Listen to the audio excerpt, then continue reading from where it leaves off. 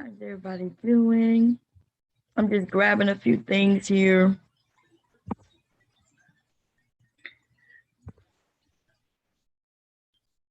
See if this work out for me.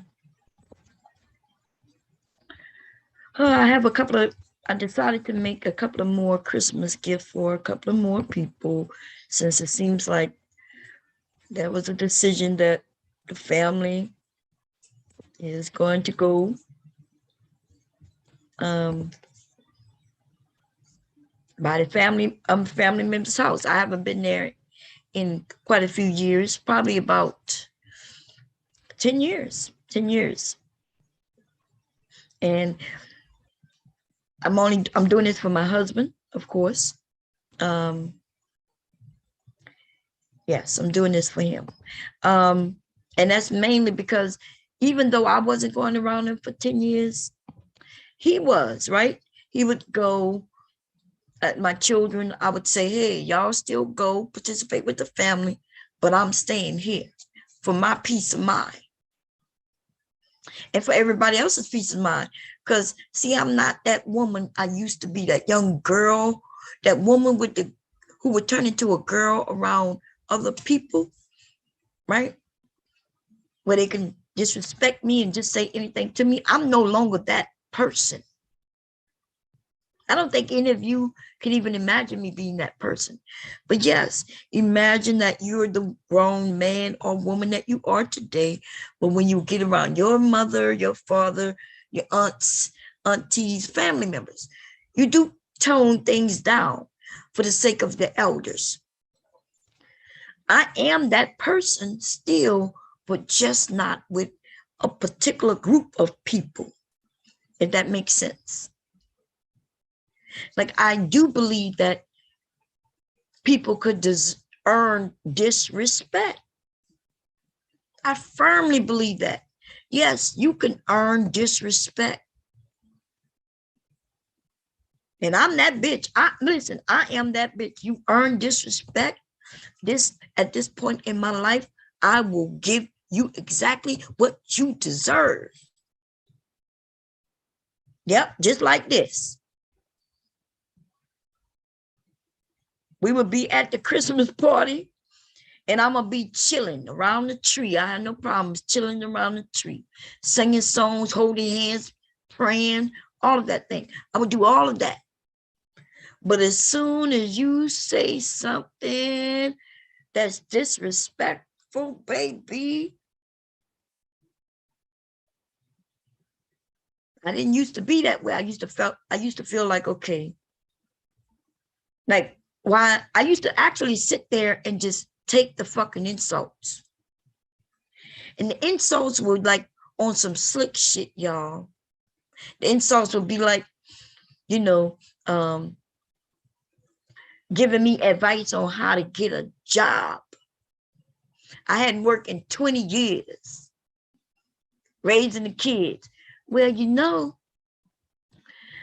I can help share your resume. I'm looking at it like, you can help share my resume. I didn't say anything though. But see, how some people will say, well, Bob, how is that a slick diss? Well, first of all, everybody knows that I'm a housemaker. I'm a wife. I'm raising the children. I haven't worked outside of the home for anybody in like 20 years on some serious shit. Everything that I was doing was either on some volunteer thing, people begging me to take the job. You know what I mean? Like, they want me to work for them in the things that I do, because what I do well. And people love me. So even if I was helping, let's say, a senator get the votes, if he wanted me to walk around, even though he offered me the job, look, I got this title for you, I would love for you to come and be on my team. I'm like, nah. But I will help you do this and that. You know what I mean? And of course, they pay me. They'll say, oh, thank you for the help and give me money.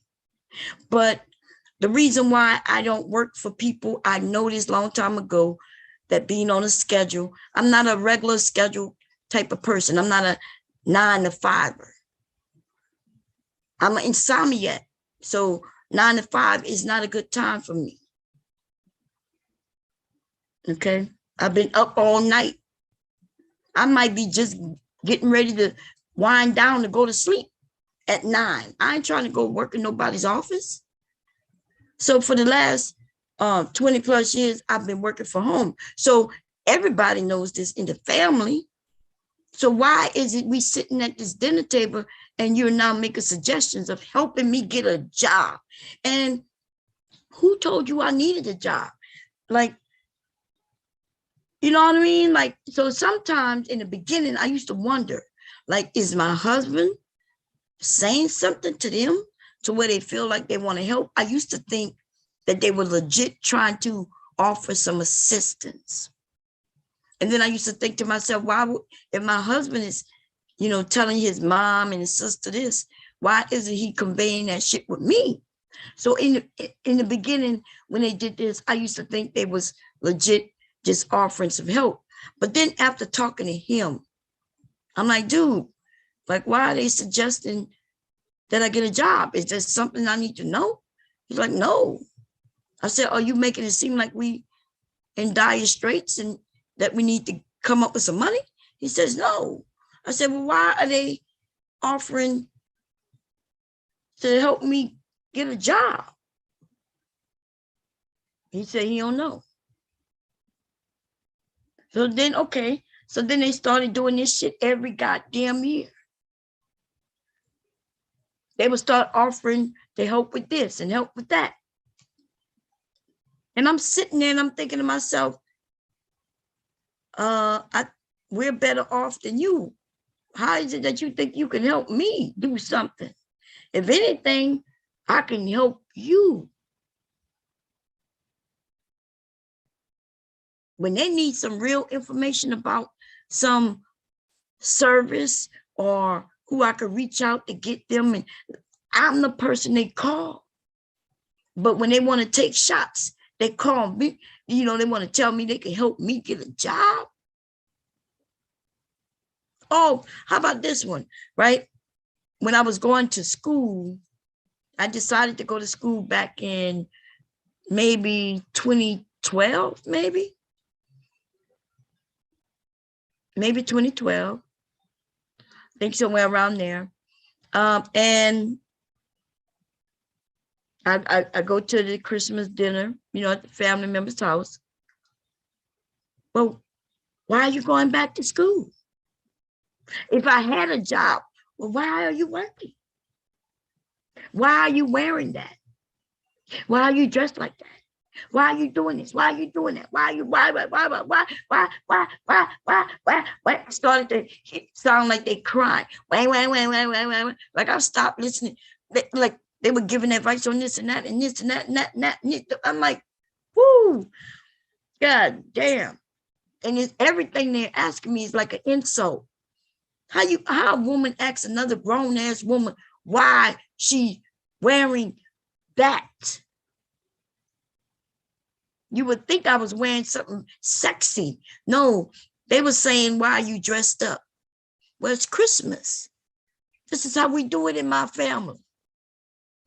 In my family, where I'm from, Christmas, Thanksgiving, family gatherings, Easter, everybody dressed up. In fact, we got Christmas clothing just for Christmas, just to make the rounds to all the family members' homes. Everybody got the new shoes, the new dress, the new this, the new tie, the new pants. Listen, even if we wasn't going nowhere, even if I wasn't leaving the house, it was time to get dressed up. That's tradition for me. So I remember in the beginning, I'm getting dressed up. I put my son, you know, in his little bow tie and his little outfit. Everybody looking good except them. They in t-shirt and jeans. But I'm at their house. They do it the way they want to do it. I'm gonna do it the way we want to do it. But why are you so dressed up? I said, because it's Christmas. Oh, well, we don't do that. Well, you ain't got to do that, but we do that. I do that. Me and my family will do this. You and your side do what you want to do. Then every year, why are you dressed up? Why are you wearing that? Even when every so often, because in the 30 years that I've been married to my husband, and I've probably been around in here in Delaware for about 20 years, I literally can, it's less than 50 times that I've been in front of these people. It got to where it was twice a year, Thanksgiving and Christmas. And I didn't want to do that. I didn't even want to do that. But I did it because I always believed in family. I'm from a family of families, and family is a big thing for my family. I come up here and I married a man, and unfortunately, it's not the same for them. Or they think that their family is just them, no outsiders, especially if they don't like her, like myself. I promise you, I'm not giving them a reason not to like me. I put in the work to try to get them to like me. You ladies know what I'm talking about. For those of you who've been married or even dated a man, when you meet the family, you go overboard sometimes just to make sure that they like you. You know, especially if you like the man, the guy you're dating. If he takes you into his family members, you want them to like you. No matter what type of family it is. They can be ghetto as fuck. You still want them to like you. Okay? So, of course I wanted them to like me. But no matter what I did, it was wrong. I got dressed up, it's wrong. I'm not changing everything about myself. I just figured, what's the problem? I'm not judging you for not getting dressed up. Why would you judge me for getting dressed up? You know what I mean? But then it was everything, every little thing, every little thing. Why are you this? Why are you not? Why you gaining weight? Then I remember when I lost weight, now I was too thin. See, when that too thin shit came out there, first of all, I wasn't even big, and it was telling me I was overweight. In a sense, I was okay when I gained weight going around them. It was almost like, now what? Remember when you told my husband to tell me you're going to leave me when I gain weight? Well, here I am, big and all. And here he is. He ain't gone nowhere. In a sense, I think I used to take a little, you know, I used to kind of want to take that dig at him. I didn't have to say anything. Just gain some weight. He ain't going nowhere. Not because of no weight gain. If I'm not saying he's not going nowhere because he's a simper, he's not going nowhere because of it. I'm saying that why would a man who is happy with everything else, you taking care of him, he knows you love him, he knows you got his back, he knows there's no question, no doubt about where I stand and who I stand with. Why would he then say, well, because you gained some weight or lost some weight, that he's gone, he's out? That would tell me that he ain't had my back, that he wasn't deserving of me. He ain't deserving of me if all it took was something like gaining the weight,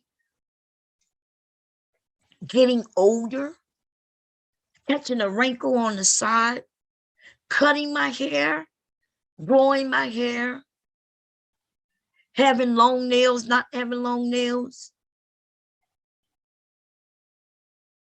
Ladies, if you end up with a dude who is openly willing and he's serious about if you gain weight, he's out. Do not waste your time. Don't waste your time, because he's not just talking about just your motherfucking weight. He's telling you that that's all he's with you for, is because of your outer appearance. And as soon as you get older. So when these niggas talk about make your decisions and eat healthy and choose the right this, and yes, choose right. Think about long term, not short term. These niggas is talking about short term shit. A woman can lose weight. Any woman could really lose weight for real. There's all types of ways. Whether she want to go that far or not, that's on her. You could lose weight just like you could gain weight. Some of these niggas, though, their attitudes, and I'm going to use an example. This nigga, I should put up his picture, but I'm not going to do it to him. He probably listening in the clouds, the general, AKA Chew. And I think that was another name this nigga went by for a minute. Listen, this nigga, as he get older, he don't get any better. When a nigga got to shout out the money he making, and that's all he got, you mean, nigga, you are a motherfucker retiree from the United States government, the military. And yesterday, the only thing you could think of shouting out to me was your mere $138,000. Now, I don't know why he would shout out $138,000 to me, because we're gonna do a little adding, and I'm not even gonna give y'all exact numbers, but y'all know that we have 4 adults in this household. In my household, we have 4 of us, adults. 4 of us. 3 men. 2 of them are my sons, Mark and Malik, right? And then there's my husband, right? Hubby. Mark and Malik are in their 20s, mid-20s to late 20s. It's weird when I say it that way, because I remember when I was telling y'all they were early 20s. But Malik is 25. He might be 26 now. 26. Mark is 28. I think he turned 28 coming up. So he's 27, I think. Yeah, I'm not sure. But they're around that age, right? Around 20. I think 25 and 28. They're not young boys anymore. They're men. They work jobs. So let me just give a rundown without giving exact numbers, because I don't even know the exact numbers my goddamn self. But I will tell you that my sons do well for themselves. Okay? So I'm going to just be liberal. Let's just say they make $50K a year. Right? That's me being on the minimum side, the lowest. Okay, that's the lowest side of what they make. So let's put them both at 50, which I think I told y'all how much they make just doing this season alone, working at Amazon. And you can look that shit up. People work at Amazon just for seasonal work, make over $60,000 in the short 4 months that they work. You don't believe me? Add that shit up. $20 to $25 an hour. Minimum hours they got to work a week in the beginning is 50 hours. Then in November, they required to work 60 hours a week. Then when they get all the extras that they get for clocking in on time, every week that they do the full schedule that they're scheduled, they get additional $100, $200. So they get an additional $100 every week that they work their schedule. Then if they work the whole, so that's 4 weeks, right? In a month, that's $400. Then if they did all 4 of them, they give them another $500. They're getting $900 just in incentives of being to work on time and also working their complete schedule. Amazon is putting out that money, babe.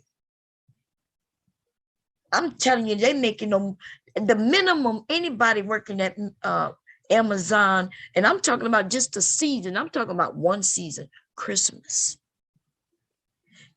If anybody making less than $30,000 for the year, just working 4 months, you're going to show them to me because it doesn't exist. In 4 months, these young people are making over $30-something thousand at the minimum. That's less incentives. That's them not, working, being able to work the required overtime. But let's go back to what I was talking about, though. So if one of my sons, let's say, make 50, the other one make 50, but that's 100 grand in the house already. I can tell you right now, my husband makes well over what my sons make. Yes, he does. But even with the 250, that's 100. Even if my husband was making just 30 grand a year, which is really 30 grand a year is what kind of work? That's somebody who make $8 an hour, I guess. I don't know. $9 an hour. Well, the minimum wage in Delaware is $12 an hour. Right? But that's now, right? But I'm just saying, this nigga shouts out 130. At least I make $135 a year. Nigga, what? We wasn't even talking about money. I could show you $135,000 worth of fucking equipment in my motherfucking house that I purchased this year alone. You haven't even seen all the motherfucking sewing machines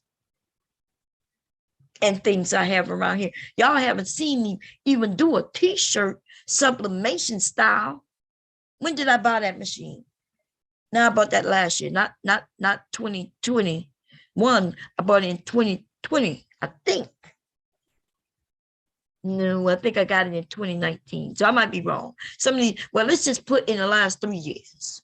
Just me purchasing shit. Okay? Just me purchasing shit. Nigga, are you serious? This nigga talk about, I make $135. Now, we could go and look and see exactly what he make. Remember, he retired military. Right? I make what he make, and I didn't even have to retire the way he retired. Right? Because I am also a retiree. You forgot, nigga? Why would you mention money? I sit on my ass and ain't got to do not a motherfucking thing. And I am a retired military, medically retired. Medically retired. Right? So it's weird when these motherfucking niggas like to make it seem like they don't feel like men in the world anymore because the women aren't smiling at them. That's what they're angry at, ladies. And these old niggas are the worst because instead of being able to tell the brothers, hey, everybody shouldn't be smiling at you. If you have sisters and you heard your dad tell her not to be smiling in these men's faces,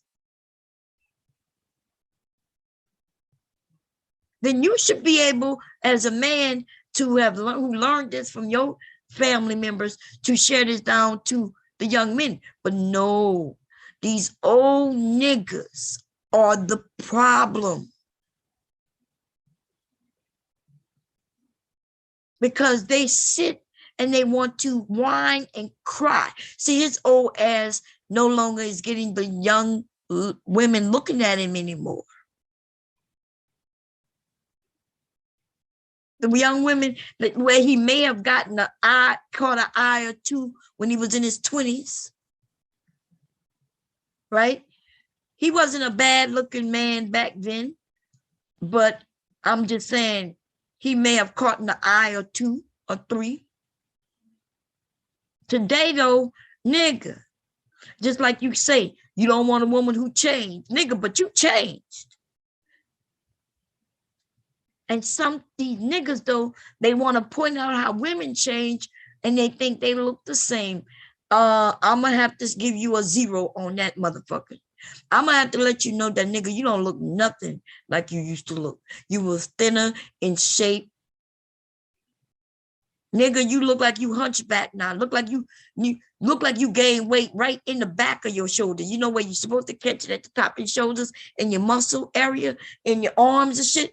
Nigga, you caught some of that weight in your back, and now you look like you hunched over a little bit. I don't know why these ugly niggas like to come on here. They done got old, fat, and ugly. And they angry now that they don't even capture anybody's eyes. And they're jealous of women because we can get older. We can even be overweight. And still there will be a shitload of men who will still look and approach. But see, what they're missing is that women don't do the approaching, nigga. It is true, you men got it a little harder. You the ones who have to make the first move. You got to get you know, the courage in order to go, and you may be shot down. That's true. It's more true today than ever. You know why? Because you niggas think you think you deserve something just because. You shooting for the stars, nigga, when your ass is in hell. You so below the poverty line or living in areas you don't have shit to offer, but you want to shoot for the stars. You want to shoot for that woman who you can clearly see. She's rocking with her head held high. She looking good, nails done, hair did. She's smelling good. Baby, she keeping herself together. Nigga, what makes you think you deserve that?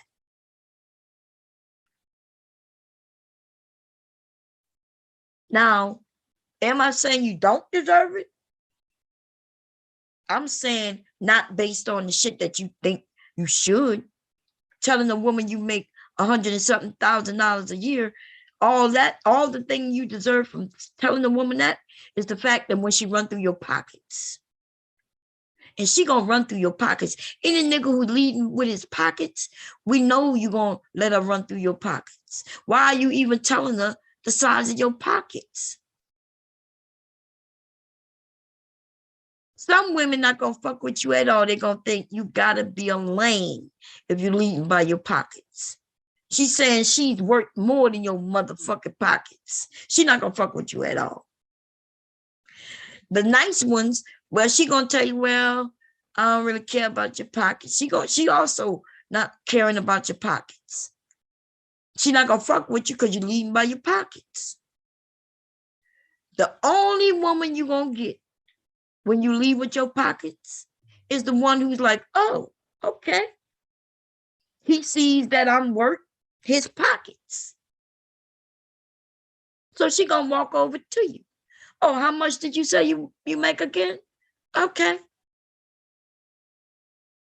She gonna look around, see what it is that she sees that you paying for. She gonna make an assessment. Oh, he got that he paying for. He got this he paying for. He got that. He don't even have nothing for me to run through. So adios. She may get a bag from you. She may get this from you. But nigga, then she out.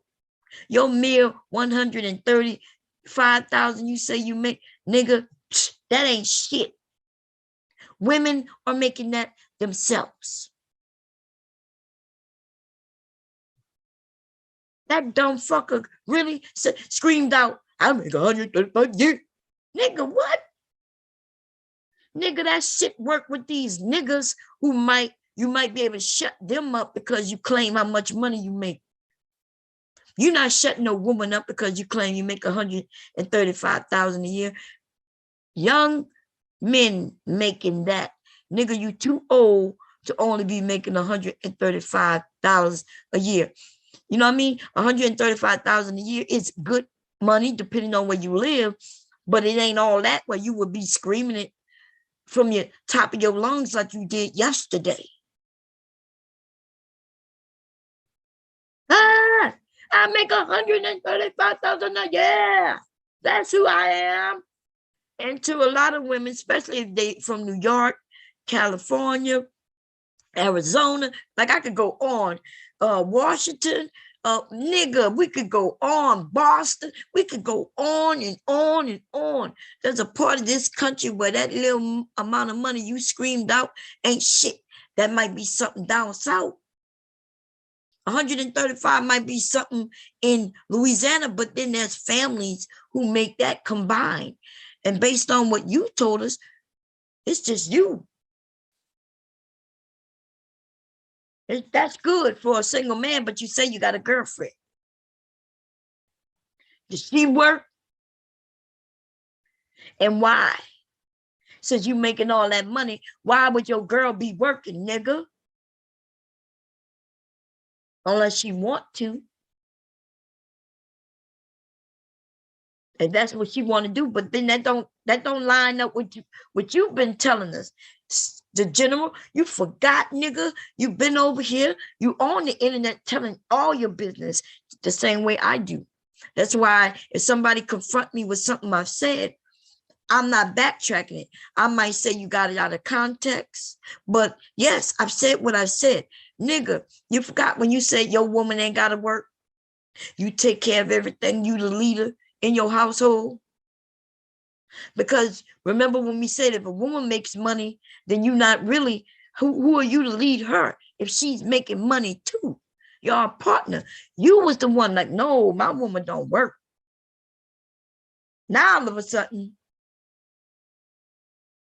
does she work or does she don't work? Because just last week on Platinum's channel, you was bragging how some woman gave you money. Y'all don't remember that? Y'all don't remember this nigga bragging how he was driving and how she said he go buy you breakfast. She turned you into a bitch. And the weird thing is that you thought you was bragging. Even the men was laughing at your ass, you lame ass nigga. The fuck I look like giving my husband some money, telling him the breakfast on me. Yesterday, when my husband came in, because he went to deliver pillows that I made to the customers. He walked in. I asked him, was everything okay with the pillows? Did they like them? I was live when this happened. I think y'all may have heard. And he came over and he gave me the money. He gave me cash. He said, so-and-so paid me cash. And he gave me the money. And I gave it right back to him. I said, oh, I counted it. All I did, he says, yeah, she gave me cash. I counted it to make sure she gave me what she was supposed to give me. And I gave it right back to him. I just gave it right back to him. It's our money. It's ours. He didn't have to give it to me. All I did was check the amount. He didn't say, well, that's yours, because there is no yours. He didn't say, oh, that's for you to spend. There is no for you to spend. We spend everything, anything I want to fucking spend. Right now, if I want to buy me a motherfucking car, nigga, I could do that. If I want to go to the motherfucking dealership, bitch, and I see a car that I want, bitch, of course I'm going to make sure it's something we can afford. I'm going to make sure it's some payments we can handle, all that shit, of course. Which is one of the reasons why I could do that. The fuck? Why you think I gotta ask him? I don't have to ask him shit. Now, yes, will I ask him? Well, I guess it depends. I might say, hey, babe, I'm thinking about getting me a car. He might say, my husband wouldn't even bat an eye. Oh, okay. That's all it'll be. Okay.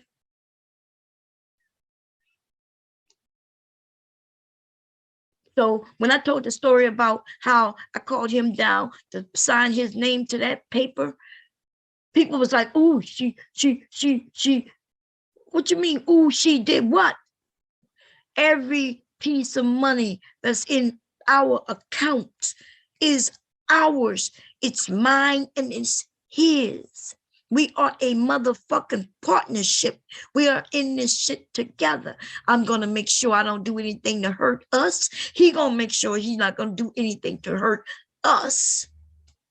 If y'all don't like the word us, then what the fuck is you complaining about what women doing and not doing?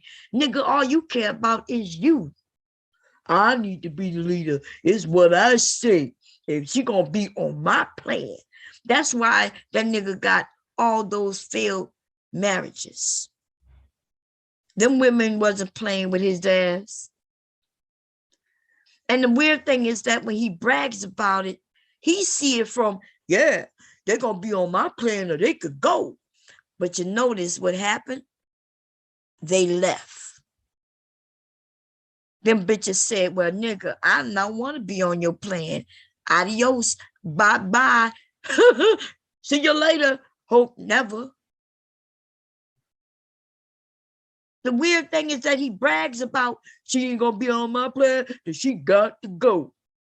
Now, it would be different if you said if she's not gonna be on my plan, then she gotta go, and then you pan to the side and she's sitting right on side of you. That's different. Like you saying is you gonna be the boss of this shit, and then you let her. She knows that that's what it is. You know that's what it is. You can brag, maybe brag about that shit, right?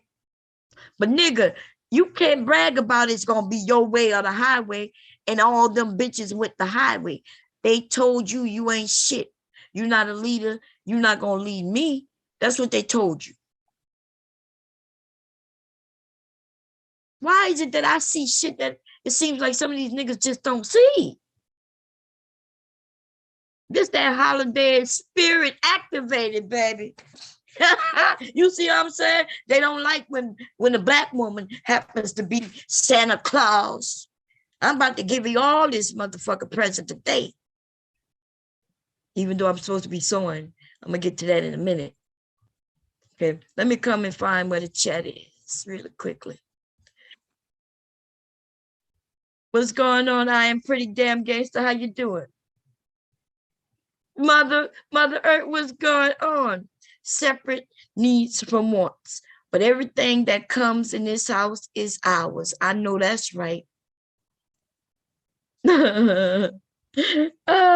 What's going on, Big J? Brandy, what's going on? Happy holidays to you all. Alpha said, keep in the fantasy though. It won't help real life. Let me see. Mother Earth said those are cool gifts, Big J. Let me see what Big J got some gifts. I'm gonna see what he doing. Yeah, the young men making 100. That's right, Alpha. Young men are making good money, whether they making 135K already, or even if they was making 50K at young age. The general is 2 times older than my sons. I think both of them, right? So if they already over half, making pretty much what he makes already to a degree, why would he brag about that? There are a lot of young men doing things. You young black men, for those of you who know what you're doing, you're making money. Don't let nobody discourage you because you might not be making a certain amount of money already. Don't let these old men fuck you over, get into your head. I'm telling you, back in the day, it used to be where the elders were here to help. If I could be honest, today we got both men and women who are not here to help you. They actually might have a little jealousy going on. And they don't want you to exceed them. See, they know, even I know that it's easy for y'all to exceed, to bypass everything I've done just because of the technology. Every one of y'all, even though I'm older, everything I'm doing, everything that I'm able to do, you know, back in the day, it was something to brag about if you could sew and create clothing and make those t-shirts. This shit was something that you had to have a knowledge of doing, the equipment. It wasn't easily to be able to do these things back then. But today, the same shit that I'm doing right now, somebody 13 can do. Y'all can look at videos on the internet and follow step by step by step and do what the fuck we are doing. The technology, the sewing machines are way cheaper and more accessible than it was back in the 60s, 70s, and 80s. Now we got little girls who might want to get a sewing machine just so they can make their own outfit. I'm watching on YouTube where motherfuckers are making outfits and they don't even have a sewing machine, y'all. They're using glue. They're gluing the pieces together. Man, oh man. The change that technology and all the access of different things have made to where, yes, in a sense, if I look at it, I should be jealous too. If I was the jealous type, if I was the type who didn't want nobody to get what I've gotten and to go far and beyond. But see, I want our society, especially in the Black community, I want you to do better than I did. I want you to grasp larger than even I did. But we got some older people who don't want that. You know what? I think I told you all what some of the things I'm jealous of in a degree when I talk to my kids, right? That piss me off. So I know my sons, when they were younger, they were still in high school, right? And I knew that they was taking pictures because they had the Instagram, right? They had the Instagram, Facebook, and y'all know young people like taking photos. They take photos of everything, every moment, everything. Cool. When they was doing that, I was like, this is great. This is great. Then I remember going and asking my sons, hey, can you send me those photos that you had posted on your Instagram? He said, oh, I deleted those. What? I was mad. I'm like, what? Why would you delete them? He said they were old. What? I said, why would you delete photos? And then I had to explain to him the significance of fucking photos. When I tell y'all what I did when I was younger, when I say I played basketball, I played volleyball, I was good at what I do. You know how bad I wish I could pull up a clip of me doing those things? Man, I was good at what I did.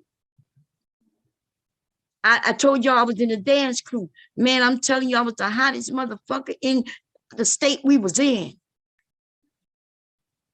For a female, I was beating out the boys. Are you serious? And I don't have not a clip of it. Because there was no technology where people were sitting around with cell phones being able to videotape.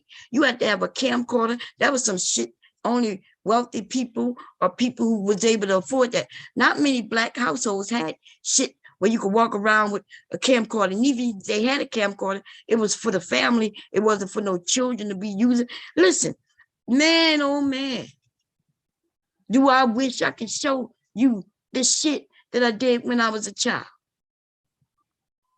It's almost all I could have to do is just, or I could just tell the story, but it sure would be nice if I could show it to you. And y'all got that. And I couldn't believe that my son deleted shit, and I had to explain to him, baby, one day you're going to have some children.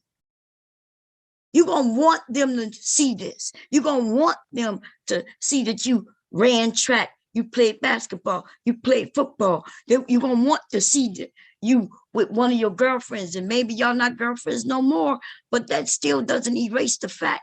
Erasing a picture does not erase the fact that that was your girlfriend. I can show y'all now pictures of me with people when I went to the prom, when I went to Mark. I can show you this. I didn't marry those guys. Why would my husband be jealous of a picture I took way before I knew him? Way before I knew him. So why would I delete him? Why would I erase him? Why would I cut him up? Why would I throw him away? I wouldn't. My mother kept all that shit. Me in the army. I have quite a few pictures of me in the army, but back then it was Polaroid. I mean, I had to buy the cartridge. You only got, what, 26 photos in the cartridge? So that means you couldn't even take pictures of just anything. There would be no way I would have took a picture of some fucking food in the restaurant. Shit, I'm like, shit, I only got 26 shots. There's a lot of things to be jealous of, but let me get back on point, is that you do have older people who aren't here to benefit you. They're not. They want you to fail. They don't want you to get, they want to be able to say, yep, I got this. They don't want you to come close to what they have. They don't want that. You understand? And so if they can make it to where you men don't succeed, where you men don't grasp things and even just reach out further than they have gotten, oh, man, I'm trying to tell you, listen, I could never be that type of person. I've always been the help type of person. You know what I mean? I don't know everything. I never claimed to know everything. What I do have claimed is that I can find out. In the neighborhood, people would come and ask me things about different things. I had no clue. I tell them, well, I'll look it up. Hit me back up in like 30 minutes. I'll talk to you tomorrow. Come back to my house tomorrow and I'll tell you what I find out. We got niggas on this shit though. They just say whatever they want. Just throw it. So they heard somebody else say it. So they decide, oh, it sounds like it could be true. So let me say it. So now we got a whole group of motherfuckers in a nest, like little hens and birds and shit. Like motherfucking birds. These niggas is like birds. Chirping.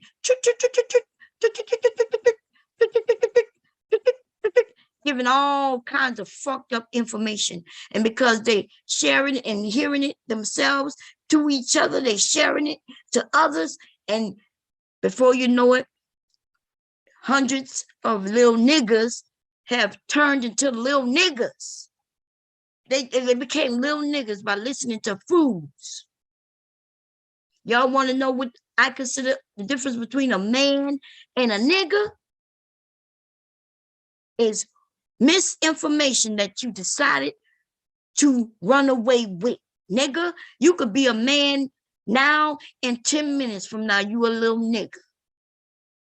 Because you decided to hear some shit, and instead of you just Googling, making sure at least it's right, before you go sharing it with other motherfuckers that just gonna share it and just make the lie bigger. What happens is, just because more people saying it doesn't make it true. It just means that you turned a whole group of people into liars, into fools, into little niggas. Y'all don't like when I call you a little nigga? Think about when white people, when you say some stupid shit around when white folks, they may not call you a little nigga, but baby, oh baby, if they not thinking this stupid nigga, and when they think it, it's not the same way I'm saying it. Now, is it? You might not like what I'm saying, but at least you know I'm not out here trying to harm you. I'm hoping that your ass will say, well, I'm not a little nigga bomb. Oh, really? Well, what is all this shit that I hear you saying? That's not true.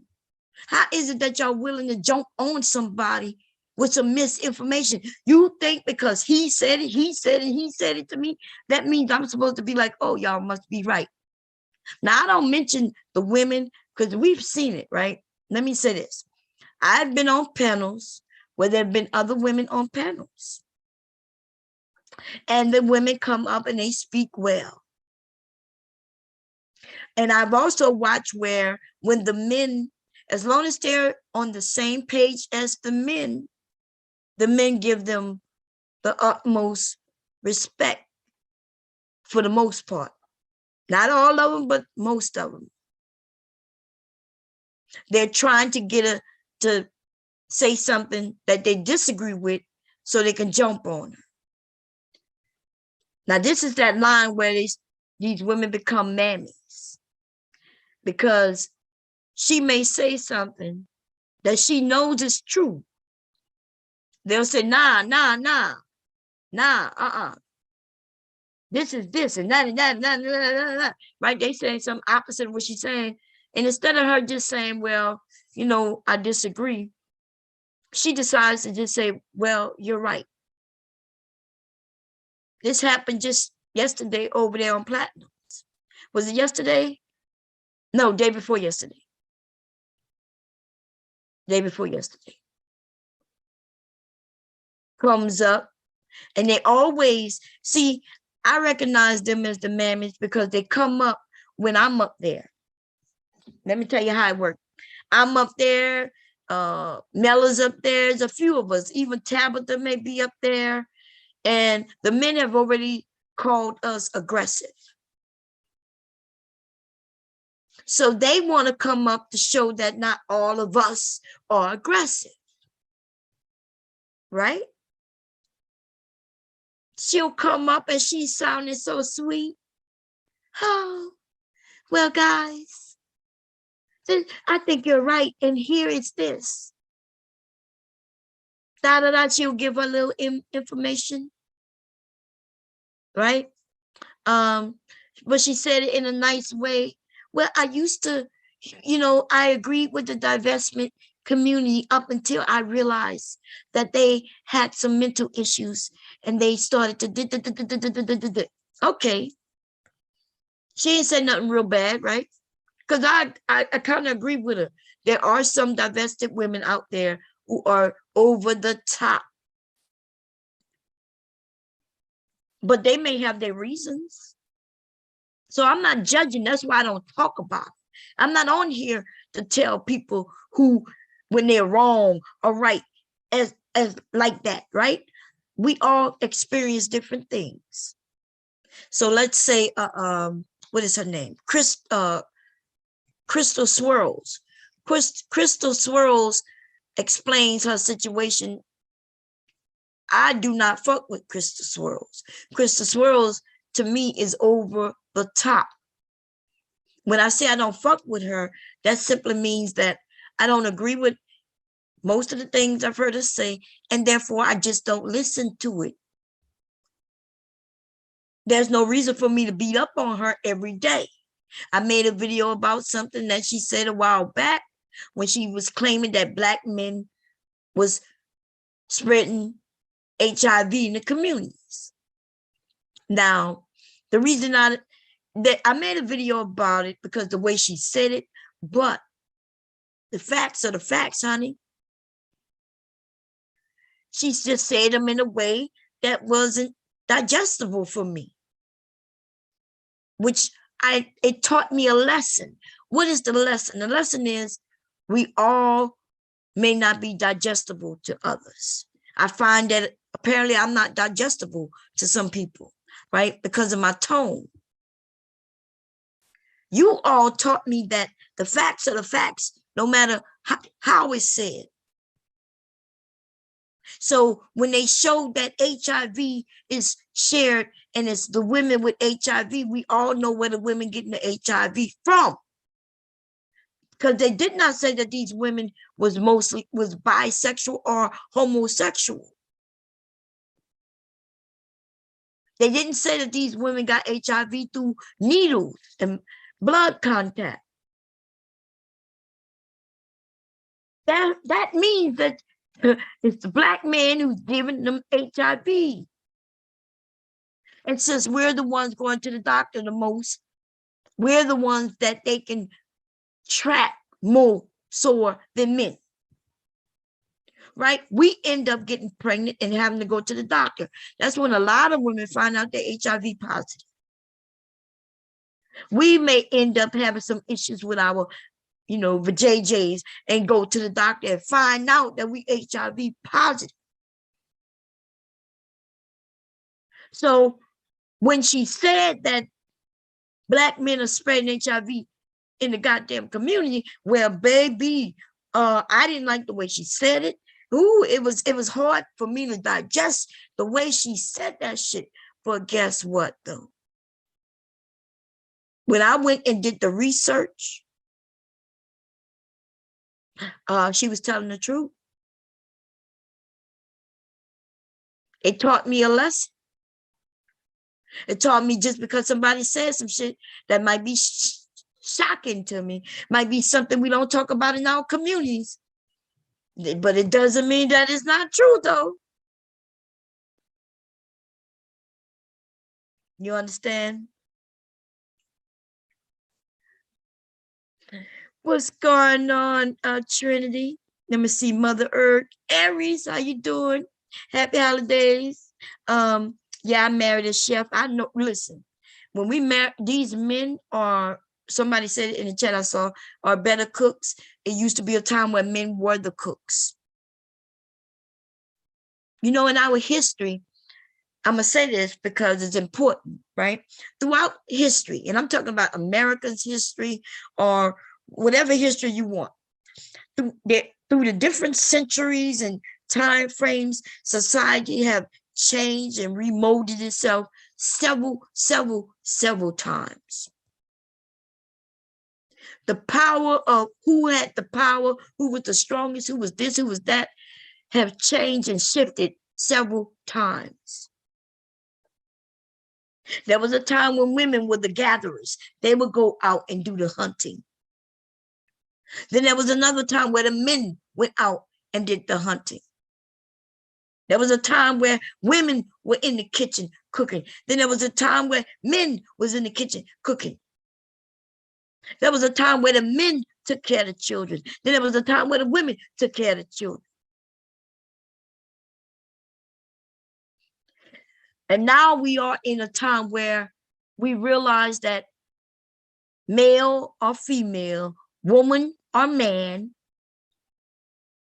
gender doesn't really matter for a lot of life, things that we do in life. The only thing that I see big differences in is in how we produce children, how we bring children into the world. The man has this job, the woman does this portion of the job.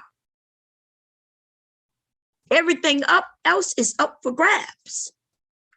There isn't a man who could do something that there isn't a woman somewhere who can't do it also. She could do it a lot of times just as well as he does it. And she may do it differently, though. So when the men say, well, upper body strength, men got bigger muscles, upper body strength, and then you go into women's legs. Women have that leg strength that a lot of men don't have. We're able to center ourselves and balance ourselves, and you men can't even do that. So let's talk about a job. Just because you have upper body strength, well, if I can use my legs, right, to get the same job done, then oh well. So they say women being firefighters. Well, a woman can't lift a man, but that's a lie. I was in the military, right? If the person is dead weight, the men, you got the upper body strength.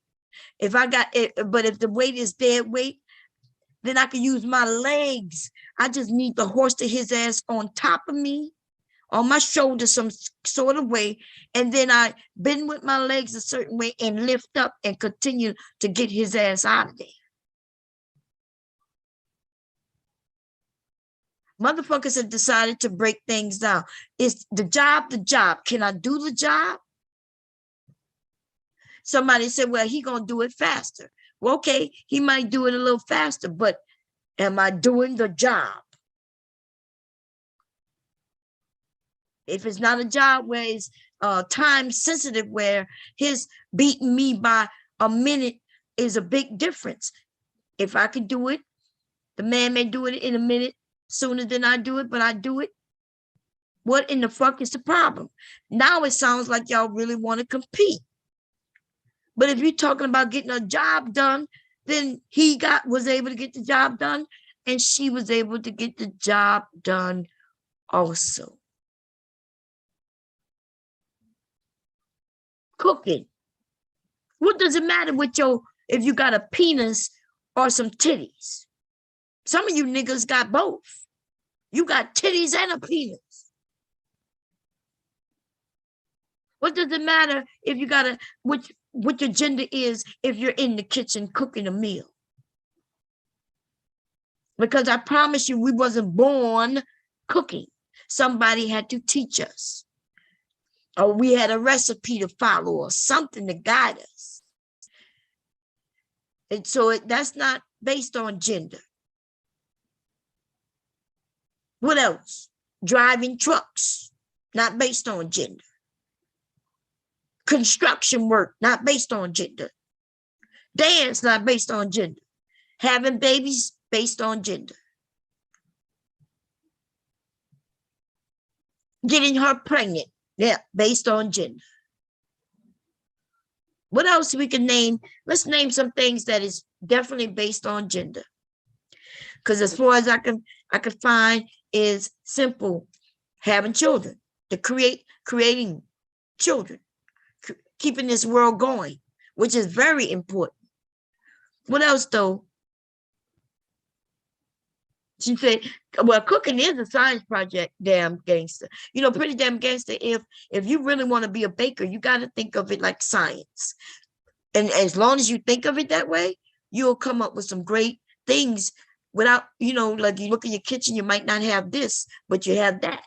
You might not have this. You need to know what does baking powder does. And can I replace baking powder if I don't have it with something else? When you think of it like science, then now all you need to do is find something that does the same thing that baking powder does. Right? You could bake a cake without having baking powder if you have yeast. You could bake a cake if you don't have baking powder, if you have yogurt or sour cream. Because if you think of it like science, now you know what sour cream has in it. What does it do? What does yeast do? You see what I'm saying? Hell yeah, it's a whole so the best bakers and the best cooks have an understanding. They look at it like a science project, all about chemistry, how these things interact and react. Mixing made easy. How you doing? Breastfeeding is based on gender. That's right. Breastfeeding, which is still surrounded around a child.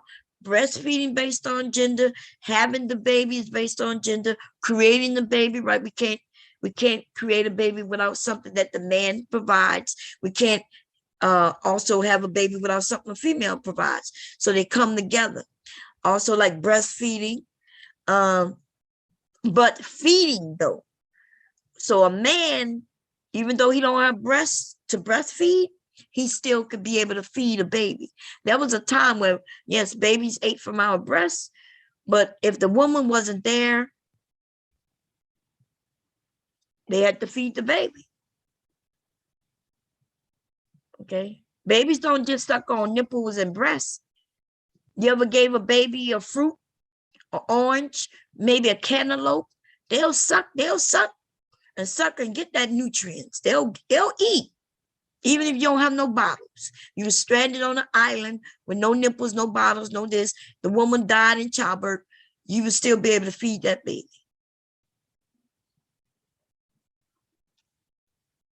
Men and their useless nipples. I wonder if they have nipples with a use, but maybe, you know, okay, so let me, and I'm just throwing this out there. I'm not saying it's true, okay? It's kind of like a joke in a sense, but I always wondered. I never did the research, right? And I don't think even if it was true, they would want us to know. But they do have a nipples, and we don't know what the use is, right? Do you think that do you think what do you think there's a reason for them nipples? And if you think that it was to feed babies, would you think they would announce it? Why do they have nipples? Let me look. Why do men have nipples?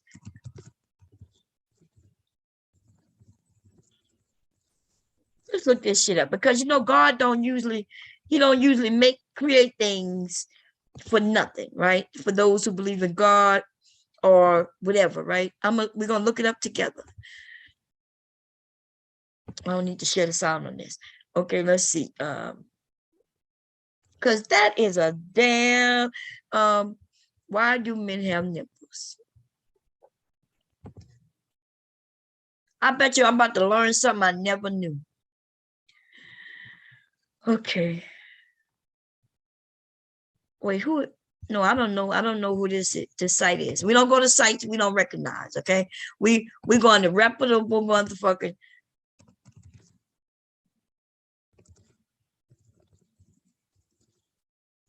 We're going to reputable motherfucking sites. I don't want nobody talking about. Hey, we don't know who that is. The same thing I would do. So we're going. What y'all think about livescience.com? Healthline. How about this? We're going to go to Healthline, which I do get a lot of my information from them.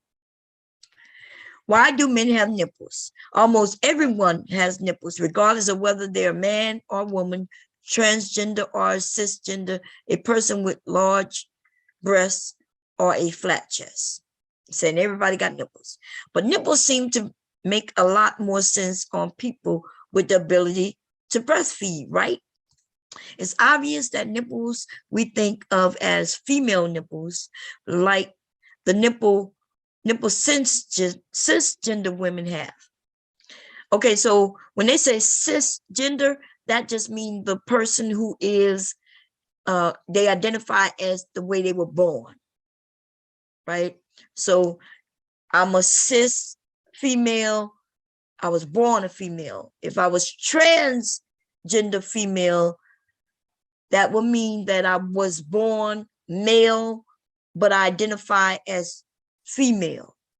Okay, so that's what, and they use the word cis. I don't know why, but okay. We just starting to rename things, but we've been doing it all throughout all the centuries. Same thing, just giving it another name. I told y'all that about computer science, right? Names change, but it's the same exact thing. And they do that in order for people to repay, and make it seem like the older people don't know what they're talking about. And I'm like, oh, that's just this. And they'd be like, no, but it's that. I'm like, no, but it's the same thing. They just look like they just renamed it. Okay. Anyway, let me see what it says. Left off with, but what about male nipples? Those are the ones that cisgender men usually have. They talk about male nipples. If you was born a man or male and you identify as a male, then you're cis. Okay, you're cis male. Okay, so we good. The answer for the most part is fairly simple. Men have nipples because nipples develop in the womb. Oh, before the embryo becomes distinctively male or female. Now, remember when, and I said this, and I don't even know how in the hell we got into this, but these niggas are dumb. So I had to break down a little science to them.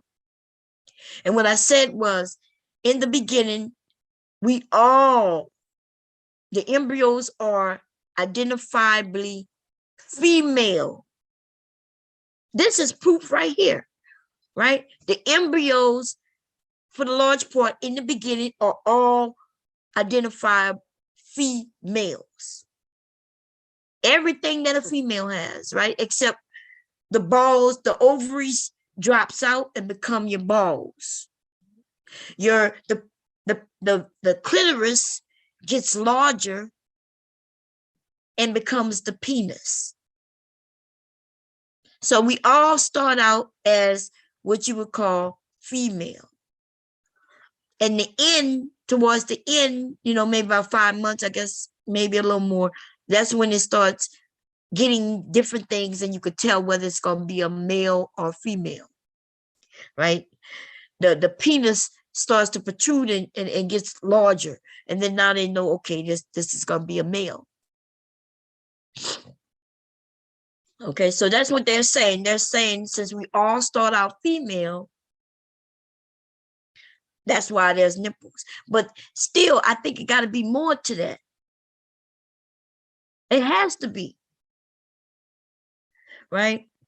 I'm just thinking them nipples got to be there for more than, and maybe we don't know it yet, or maybe, I'm just saying. Okay, so let's see what else. Because nipples develop in the womb before embryos become distinctively male or female.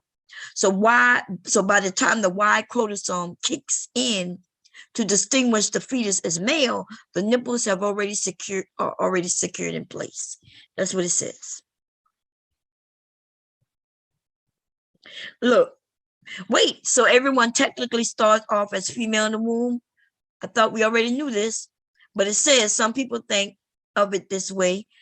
Everyone starts out as female in their early development of in utero. When I told them men that, they didn't like that. They didn't like that. Okay.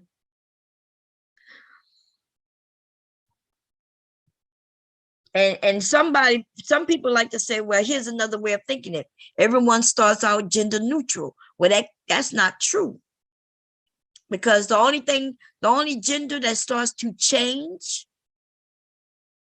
is the male.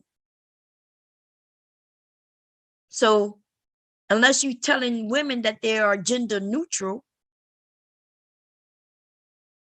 then no, we basically start out as female. That's only a couple of things. Only the men are the only ones who starts changing differently. Then, you know what I mean? Like our clitoris is there from the get-go. Everybody's, all of it, like it's there from the jump. The ovary, that's there from the jump. But when they take on that Y chromosome, that's when things started changing. It starts going on the outside of the body. Now we identify you as male. You're able to now, create life through your sperm, your semen.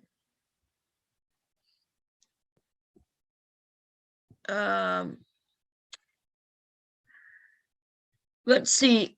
A few weeks in, the Y chromosome starts creating changes that lead to the development of testes in males. Female fetuses go through changes that eventually lead to development of breasts. Well, that's after that. The thing with the development of breasts, that's something that happens through puberty. Because you can have women with little breasts, you can have women with larger breasts. That doesn't happen. Let's see. Anyway, I hope that answered the question. I think the nipples is there for something. I wonder if I'm gonna have to look into that. Let me write that shit down. I would love to know why men have nipples. I'm about to go through a science and see what some people have suggested, see how far they've gotten. I would like to know that. Because they could have, if they're claiming now that women breasts develop even in utero, well, why couldn't that development take place later? That's why I said what they had just said about our breast development happening. That happens during puberty. We were already born. Because if what they stated, there was true, then males wouldn't have to have nipples. We could have got our nipples developed right when everybody was changing, when during that time where males start changing into males and females start changing into females. Females don't change. You know what I mean? Females don't change. Anyway, I think that's it on that. Anyway, I'm gonna put the link in. We're gonna have us a holiday party. I do have to get on because I'm gonna make my mother-in-law some pillows as a gift from my husband to her for Christmas. And I'm gonna be sassy about it. And that's what I was talking about. Y'all know I get off track easily. I was talking about her, how in the beginning I was nice, and then I had to. I'm at a stage in my life where I'm being nice is one thing, but being a pushover and a doormat, that's different. And I was nice in the beginning. Then I realized I was becoming a doormat. I was becoming a punching bag, not just a doormat. A doormat is something where somebody think they can walk over you. But when somebody intentionally insults you over and over and over again, that's a punching bag. And I'm nobody's goddamn punching bag, but I used to be, right? I used to be just in this particular family, just these 2 or 3 people. And because I allowed it, it happened for years and years and years and years. What I would say, take for you ladies and you men who might end up marrying where the in-law just, they might be abusive to you. What I would say for my situation, take away the fact that you don't have to put up with it. Sometimes it may take you a few years to figure out how to handle it correctly. Because if I would have handled it, kind of raw in the beginning, it probably would, me and my husband may not even be married anymore. So I had to be first of all, I was treating them the way I was taught to treat my elders. I never had an elder to treat me the way they were treating me, though, these elders, right? My in-laws. So it took me time to figure this shit out. Then when I was telling my husband, look, I don't want to go, then he used the family against me. In other words, he knew I'm for family. He knew that I was putting up with shit for family. And then when I was like, I can't take it no more, he would say, this is the family. We only go around them once or twice a year. What's the problem? I let him, when he told me that, I fell for that. I was like, okay. But in my mind, I'm thinking to myself, why must I, when I'm going around them 2 times a year, Thanksgiving and Christmas, why must I be a punching bag though? I started to think when I got later in the years, like 10 years ago, is when I broke down, tears, the ugly cry, ladies, and yelling. The ugly cry comes with yells and like you're trying to talk and with passion while you're crying at the same time. That's that ugly cry. And I was like, but why would you make me go around motherfuckers who just beating up on me? Like I was in that ugly cry, passionate conversation through tears shit. And I told him to get the fuck out. Because I said, you're supposed to be my husband. I understand that's your family, but nigga, right? I didn't use the N-word, but I was like, but you put me in this situation and you know it. I said, you don't even be around them. I'd say it's they sitting asking me 99 motherfucking questions. Man, it was bad. My husband broke down. I had to break him down like that. Because here I am crying, passionate, asking him why would he do me that way? Why would you throw me under the bus like that? And from that year, and that was, we came, I think, no, that year he was like, come on, you not coming? I was like, no, I'm not coming. You not coming? No. He was mad at me that I didn't go. So he went, and when he came back, he's still mad at me that I didn't go. I wasn't mad that he went. I never tried to keep him from his family. Not only that, I even encouraged my sons to go. I'm like, that's your family. You only see them 2 times a year. And we, listen, y'all, we live 5 minutes away from each other. 5 minutes. And I was only seeing them twice a year. So you already know that's not a family.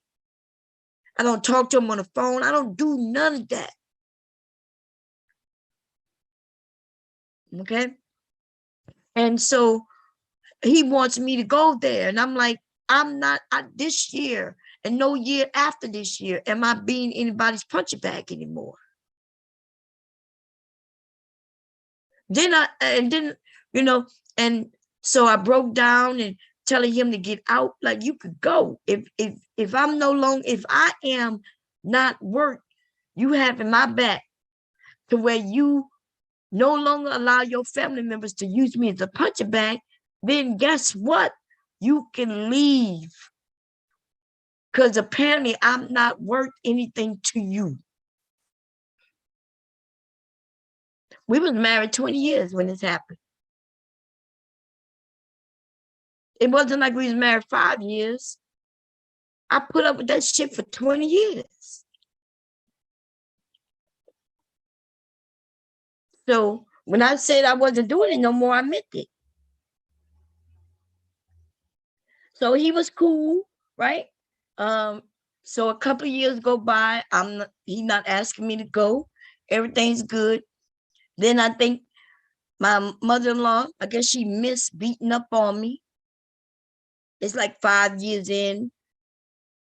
She want me to come, and she tells him, well, she's getting older and she may die soon. So he's coming to me with that, well, they want you to come because mom says she gonna die soon. That's how they came at me. And she says it's gonna be our last Christmas. And so I'm thinking to myself, maybe she's sick. Maybe she's sick, right? And maybe, he gonna have my back because, he wasn't bothering me about it. So I go just to get the same old shit. This time though, I'm not putting up with it. So I let him know, look, we gotta go. I'm ready to go. Oh, why are you leaving? You have had somebody when they talk, they act like I guess y'all call it gaslighting. I guess I'm not sure what to call it. It makes me want to punch a bitch in the face because see, I have changed. He's after that time, and we left early. And then I get home, I said, look, I'm not the same person as I was before.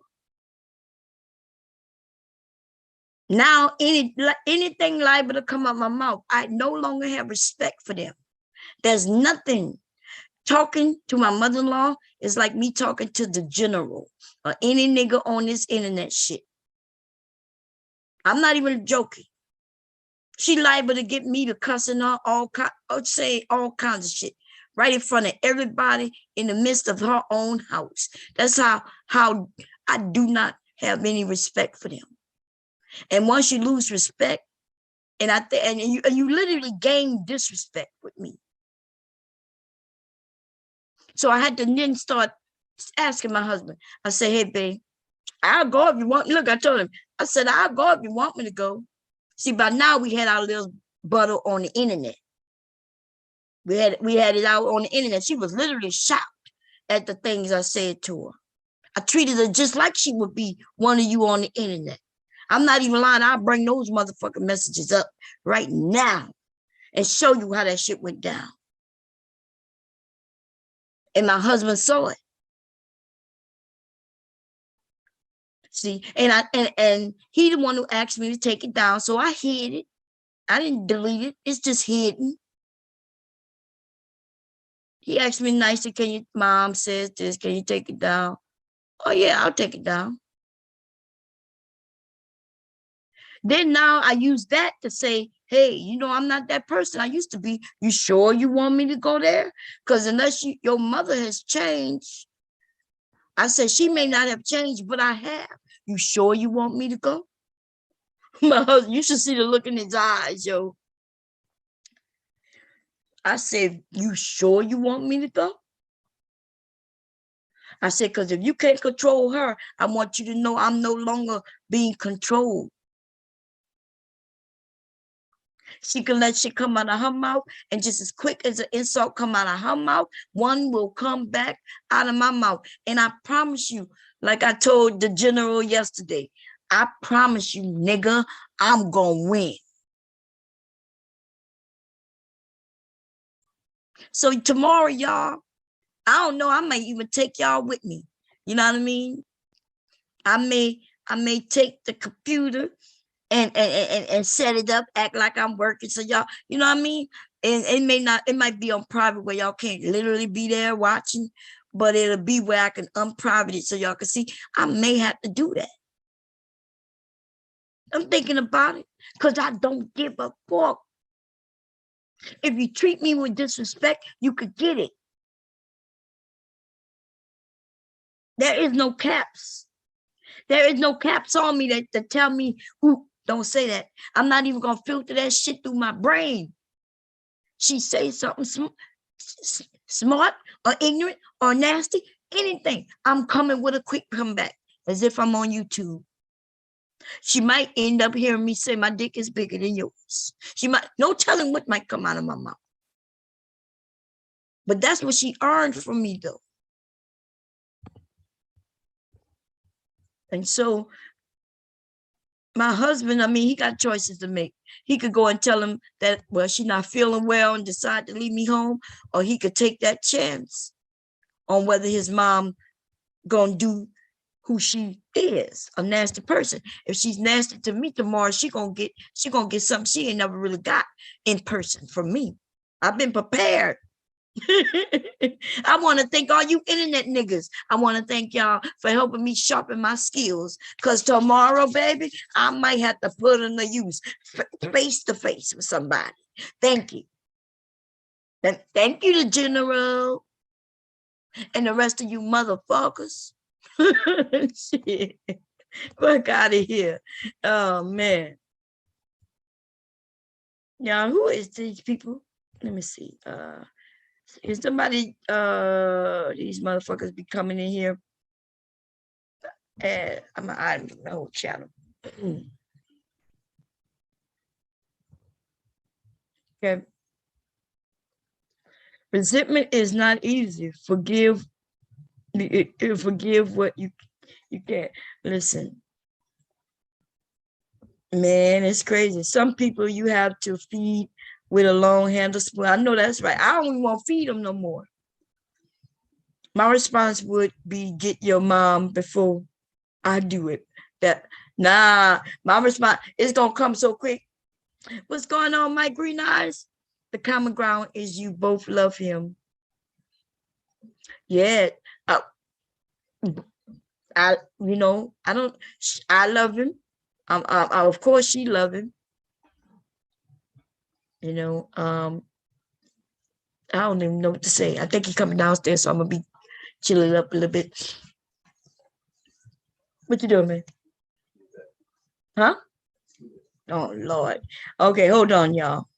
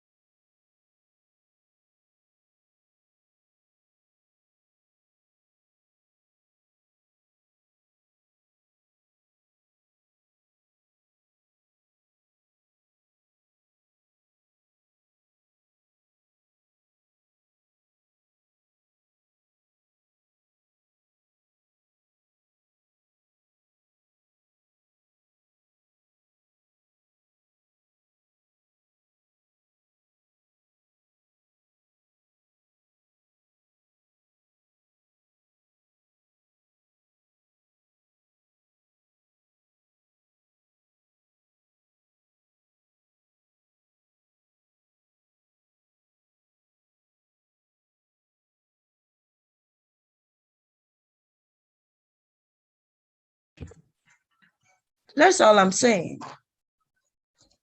But that's the chicken. It thawed out. Well, it don't have to be completely thawed out. I'm gonna put. But can you get that big pot down though?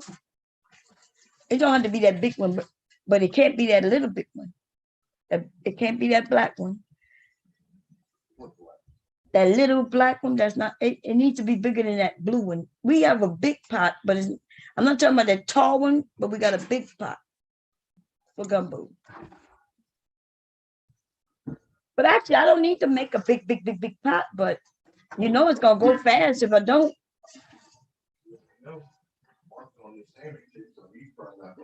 Gee, Mark gonna eat that gumbo though. He might not eat a lot of. I'm not cooking nothing but gumbo anyway. He might not eat much. Watch. He gonna eat that gumbo. He gonna eat it. Okay. Anyway, everybody, hello, I'm back.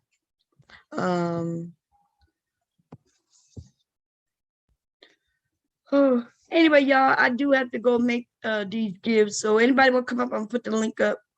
Who are these people when they come in with these little things? I don't even know what that stuff is. Let me hide them from the channel. I told him, look, my husband is subscribed, y'all. He wanted to talk to me about me talking. And it is what it is. I'm telling him, hey, it's getting close. I'm getting stressed out, so I'm talking. That's what that boiled down to. And you might, and you know, he said, somebody in your room, he said, you're right. The thing we got in common is that we love him, right? I love him. She love him without any doubt. But I don't know. I don't know, y'all. In my family, anytime someone brings a partner, we all automatically like them because they have positive traits of not being related to us. That's a good thing. We're doing it to everybody. They're doing it to everybody. Oh, okay, okay. Yeah, I did see it somewhere else first. And I was like, what is this? It looked like a whole different language. To me, it looks like and I thought maybe they followed me from over there on my website because they love leaving me messages. It's people in other countries who really check out my website more than any other people, y'all. And I'm not sure why that is. But yeah, in other countries, I'm really known, right? For my sex talk, my sex advice and shit like that. Remember, I told y'all the person who paid for the my video, they were from a whole nother country. I have a whole fan site that they created where and I can't even read what the hell they talking about. They could be over there calling me all kinds of names. I wouldn't even know it. It looked like it's in Russian and shit like that. I'm like, that look Russian. We only hate our blood relatives. Outsiders are off limits. No, you know what I think with us, people, my family down south, we all get together. It used to be the elders, right? The grandparents. But then when the grandparents went, the brothers and sisters. And now, let me see how many aunts I have living on my mom's side.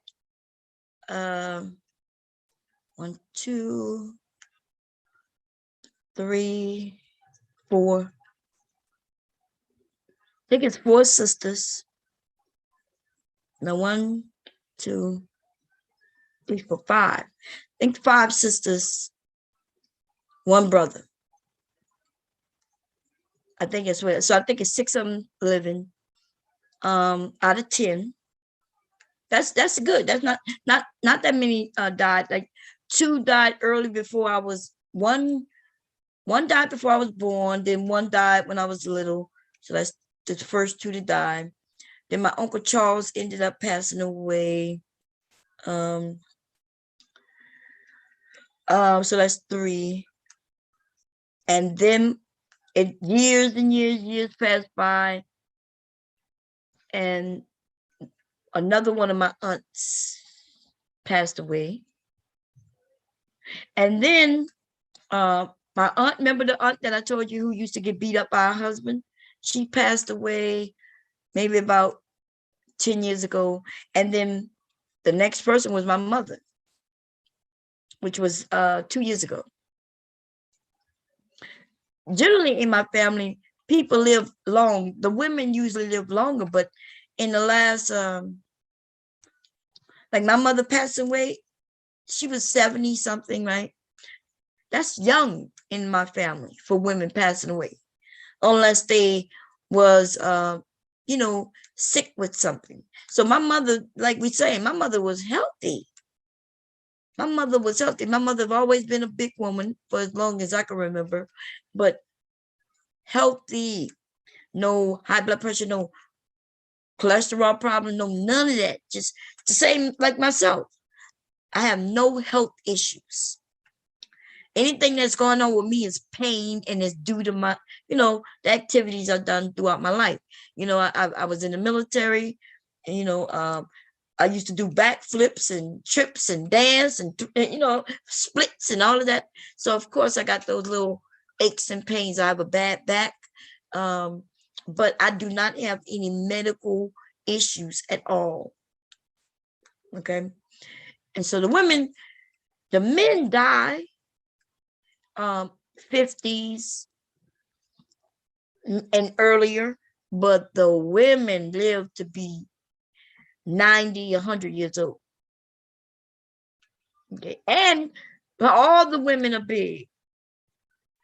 All of them will be considered big. Even, and I'm not talking about, you know, when we talk about big, let's talk about that for a moment. Because I'm tired of these men. I said I was going to do this earlier. I'm tired of when these men do this, okay? My husband came down and asked me why, just to be, what they call it when you're being honest, right? To, what they call it when they say you, forget what they call it, when I'm just being honest, right? Straight up. He came down and asked me to stop talking about, you know, what I was talking about. So boom, I'm gonna change that. But yeah, and I explained to him in that short period of time that as it get closer to that time, I'm talking. He says, well, why you could have talked to me? I said, well, I really can't, because if I start, it's not a conversation I can really have with him. So, but I agreed that I'm gonna stop. Okay, so I'm no longer talking about that situation. But the reason y'all notice I'm talking about it because, and I told him, because it's getting closer to that time. And so I'm kind of stressed. I'm hoping that it goes fair. I'm hoping that it goes great. Okay, I'm hoping everything goes great. Everything is cool. I'm hoping so, because I'm telling you, I already know that I'm not going to be a punching bag. That's it. I'm not going to be a punching bag. Okay. Anyway, on. So when the men talk about weight, we all gonna talk about weight. We're gonna be honest. We're gonna be straightforward with it. We're gonna do it the way these men claim we don't do. They be like, oh, y'all just be lying. Y'all hate. Okay. We're gonna do a couple of things. First, we're gonna look up what the stats say about overweight, weight issues in America. US. This is for US, because I don't want to type all that shit out. And we're going to see what they have to say. Okay, we're going to look at the facts and the stats, and we're going to look at it for real. Okay, now we're going to see where it says American obesity weighs down US economy by 1.4 trillion. I'm not sure what that means, but we're going to look. Okay, we also going to look to make sure that what we go to is a reputable motherfucking site like the CDC.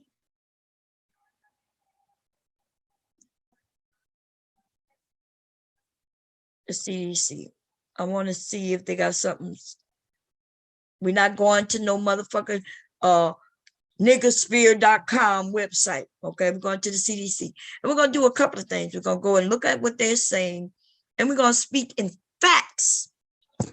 So we're gonna look up something like, first and foremost, I'm telling you what I'm gonna look for, right? We're gonna look at what they say about Black men and Black women. Okay. Then we're gonna go and look at the stats of how many Black men go to the doctor versus Black women. You're gonna see why one will be larger than the other up here, and then you're gonna see why that number is that way. Okay.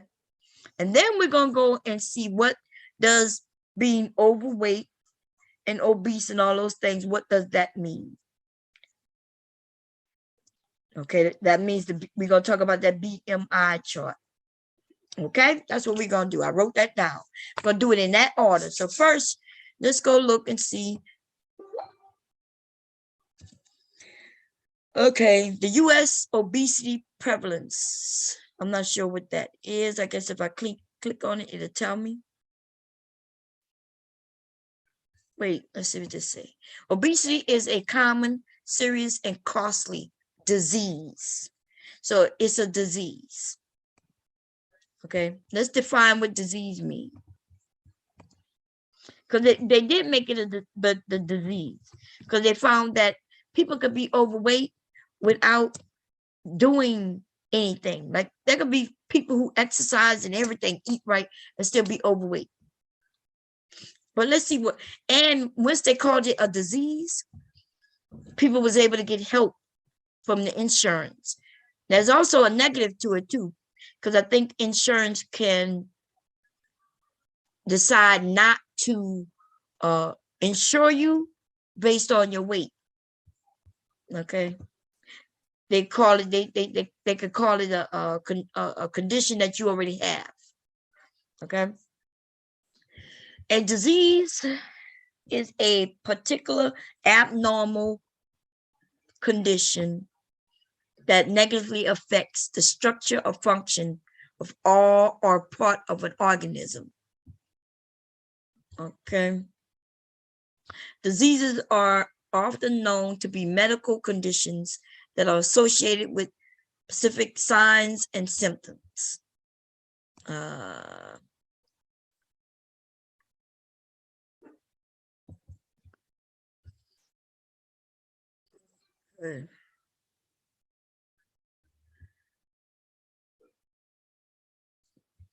Death due to disease is called death by natural causes. Okay. Death by natural causes. Okay. I don't know what I really learned from that.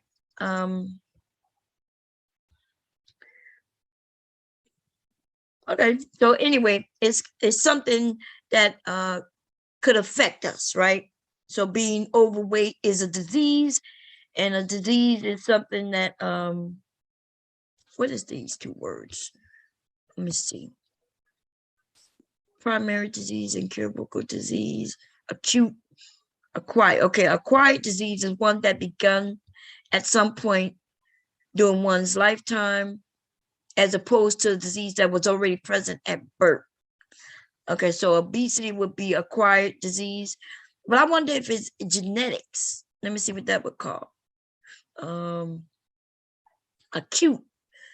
Acute disease is one that is short-term in nature. Chronic is one that persists over time.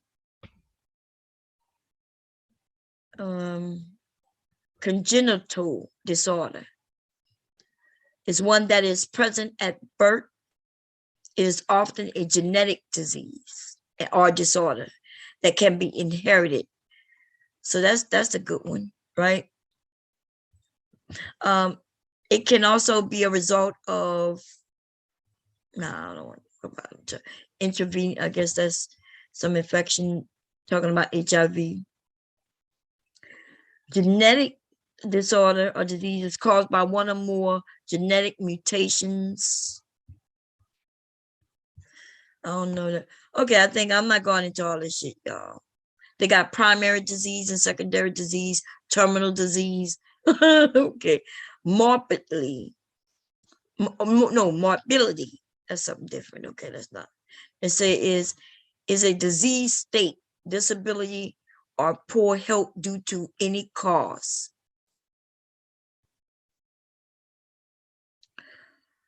Okay. Nah, I don't think, I think we all know what disease mean, okay? So we're on the right track. Now the reason why they say that America, we have issues with being overweight, it's not because people care what people look like. Because as a human being species, in the last 60 years, we have gained more weight. Like our body structures and everything in women and men have changed since the 20s, 30s, and even the 40s, right? We know that based in the clothes, and that's for men and women, okay? They say that an estimated annually medical cost of obesity is $147 billion in 2008.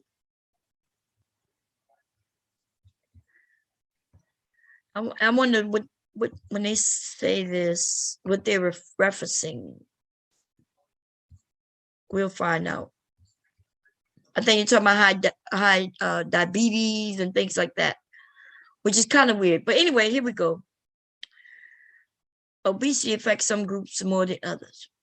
Non-Hispanic Black adults, 49.6% had the highest age-adjusted prevalence of obesity, followed by Hispanic adults, 44.8%, non-Hispanic white, 42%, and non-Hispanic Asians, they're way at 17%. But you know why they're low? Because Asians are fat. I'm not sure if y'all ever noticed, Asians are fat. But based on our BMI chart, there would be considered not to be fat. And I'm going to show you that in a minute when we look at that BMI chart. Okay. In fact, most Asians are fat. I look, when I go get my nails done, I'll see the real thin ones, right? And then I'll see the ones who are fat. But are they fat as in the way we are built? No. But they're still fat. Right? And that's because they're not as tall as we are. And they don't have the wide hips, and they don't have the breasts, and they don't have this and that. And they have smaller feet, I guess, than most of us. It's a lot to them. But still, when we look at them, they're fat. And I'm going to show you. Okay, we're going to look at some photos, and y'all see what I'm talking about. But according to our BMI chart, they meet that. They meet that to where they wouldn't be considered. And so 14% is, what is this shit? Obesity is a socioeconomic status. I'm sorry, obesity and socioeconomic status. Overall, men and women with college degrees had lower obesity prevalence compared to those with less education. Why y'all think that is? Maybe through the education, maybe when we get out of certain neighborhoods, there's certain things like in the neighborhoods that I live in, for me to go get certain foods, I have to go into the city. Like if I wanted to get me some fat back, I got to go to the city. In a hood, if I want me some pigtails, I got to go in the city. I can't find none of that shit around here.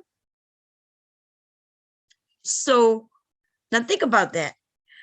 The meats that are the most lowest in cost, they are in the city, around, I guess, inner city. And because they're lower cost, we will buy more of it, which means we're cooking more of it, right? If I buy pork chops, you'll find it more lean in my area. The pork chop, the chops are lean. If I go in the city, I see the pork chops and they're fatty. Now I'm gonna be honest, I like the fatty pork chops better, more flavor, and things like that. But that might be because of where I'm from, right? And how I was raised. So these are things that's important for us to note, because if we know this, I'm not saying to take away from the facts, but if we know, then we'll have an understanding of why things are the way they are. And then once we know that, we could change if we see fit, right? So I can't find chitlins. I've never seen chitlins in my area, not at none of the stores. I have to go to the city to get chitlins, right? I don't buy chitlins though. At the same time, what else? Yeah, and like I said, even when with the different meats that I see and purchase, the meats are linear and even a little more expensive, of course. I go in the city and I can find cheaper meats, but they're also going to be the cheaper cuts. They're going to be the more fattier cuts. Okay. Now let's see what else they say. This, overall, men and women, okay, this I read that already. The same obesity and education pattern occurred among non-Hispanic whites and non-Hispanic blacks, and Hispanic women and non-Hispanic white men. So you see the same thing. Even though that men and women with college degrees had lower obesity rate, okay, it's across the board. Okay, it looks like except for non-Hispanic Asian women and men and Hispanic men. A Hispanic man who's educated and not are educated, there was no differences.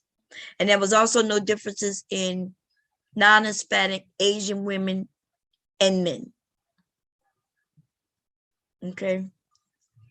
And I already kind of explained for the Asian why there's no difference. They're not even considered obese. And then the ones who are, they're we're gonna see when we look at some photos. Okay. Among men, obesity was lower in the lowest and highest income groups compared to middle income group. Check that out. So if there was higher and the lowest, why you think that is? Because the higher income earners, well, they probably professionals out in the profession world, and they are around other men who are keeping their bodies and everything up, right? They staying in shape. I worked for companies where there was a gym at the company. You know what I'm saying? Where even when they got off or during their lunch break, they were able to go down to the gym. Those are the type of companies I used to like working for. But you know who used to use those gyms more than anybody? The men. In particular, white men, but there were some black men who were starting to, fall through.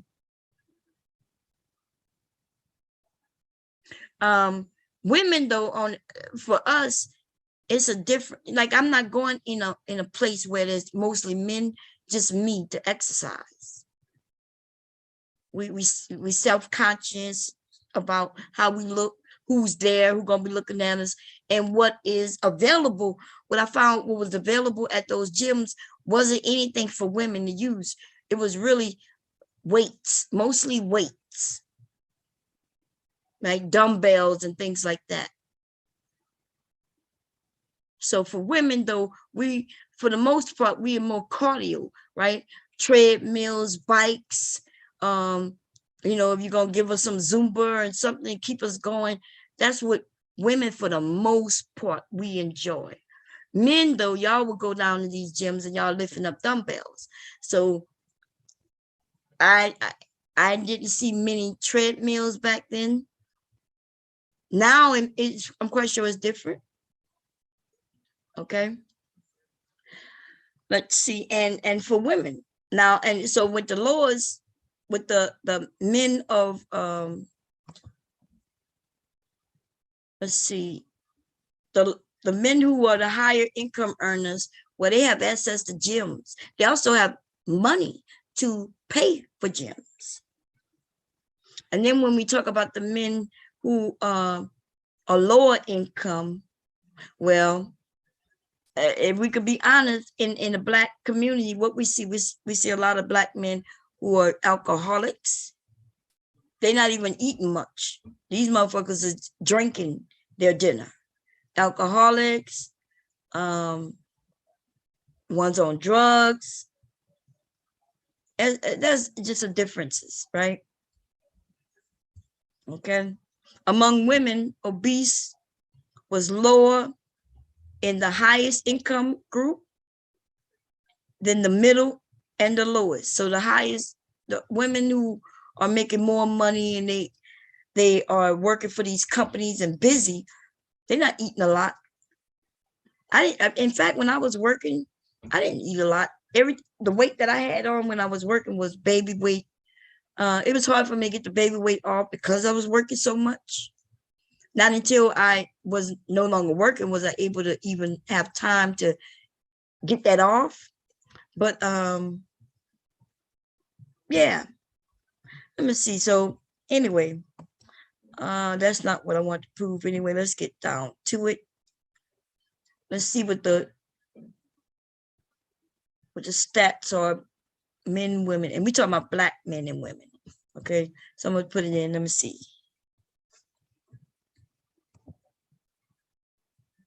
No, that's what. Okay, here we go. They were showing you what states, right, have the highest in obesity: Louisiana, Florida, Oklahoma, Tennessee, Colorado. Wait, yeah. All right, South Carolina, Virginia.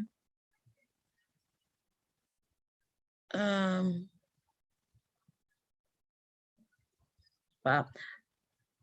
Let me see, Black.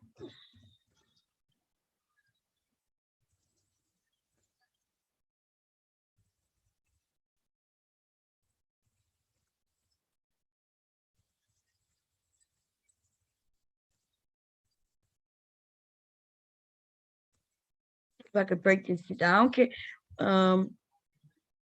Minority Health. This is a government. Let's see if we can break this shit down real quick. Okay. African American women have the highest rate of obesity or being overweight compared to other groups in the United States. About 4 out of 5 African American women are overweight or obese. So they're saying 4 out of 5.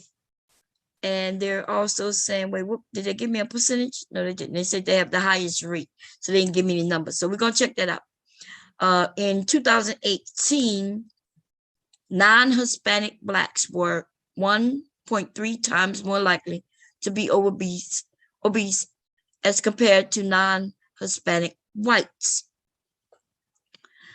In 2018, African American women were 50% more likely to be obese than non-Hispanic white women. Okay. From 2013 to 2016, non-Hispanic Black women were 2.3 times more likely to be overweight as compared to non-Hispanic white females. 2 point. Okay, so we got that, right? Let's see.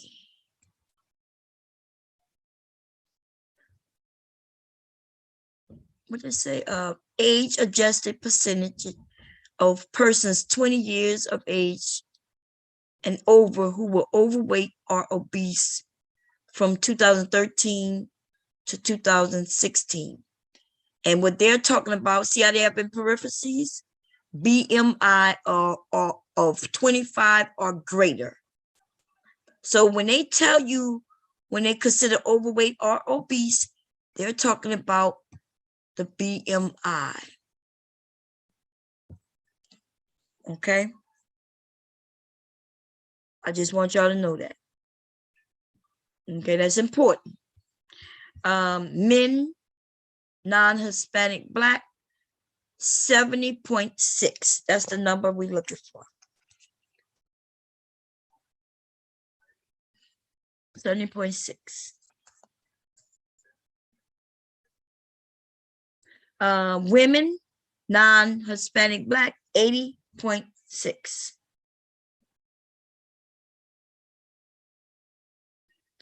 Now, so I want y'all to see this because this is important. As a total for Black people, we are overweight according to the BMI. Black people, men and women, are 76.1%. Non-Hispanic white is 69.8%. And non-Hispanic Black, non-Hispanic white. Huh?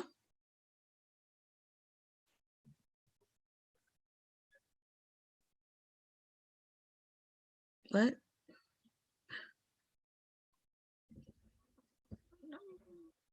I thought they were going to show us some other people, but I guess, okay, we're going to deal with Black and white.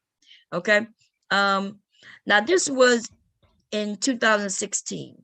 I want something a little more recent. I see 2018 there.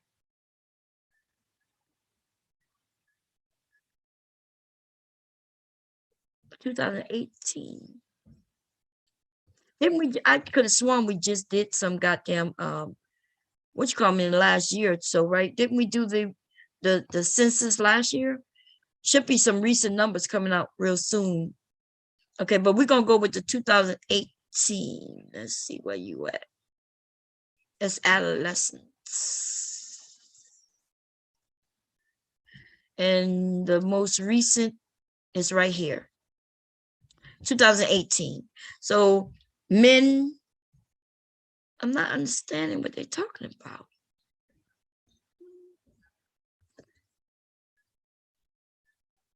What, did it go down?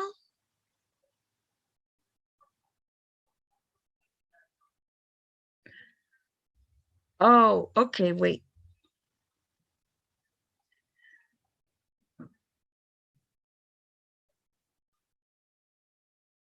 Okay, so I see here, like, okay, right here it says age adjusted percentage of persons 20 years of age and over who were overweight or obese, right?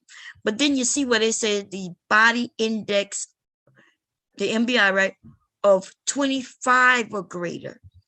But then they do something down here which says 30 or greater. And this is the obese, and this is the overweight or obese. So this is the BMI of 30 or greater. Now y'all notice the lower the number, right? Okay, y'all see that?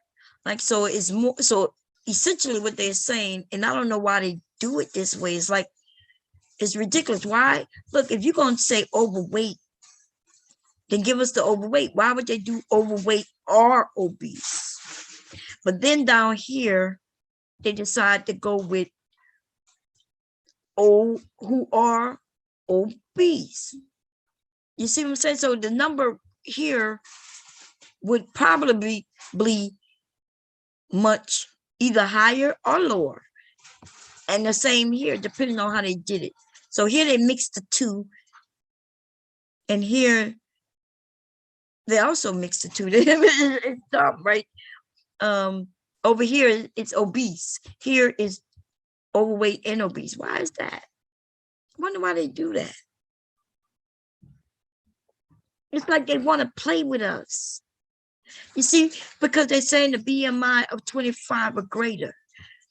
25 or greater does put you at overweight, but it doesn't necessarily put you at obese. 30 or greater is where obesity. So see, instead of them just saying the overweight,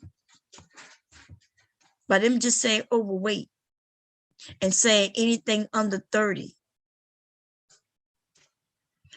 they do this because they want them numbers, and not the reason they're not lying is because what they say here.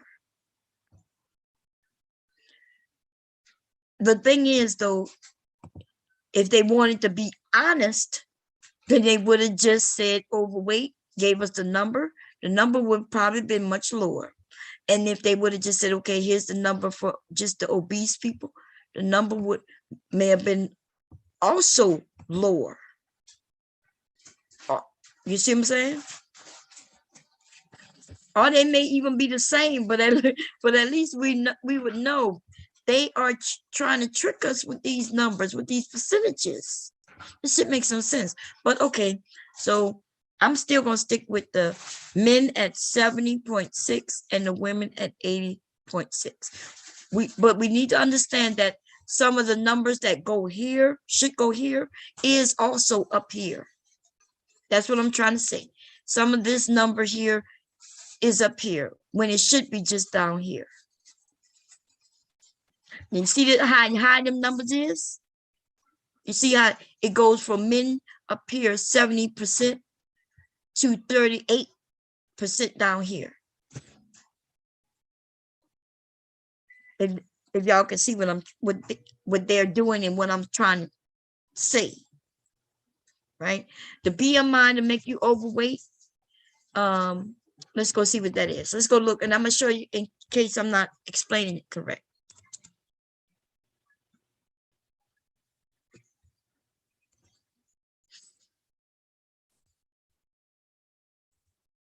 Just in case I'm not explaining it where y'all understand what I'm saying.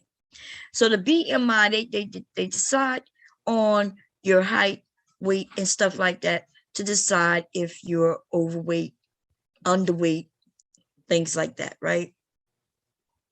So let's say I'm 4'11", and let's put me at, let's see.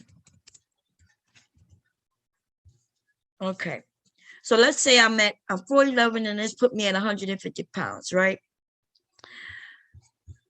Look at my BMI even at that. Let me show you me at that height, which is my height. Let me show you me at that size. I'm gonna show you a photo. Wait, let me stop the share first, just to make sure. Okay, I'm gonna stop the share.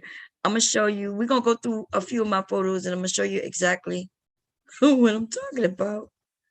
Okay. Did I download them? Let's just go to my Facebook, it's easier. Because I do have some that I want you to see that I might not have on this particular computer. So give me a second. And the reason I use myself is because I don't want nobody claiming that I'm calling them fat. Plus, I am a BBW. Okay, I'm a BBW. Even when people didn't consider me a BBW, I was a BBW. Okay, through all losing that weight and everything, still was a BBW. I'm gonna show you a picture when I dropped to overweight. Okay, I'm gonna show you what we're talking about in real time. Okay, and when I say real time, I mean with real photos, real person. Okay, see all photos. I'll show y'all me at my highest weight. I'll show you me at my lowest weight, and I'm gonna show you at my lowest weight as an adult after having kids. Okay, so let me go back to sharing.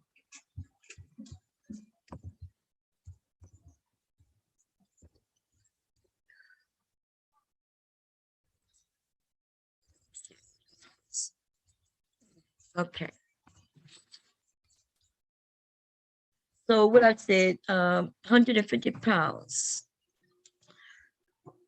Most of them are bigger and bigger and bigger. I want you to see the full.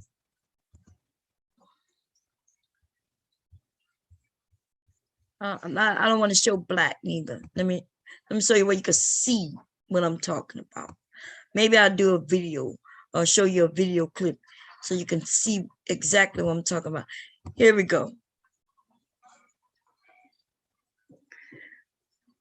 This is me, and I'm 150 pounds.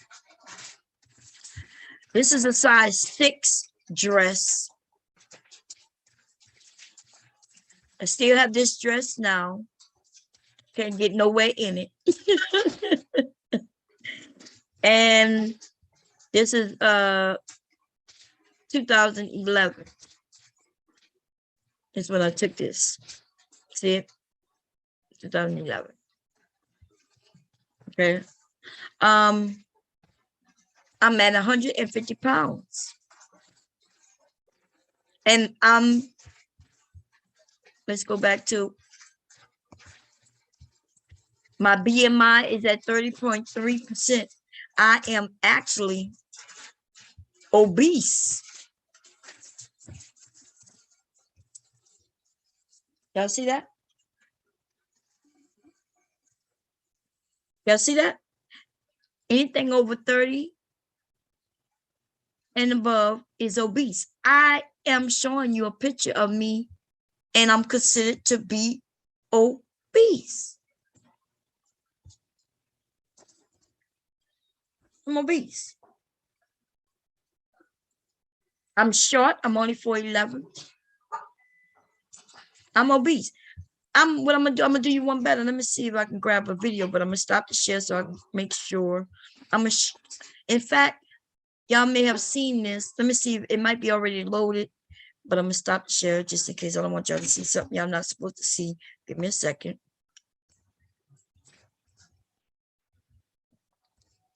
Because I was over there messing around on yeah, it's still loaded. Let's share it. I'm even more, I'm not even 100. I am in this video, I am probably 160 pounds. Okay, I'm 160 pounds. Let's watch it.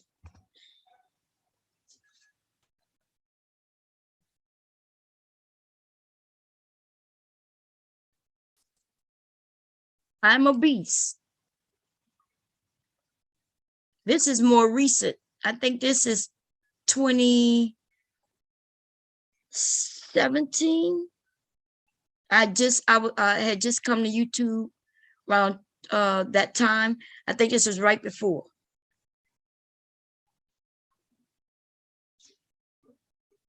Okay, this is right before I moved here.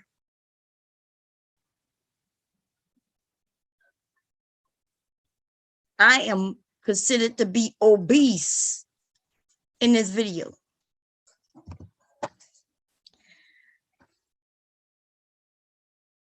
Okay. So, in fact, let me see if I can find something. I'm going to show you me younger when I was in the military. Let's do that, I think. I'm obese here.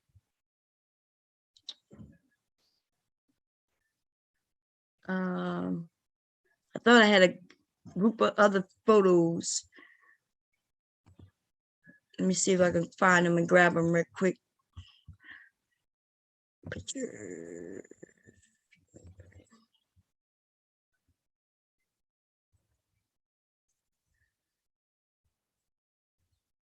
I'm obese here.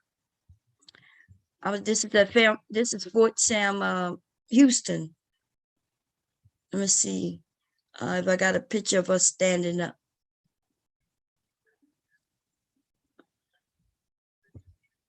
Here's a picture of us standing up. I'm obese here. I wore a size 0, but no, I'm sorry, I was overweight. I think I was weighing 102 pounds. Let's go see what the BMI says.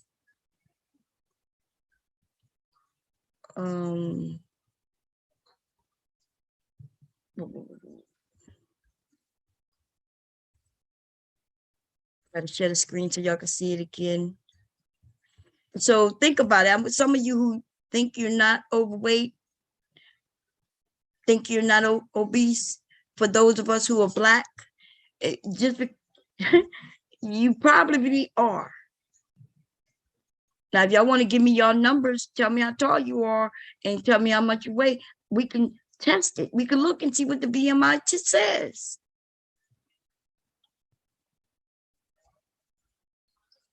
I had to be taped while in the military. Remember, y'all heard me say that before. I had to be taped.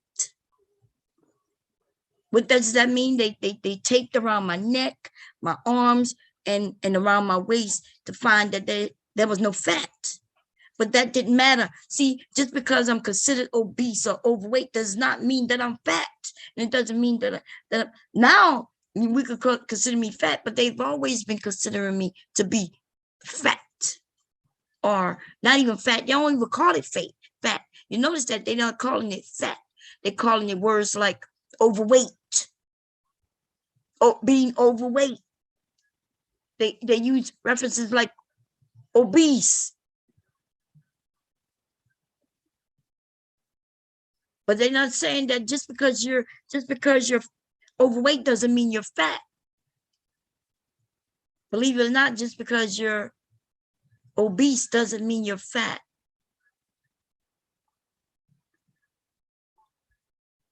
Now, let's go look. What you think that's different between these two, right? Now, I forget what her name was. I don't know why.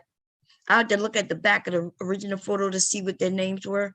I remember the Black female being from Detroit. Okay. See how we were cool. I can't even remember her name.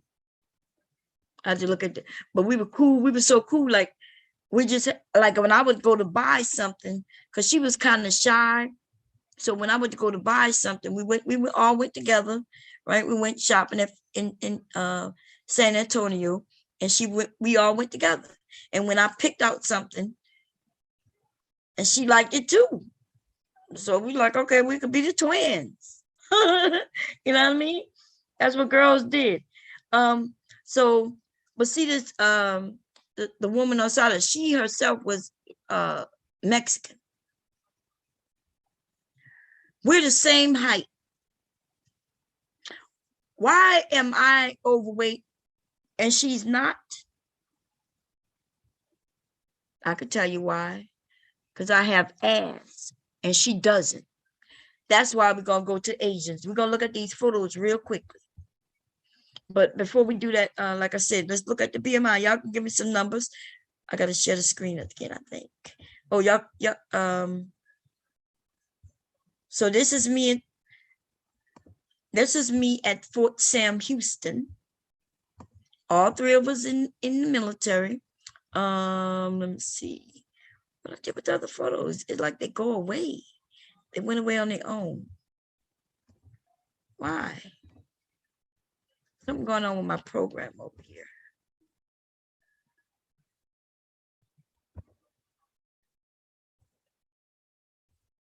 Yeah, something going on with the program. Because I had a couple of pictures that I just popped up. I'm not sure what the hell going on. Okay, let's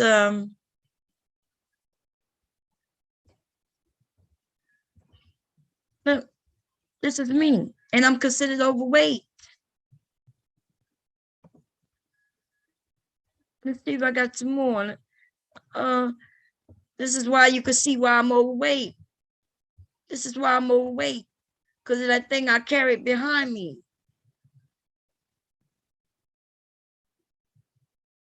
Nothing fat, but I'm overweight though.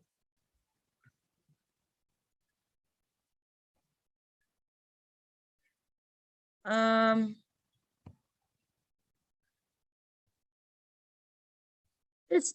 I'm, oh man, I'm obese times 2 in this. I'm obese times 2, baby. Now we talking about what they consider to be so goddamn big. I'm the Black woman who y'all call, I'm obese. And it's still, now I'm right here. I'm probably 100, I don't know. I'm trying to think when I took this. I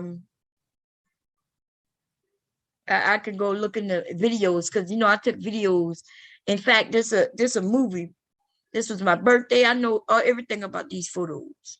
I can go look and see exactly when it was done because it was an actual movie. And trying to think around that time, I'm easily 160, 70 pounds. Easy. It's easy for me to have additional 20 pounds because it sits on my fucking back. 2 basketballs.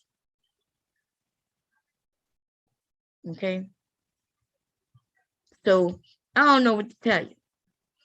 So that insulting that these men are trying to do when they call us overweight, ladies, don't worry about that shit. Because I promise you, if my ass is overweight in these pictures, then you know these niggas is fat as fuck. Now, in the photos in which I know when, like I myself was like, yeah, I'm over. Because let me show you. When I had my children, let me show you what that looked like.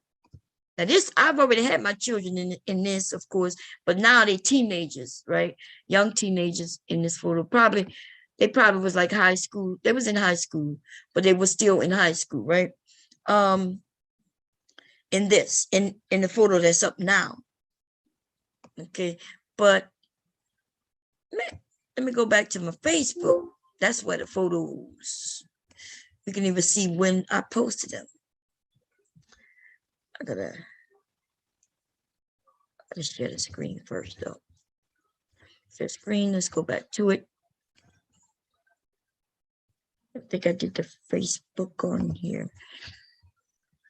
Thin as can be. And in fact, I didn't even like the way I looked. I was so goddamn skinny in this shit right here. Okay. Let's see.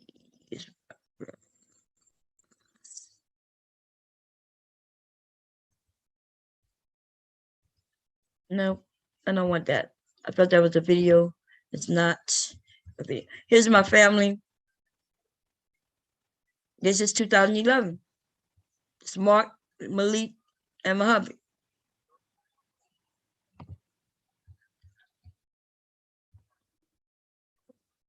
So there's no reason for me to lie. You can see the ages of my children at the time. That's Leaky. Leaky look like Leaky. Lil Leaky look like just like his fucking dad. There's no denying that, babe. Okay. Leaky look like his daddy.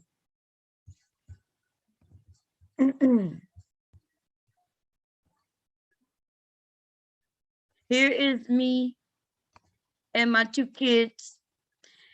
I'm thinking one is probably 14. The other one is close to 12, right? No, he looked more like he about 10. 10, 11. Putting him at like close to 13. And that's me. Right? So all you got to do is do math backwards. I told you how old my kids were. Here I am. Not a stitch of motherfucking fat on me, but I'm overweight though. But let me show you when I was a big gal though. See, people got it confused. You thought I was small first, and then you thought I gained the weight that I have now. No, what happened was I was small first, and then I gained the weight, became a BBW, and then I lost the weight, right? And then I lost the weight. Here I am a BBW. You can't tell, like I knew I'm a BBW. I know the BMI. I know what it's saying. You know, I know I'm a BBW. You have to see the real photo that I can't show you right here, so you see what they consider me, why they consider me to be a BBW. It's on my Facebook somewhere. Goddamn, somebody calling my house phone. Who's doing it?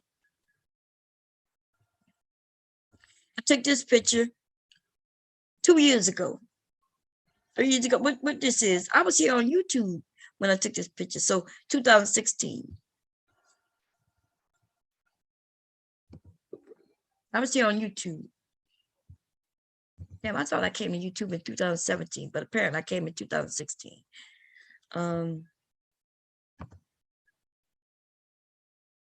Yep, 2016. So I came to YouTube in 2016, y'all. I think because I remember signing off to go to a doctor's appointment. I took that photo and I went live talking about sorcery in my car that day. Okay. Damn, time is flying by fucking fast. I've been over here since then, 2016, 17, 18, 19, 20. Wow.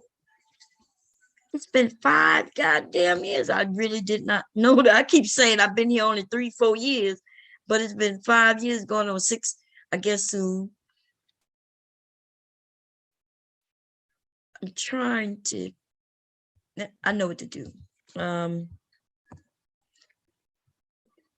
Here I'm a BBW, right? I'm a as you can see the photo, I took this probably in, I don't think it was, I know it wasn't 2005. I probably took it 2004.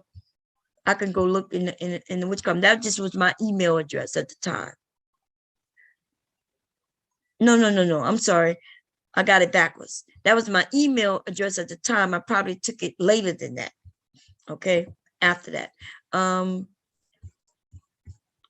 Anyway, I'm not going to go through all my photos and all that bullshit, but what I do want to do, though, is find y'all a picture showing you me being bigger. Albums.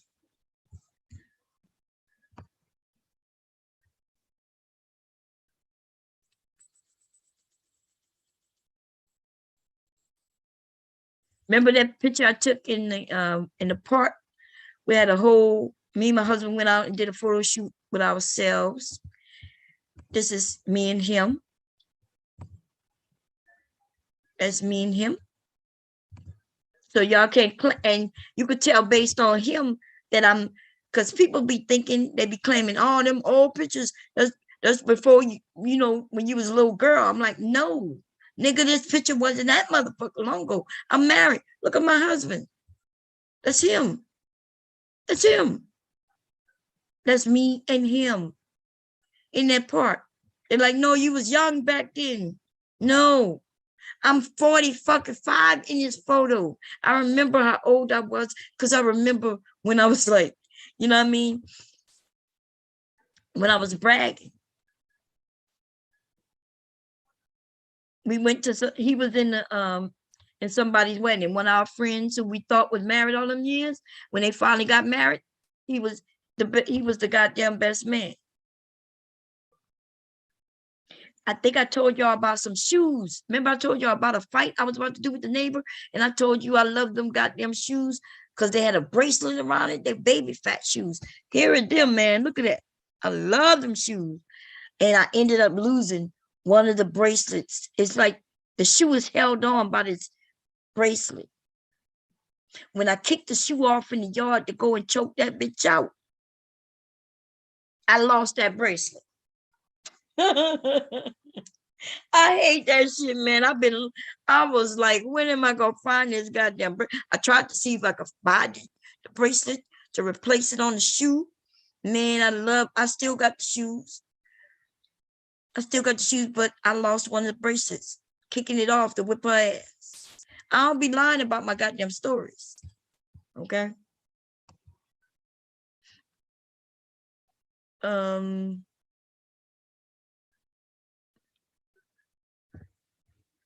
See, I'm looking for, I know where I could find it. It should be on The external, I think, is over there. Looking for a picture of me being this big girl. This BBW. I think this video might be me as a BBW. Let's watch it.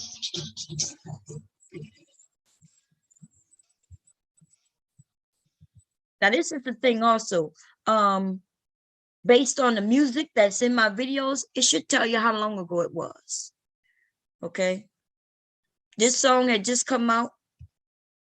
I'm not sure if y'all can hear it. I hope not.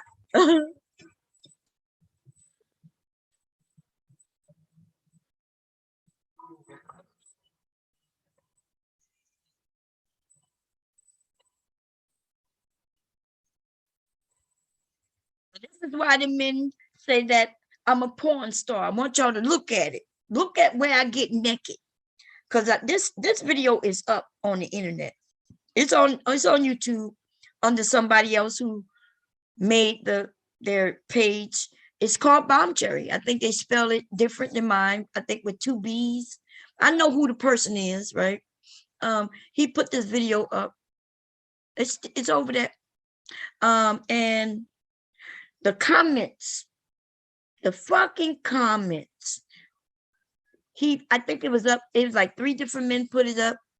The men kept telling me, you know, the new men on YouTube, when they found me on YouTube, they started saying, yeah, look, you a whore. I was like, okay, yeah, look at you, you're a porn star. And I go to say, well, what are you talking about? They were referencing that video. So I asked them to show me when is it that I got naked or did any of the things they claimed that I did. Let's watch it, shall we?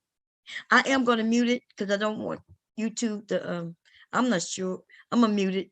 Let's watch it though. Just pay attention. Watch when I slip off my clothes. Watch me when I get naked. Now, mind you, I am fully dressed. I have a hat on, a shirt on. I think I have a black dress on. Necklace and everything. Let's go.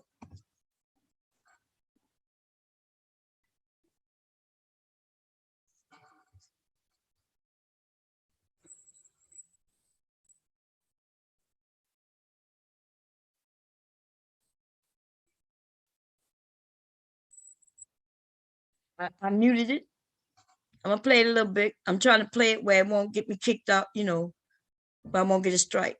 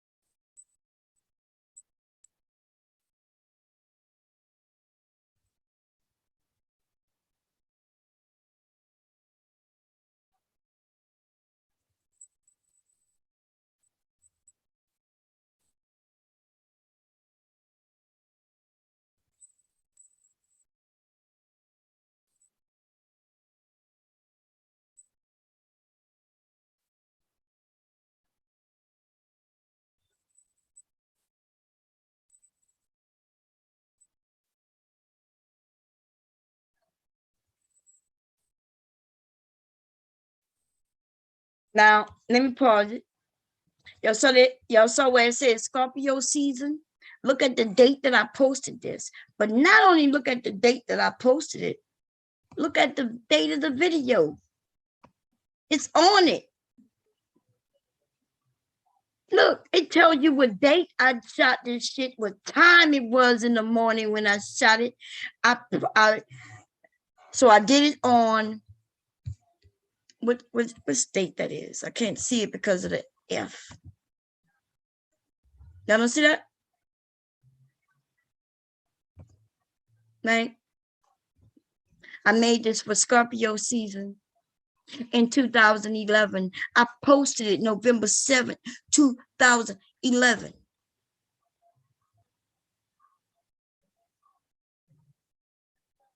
I don't have no reason to be lying about videos. In fact, most of my videos have dates on them. Okay. Scorpio season. You see where I've always considered myself a BBW with pride, no problem. But this is the thing. The men accuse me of being a porn star. And not one video have y'all ever seen where they could claim that to be true. What they see is something that they consider to be sexy. And so they deem it to be, I must be a porn star. What is this? I don't even know what this is. This is my family members. These are my family members.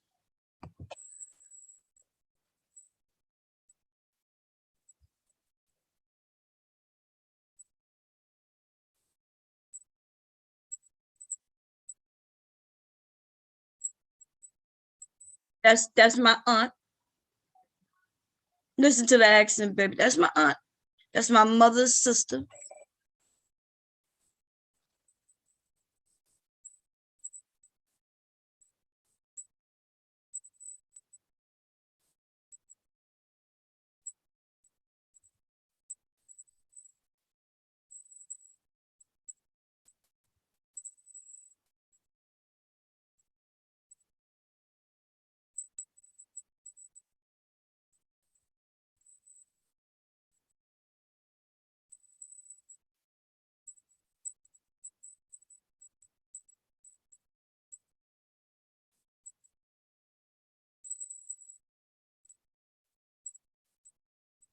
Cousin.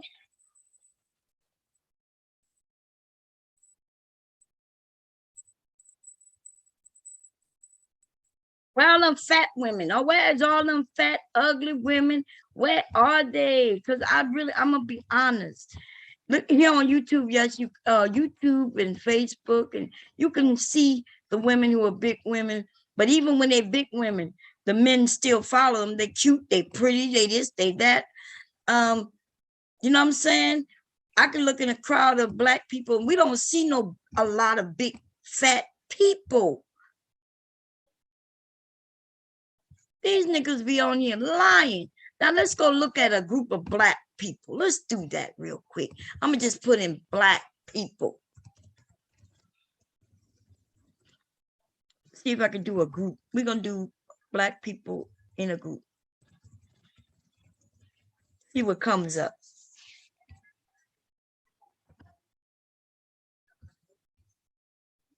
Let's go through them.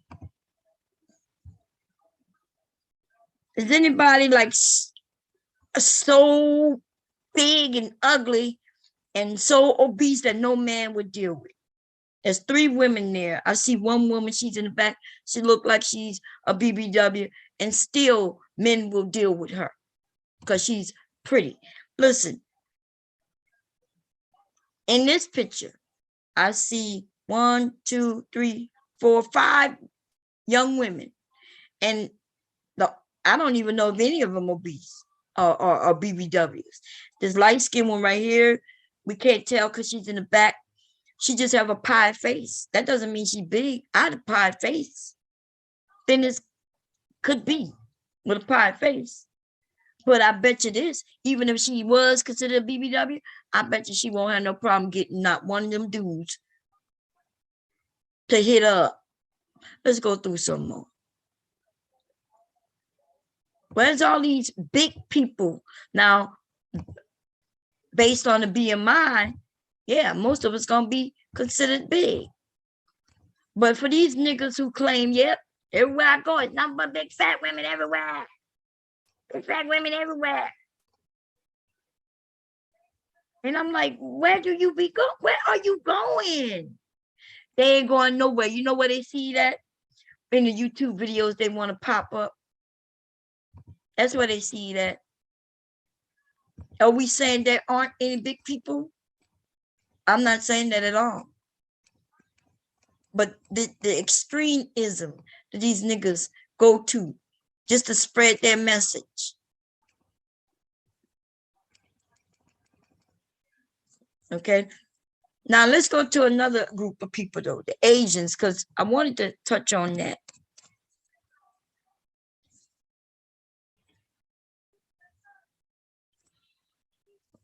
And I'm not even talking, and even when I talk, I'm not talking about all, right? I'm just going to talk about the ones that I see. We're going to see if she would probably not even be overweight because she's a little taller, right? Not tall, but taller. She got no ass. It's like her ass is in the front. It's like her ass is in the front. She's not going to be considered overweight, but we know that that is fat though, right?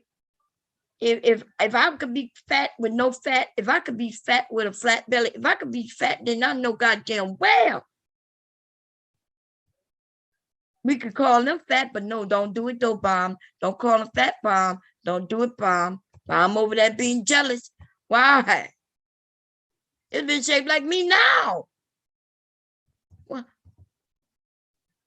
I don't know. What we talking about? What we doing? Are you saying that? So, and they got the lowest number of what? Their numbers is low.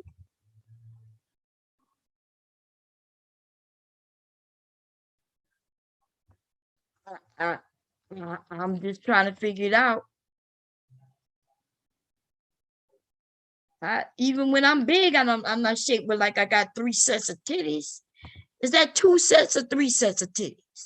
One, that's 3 sets of titties. The real titties, this level of titties, and then she got like a little level of titties down here. Based on these black men, though, Asians not fat. They ain't got no fat Asians. No, they ain't no fat. This cannot be true. I must be looking at something that must be in my imagination. We have black women just as thin as some of these Asian women, of course. I can show you my nieces. I got one niece who wants to gain weight. She says that the men don't even look at her until she puts on that weight. She's purposely trying to gain weight so she can be considered thick. She gets a better choice of the men being thick, but she's naturally just thin. And I mean, not even most women will want to be her size. The thin women are saying, ladies, I know y'all want to be my size, but the men not really checking for me like that. The men are the ones who doing most of the lying, right? But let's go.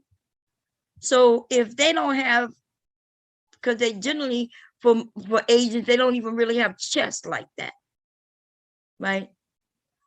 They usually don't have chest. They're really real thin.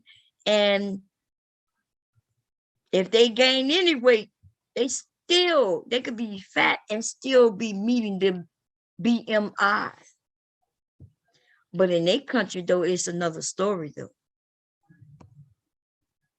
Where they from, where they BMI, when everything is based on their body frames. See, here in America, everything is based on a white woman's body frame. White people, white men, white women. So anything other than what they provide or have is abnormal. So me having a big ass, that's me being fat. No matter how thin I am. If I got a big ass, I'm fat. A white woman with a big ass, she's fat. Even when she might not be fat at all. This woman, she got no ass at all. Her upper back pokes out no more than this. What's going on? Y'all don't see that?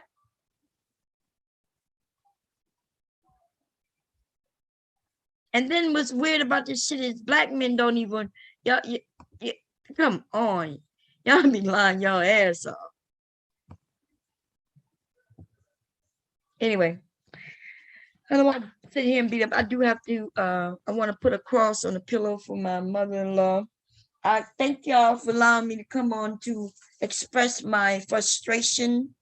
Because as they get closer and closer to tomorrow, I get nervous. I feel like the shit might gonna go south.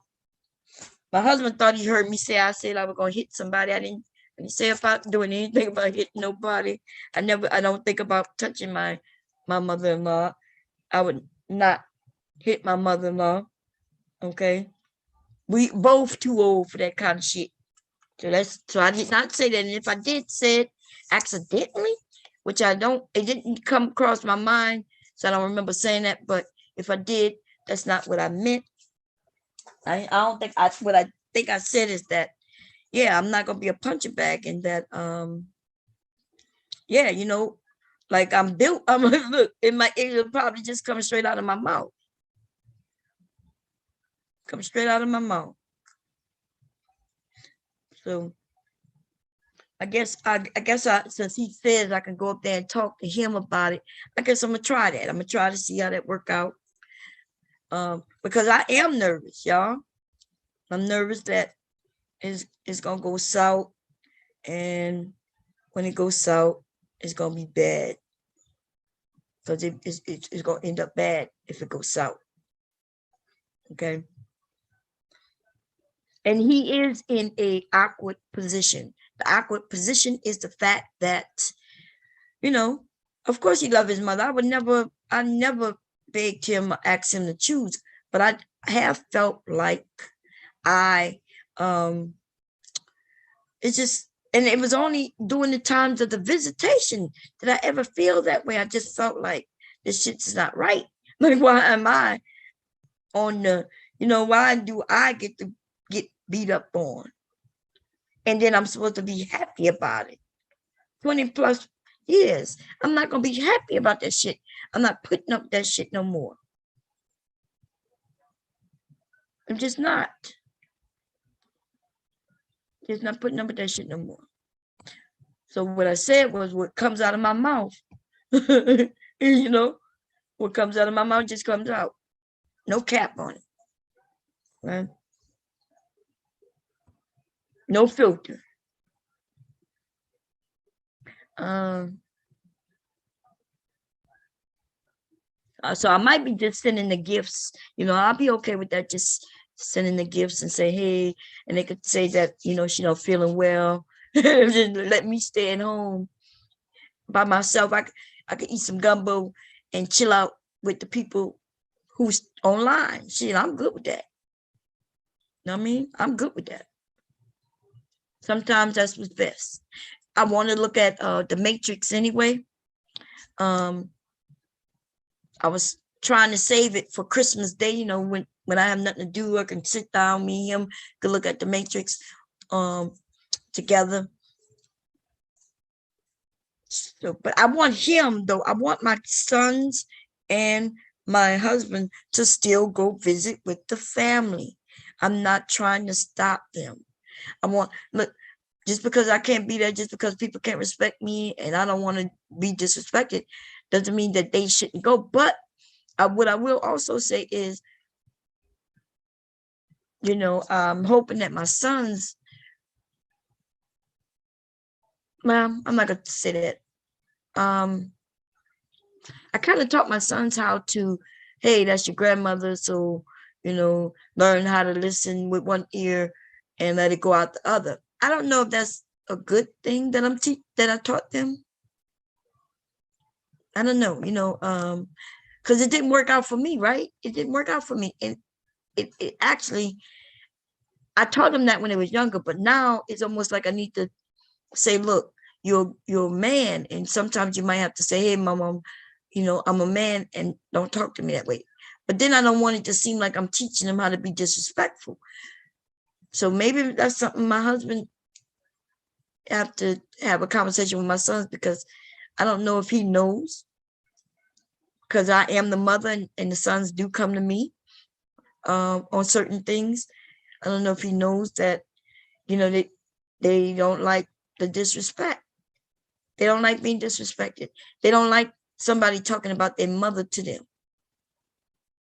And she talked about me to my sons, and they don't like that. When they were little boys, they used to be confused, and they come home and say, Mom, why my mom don't like you? And they would, because they was confused. I think about it. On my end, I'm acting like nothing's wrong. But every time they went over there, they see and hear something different.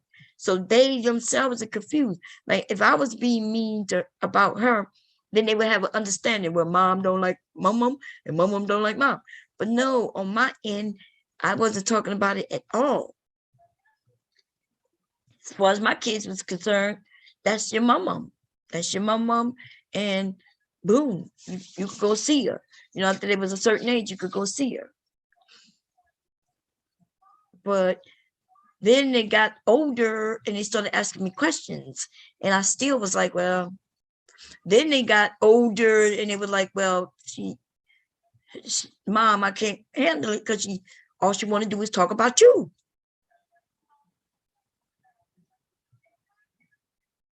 And so I don't even know how to handle that, because apparently I didn't handle my part right. So I don't even know how to give advice to my kids on that, because I did not handle my part right soon enough. And so anything I think when I'm telling them right, I question it. I wonder if I'm creating the same stress for them in the long run that I'm in.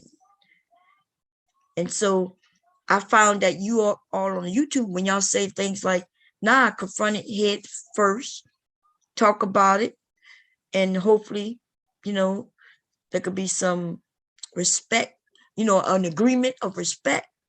And I don't even know. I'm gonna talk to my husband about it in a few. I'm gonna go up there and see what he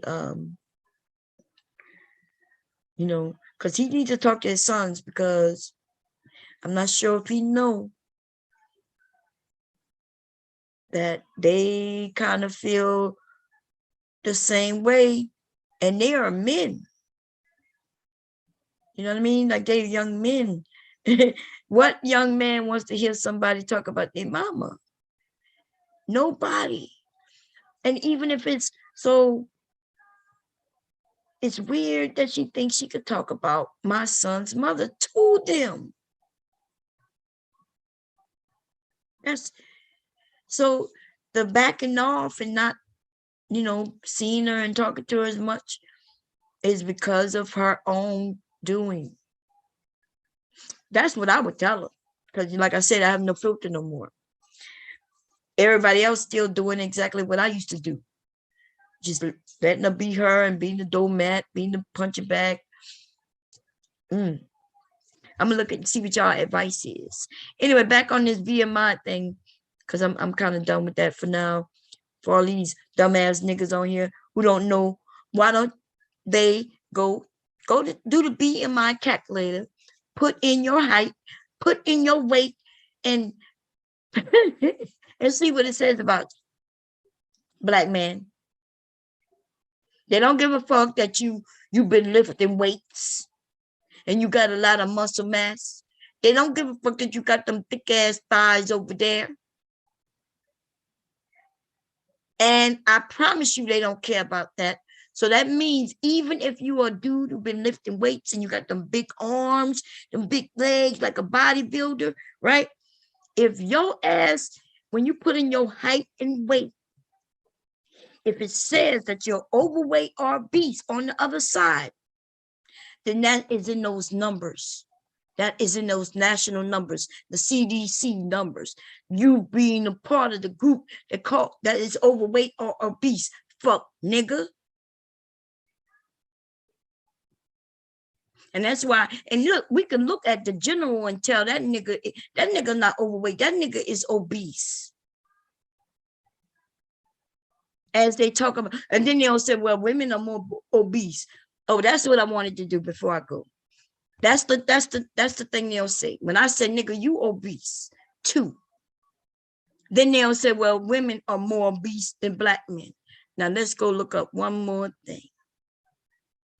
Just one. Percentages of black men versus black women who go to the doctor.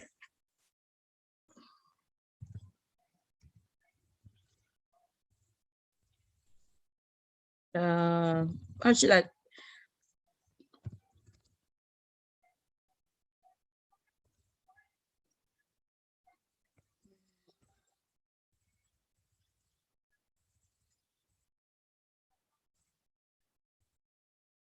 You ain't got to know exactly what to type in to get what you're looking for. You just have to know how to. Here we go. Black African American physicians. Let's see. Oh, no. No, that's the wrong thing. I think that's the doctor visits. What this is. Here we go. What year this is though?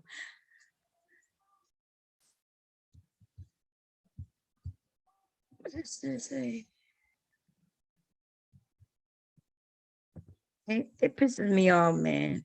I don't want to give them no cookies. No, I don't want no cookies on. God damn it. Let me just. I'm not allowing all. Fuck that. I don't trust them. Okay. Something gonna pop up in a minute. Okay. Number of times adults in the U.S. went to the doctor for a checkup in the past year as of 2017 by ethnicity. Y'all see that? The blue is black or African American. Okay.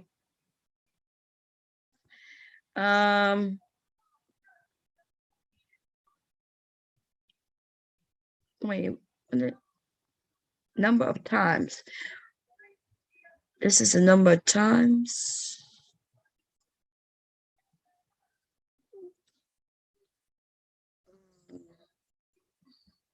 What is this? I don't think this is what I'm looking for. So it's not giving me what I'm looking for. Okay, give me a second, y'all. Let me get rid of that. Nope, that's not what I'm looking for neither. I'm gonna have to doctor visits. I got doctor visits. Black men versus the tribe. Women. Let's see.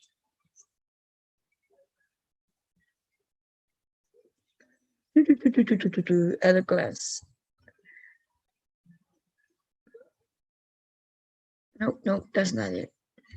Plus, I don't want to be in a photo area. That's what was wrong. I was in the wrong area. Okay. CDC compared with white women, black women, the higher risk the rates of that. Let's see what this says. This is gonna be men too.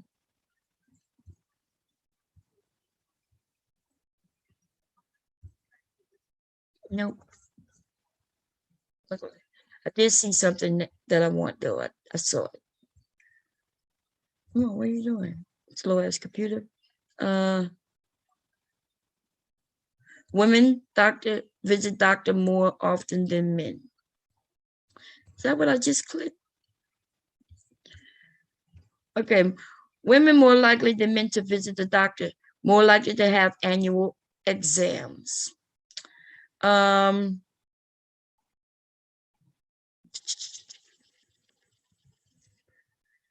The rate of doctor visits such as for reasons, the rate of doctor visits for such reasons as annual examinations and preventative services was 100% higher for women than for men. Woo, wait a minute. They said 100% higher. 100% higher. Did y'all hear what that said? We're going to read it. We're going to read it, all of it. A new report from the Center of Disease Control, wait. I'm reading, I go too fast, okay? The new report from the Centers for Disease Control and Prevention, the CDC, right, examines women's use of ambulatory medical care in wait, God damn it. Let's find something more recent. When was this posted? I think it's, I don't like when I see old years like that. I'm trying to make sure because this cannot be way back in the 90s, what I'm reading, but it does look like they're talking about the motherfucking 90s. I'm not trying to get no information from the 90s, okay? You mean, why we got to go that far back? But I guess they're saying from way back then, it's 100% women. Here we go. We got something, but I don't know if this is the same thing. So basically what I'm saying, because that is a factual information, even though I'm looking for something more recent, that if they say, and we're going to go back to the numbers that they gave me earlier, I wrote them down. Remember when they said that Black men was 70.6% obese and women was 80.6 obese. Remember that? That's what they found.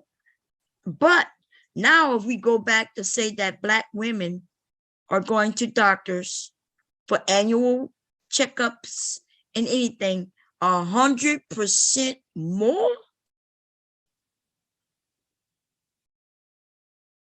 right? 100% more. So we're gonna put that as double. Like if they, so therefore the men's number, they're basing it on a smaller number, right? If you men aren't going to the doctor, then how do they know that you're obese? So they're basing it on the men who do go, those who end up going for whatever reason, whether it's after you had a heart attack, whether it's, because most men don't go and get annual checkups, not in our community like we should. Women do. We end up with a lots of things that may happen to us that make us have to go to the doctors. Even if it's not for our annual checkup, something may happen to make us have to go. And therefore, what I am saying is, although what has been proven to be true based on who is going to the doctors or not, that women are more obese. How about them fat ass niggas who ain't going to see no doctors? They're not added. How can they add a group of people who not showing up? How can they guess whether the men who's sitting at the house, sick as shit, or they may not be sick. They may feel like they're not sick. They may think if they eat an orange a day, an apple a day, it keeps disease away. And them niggas is sitting there eating up all the fucking apples and the oranges and the pork chops, the bacon, the bread, the noodles. Them niggas is over there fat as fuck. But how would the CDC know about them if they're not even going to the doctor? So that's what I'm saying. I'm saying that if everybody of a certain age had to go to the doctors, I'm saying that the number for big men would be higher than the numbers for the women. That's what I'm saying. So you lame ass niggas. Somebody keep walking in my motherfucking backyard. And let me tell you something. I'm sitting here, right here by this goddamn window, even though it's closed, my blinds, but they don't be fully closed because leaky, like messing with them. I'm seeing these people and I'm sitting here butt ass naked. And I'm wondering why they in my motherfucking yard. Why is they walking through my yard to get to their yard? We're going to put something up. Stop this nonsense. And because I don't have on no clothes, I can't go cuss them out. Like, I got a right to cuss them out. What you in my yard for? What? Like, I had to ask the kids, like, stop. What are you in my yard for? You know, especially around my vegetables and shit. Now, when it's nothing out there for them to mess with, or I'm okay. You know, do what you do.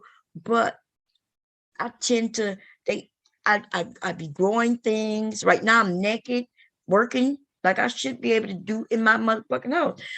Feel like I can't even do that for somebody being in my yard. Stay out of my yard. I should be able to walk outside naked if I wanted to in my yard. Okay. Well, I can't even be naked in my own damn house. Anyway, here goes some stuff. Let's see. Health insurance coverage, early release. We got black men. Y'all don't want to go to no doctors. I remember my grandmother. They elder people back in the day didn't like going to no doctors. I understand it, right? Why? Because black people had heard, and it was true, that once you got into a doctor around some white people, they would accuse you. They would say you have certain things. They would like wanting to test on you. You end up with some shots and shit, claiming that they about to cure you of some disease that they probably was giving you from the beginning. How they gonna test men with a venereal disease, right? If these men don't have it. So suppose they didn't even have it, but they went to the doctor for something else, and they injected them with the shit. Now they got it. Now they want to test on how to cure it, or what happens if you don't cure it. See, they didn't even think of us as humans. Think about that.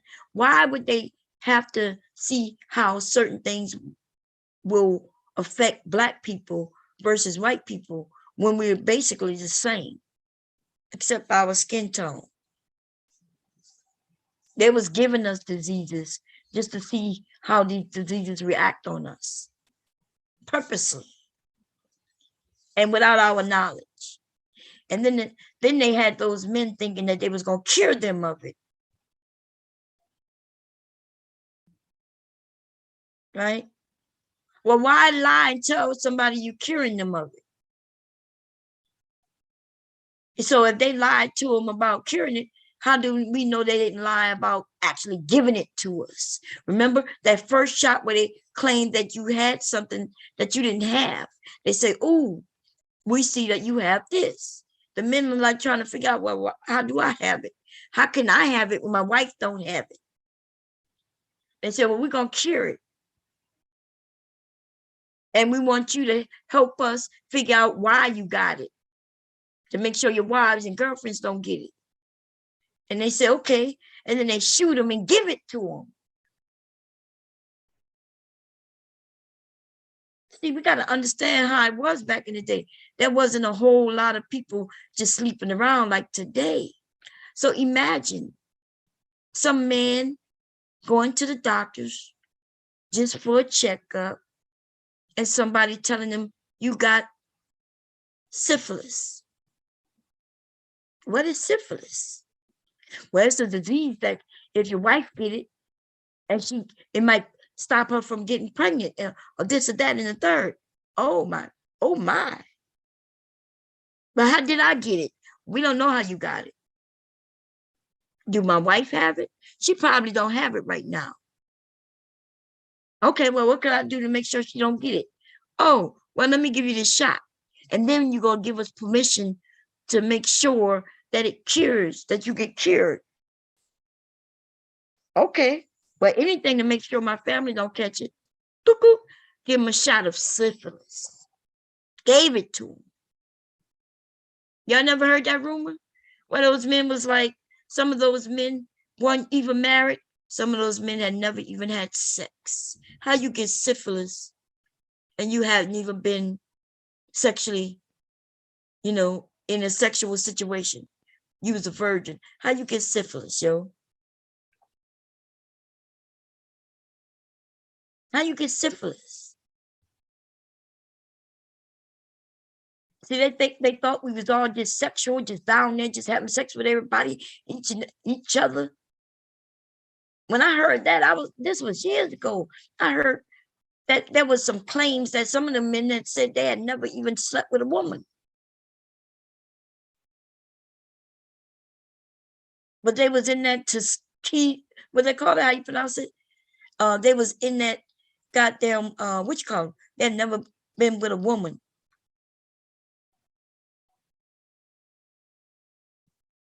How you caught that? You mean they gave it to them? Because there's still some men. I remember having this conversation, and here online with the black men, they were like that. Well, if they caught it, it's on them. I'm like, it was on them what? So they was blaming the men for having syphilis. And I was saying, originally, I was saying, hey, look what happened. They lied to him and told him they was going to cure him. You know, they changed the goalpost by saying, well, it's their fault that they caught it. These niggas are stupid. You know, they at one time didn't have certain diseases. Certain diseases came around later. Like a lot of these things are man created. They created them. I'm not sure if y'all noticed, there was a time when people didn't wear no condoms to have sex. Wearing condoms was not normal. Latex condoms, as far as I know, came around. Shit, I started hearing about that in the 80s. Now, mind you, I was a teenager. I was young. But I remember when they was like, the condoms that was really out there, if you heard them with lamb skin and shit like that, they started telling people, no, that's not good enough. That's not going to protect you. So I'm only basing on what I remember. And of course, what I know was based on my age, right? Age appropriate information. Back then, we didn't get to watch TV after a certain time. There was a lot, right? You had to go to bed at a certain time if you was a kid. Kids stayed in kids' places for real, whether you wanted to or not. Okay? But condoms was not something that's been around that long. In fact, let's look it up.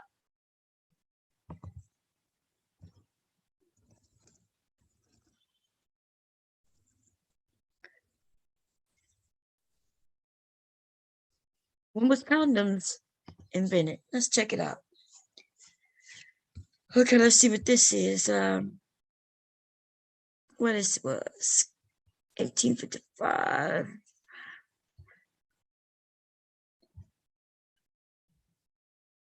Let's see. Okay, so this here it says were condoms in the 40s. They said in 1940s they saw a production of condoms made up from plastic and polyurethane, or however you say it, right? And they said, but it was short-lived, okay? And then they say the first multi. So we're looking for something where condoms were here and was widely used. Did people use condoms in the 70s? In the 70s, it wasn't unusual for a person to engage in sex without a condom. By contrast, about 84% of women surveyed in 2010 study in a 2010 study said they used condoms during their first premarital sex encounter. That's up from 55% in 1985. So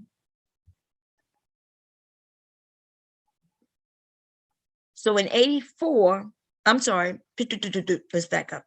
In 2010, they're saying that 84% of women said they use condoms, right? Before marriage, any sex they had before marriage. But it was up 55%. So it looks like around 30 or 29% of women before only use condoms, right? In the 80s, we used condoms because we started hearing about AIDS. But remember, AIDS, as far as we know, wasn't there. So what was their combat?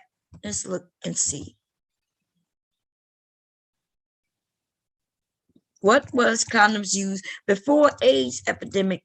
What were they using condoms to prevent? That's what I would like to know. You know, and that's why they had different type of condoms. You know, condoms really changed when the HIV AIDS thing hit. Okay. And like I said, I was a kid. So what I didn't know, I just didn't know. So I think the first thing when I asked when would they created, they said it 18 something. I don't want to read that though, because I don't want to go that far back. I know that condoms wasn't really out like we're talking about. Just because it was created doesn't mean that it was something normal in our society. Plus, I think they said it was created in another country. Okay. Let's see. A brief history of men rapping at peace. Let's see this, y'all. Because I had a girlfriend who said that the guy she was dealing with didn't have a condom on. So she took saran wrap out the kitchen and wrapped it. And I was looking at her like, wait a minute, what? I don't know. Listen, I'm laughing at it. I guess it's better than nothing. But I'd be goddamn if I go in my kitchen. Like, dude, what you mean? Like, okay, he ain't got none. Get in your car and go get some. Or all the stores are closed, then I guess you ain't getting none. Because I'd be damn if some dude gonna put anything foreign or something I don't know about on his penis. Man, she used to put saran wrap on it. Let's see, condoms in the ancient times. Let's see what they said.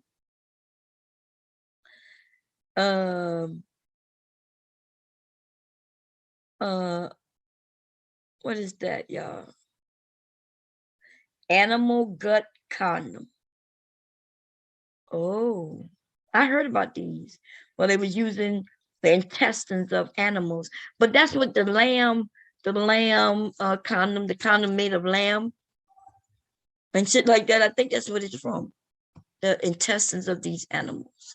They said because it was so thin, right?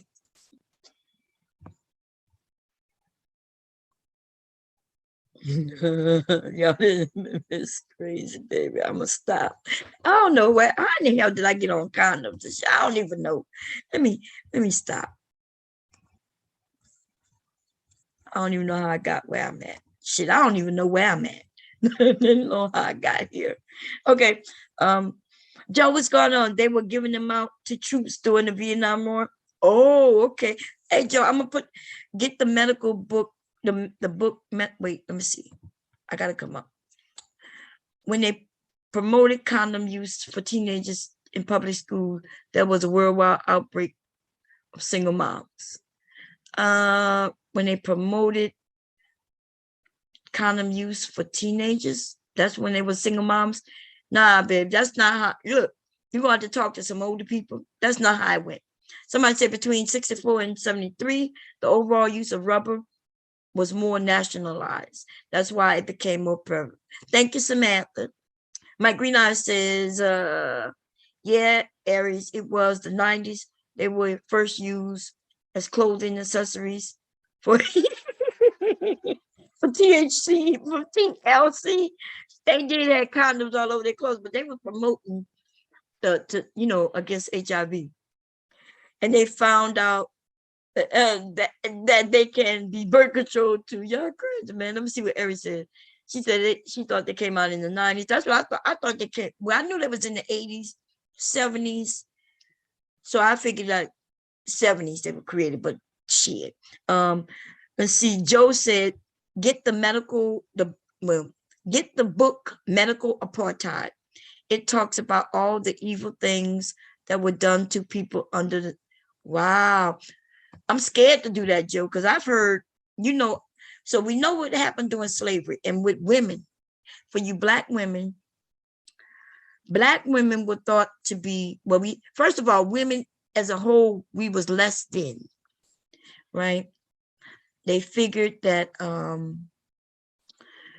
you know, when it came to sex and all the things we know now to be false then and true now, the men didn't like.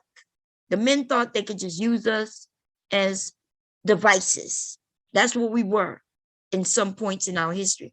But when it came to Black women and doing slavery, and Black men, but in particular when it comes to the sexual stuff, breasts, when they wanted to learn about the uterus, the vagina, surgeries, like they used to actually do surgeries on us, you know, and I mean, with no anesthesia, you know, like they thought that our pain, because they didn't think of us as people, they thought of us the same way they do on monkeys and mice, you know, lab rats. They just pull us in. You want to learn how to do a brain transplant? You get 2 Black people, cut through their skull, start messing with their brain. What's the name of, did anybody see that show on HBO? What was it called? God damn it.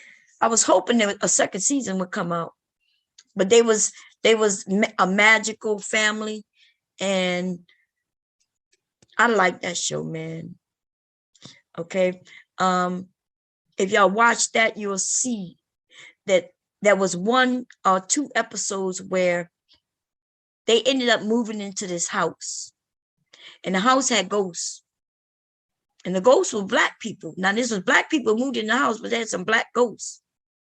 And the reason the Black ghost was down there because that house had a history where there was a doctor who used to live in that house, and the doctor used to perform surgeries. He was trying to be a doctor. He was trying to learn. He wanted to transplant arms from one person to another. Like they were doing extreme shit like that, wondering if they could take a head off one person and put it on another person's body. Like he was doing all kinds of shit like that. And they would go into the Black neighborhoods and pick up people. People would go missing. But they was in that house, you know. And so I would be afraid, but I would love, I guess we need to know certain things, but I don't know. I'm gonna have to check that book out. Okay, let me get back to reading y'all comments. Joe also said, before that, there was a large shortage due to war for quite some time. Oh, syphilis and gonorrhea and herpes. People knew their ovulation cycles back then. Why didn't they what? Why didn't they have this info back then? Well, ovulation and things like that, that's when you say they knew their ovulation, what you mean by that? There's still a lot of women who don't understand their ovulation because it depends on who teaching what, right? Y'all make it seem like there was a lot of technology back then, but women, there's a lot of things that happened in the last few centuries, right? Learning of things, studying when it comes to women and what the fuck? Y'all, something just fell in my backyard. What the hell? Oh God, I saw a big shadow. You know how you see from the right side, something fell. It might have been something. Oh my God, scared the shit out of me. Anyway, so when it comes to women though, right? Women in our ovulation, anything dealing with women, there wasn't a lot of research on that. Especially something that was valuable and true. When men set out to prove something, then they set out to prove it. If they was able to prove it, cool, and if they wasn't, it was done. Like, so if they wanted to prove that women don't suffer from pain, you know, they didn't believe that we Black women in particular, that we didn't have pain, and then they could do anything they wanted to us, even though when they're cutting into us, we're screaming. God damn. Baum just admitted she controls who goes inside her or not. What do you mean I admitted who goes inside of me or not? I can control who I allow inside of me or not. And then there are those who I may not be able to control as he decides he wants to go inside of me or not. I'm not even sure what you're trying to prove, Alpha. What the fuck? Now, I don't see. Now, you want to take us to a whole nother comment. I was not talking about rape, forcible rape. I wasn't talking about nothing like that. But your comment, though, right? I control who I allow inside of me. That doesn't mean that I control who enters me, which I don't know why you would even say that to me unless you don't know that I've been raped. Not only have I been raped, but I've had at least 5 attempts of men attempting to rape me. Me fighting, scratching, and biting motherfuckers who trying to rape me. So you're not going to, I don't know who you think you're talking to. And I don't know why you brought that shit up. You got me fucked up. Okay? And I'm also not going to act like there haven't been times where a man has entered into a fucking woman who said no. She said no. He thought that no meant yes. There's a whole goddamn campaign that went on for telling you niggas that no means no. You can look at the goddamn TV movies back in the 80s, the 70s, the 60s, the 50s, the 40s, and where men, when they decided they wanted something, they didn't give a fuck. And they wouldn't even do it one-on-one. They'd usually be a group of them. Okay? Now, let me tell you a story. I'm going to tell you this story. I'm going to tell you that it is a woman in my family who told me the story. And I'm going to tell you that many women have stories like this, especially in that time period. Check this shit out. Woman walking down the street, right? I think she says she was 17, 16 at the time. There's a group of men, right? Group of men just chilling, doing whatever they were doing. She walks by, she says good evening, and they start following her. It's 5 of them, and it's just her. She's with her school books and all. They didn't ask her name. She's walking, trying to get where she's going. She gives them the name, but she continues to walk. Now we got one pulling at her skirt, telling her how cute she is. Now, what kind of fucking men or man, like if you thought I was cute, why would you think I'm cute and touch on me with a group of men around you? Like if you really thought I was cute and you was really interested in me, why wouldn't you wait until it's just you? Nah, you know why? Because y'all a bunch of bitches. But anyway, let's get back to the story. So she's walking, trying to make it back home, right? There's no school bus for Black women back then. You walk. Oh, and by the way, these was Black men, by the way. Okay? They pushing and pulling on everything's cool. They think it's cool because, see, it's all cool to have her feeling like she's scared of them, like they enjoy it, just like these men in the manosphere. Y'all enjoy bullying women. Y'all look at, the men look at each other and they say, okay, yeah, let's do this. So she, all of a sudden they attack her. There's a guy on top of her. He's attacking, pulling, pulled the panties down. He's pulled his penis out and inserted it. He does his thing and he rolls off her. The next one, it's my turn. I'm next. The next one get on top of her. He takes his turn. Uh-oh, there's another one, because remember, it's 5 of them. He does his thing. Let's jump to the 5th guy. The 5th guy, he decides, nah. He helps her up. and decides he gonna walk her home. Now, think about this. This guy who walked her home, she thinks of him like a gentleman. Like, I'm not even lying. Like the story goes where there was one of them and he was a gentleman. I said, TT, what you mean? She said, yeah, there was one of them who was a gentleman. What you mean she was a gentleman? Well, when it came to his turn, he decided not to take his turn. Like, she's brainwashed to think that this man was a gentleman because when it came to his turn, he decided not to take his turn and he walked her home. And I said, that's not a gentleman. This nigga is not a gentleman. She said, no, because he could have did it. I said, but he watched. He helped hold you down. He just decided he didn't want to take his turn for whatever reason.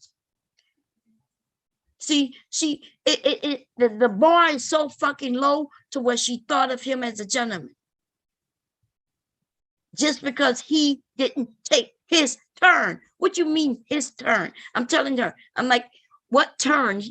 Are you saying you gave them turns? She said, no, they just, they held me down.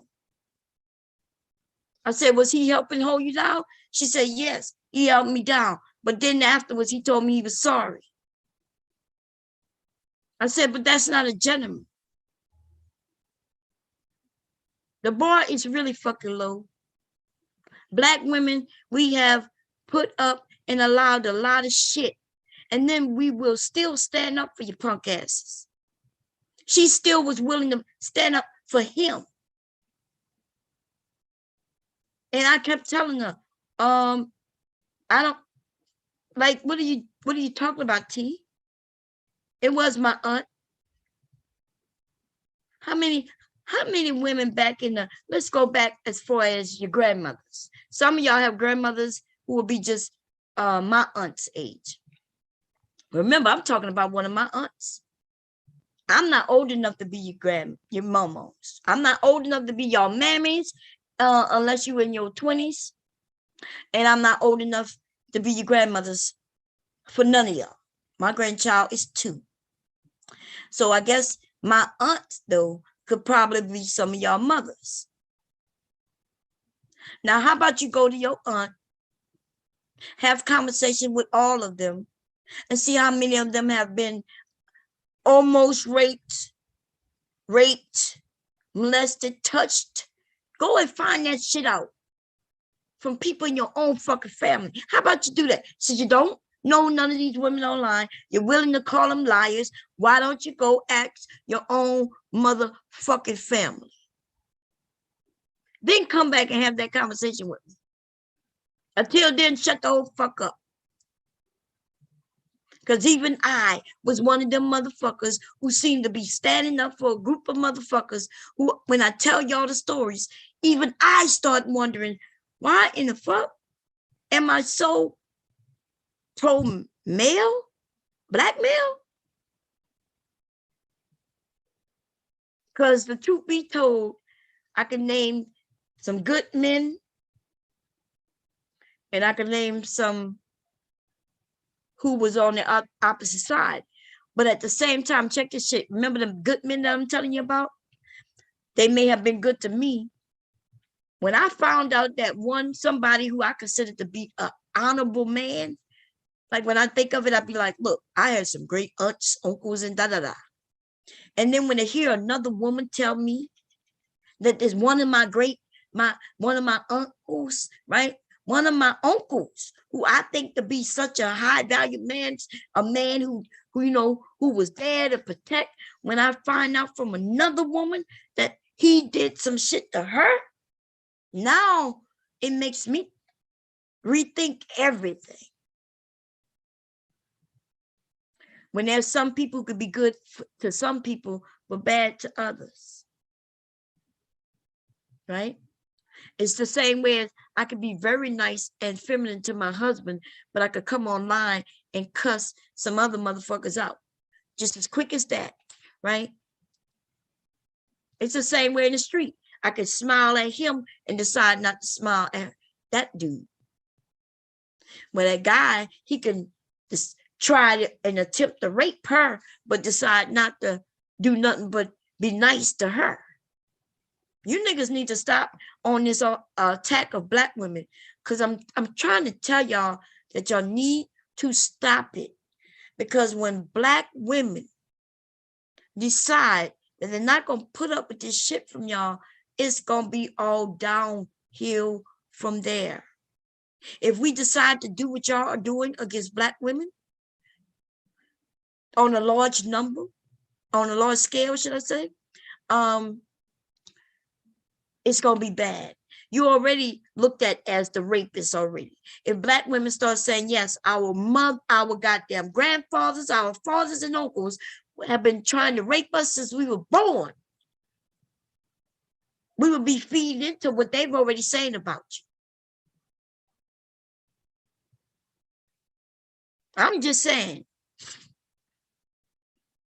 Now, somebody said you have a 1 in 10,000 chance if you are paying land on a high school level. You have 3% chance overall to become a physician. Let me see.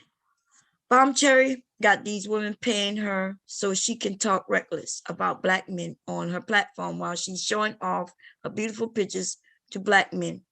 The pimp hand is strong. So he said that I'm paying, I got women paying me so I could talk reckless about Black men. Okay. And then at the same time, I'm showing all beautiful pictures to Black men. Okay. That sounds good. Keep it 100. You sound very intellectual. Keep doing what you do, baby. Okay. While Black male medical students accounted for 3.1% of the national medical student body in 1978, in 2019, they accounted for 2.9%. Wow, it went lower? Wonder why that is.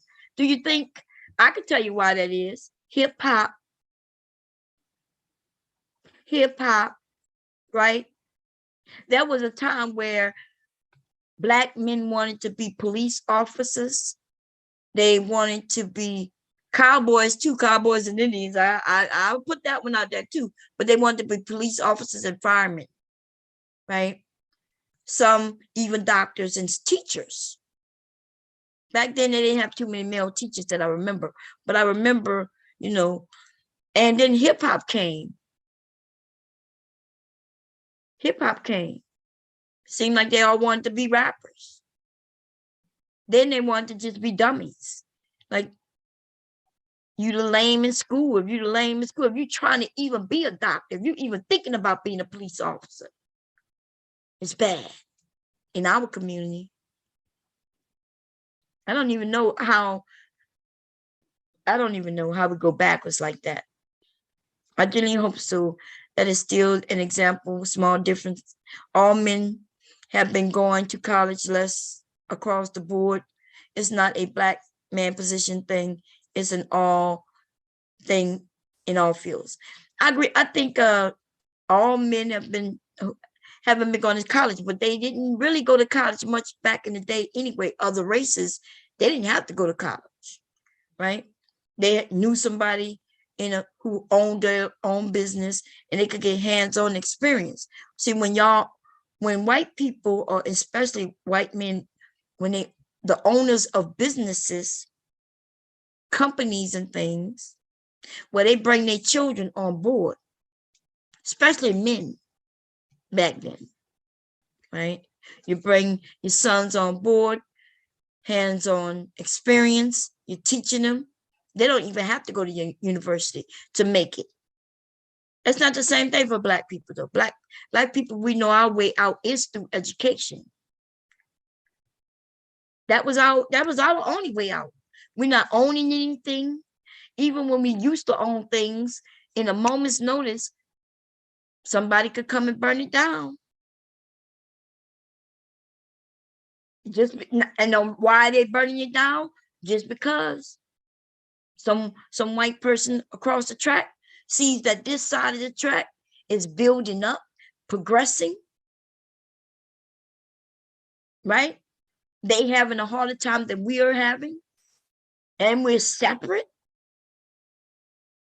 Well, by us being separate, that also meant that when we were separate, that means there's level to this. If you're separate, then somebody is on the top and somebody is on the bottom. That's just the way it is when you're separate, right? It wasn't separate but equal. What it was separate. We understood that we were separate and on the bottom, because we only got things once they were used. We never got new school books. We only got the used school books. And only after they were finished with them, and only after they became obsolete.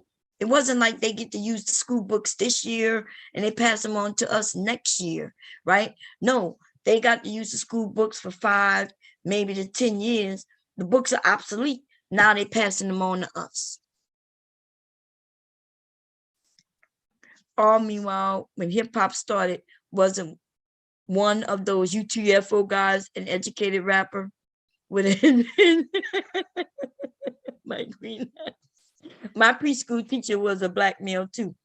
Yeah, but y'all younger. So I'm trying to look back, and I'm trying to look back in the 60s, 70s. I'm trying to see if I remember any black male teachers. Now in the 80s, I remember a few black male teachers popping on the scene. But when I was a young girl, teachers were females, were thought to be females. Now I'm not on the college level. I'm not sure. Okay. So remember, I was born in the 60s, y'all. Some of y'all were, some of y'all wasn't born until I was having children. So that may not, I'm a whole generation from y'all. But and I think even the year you put, what year you put, I was a goddamn, when in 78, I don't know what, I was 10. I was 10 years old in 78. I was born in 69. So 69, 79 will make me 10. So 78 will make me 9, going on 10. Yeah, I was 8. I'm sorry, I was 9 years old. Okay. So if I was 9, I'm almost 10 years old. So think about it. That's a whole decade, right? That's damn near a whole decade. I don't remember. Now, my mother did say she had some male teachers. I remember she said her band teacher was a male. So, but as far as all the schools I went to, I didn't see a male teacher. I mean, I'm talking about black. My mother went to Martin, which was a black school. By the time I come about, though, integration had started. But when my mother went to school, y'all, it was separate. By the time I was in school, it was still separate, although the laws had changed. In Louisiana, though, there was still separations. Still black schools and white schools. Today, y'all wouldn't even know what that looked like. You know what I'm saying? Y'all don't even know what that looked like. You had a black female preschool teacher? You said female. Yeah. And now, remember that program I was telling you about, my husband told us about? That's for males, black males who want to be teachers. Free schooling for 8 years, a guaranteed job, plus bonuses. And guess what? Guess why they put that out there? Because they're looking for black males who want to be teachers. Now, I have had some black male teachers attend my parties, come to my events, and come to me with their partners. That's true. But I'm going to be honest with you. They were young when they started. And then now when I reach out to them, I find out they're no longer teachers. Why y'all think that is? Why y'all think there aren't many black male teachers? Let's look and see if I can see what the percentage of.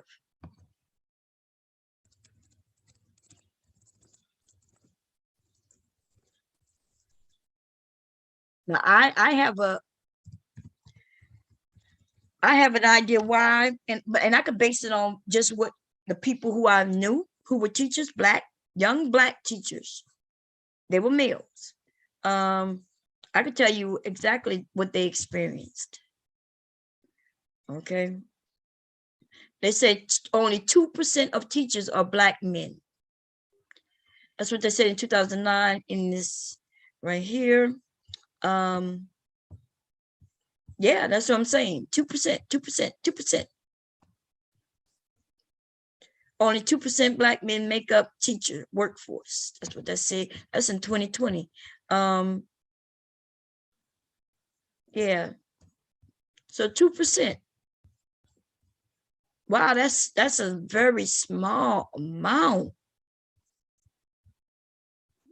That's very small. I can tell you why the ones I think I've known. Let me see. I remember he was a teacher. Because I always look like when the men would tell me they were teachers, I thought that was like fascinating. Like, wow. And they were young. You know, when I say young, like 26, 27, that's a young man who's already a teacher. Like, oh, okay. So when they would tell me they were teachers, I was like, wow. Like what grade? Right. So the ones who were in the elementary school, well, they did much better. But for some reason, they would end up being moved to middle school or high school. Seemed like their problems started generally around middle school. Middle school is where it's the downfall of black male teachers. Now, I'm not sure that to be factual, it's statistically, whether it's proof, but just based on the men who I've come across, which isn't that many, we admit, right? I only knew I'm trying to think how many it was. He was a teacher, I remember him being a teacher. No, he was a lawyer. Let's put it at 8. I'll put it at 8 men. Okay. So 8 men. And the ones who was in elementary at one time, they were doing well. They enjoyed it, everything good, right? They dealing with young kids. The ones who was in the high school, they was flirting a little bit with, it's a little scary. It's a little scary. The ones in middle school were the ones who were really frightened and trying to get out of the elementary school, out of that middle school, right? And when dealing with young girls of a certain age, right? And trying to figure out how to be her teacher and be a mentor without her developing something that may make it seem like he is doing something that he shouldn't be doing. And some of the ones that I spoke to, they thought it was uncomfortable, right? It was uncomfortable. And I was like, I was telling them, young girls, we can have crushes, but for the most part, we're not going to do no approaching. But it wasn't even the black girls that they was concerned about. I don't know. It was the little white girls that they were concerned about, who was a little more bold.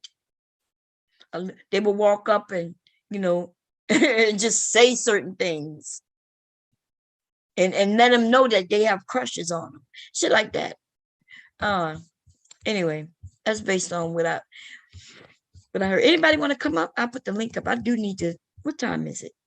Wow, it's 1:00. It's not gonna take me long to make the pillows though, because I'm actually making cushions for them this time. I only had to make 2 for my mother-in-law. The others, I think theirs already made. Who am I looking for? I don't know why I keep hearing a baby, y'all. And I know Leaky Leak not even here. I keep hearing a baby. Let me grab the link just in case y'all decide y'all want to come up. Right. and see how the men come in. Not the men. Let me stop calling them men. The manosphere men. Let's do that. I'm gonna be nice today because it's a holiday. Okay. Um, the manosphere men. You see how they come in and they'll say some bullshit, and they know they want to. I don't know why they don't think I'm gonna go off on the ass. Don't tell me no shit that, you know. Don't be telling me no bullshit.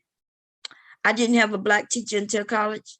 That's what I'm saying, Joe. Like, I think, I don't remember seeing a lot of black men. But my mom did tell me her band teacher was a male, or should I say the man, right? She may have, I don't know. I'm about to find my mother's yearbook, and I'm gonna look and see how many men teachers. They always had the football, the athletic department were males, and the and band and different things like that were males, right? But I had an art teacher. He was a man. That was my high school. Mr. Gare was in middle school for me. He was a black man. Now, the guy who was the arts teacher, he wasn't black. He was white. Did I pin it? Let me pin it. There we go. No, wasn't pinning it. Well, hey, okay, Joe. Hey, good afternoon, Bob. What's going How on? You doing, Merry Christmas and all that other good dumb stuff. Saying to you, my brother. Saying to you. You looking good in that photo, Joe. Oh, thank you, Mama. It's another day just trying to survive. but no, you were talking about the teaching thing. It's ironic because both my wife are teachers, and the first one, when I went to go do it, because I went to college to be a music teacher, and back then in the '80s, it wasn't paying enough. So, not being funny, that's why I went to the Marine Corps. It paid better. So, I know that's right. So then that's where I was like, I think pay was the biggest problem then. Now, a teacher in New York, in upstate New York in particular, might make, my ex-wife was making like $99,000 right now. What? Teaching freaking middle school kids. I mean, that was yeah. They making money like that? Oh yeah, they pulling it in like that now. So up there, but down here, that teacher might make top of the scale. I think it's like 60,000, 60 or 70,000. So they not really pulling enough, and that's the biggest problem. And then with male teachers, like you said, the drama that might come with it, in terms of the sexual part of it all and all kinds. Because this is a teacher that got jammed up here. There's been a couple of male ones that have been jammed up here messing with little kids. And the one brother I knew, I don't know what the hell he was on. He beat his ass with though. You 40-something years old messing with a little white girl that's in the 9th grade. You got some shit. Yep. That's how that's who they get caught up with, them little white girls, because they. Right. Yeah. Mama, nigga, you beat your ass with. Now, you got a whole family at home. Kids that are, this and that, the wife, doing the family thing, like good black folk do. And you want to sit up here and risk your livelihood and your damn freedom for some little white girl that, what's a 9th grader, like 13, 14 years old? Yeah. Man, come on. But that's the only thing with teaching. I was like, nah, because even when I go to help her, I go in the other room, because she has like 2 bays, because she teaches agricultural science. And I'll go in the other room if there's any kids that come in the room, and if I'm helping her with something or putting something together or doing whatever, or typing some stuff up for her, I'll go in the other room if they come in there. So I'm like, no, I don't want no, I mean, I'm not going to do anything, but the thing about it is I don't want to be, somebody claiming that you looked at some little kids the wrong way. Right. Now I'm going through hell with this shit, so, man, that kind of thing never leaves you. That kind of, but you got enough of these freaking perverts running around out here now. So it's crazy. Man. It's crazy. It is. So. It is crazy. And then, so, as young women, young girls, should I say, even young girls who trying to figure it out, 9th year, having a crush on a teacher is not abnormal. You know, what she did as a young girl is not abnormal. What happened abnormal was him being an adult, not knowing how to say no.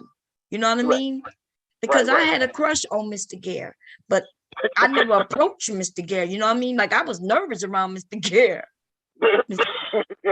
I'll never forget Mr. Gare. Mr. Gare was handsome, black man. He had that Jerry curl. He used to own a place called Gare's Hair Care, you know, and man, oh man. But Mr. Gare never, like he never stepped out of place. And he stayed professional. Because there was a lot of us that had a crush on him. As far as I know. And that's probably, like I said, back in the 80s? You know, school was vastly different, you know, in a sense. You know, you had a little crush on a teacher, whatever, something like that, but you would never go to the level that some of these children are going to now. You know, and a lot of that bad behavior starts at home, but you know, it is what it is. They looking for the teacher to take care of the kids. I'm like, no, that's not his or her job to do that. But they you know, like I said, if it's a career you want to go into it.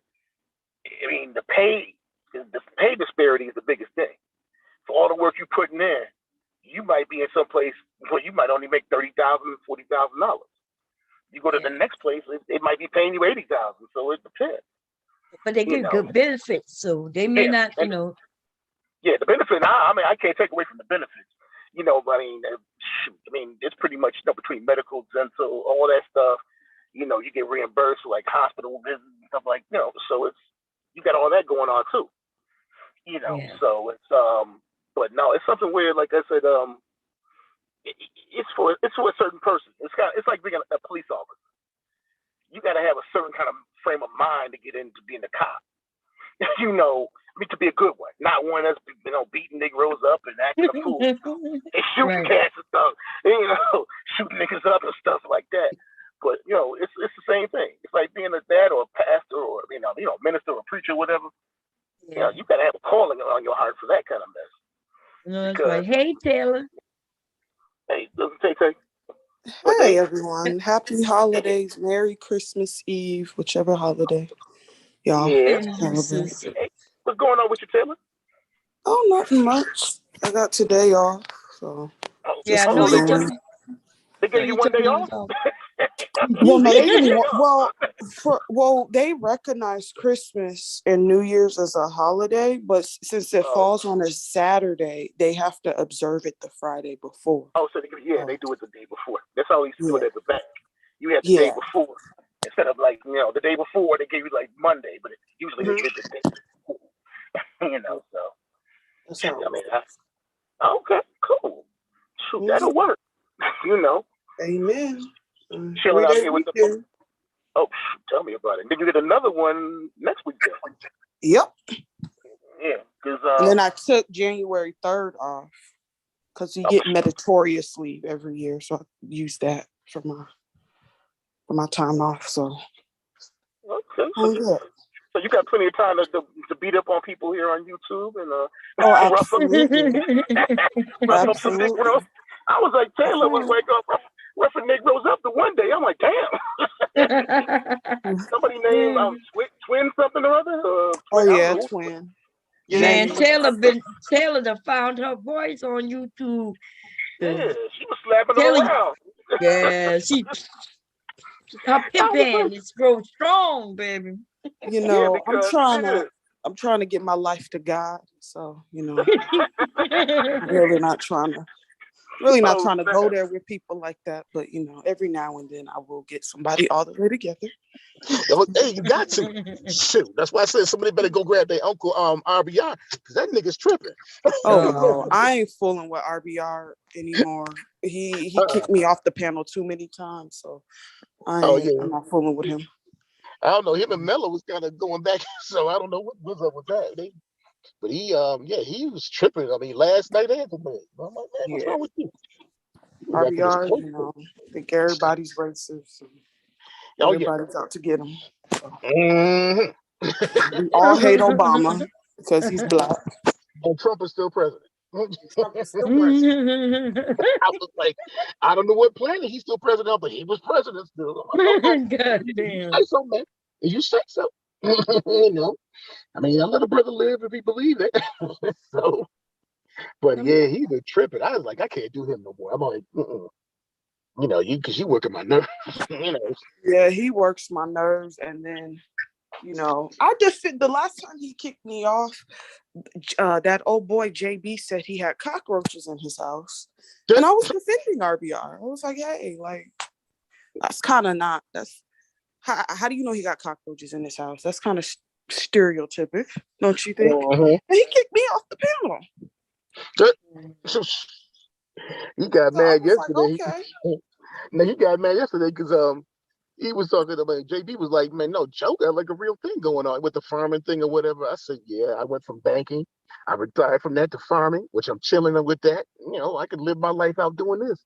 And he was like, that's cool and shit. I don't know. I was like, you're not helping anybody. I'm not helping anybody. I heard the banking industry is very cutthroat. It is. And it's a younger person's game. Let's put it that way. Me at 57, I probably would have had to walk out the door by now. Right. Because you're paying me more than like the next three people. So what happens is, okay, I can get some 20-year-olds, 20-year-olds to do your job. And, because they're disposable. So now, okay, I hire you, Taylor. Okay, so maybe Mother, and let's see. Okay, well, I'll work y'all till y'all drop, and then just find three more y'all. Whereas with me, it's kind of like, okay, well, I've been here enough years. I got to put my time in. You paying me good, and you're gonna be hard pressed unless my numbers drop off somewhere. You're gonna be hard pressed to get rid of me. So, by the time you get about 50, it's like, yo, I'm out, deuces, and that's how you treat it, because younger cats is like they're nipping at your heels, which they should be. You ain't got the urge to do some of the stuff anymore, running around, taking care of clientele. That shit gets old after a while. Yeah. And it's something where I would tell somebody if they want to do it, it's in a transition right now. All this stuff is going to computers and crap. So, and it's all more the AI and all that stuff is coming into play. I mean, that's a job for certain people now. I mean, I help cats when they call me. They're like, yo, Joe, what about this? I'm like, yeah, you want to go that route instead of this route. Don't tell them this instead of that. And you should be all right. But nah, unless you just dying to do it, don't do it. Don't do it. You dying to do it, then, but nah. But no, Taylor, I think you happy. You sound like you're happy where you're at. So. You said what now? I said it sounds like you're happy, maybe happy where you're at, doing what you do. Currently right now, no. Oh no, okay. I mean, it's convenient right now because I have a job, of course. But I'm getting ready to make a career change once I get my certificate. And and then I'll go from there. All right, hey, that's what you do. Work hard, get it in while you're young. Yeah. So you could chill at like 55 or something like that. While other people still running around chasing that daggone their hamster trail or whatever they call it. I ain't chasing no hamster tail. Nah, too old. People too old for that mess. You got cats working at Walmart 75, 80 years old. I'm like, that's that I can't be like that. And Walmart is slick too, because what they'll do is they won't give you your full 40 hours a week, so they don't have to give you medical or any benefits like that. I'm like, that's trifling as fuck. Yeah, it is. Yeah, Walmart, I heard is real freaking janky to work for. They I heard they do a lot of little underhanded stuff.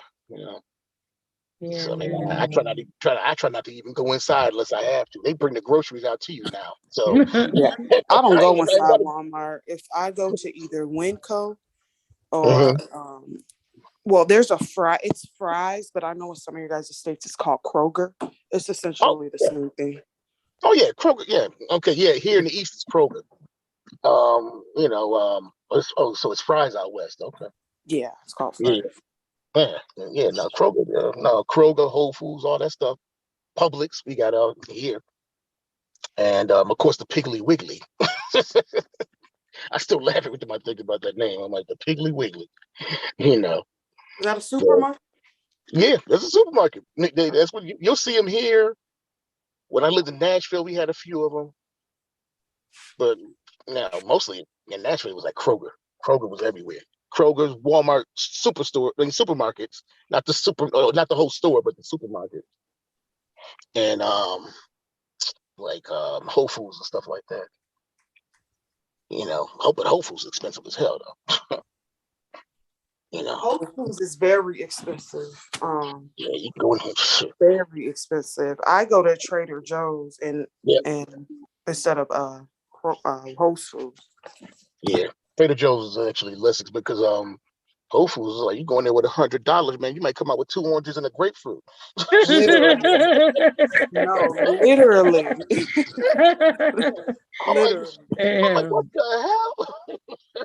And they take your money with a smile too. I'm like, oh, okay. I don't drove 40 miles to come here. If you have Amazon Prime, I think Whole Foods delivers now. Yeah, they do.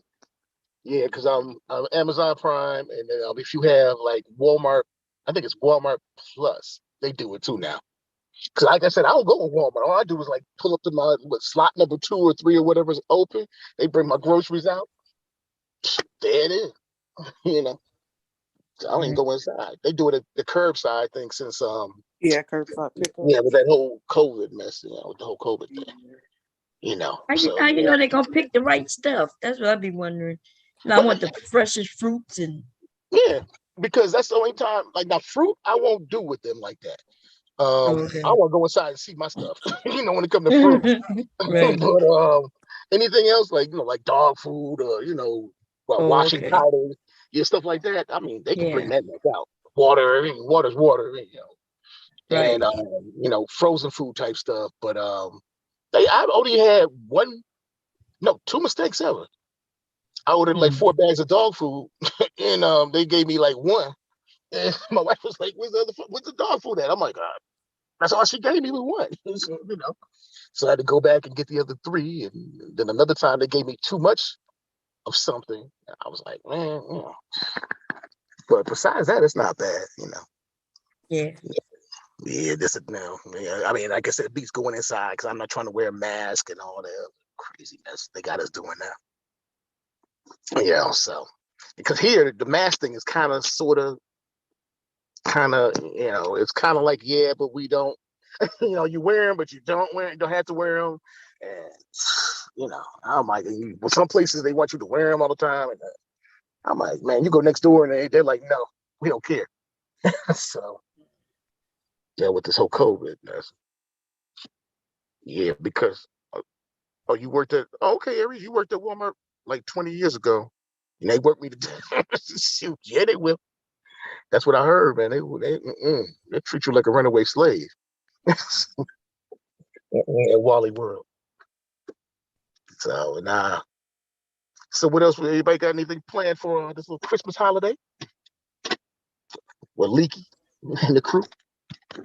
Legally gonna be here for the morning when he wake up, but after that, I ain't got nothing planned except I guess gotta maybe go by my mother-in-law.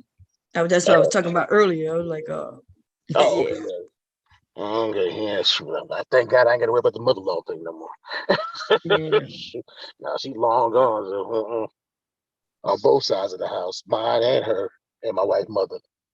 So it's an occasion where pretty much it's quiet for us. Junior, he'll come home for a minute, and then they got some football, some bowl game they got to do. So so the band playing for that, so he'll be gone. So that's about it, and that's about it for it. And the other one, he's chilling with his mama up in New York, so he's with his mother and his stepfather. So, and I wasn't definitely going up there because I don't know if it's snowing or not yet. But I'm not trying to get stuck up there. Sure. Come see me in the summertime. But it's, I mean, the little YouTube streets have been kind of peaceful lately. I mean, yeah, it has been seem like. Yeah, I mean, I know what's his name, the Manosphere dude that died. Yeah, I didn't know who he was really, so I heard the name before, but you know. Yeah, I didn't know who he was either. I heard of him, but I've never took care to watch any of his videos, because if it's any like these dudes on here, then I mean, I'm not really missing out on anything. No. Right. I mean, that's why I said with that. I mean, I've heard of him, but I didn't know who he was, and the same thing. I mean, I don't really listen to anybody in the Manosphere. I mean, you know, yeah, I don't either. I'm not an angry man person. I'm not what's his name, like Bernard Riley and all of them. I mean, I don't really, you know, I'm not, you know, maybe I'm one of the few dudes, I don't know that, but I'm like, they just don't, you know, do nothing for me. You know, they had a little Manosphere meetup. You know, and, I think that took them down a peg, you know. I thank you, because I'm like, when I saw him, I'm like, what? I said, oh, it's a little big. I can see why he's so damn mad. Like, that little nigga was like, he's about to I just say, well, I said, okay, now it makes sense. Okay. So I've been telling y'all, haven't I said, if y'all see each other, some of you men will back up and be like, yeah, I'm looking at freaking what's his name, your boy Obsidian. I'm like, okay. You know, I tell you, another small one. I'm like, okay. You know, and what's it, Minister Jack? They had a picture with them, and but not really like the biggest cat they, you know, size wise they had there. But the rest of them, I'm like, damn, okay. You know, it's weird, man. And no Kevin Samuels, so you know, that's the one. Man, can you imagine? I bet you someone went there thinking he would be there, you know? Right. And he lives in Atlanta, so that's the part that kind of got me. Yeah, he lived right. Yeah, they said he didn't show up at all, so I was like, oh, okay. You know, I guess maybe he'll come to the next one. I think it's in Houston. So what if he didn't go to one right in his backyard? Why would he go? You know? Yeah, true. But he don't really claim Manosphere, you know. Yeah, I don't think he really does either. Yeah, so it's, you know, because you got them kind of split up. You know, of course, O'Shea is I guess one part of it. Angry Man is another part of it, and then you know you got the rest of them kind of running another part of it. So they kind of split up. It seems like. Yeah. So I mean, it's a case of. I mean, who cares? Let's put it that way. You know? I mean, because like I said, man, these cats, man, talking so crazy sometimes. You know, I'm like, you know, why be bothered with it? You know, so, you know, it's like I don't even go to platinum every now and then. I'll go over there for a hot minute. You know, what's his name, DJ Kuda or whatever. But it's like literally a hot minute. You know. Yeah, so you get the ones that, you know, Grandmaster Troll. You know, I guess he went on a freaking doxing spree. No, who he got? Everybody and their damn mama. Yep. Damn. He doxing dead people, I think, damn near. He went in on a bed. You know, they were talking about, you know, he was like, yeah, he doxed everybody. I was like, he doxed everybody. See, I mean, because Grandmaster Troll joints be like late. You know, I'm like, man, I'm asleep. Yeah, when it's 2:00 in the morning, I'm like, man, I ain't got time for all this. You know, Grandmaster Troll, I like him, man. He got. Oh yeah, he's funny because he hit them all up. Man, you know, but they shouldn't mess with him, I guess. Shit. But I think the people who he run a dox on, they've already been doxed, and he just found the information. So but people blame him. But remember when he got BGS, that was already on the internet. He just did it. Yeah. So Angry Man, I remember when Angry Man, they said he doxed him. It was already on the internet. I ain't gonna say who I saw it from first, but I'm gonna just tell you that it wasn't him. Yeah. Well, Grandmaster Troll said that Angry Man allegedly is the one that doxed him first. So that's why. Yeah. So that's why it kind of is on the Angry Man's neck and will always forever be. You know. Yeah. Now the other people, I mean, I don't know in regards to them. But I know Angry Man is the one that doxed him first. Oh snap! Okay. Yeah, I mean, because that's what I figured. Because I know he was on the Angry Man binge for a minute. He was on Angry Man net for like for a while, and then you know, like I said, I know he bumped heads with somebody else. It was kind of hitting them for a minute, and after that, he pretty much like he went after all of them. BTS, Angry Man, you know, everybody. Yeah, because they used to, when they was over there, they used to be together. And so when they went after him, they was all together. So I guess he figured shit. Getting bigger, larger. He see, when they had them large, BGS had that large following, and at one point he couldn't do no wrong. Right. They thought they could do what they were doing and get away with it. But now he's getting a large following. You see, he over there growing, man. Yeah, true that. Shoot, because GMT, I don't know, Mother Twerk, I don't know. Maybe somebody knows. She's asking, didn't the Manosphere docs GMT? I'm like, yeah. I mean, did they? I don't. Yeah, I'm not. Yeah, he got doxed a while back. Yeah. Yeah. Yeah. Yeah, because I don't think he's the type of cat that just be doing it on a humbug, you know. Yeah. This ain't like the beef section where they're going at each other like mad dogs. But, someone who fed him info to G. Oh, okay, so that's what happened. Yeah, because I know. I mean, I think at one point Obsidian even doxed Angry Man, or Angry Man doxed Obsidian. One of the two of them, they went back and forth, I think, for a minute. You know, so the doxing thing. I mean, I just don't, unless you just got to, you know. You know, and which I don't see too many reasons you would have to, but unless you just got to, it's something that you don't want to do that. That's fine. Really can't. Once you've been doxed, you putting that. You were saying that, Taylor? Can you guys hear me? Oh. Yeah, we can hear you now. Try again. Okay. Sorry, I'm in an area with bad reception, so if I go out, I'll be back. But once you've been doxed, you cannot be Once you've been doxed, you can't say that this person doxed. You know, right. Once you've been doxed that first time, it's already out there. So if someone puts your information out there like that, it's not really considered doxing per se. They just I guess they're just redoing it, you know. Redoing it, repeating it. Just repeat what they heard. Yeah. Because I know who doxed me first, you know what I'm saying? But it was what it was, you know what I'm saying? Right. So you know, and I mean, there are other people, of course, in the chat that have been doxed, you know, and that last little situation was, you know, jacked up with, you know, with some folk down there. They know who they are, but I mean, that whole situation is jacked up and it should have never happened. What did she have to do with any of this? You know, the person that, you know, got doxed. The persons, let's put it that way. Not, you know, they didn't have nothing to do with any of that. So, but you know, people they get on this revenge mode. So it's like, come on, man.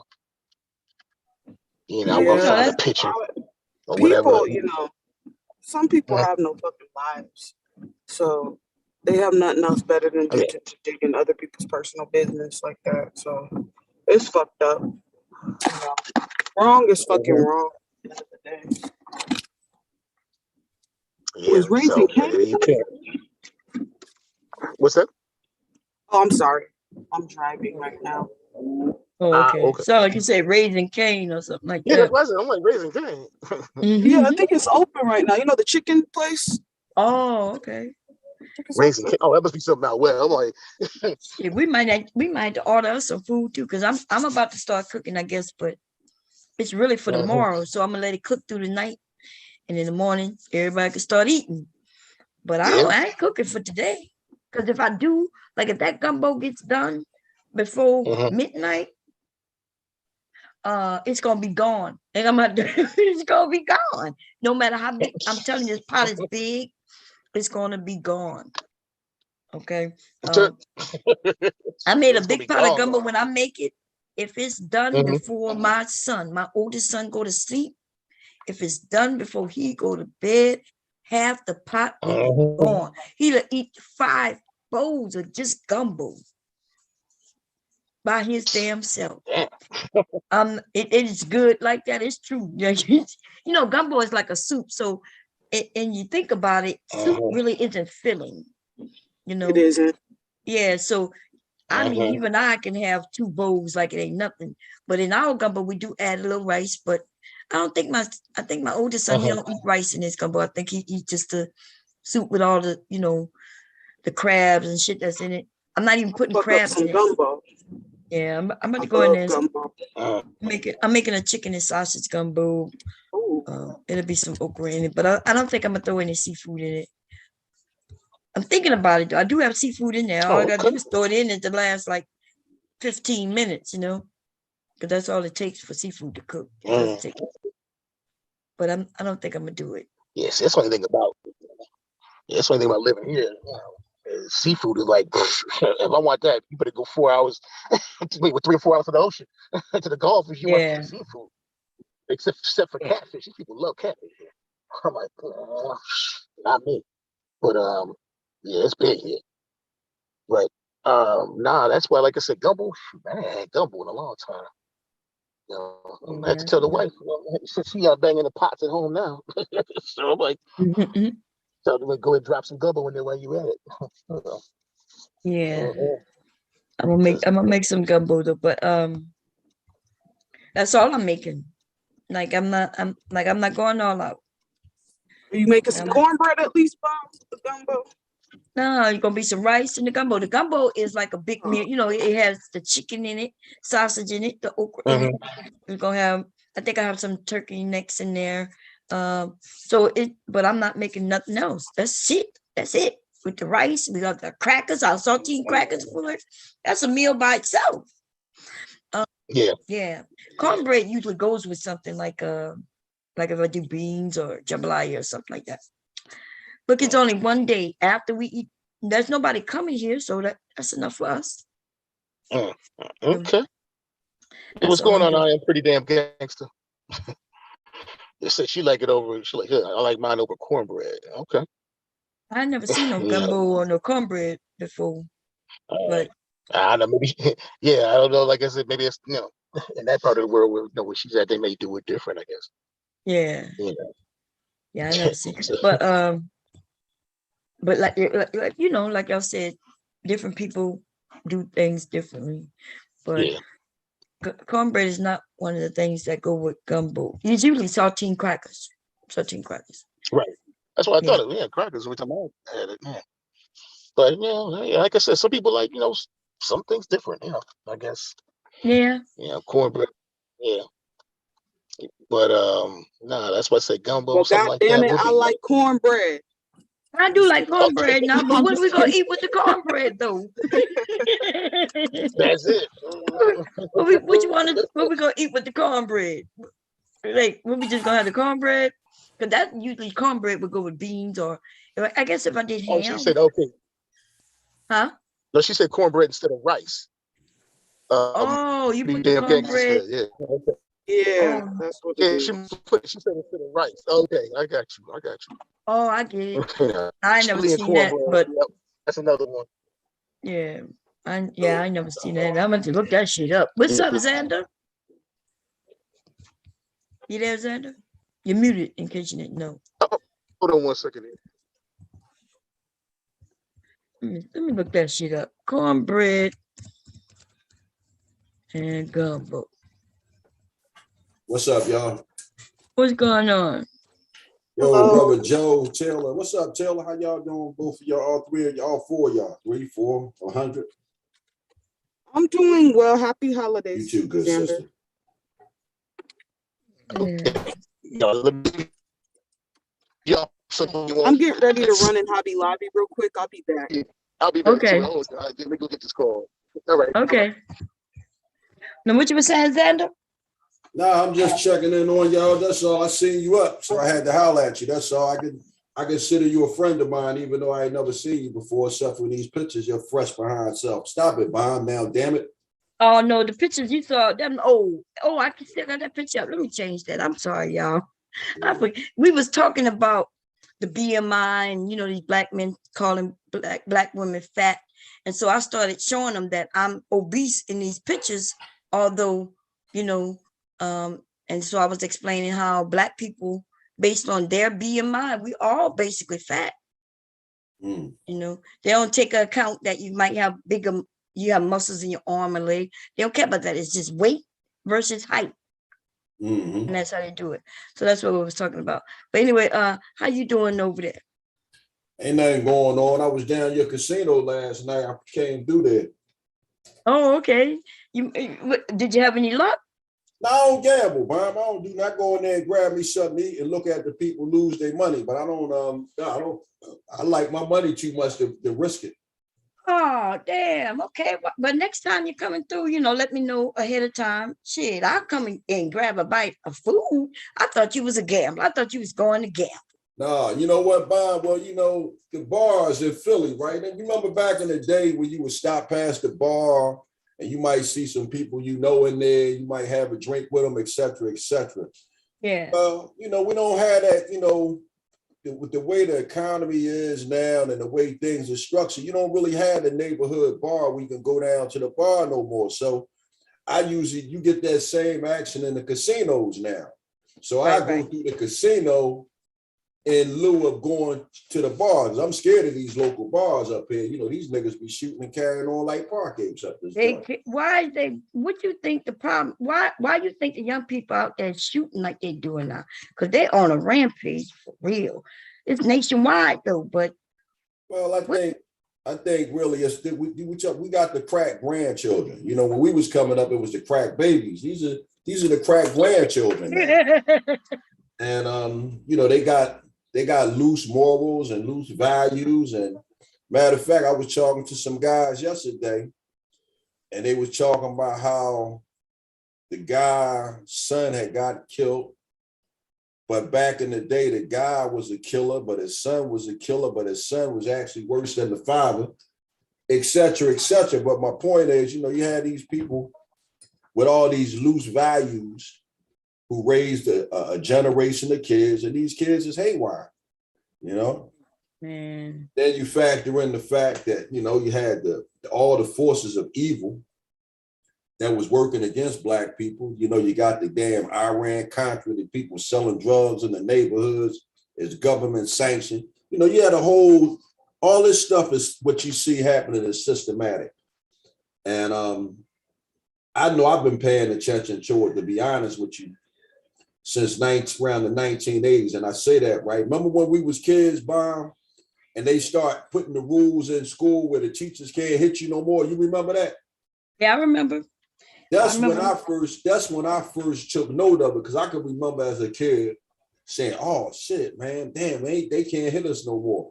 But you still had some teachers that would tear your ass up. All of that stuff is systematic. The discipline out of the schools, the prayer out of the schools, the drugs in the neighborhood, the children able to call the cops on their parents. All of that stuff is government sanctioned. It ain't no mistake that we ended up at a place where we are now. It's all about control. For example, if you got a lot of people in jail, right? You got a large number of people that's under control. Now they can let them guys work. They can experiment on them guys with drugs. They got all kind of stuff they can do. Now that's just the prison system. Now you got the dudes, look at how many people getting Social Security and disability checks now. So now you got all these people getting all these goddamn different checks. It still boils down to control. And you give these people a couple of dollars, give them just enough so they can function and get high and get drunk and all that shit. But it all boils down to you got a small amount of people controlling a large body of people through dysfunction. That's all it is. If you're asking me, you know what I mean? I'm not saying what I'm saying is gospel, but that's what me and my guys talk about. Right. Well, I do know that, they stopped spanking, but that was our generation where they stopped spanking us. Yeah. But I remember when we was younger, they used to be I remember this guy named Johnny. Johnny got his ass we was in middle school. They called Johnny down to the principal office. I was down there because I had forgot my lockers. I couldn't open my locker, right? Mm-hmm. Forgot the combination. So I'm in the office waiting so they can unlock my locker. And Johnny got called in the principal office with that big ass paddle. Right. And they told Johnny to bend over. Johnny started to fight the damn principal. Right. Man, I'll never forget that shit. That's when I realized these motherfuckers can hit you. Right. But I was a girl, so I'm assuming the boys probably got spankings, hit. I'm talking about with a big ass paddle, y'all. And see, the thing was, that was my thing, right? When I was a young boy, I started fighting them teachers back too, because I was essentially a good kid. But when I started hanging around my buddies, man, these dudes coming from dysfunctional households and all that, they're like, man, what you mean you let the teacher hit you? Man, hit that motherfucker back. You know what I mean? So, these dudes were some hardcore boys. And but these was the kind of cats that I hung around, and they rub off on you, you know what I mean? Because they looking at you like, man, what's wrong with you, man, that you letting teachers hit you, man? I kind of agree with that to an extent, especially since we know that there was a lot of racism back then. Yeah. And I never seen them hit no white kid. Why they hitting Johnny? You know what I mean? Why?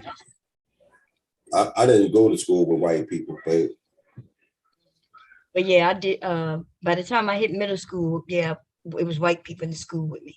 Yeah. So they hitting on Johnny. Johnny was Latino. His family had moved down from New York. Right. So he was already in a whole different environment, way different than New York. He was in the bayou, baby. Right. I'm telling you, his life went from being in a city to a whole nother. And so, but they was hitting on Johnny. But I don't agree with principals unless this principal is somebody I know, have met, somebody I trust. Don't hit my kids. Yeah. So I don't think it's the hitting of the kids or not being able to hit the kids that's done it. I do think crack has something to do with it, but today though, in the last year or so, this is different though. It's like they out there. I don't think even us being lower class isn't the reason why they're doing this crime neither. You notice white people committing crimes, and they calling it. Did y'all notice when white people come together to commit crimes, it's called something else? Oh, right? Yeah. What they calling it? Yeah, they're calling it something else that these people are doing. They going to Louis Vuitton and breaking shit in and taking it. It's called something else. When we do it, then it has this negative connotation. When they do it, it's a movement. Yeah, it's missing. Well, that's how it is, though. They call that kind of old slick shit. First of all, white people, they the ones, they the forerunners of all of this bullshit. For real. But they ain't gonna take they ain't gonna take no credit for it. They're gonna give it all kind of clerical terms and make all kind of excuses for that shit, But hey, look, Dr. Phil had him on the show, right? Right. He, like some of these people was on his show admitting to doing this shit. You know, goddamn well, no black person, man, we would have been locked up and put in jail. But anyway, he was asking them what gives you the right to be able to do this? And the woman said, hey, it's a movement. That we are tired of not being paid enough and being treated, a certain way, which I understood what she was saying. But still, Dr. Phil was like, what gives you the right? You need to work for what you need and da, da, da, da. And she was like, no, I think it's a movement where these younger people aren't us. even though we knew that the shit was wrong, we had no choice. But with the help of other white people, they're out here saying they demanded more money or they quitting. There's a mass group of people quitting. Yeah. They asking for $1 more. The people saying they ain't giving you no $1 more. So they saying, okay, fuck it, I quit. Yeah. But if you quit your job, where that leave you? So now your mentality is, I'm gonna take somebody's shit. You know what I mean? So that's the only other conclusion that you can come back to. If you ain't gonna work for it, that means you're gonna steal it. But okay, so and they stealing it mainly from, so they're not breaking in people's homes to steal it. They're breaking into businesses to steal it. And that's why the lady said that she think what they're doing is a movement, right? Stealing from Walmart, stealing from these goddamn companies who don't even want to pay a living wage, but then want us to spend our money with them. Yeah. I mean, I understand everything you're saying, but for me, I like order. You know what I mean? Because when you don't have because the opposite of order is disorder. And when you got disorder, now you got people running wild and acting crazy. And it's like, man, see, because that's the whole thing, right? For me, right? The one thing that I do know from living and functioning out in these streets, I know if a law-abiding citizen like me or you have to defend ourselves against somebody who's chaotic and disorderly, man, them fucking people want to lock us up and they want to take our goddamn money and shit. And that's the opposite of that. They don't want to hear that shit. Like, yeah, man, well, he tried to write. They want to lock you up first. You got to pay for a goddamn lawyer. You got to go to court. And one of the things that I know from experience, if you get into it with somebody that's fucked up, 9 times out of 10, you're going to get off. You're going to get off, but you're going to spend a lot of goddamn money getting off if you catch my drift. You like order, right? But what I think is, we think something is order because they're telling us what to do. But while the rich, they are the ones who disorderly, right? They're able to get away with shit. They're not paying for shit. They're not even paying the taxes we pay. So why is it that we the only ones who have to have this certain type of order? Well, what about those wealthy motherfuckers like Amazon who not paying taxes? Well, you know what? I hear what you said, right? But there's less people at the top. So because there's less people at the top, but I'm not giving them an excuse. I'm not giving them an excuse. I don't like the idea of nobody getting the fuck over and shit, rich or whatever. But since there's less people at the top, it's not such a ripple effect with their bullshit. But because there's more people at the bottom, when the bottom starts to become chaotic, man, that's how you get revolution and all that shit. You know what I mean? And that's what we need, revolution. But see, you got it wrong. See, the chaos at the top dripples, it drips down on us. See, you say it's not many of them, but they control the majority of our finance and our money, our economy, right? They run that shit. So it's just a few of them running everything and how we all live. We're scrapping and scraping and even having to ride for what we want. And they're literally up there robbing from us. I agree with you. So I agree with you. But I know one thing, I don't like all this shit because like I said, a lot of times, like again, go back to the people at the top. And again, this is not me caping for the people at the top. This is just me seeing how that shit affects my life. I'm more affected by these crazy ass motherfuckers just running around here doing all this crazy shit than I am by some rich motherfucker cheating on his taxes or even sending jobs overseas. Now, sending jobs overseas, that's really what caused the problem because, I'm not sure what it's like where you at. But Philadelphia used to be an industrial town. There used to be so many factories and places where people could work. Everybody had a job. It's not like that now. Now it's a lot different. I think it boils down to entry level.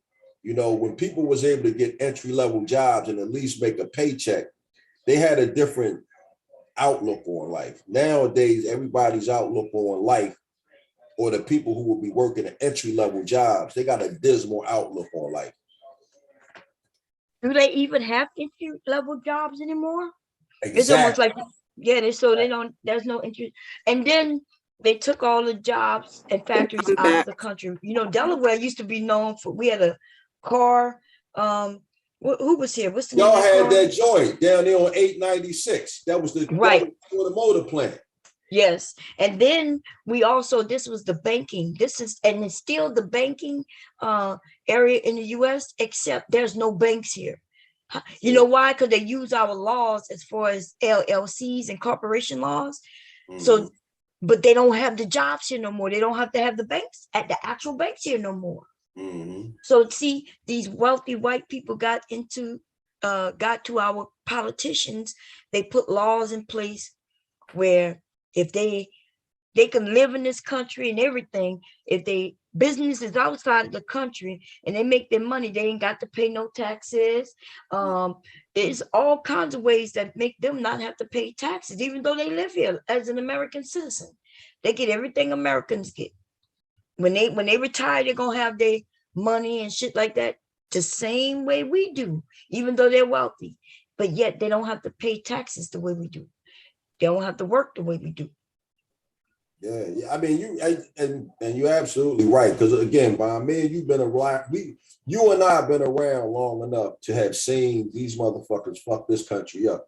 And I think the nail in the coffin was back in 2001 when they started them two goddamn wars. I remember that because I was still on active duty then.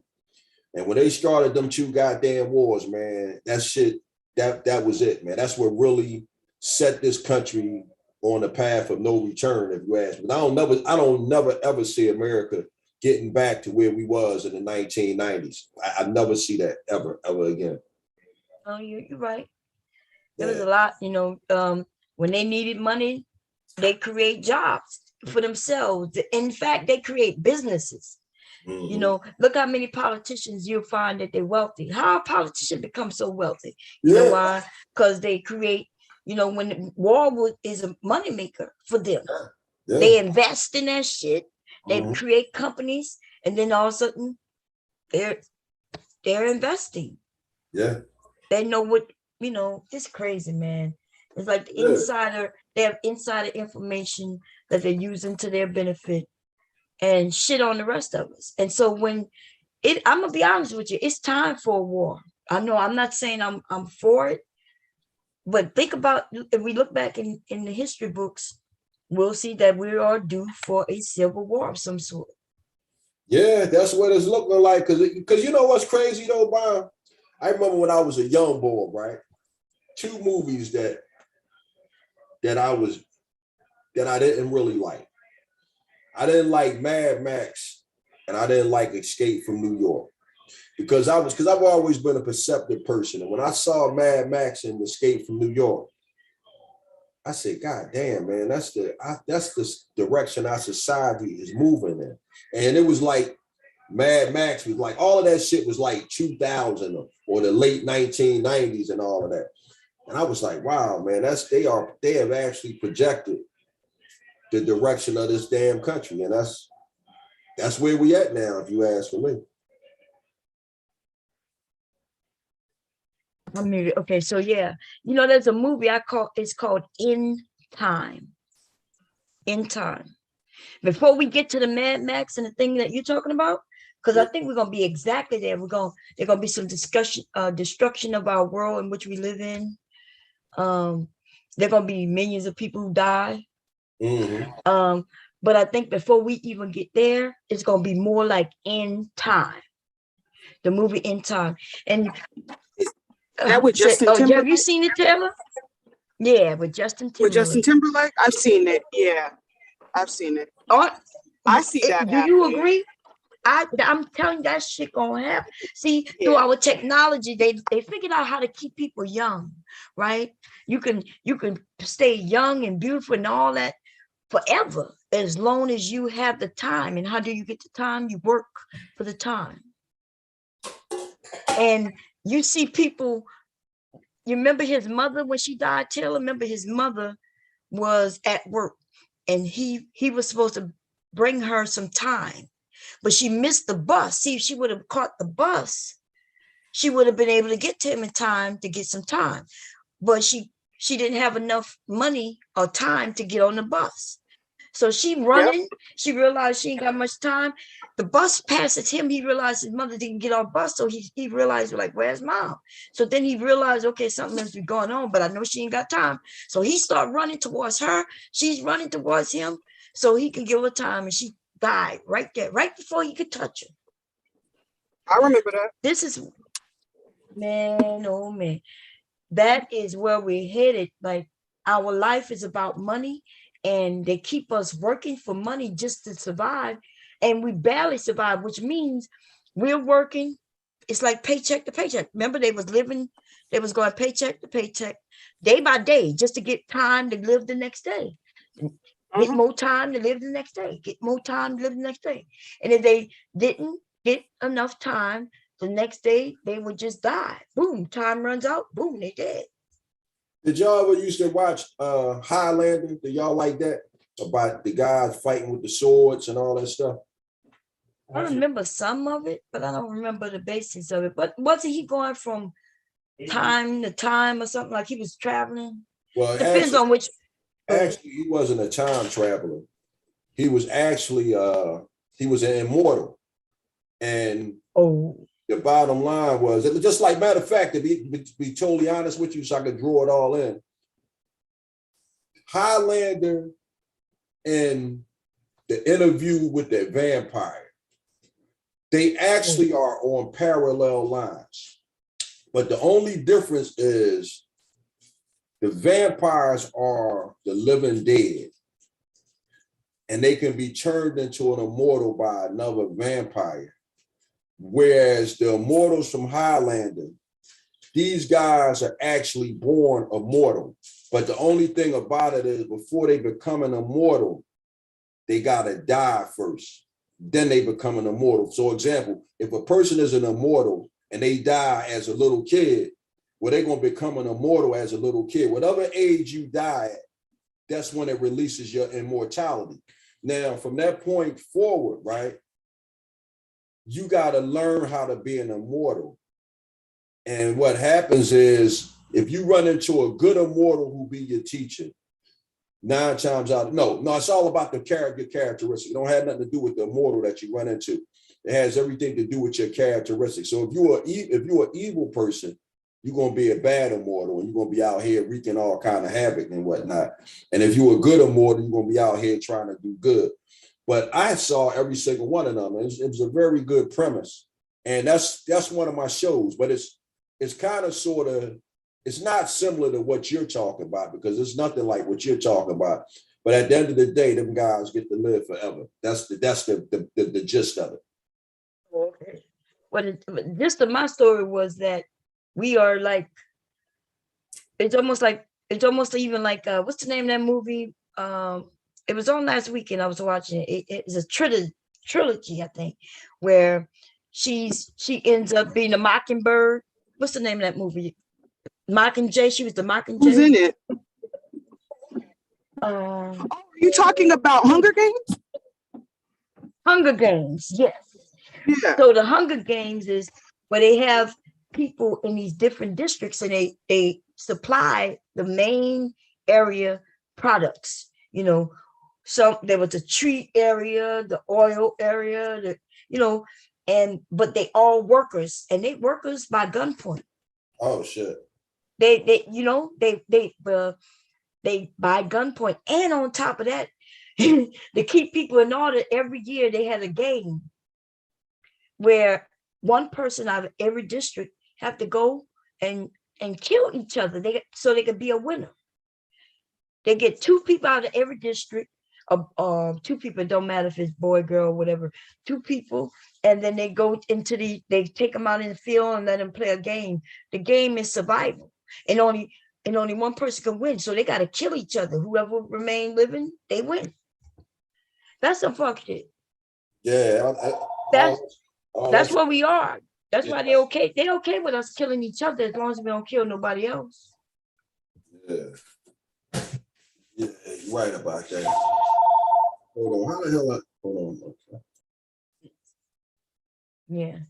So what you think about that, Taylor? The Hunger Games and man, because The Hunger Games, I watched the first one. Mhm. I didn't watch anyone other after that. I should though, okay. because a lot of Yeah, times they good. these movies are representation of what is currently taking place now or will take place in the future. Yeah. So let me give I you need to synopsis start stepping up my movie game. Let me tell you how the other ones. I'm not gonna tell you the whole thing, but it'll be enough for you to want to watch it, but not too much to give it an end, right? To give you the ending. But so remember that in the first one, they allowed there to be 2 winners as long as they're from the same district. Remember? Yeah. Okay. So they allowed her and him to win. Then there was another one. They decided they want to kill her, and they thinking, well, how can they kill her? So they make another game where they decide to bring back all the current, the past winners. They brought the past winners back together to play again. So even those who won ended up killing people just to win. Now they back. They got to do the game again. Girl, it's crazy. So she ends up having to play the game and fight for her life again. And they still at the same issue they had the first one, where they could only be one winner, which means either she gonna have to kill him or he gonna have to kill her. But it ends up where she falls in love with him. He already was liking her. Remember, he already had a crush on her. She ends up falling in love with him. But it's crazy. That's how Highlander. That's the premise of Highlander. They say there could only be one, and that's there could only be one. Oh, that's why they was killing each other. Because I remember in Highlander, another immortal would pop up and they had to fight another one, and so that's why he was fighting other immortals because there could only be one. Yeah, they could only. Well, it depends. See, some of them dudes ain't about that life. But then you always got some evil dudes that be like, man, I want to be the one that's left. But the thing about it is, it's crazy because realistically, there would never only be one because according to the premise of Highlander is you got thousands of immortals around the world, and people are going to become immortal. So it's like it would actually be like trying to wipe out the human race, because how you going to do that when you got people born all the time? But I mean, it was a real good picture though. That was my shot. Yeah. Oh, okay, I got you. Yeah. You ever seen the movie One? What's it called? One? What's that Chinese karate guy name? He was in the movie with Alea when she was younger. She was in that movie. Talking about Jet Li. Jet Li. Did you see that movie? It was called One, I think, and so in that movie, they had different alternate worlds, and they found out that if you go and kill all the people like yourself in all the alternate worlds, you would gain this extreme power. Wow. So the Jet Li's of other worlds was going around different worlds killing. So I guess his other world person came to kill him. Right. Wow. That was good. That was a good movie. Yeah, it was almost like people seeking. It's almost like people would do anything to seek power and fame or wealth. Right. Yeah. You would kill yourself, like killing yourself in an alternate world. Wow. That's extreme. Can you imagine seeing yourself and killing yourself? No, I couldn't even imagine. I couldn't imagine killing anybody if I didn't have to. Right, that's what I'm saying. Some people can't imagine killing anybody else, but to go face to face with another you from another timeline in this world, and just going to, that's some extreme shit, man. Yeah, you're right about that. Let Yeah. me see.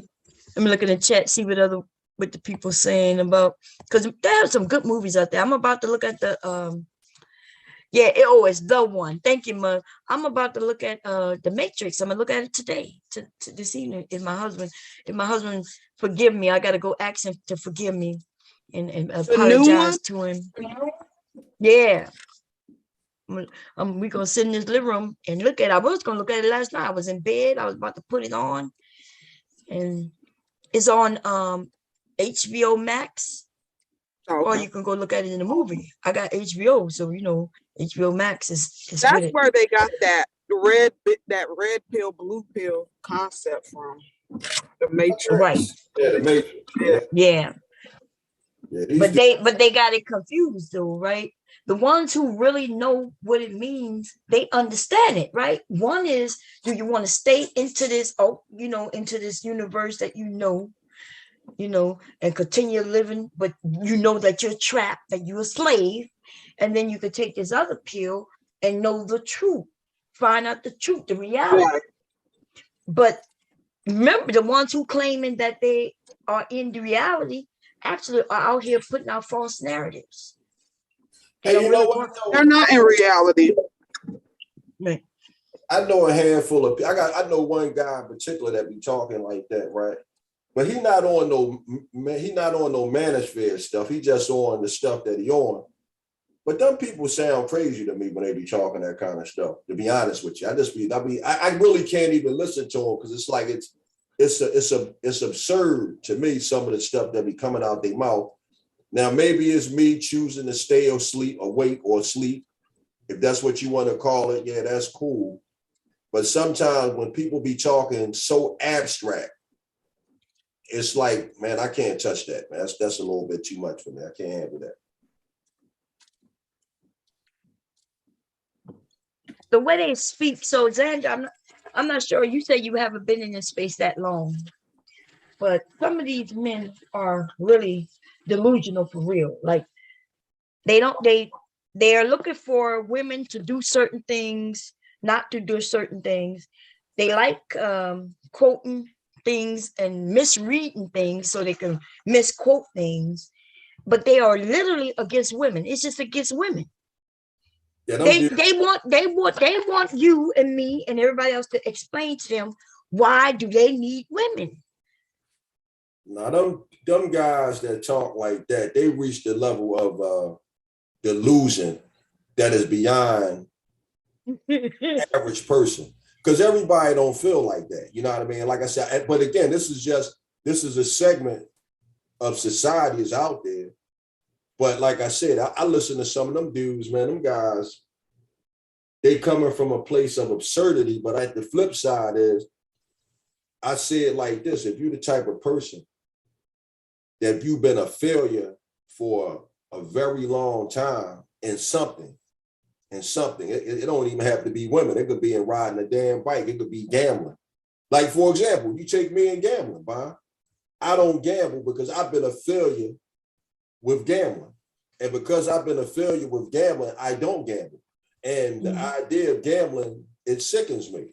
So you take these dudes, they've been failures with women for most of their life, probably all of their life. So as a result of that, they've developed a certain contempt toward the opposite sex, and they've justified it in their mind. And not only have they justified it in their mind, the internet has brought them in contact with other guys who have had the same experiences. So now you're in the company of people who, now you don't feel alone no more, because it's like, oh, wow, thank God it's not me. You ever seen the Highlander Press? What? The movie. What is it, a movie or was it a show? Xander? Or movie? No, I thought.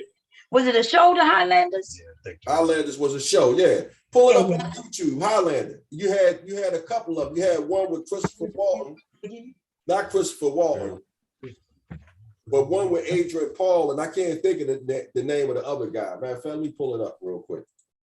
No, I was just asking my husband, do he remember that that show? Yeah, I'm gonna pull it up. But that's my show though, Highlander. I'm gonna do that.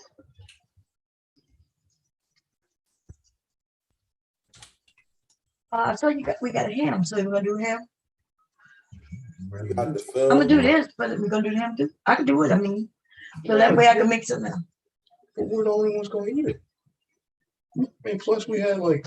Okay, I can have that. I'm just saying we have. You got that ham in the refrigerator. We got it.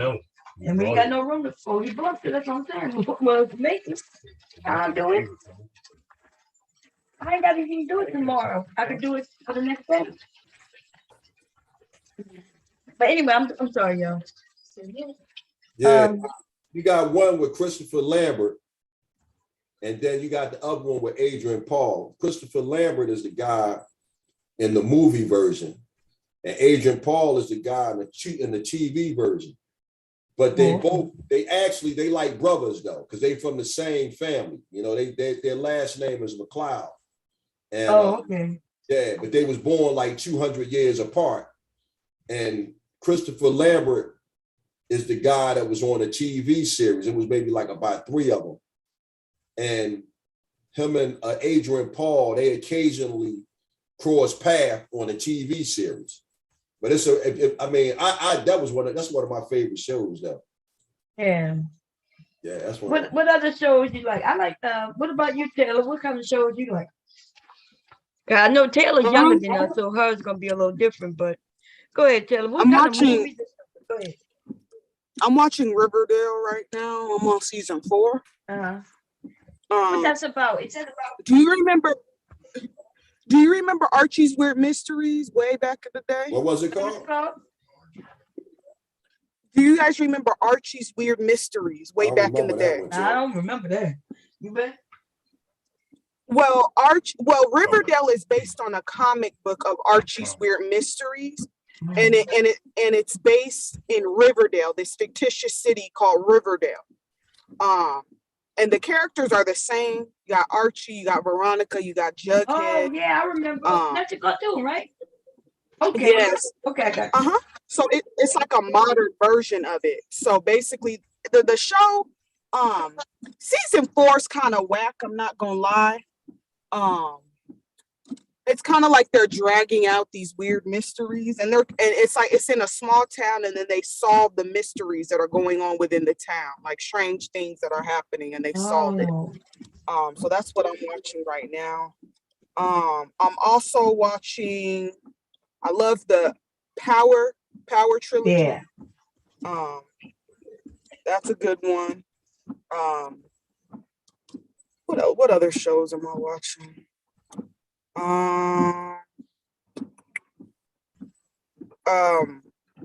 13 Reasons Why. I finished that series. So there's a new. I watched the first season. So they had another season after that. Yeah, there are 4 seasons. So where could they go with it? Once they found out what people did to her, and how they, where would it go next? Well, if you remember, Alex shot himself in the head. He ended up living, of course. But then the second season, it's kind of about bringing Bryce, holding Bryce accountable for what he did. And it takes place in the court. Now, the third season was whack as fuck because, let me tell you, because the third season, they tried to make Bryce some type of victim. So they go back to where, he lives in he comes from a wealthy family. His parents are neglectful and this and that. They're trying to humanize Bryce. And I was like, no, the fuck, they are not trying to humanize this motherfucker that did all this shit. And are you gonna, I don't want to tell you anything. So were you gonna watch it, or can I just go ahead and spoil? Well, Bryce ended up getting murdered. Yeah, he ended up getting murdered. So that third season, it keeps flashing back from like Bryce being alive and his life and stuff like that. And then it goes back to people trying to find out who murdered him, what happened to him. and different things like that. Season 4 was kind of dry. It centered around Clay and him and his bipolar personality disorders. But in defense of Clay, Clay has been through it. Mm-hmm. So Clay really has been through it for these past seasons. He had to watch his best friend kill herself and different things like that. So that's understandable. Justin ended up getting diagnosed with AIDS and he died. Wow. And that was the end of the show. Season 4 was the last season. I tell you what, though, I wouldn't trust Clay. I wouldn't trust Clay as far as I can throw him. Clay's a little bit strange. I sympathize with him because I understand as far as what he went through. And like, he didn't know that he was the one doing all that stuff. Like, he didn't know that he trashed the school, wrote on the I think he wrote on the lockers something about murderer or something he wrote. He didn't know that was taking place. So he was like blacking out in different every time he did something. It's weird. It was weird. I think the man. But why wouldn't you trust Clay, Xander? Hey, you know what, Taylor? I'm just messing with you. I don't even know who Clay is. Oh. I thought you watched it. Hey, you know what? No. So y'all know as y'all get, I'm mischievous, right? And that's the kind of stuff my mother would do, right? When she was alive, God bless her soul, she would have led Taylor all the way down the dark path and just been humoring herself. So I was just being like my mother was. And Taylor starts locking everything. Now my mother would have been still carrying on with you. And she would have said some stuff that, just enough to keep you talking about it. But she would have herself. That's what I do a lot. I might not know something, but I'll start asking questions. Like yesterday when I said, what if I tell you the LSAT was free? Right? And just Lord. Remember that, Taylor? I know. We didn't even get to finish talking about Ilana because he came up there start lying. Yes, girl, yes. Who's this? The whole conversation off. Who we talking about? We was talking about it's just somebody who came up. I don't want to mention no names right now, but we speak them up when we talk about them, baby. Is it that same guy that comes up there and like to fight with everybody? I think you know who. Yeah, you was up here one guy night with the rat avatar. Oh, who was with the rat avatar? I can't I'm think. trying to think. Them guys. I know he has him. many avatars. Hey Taylor, were you in the armed forces too? Was I what? You were in the armed forces as well? Oh no, I was not. Okay. Who was up? Taylor is the baby. She's the baby. Well, I know she's not a baby, but she's the baby. She's young. Yeah, she's young. Yeah, I never served in the military. Mother, I think you're confusing me with Mother Earth. Oh, with Mother Earth, yeah. Oh, yeah, I know it was one of y'all sisters besides, because I didn't even know Bob was in the service until like the last time me, her, and Leonard Roy was on the live stream together. Yeah. Shoot. What y'all think about Grandmaster Troll doxing everybody? He doxing those who dox him. Yeah. So I feel like I was on Officer Faulkner's channel the other day, and them guys was actually pretty cool. Once, like I just told them, my position where I was up there sticking up for Grandmaster Troll, but I told them, I said, nah, man, it's a lot of people be on YouTube lying. And, right. If you on YouTube lying, Grandmaster Troll is pulling people's skirt up. But once we got past the conversation of Grandmaster Troll, those guys were actually pretty cool. I like them guys. They, we got to talking about wrestling and boxing. They were some pretty cool dudes. Yeah. I think for the most part, most people are cool. Yeah. Until they start talking. It's the thing when they start talking about the women. Is where I think Grandmaster Troll, I think he's holding up a mirror to a lot of these dudes' faces. Yeah. As far as letting them know, hey, you made yourself portray as if you're something online when you're really just a regular person like everybody else. You got bills, you got debt. Right. Right. People in here act like they're so perfect and don't nobody go through nothing, Right. And these people are so disrespectful on here. Like, it's just ridiculous. Very Well, disrespectful. that's because they wouldn't be that way in person. You know what I mean? So Oh, I know that. Yeah.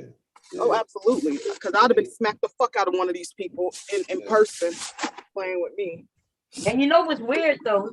For those of us who've been here for a while, the way people are now speaking of Grandmaster Troll is the way they used to speak about like BGS. And, you know, so now they want to blame him for doing something that they've been doing for years. So BGS and that Faulkner guy and all those dudes, they were the doxers in a sense. You know, I'm not saying Faulkner himself doxed, but he's been on panels when people were talking about other people's families. So listen, like I said, none of us are innocent in the sense of certain things. Right. Well, see, you know, now personally, right, like I was telling them guys, I'm not on here to beef with people. That's number one. And I try to conduct myself in a manner where if I met any of you in person, it wouldn't be no hostility between us. You know, it's like, damn, man, well, I don't agree with you on that. But that's the extent of it, you know, and I don't even hollering and screaming and acting like an ape because number one, I don't conduct myself like that in real life. But number two, I know I'm not going to come sideways at people because coming sideways at people can cost you your life. So if I wouldn't do that for real, I'm not going to get on the internet and do that just because we governed by time and space and wires and electronics. It's just, to me, that's not a cool practice. And it's actually cowardly to me. It really shows you what kind of person that you're dealing with. But like for the most part with Officer Faulkner and them guys, those guys were cool. The only way I can say, I actually like them dudes. I mean, again. Fuck them niggas. Okay, for me, I said fuck them niggas. That's cool. I don't give a damn. And I'm gonna tell you why. See, they're nice and they don't mess with me now. But when I first came on here, being the nicest person you ever want to see. Right. Them niggas spread a rumor that I was a ghetto guy. Yeah, I remember seeing them talking about that. You know what? I wanted to ask you about that, but I figured I'll let you bring it up. Oh my God, Palm, that was them that spreaded that rumor? Yes, girl. It was over there on BGS panel. It was, yeah. I didn't know that. I had to go over there. That's when I became the bomb I am now. Because at first I was just them niggas then. Girl, I was chill as shit. I would get on panels and speak and you know, and even though I was giving the men some pushbacks, giving them the truth and things like that. But when they started claiming I was the ghetto gagger, and so I thought that came from Reg. I didn't know it came from them. No, Reg admitted that it came from over there. It was over there with BGS. So I did the research. I went and looked, and yes, they was talking over there. Yeah. So it was stated on BGS. Then Reg picked it up and announced it, so I had to get on him. Then remember, and see, it's the same thing that what his name does. After somebody puts something out, that's when because remember, Witchcom got it on his channel that I'm a ghetto gatter. Who's that? You know what I'm talking. Who we talking about? Was it Reg the bad guy? No, the person we were talking about before. Grandmaster Troll. Grandmaster Troll. So that's what I'm saying when I say that Grandmaster Troll is not really doxing people. People are doxing people, and he grab it, pick it up, he check it, and then he do a show about it. So he put out that I was a ghetto gagger because they said that I was ghetto gagger, and I kept saying that woman is not me. They even have if you go on his Grandmaster Troll's page, put in Bomb Cherry, and then you see Bomb Cherry the ghetto gagger. You got a picture that of woman looks nothing like you. Nothing like me. And then they kept claiming, well, that's me younger me, but they don't even look like me younger. You see though, and this is why I don't feel bad for them, to be honest, because if you can go around and that's slander and that's defamation. If you putting out information like that, as far as you being a ghetto gagger, that's not true. I would listen. A lot of these niggas would be in a goddamn courtroom playing with me because you're slandering my character. You're lying on me. So I don't feel sorry for any of them now. Fuck that. They get their business aired out like that. since they like lying on other people, let their business get aired out. I say this, Bob. I'm so glad that wasn't you. I wanted to hear it come from your mouth. Like I would have, if you would have brought it up, if you wouldn't have brought it up, I would have never asked you about it. I just, but I'm so glad that we had the chance to talk about it. And we cleared that up because I was like, again, I was indifferent to it because, hey, it is what it is. But I'm so glad that wasn't you.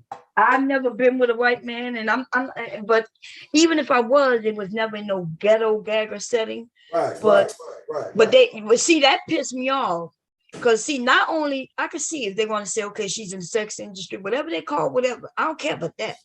But to say that I'm a ghetto gagger, that to me is the lowest of the low. You know what I mean? Them men spitting in them women's faces and spitting in their mouths. Like, it's really disgusting. Hey, Bob, you ain't see that. I done a video on that. I said these guys so busy talking about ghetto gaggers, but I don't hear y'all talking about thug hunters though. No, that's right. They don't talk about thug hunters. Yeah, they don't. And all that all of that shit is disgraceful.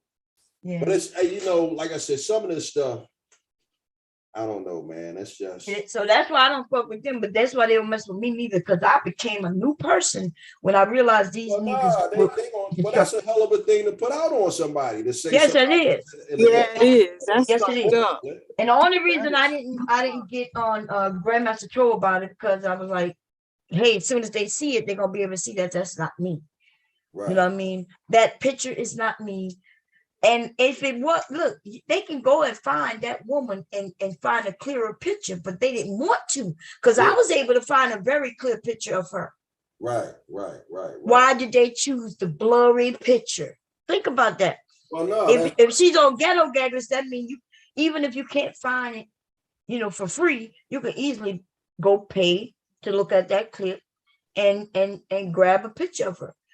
But they chose a blurry picture of that woman and claimed that woman was me. Yeah. Well, I'm glad, like I said, I'm glad you. Yeah. So fuck them. Fuck them. Like that. No, that's not right. That's not right at all. No, it wasn't. It wasn't. Yeah. But they was. But no, but so I'm gonna say it to you, Xander. That is totally not me. And if you need proof, I can show you my baby pictures. My teeth. No, I'm just saying my eyes have always been blue or green or gray. And they've never been dark.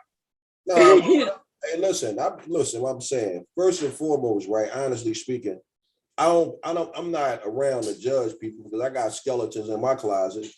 Mm-hmm. And it is what it is. I don't care what other people do, but like I said, now that is on the table, I'm glad that it's not you. But like I said, I was, I'm indifferent to it because I'm who the hell am I? I can't judge nobody. You know what I mean? I ain't shit. It's a lot of things that I did that I'm embarrassed about. And if it came out, it's my shit.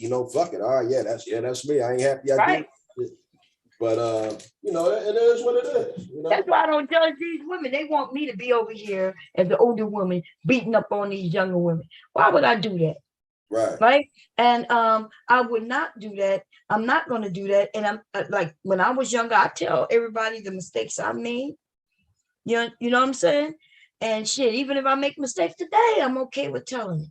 Yeah. Why would I judge any young man or woman? I'm not even beating up on the young men. It's these old niggas. Yeah. Well, old niggas.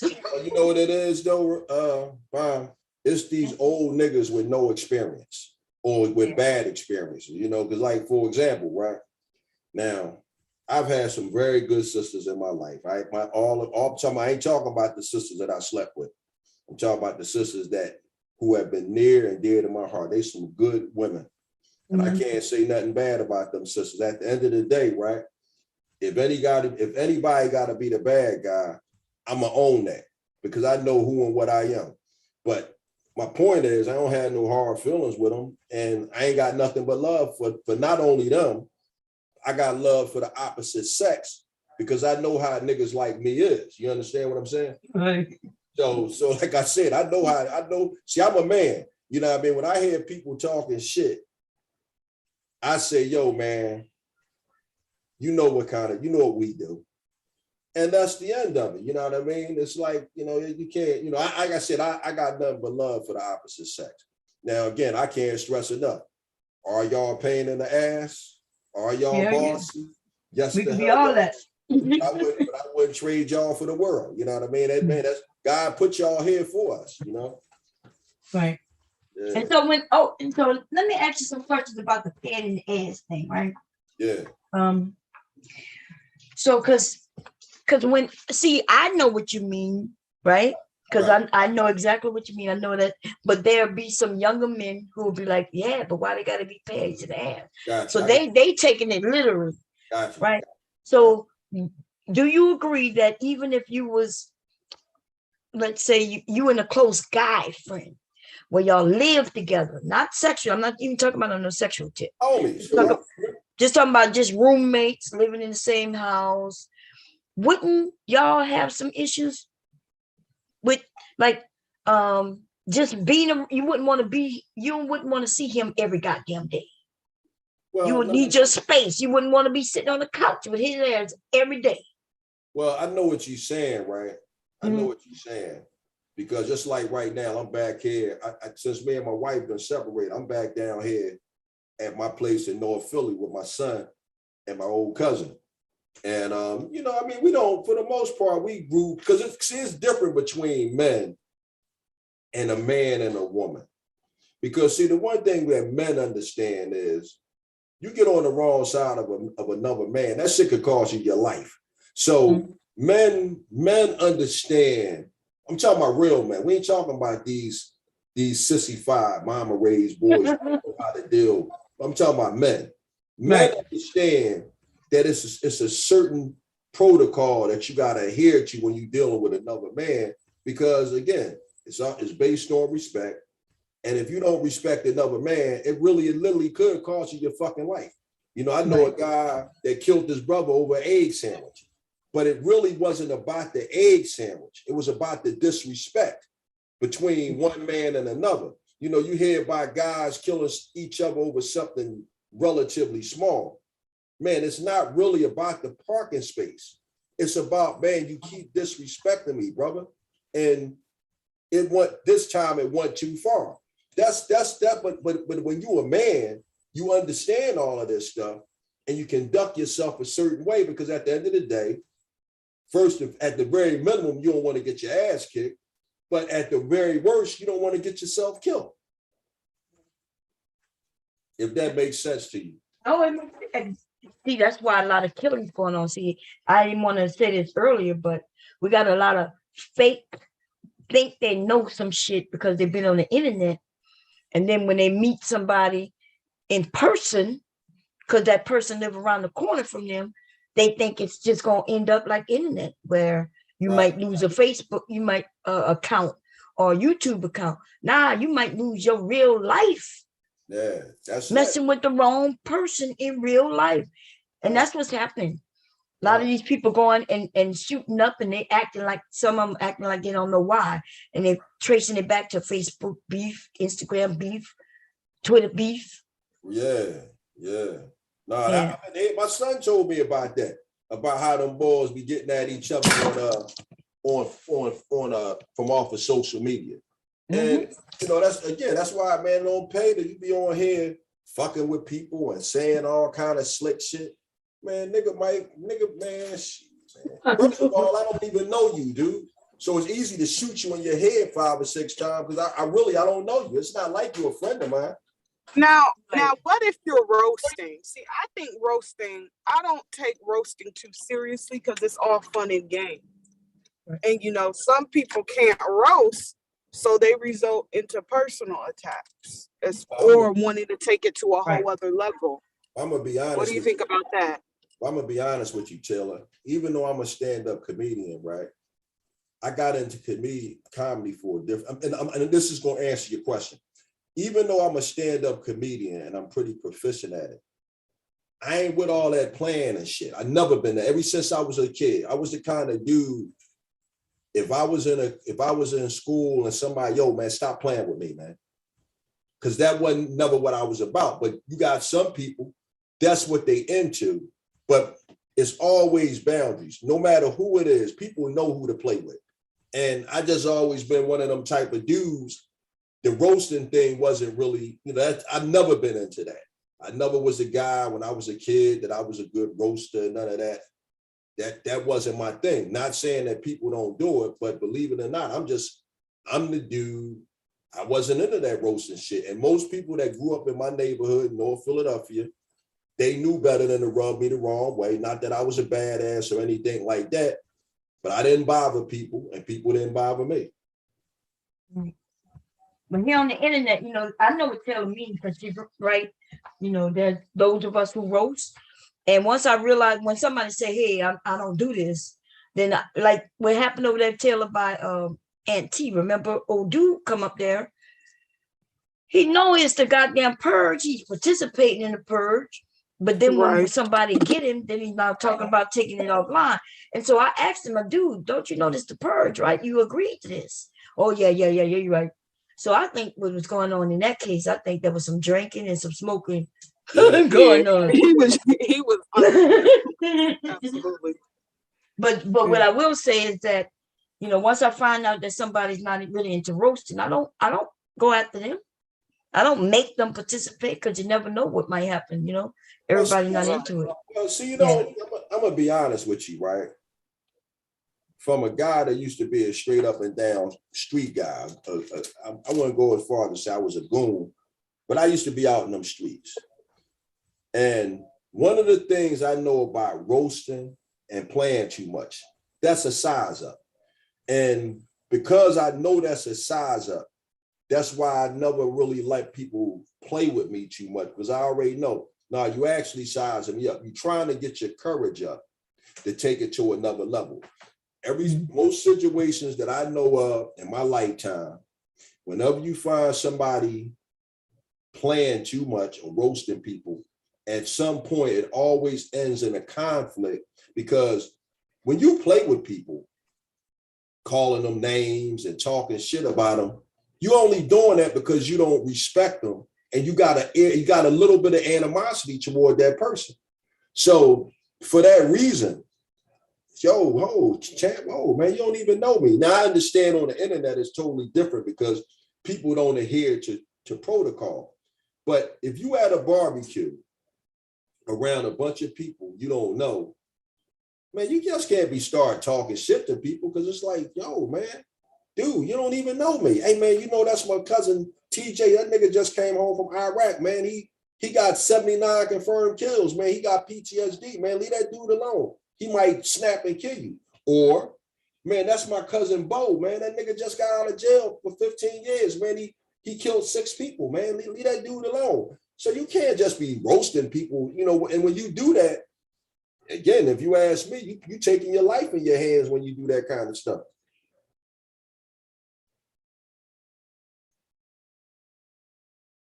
Yeah, no, you got enough in there? You think? Mm-hmm. Yeah, okay. You okay with fried chicken? Yeah. Okay. Sorry about that, y'all. No, listen, you a man, and that's how, I get where you coming from. Ask your husband. Ask him how he feels. He right there with you. Oh, he was talking about, my husband's from Delaware, so you from Philly. He was talking about roasting. He was saying he was never into roasting, and then a lot of men wasn't really into that. Well, say it again for him. He's right here. Come. Oh, okay. Hey, brother, what's going on? What I was basically saying was, I never really was into the roasting, because most of the time when people start playing with you, it's a size up for something a little bit later. Most of the time, if you roasting somebody or you playing with somebody too much, it's really because it's some deep-seated animosity and you really want to fuck that person up. But instead of coming right out and going upside their head, you start off playing too much, roasting them, calling them names. And then at some point, it always seemed to escalate into something, because you never liked that person in the first place. Because in all actuality, man, we don't talk slick and greasy to people that we like, or people that we respect, or people that we're afraid of. You ain't gonna get out. You ain't gonna roast some dude that you're afraid of. You ain't gonna roast a dude that just got out of jail for 10 years for killing somebody. You ain't gonna roast a dude that just came home from Iraq and he killed 15 people. So my point is that playing too much is not cool. And I think it's a size up. How you feel about that, sir? I'm muted. Okay, go ahead. Yeah, that's about right. Yeah. Yeah. So that's a grown man right there, Bomb. He feel the same way. Yeah, my husband not into roasting, you know, and he is the man. I'm the woman, so. Right. Nah, but like he was saying, like, I mean, it's one thing if you're just talking trash to somebody. Yeah, as long as you know where the line is. But once you start going in on somebody and you intentionally cross this line, oh, it's going somewhere you may not want it to go. Yeah. Right. Yeah. And most What's your cats, name, good brother? oh, Mark. But most Hey, my dudes, like, if brother. you cross this line with me, we're getting physical. I think you answered your question. What's that? No, that's my, you know what? That's my brother and my brother-in-law's name, Mark. Nice meeting you, man. Same here. That's Xander. But yeah, like I said, like once you cross this line, yeah, I'm going physical. Yeah, yeah. We're not talking anymore. Yeah. Yeah. Yeah.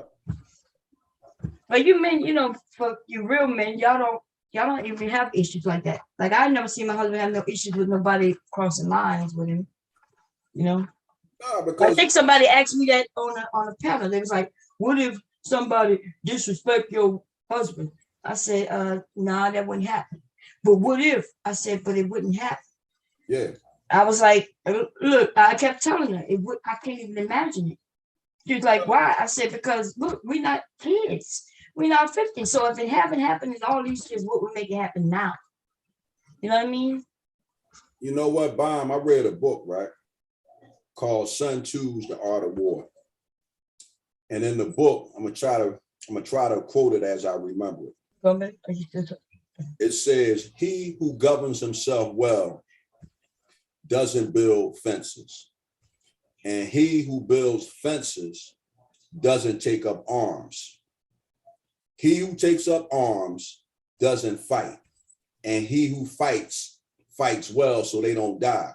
Well, the whole gist of that is you want to be at the very top of that food chain. And at the top of that food chain is you want to govern yourself well. If you govern yourself well, you don't have to worry about building fences. You don't have to worry about carrying weapons. You don't have to worry about fighting. Now, of course, you might be all of that, but the whole key is you want to govern yourself well so you don't have to worry about that. And part of governing yourself well also is people, places, and things. You know, you want to be in the right places. You want to be around the right people so that the right things happen to you. You know, it's all about self-accountability. right? And I agree with you to a degree because, you know, What are you doing it like that? doing what? Like what? Why you messing with me? Oh, no. Anyway, I agree with what you're talking about, but these days with these younger people, like them crack babies you was mentioning, them crack grandbabies, you can govern yourself well, and they out of the blue they just pop up. So I figured I'm gonna govern myself well, and I'm gonna take up arms. How about that? That's cool. And you know, and Bomb, I'm from the same sheet of music. Hey, what's up with the gun permit law? Can Delaware residents have gun permits? Can have what?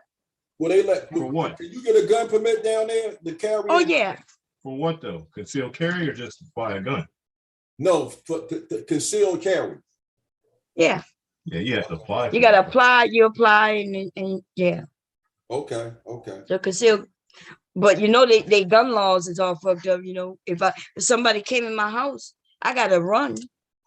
I can't kill them and claim self-defense. I gotta run and hide, prove that I tried to run from them and tried to, you know, avoid them and call 911 and pray that they come in time.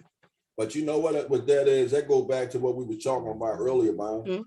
Mm-hmm. If you shoot somebody in your house, all that is, they're gonna lock you up so they can get some money out of you, because ain't no jury of your peers gonna lock you up if somebody broke in your house. But they will. Right.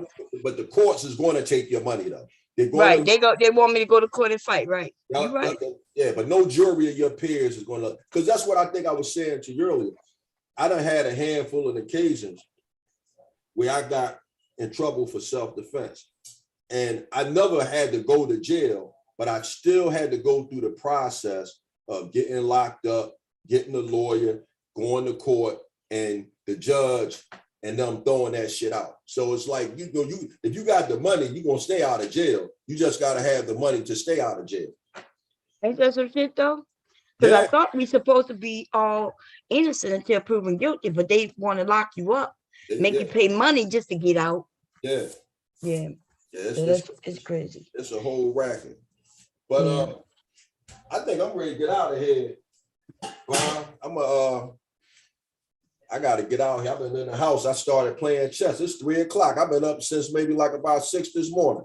But Brother Mark, it was nice talking to you, Taylor. Bomb, I've Same to been in you. touch with y'all, but I'm gonna go ahead and get out of this house here for a little while so I can come up with something to do. Yeah. Look, you looking for things to do. I'm over here Merry cooking. Christmas. Yeah, well, see, you got somebody to cook for. My wife gave me the heave ho, so I gotta go find me. I gotta go find me a goddamn restaurant somewhere so I can sit there. I mean, I got some places I can go and eat, but I don't feel like being bothered because if I go around my sister and all of them, they're gonna be asking me questions, and I don't feel like all of that shit. Yeah. So I'm gonna do something. I come up with something to do though, but it's all good. Isn't that Christmas the only day where restaurants not open? No, Chinese restaurant. I go to Chinese restaurant. Oh, I go to the casino or something. I ain't worried about it. Denny's is always open. Or IHOP. yeah, not here. IHOP is closed. Everything is closed except Chinese restaurants up here. Taylor. Yeah, I mean, plus I got food in the refrigerator. I fix myself something to eat. But yeah, my wife though, see, you know what it is, y'all. I fucked up a few years ago, and now, you know, coming forward this year, you know, my wife really don't like this comedy because I fucked with the trust a few years ago, and you know, that's really the deal. But that's my girl though. Hopefully, you know, shit work it out for us. You know, she good people. It ain't her, it's me. So I'm not gonna sit here and make it like it was my wife. It was really my slimy ass. And you know, we are where we are right now, but it's all good. It'll work itself out. But with that said, y'all, I talk to y'all happy holidays, and I catch y'all at the crossroads. Same to you. Same to you. Happy All right, holidays. peace, y'all. Okay. Bye. Oh, He's nice. Yeah. I like him. it's nice. Remember y'all got on him. Who was that? It wasn't you, no. He had said that he had sex with some women with some stinky coochie, and the women was like, No, it was verbal. It was, It was verbal. they was like, I was like, It yo, was verbal. when the men tell us things, we just gotta take it for what it is. There's I no was- need to beat up on them. I kind of paused. I paused. I was like, oh, okay. Like, You will hear that All from a right, lot then. of men if they would be honest. If they done slept with some women with some, you know, didn't bad vagina. I wasn't smelling so great. That is that's hilarious. Oh my man. gosh. That is They was up funny. here getting on. Is anybody else gonna come up here? I don't even know.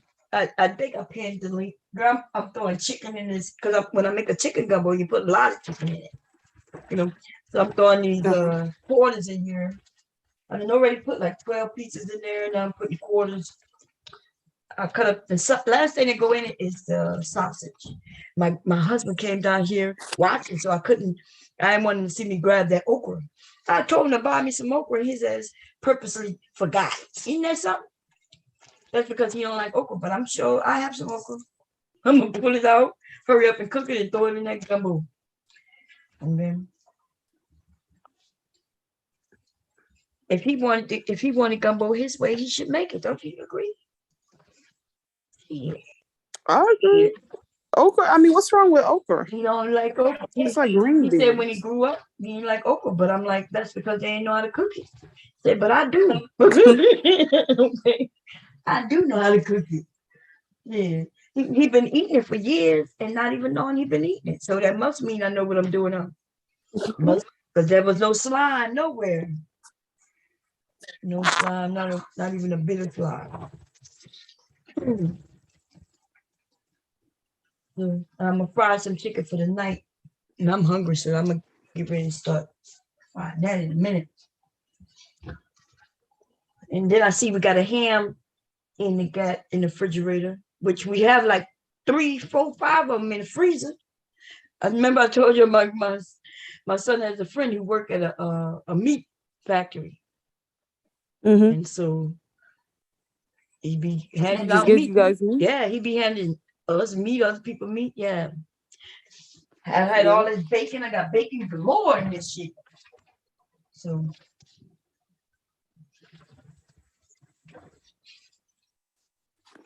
Yeah, it's pretty dead in these YouTube streets. I think this ham probably came from, you know how some of the jobs they either give out a ham or turkey.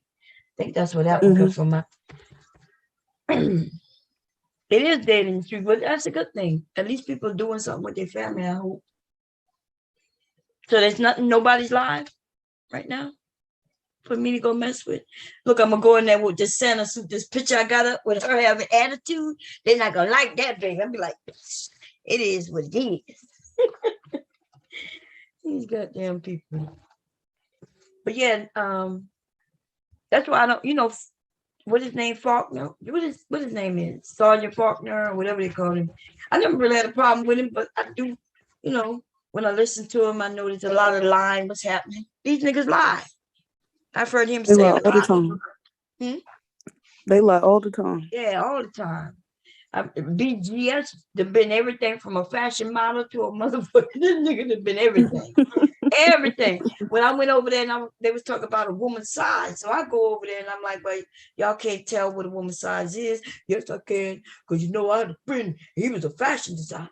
Nigga, you just like, how do you niggas know fashion designers and shit?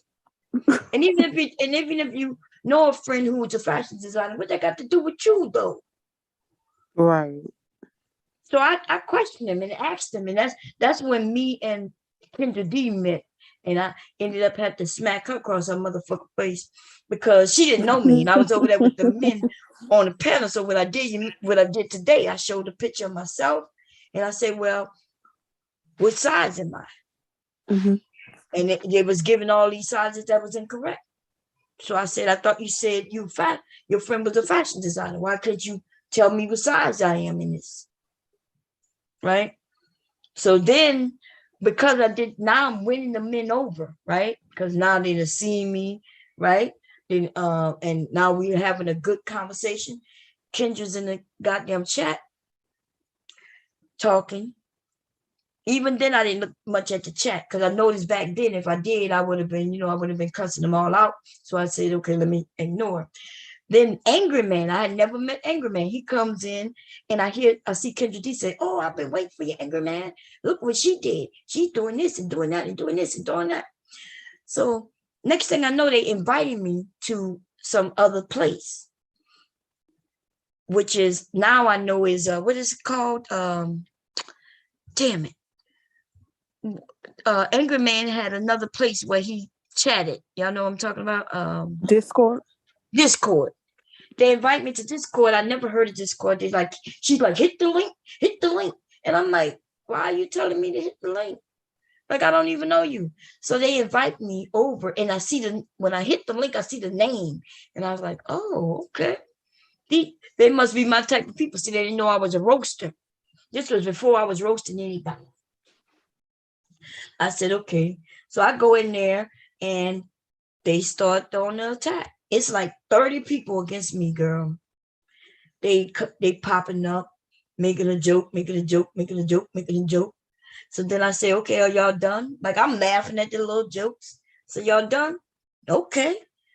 Then I go in. Boom, boom, boom. I'm shooting all of them. They get mad. Some people laugh. Everybody's laughing, especially when I go at Kendra, because she's the one who started all this shit. I go after her. And then she gets mad. Because she done called me all kinds of whores and said this. She called me a whore just because I put my picture up, girl. Yeah. Now I'm a whore. I'm light-skinned, so of course I must be a whore, right? I'm seeking men's attention because I put my photo up. Don't be mad, bitch, because I can put a picture up and get men's attention. That's what I told her. And then, but anyway, she said a lot of things to me. And I mentioned, well, I am. She said, nobody will marry you. I go and say, well, in fact, I am married. He probably did. You ain't gonna be married long. And then I said, well, I've been married 30 years. Right. I said, and then I go on, her and tell her that she, her husband gonna divorce her and come to me. Then she gets in her feelings and say, well, my husband died. And so I continue roasting her. I say, he probably died to leave your ass. Like I go in all the shit she said to me. And now she's in her feelings. Yeah. So I find out just like a month or two ago, if that long, that the husband that she's been telling people She about wasn't all even these legally years. married. Girl, listen, this shit happened. It was a hotep marriage. It was a spiritual hotep union. She wasn't even, there was no paperwork behind it. They ain't signed no certificate. Look, because I'm not getting married to no one unless we sign a goddamn certificate, because God forbid if you were to go to the upper room for whatever reason, not only do I want my children to be, have something go to my children, I need some shit too. Like, but this the thing. If you break up, breaking up is so much easier when you don't have to divorce, to be honest. You like, I'm with this motherfucker. I know this ain't no lifetime. This a meantime relationship. So I'm not finna go through the paperwork to get married, because that shit costs money to undo. It don't cost but $100 to but get he ain't getting married. my milk for free. Real quick, I'll be right back, pay. you guys. I'll be right back. Yeah, he going to pay to get rid of this milk. He ain't getting my milk for free. Like, listen, I would have never moved in with no man, even though, listen, yeah, no. We did everything we had to do before marriage, huh? I don't mind shaking, because when you really know what legally come with marriage, because you got boyfriends that you like, so like when they say women ain't marriage material, some men ain't marriage material, but they fun and you enjoy them and you really like dealing with them. But this a temporary shit. It might be temporary for a couple of years or whatever, and you can walk away easy from living together. I don't have no couple of years. Listen, I've had boyfriends, and yes, they were just fun. I knew they wasn't marriage material. And then when I was ready to move on to the next one, because it wasn't marriage material, it was only fun for so long. Look, if it's not going to be my permanent penis to sit on, then I just only need to sit on this penis for maybe 6 months, and then I'm on to the next. Fuck all that. Why is I'm with this nigga who ain't going to commit? He ain't got no. Okay, now listen, today though, it is a different situation, but to make it seem like marriage is better to shack up than marriage, that's not factual. Because this man, just like you can leave, because he can leave you after years by meeting somebody, and it's easy as just picking up and buy. Fuck that. Okay. I want half. I'm like, I don't need all that paperwork. The truth be told, I'm still wearing my first husband's last name. And I ain't even had children when I was with my first husband. So I'm just like, because it was like, oh, it's on my nursing license. Now, I don't want to change my nursing license. I don't want to change this. I got to pay. And I just like, I've been rocking with this name for all this time, I ain't think I was going to be wearing it this long. You ain't got to take the name with marriage. When I got married, I was like, I was going to change it. I was like, well, if you change it on paper immediately, then I got to change it with the nursing. And then I was like, well, I'm going to change it when my nursing license renewed. Then I was in the process of buying a house. My credit was a little better. So I didn't really want to put his name on the app like that. So I was like, well, I'm going to keep it single. And stuff. So I just really didn't want to do it. And I think about when I'm changing stuff, people could go and pull a legal document here and say, oh, well, you was that. Here you go, right here. Because you actually really do be signing a lot of stuff that that little fine print. So I just always thought about after being married, I was like, and if you got kids, the kids part, no. But if you're just talking about just me and you together, no kids, no nothing, I like, yeah, I like living with you for a couple of years, but at the end of the day, I could walk away. But I didn't care if they walked away because we was not financially connected to each other like that, because I just think it's a big deal.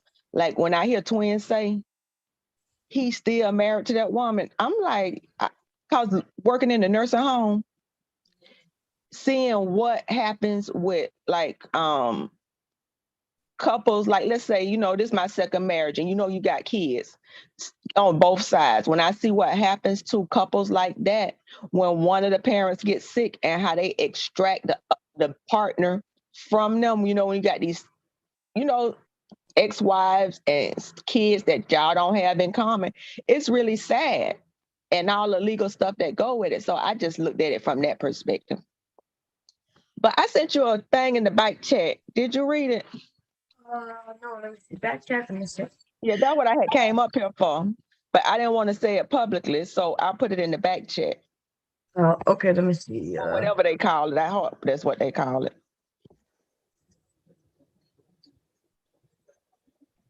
That's why I had came up. Okay.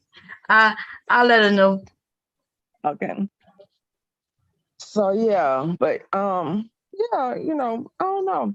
I could cycle with you for a year or two, and I think you don't really know nobody till you live with them. But I came up from a different mindset. But what? Okay, so what do you feel when, let's say, like, I agree with you. You don't know nobody until you live with. I agree 100%. But let's say, so you like this guy, you really like him, y'all decide to move in together, and then that you thinking everything's good, but at the 2-year mark, he says, "Okay, bye."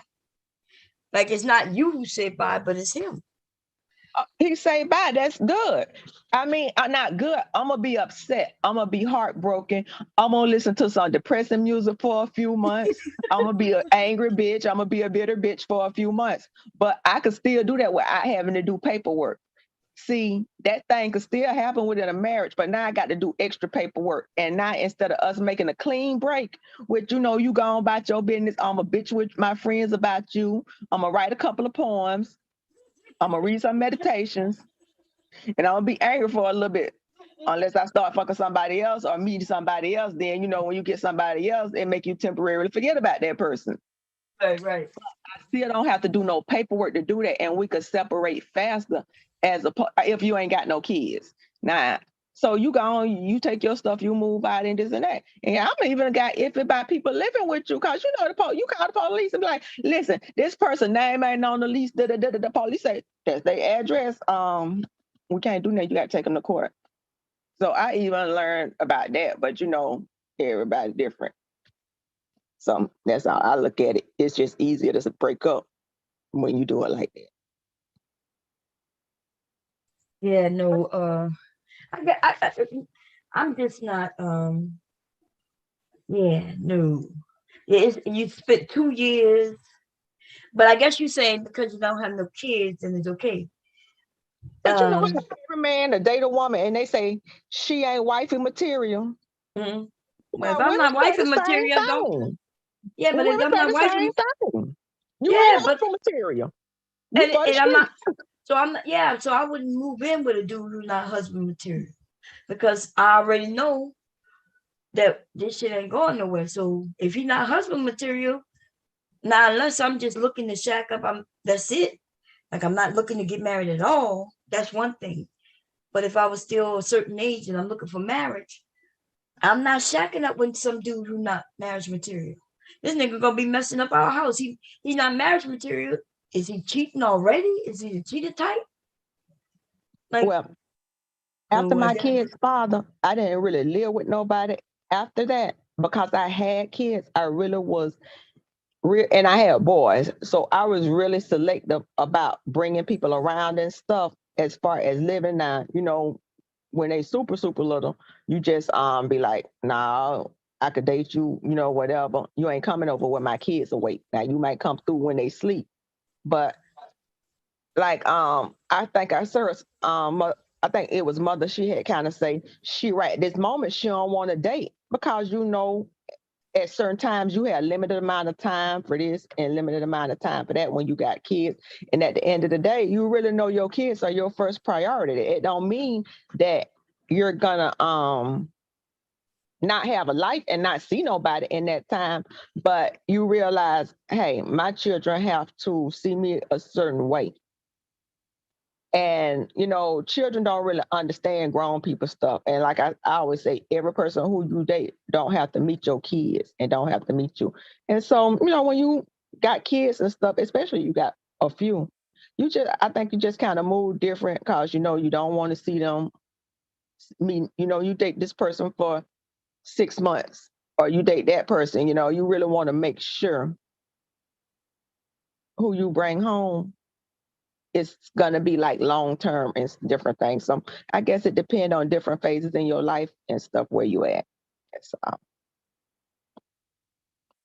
And stuff. So yeah, that's it. But I look at that marriage thing like, I don't know. I just, you know, where you from, like I say, I ain't never really seen a whole bunch of examples of great marriages. So I never had that point of view that marriages last forever, ever. And even the marriages that was forever, you know, the ones that was long-term, like, I guess now I'm 40, over 40 years, it was never like I viewed it in my eyesight as a real marriage because it was so much stuff going on within it and stuff. So, you know. Yeah. Man, we must have that flower for a while, huh? It got weevils in it, baby. Weevils. The only flower. Yeah. So what exactly is trolling? Huh? What exactly is trolling? Because I don't really, you know, you pick up some of the language and stuff, and then you get like a piece of definition from here. What exactly is it?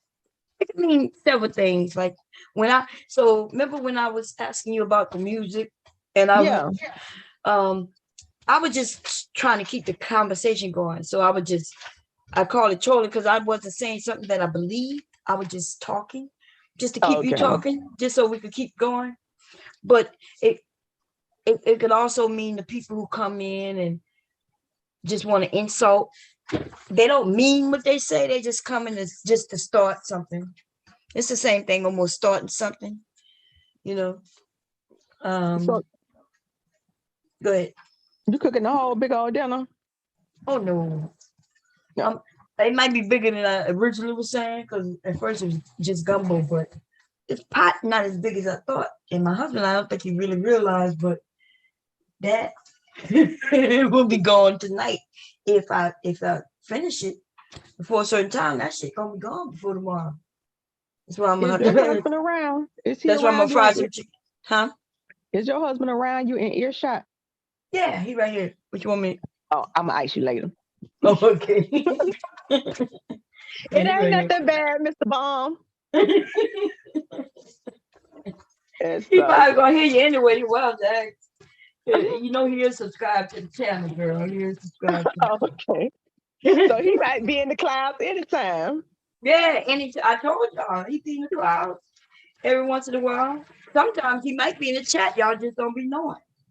Because I don't let people know what his account is. Because if I let people know his account, girl, he will get trolled to death. You know what I mean?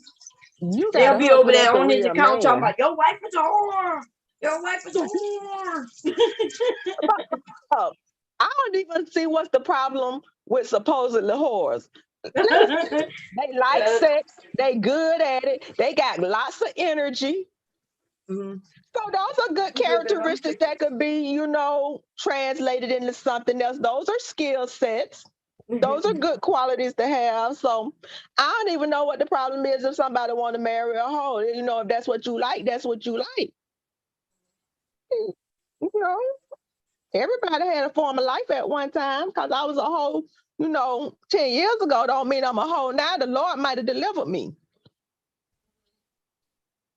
And stuff, so. No, that's right, girl. They be whores at times, like you said, right? They was whores at one time. Wait, I just need give me a bowl, baby. And it depends on what your definition of a hoe is. For example, you seen Sierra twerking online. Mm-hmm. Did you see Sierra twerking online? Several times. She's been doing it for years. She's been a twerker for years. So yes, I've seen her twerking. And so they like, oh, she a married woman and this and that. Now they got so many comments about her. Why they worried about what she do? Her husband, if he don't care, why they worried?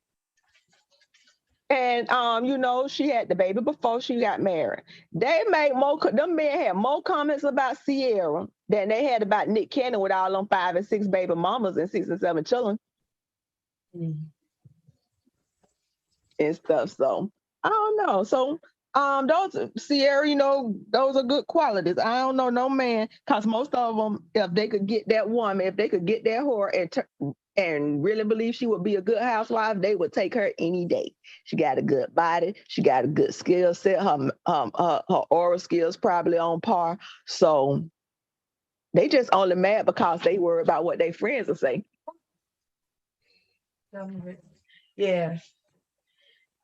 You know, nobody care about a man who talking about another man's wife. Like they look at Ciara. She has a husband. Her husband not caring about what the men saying about her.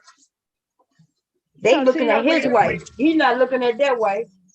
You know what I'm saying? Because a real man, what a lot of men think is strength is actually weakness, and confirm that they're a follower. Me and my coworker was talking. She a pretty dark skinned girl. She ain't got no kids. You know, she got a little side hustle. She bake cakes, do chocolate covered strawberries and different little things like that. That's her side hustle. But you know, she work as an aide too. Beautiful. Can't find a good husband. I was like, girl, you're gonna have to get you an Asian man. We're gonna have to take you to Asian TikTok and find you an Asian man who gonna appreciate your pretty dark skin, nice shape, everything. Came from a 2-parent household, all of that. But you know, we live in a small town.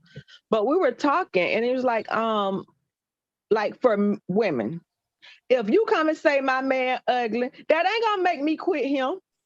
You say my man ain't this, that ain't gonna make me quit, because I'm gonna say, well, bitch, you ain't got to be cute to you. I like him.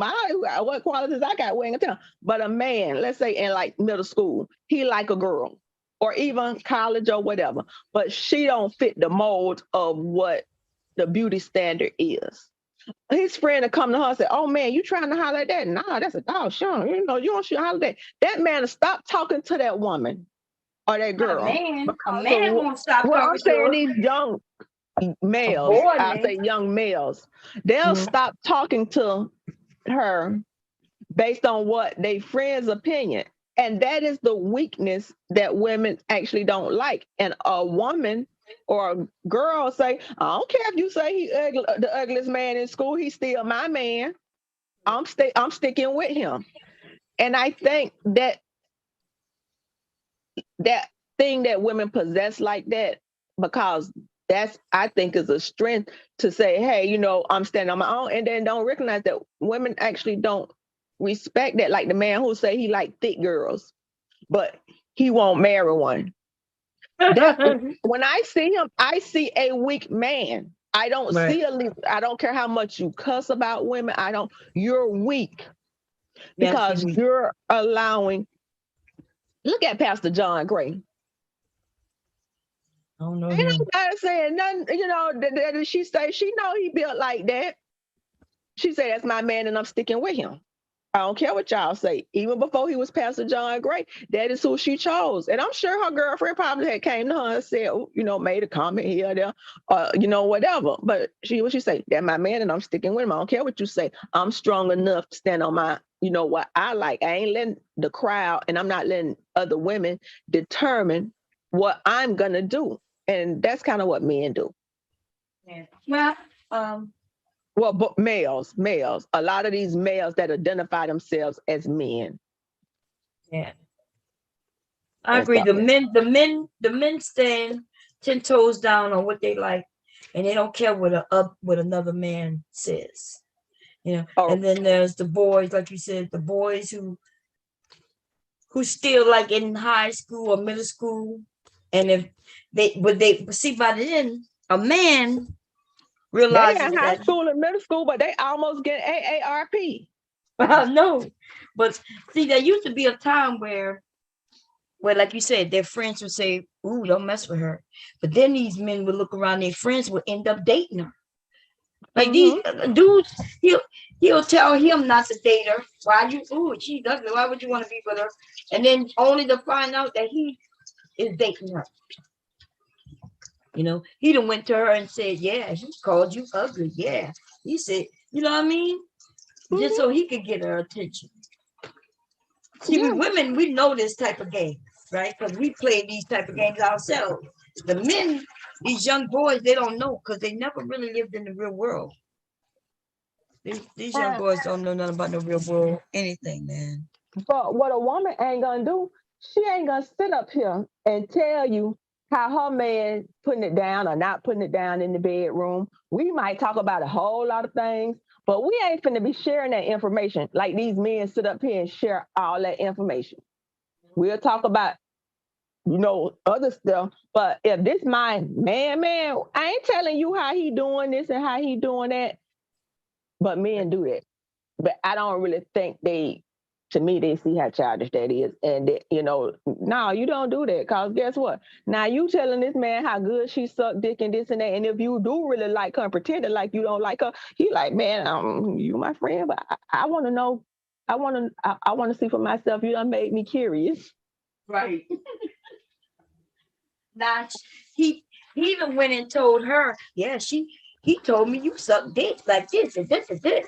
And now she get mad at him and now she sucks his dick. Just so, you know, girl, I've had many men who were friends of the guys I was dating or thinking about dating come to me and say something bad about him. You know, there was this one guy who, when I said date, and I went out on a date with him and he seemed cool, this shit. He really seemed cool. And his voice, as soon as they got a chance to, talk to me away from him, they was telling me everything he's ever said about me. Or when they think you done broke up with him, they pop up around your house or around you talking. Now you his friend, but all of a sudden, oh, you just happen to be in the neighborhood, or you just happen to want to come and talk, or you just happen to call me because you do know my number because you don't even friends or whatever. But you ain't never called me before, but now he ain't here. You just call to see how I'm doing. Really? It's like I said, I ain't your friend, he your friend. Remember, I told y'all I used to date. I went out on one date with my husband's roommate.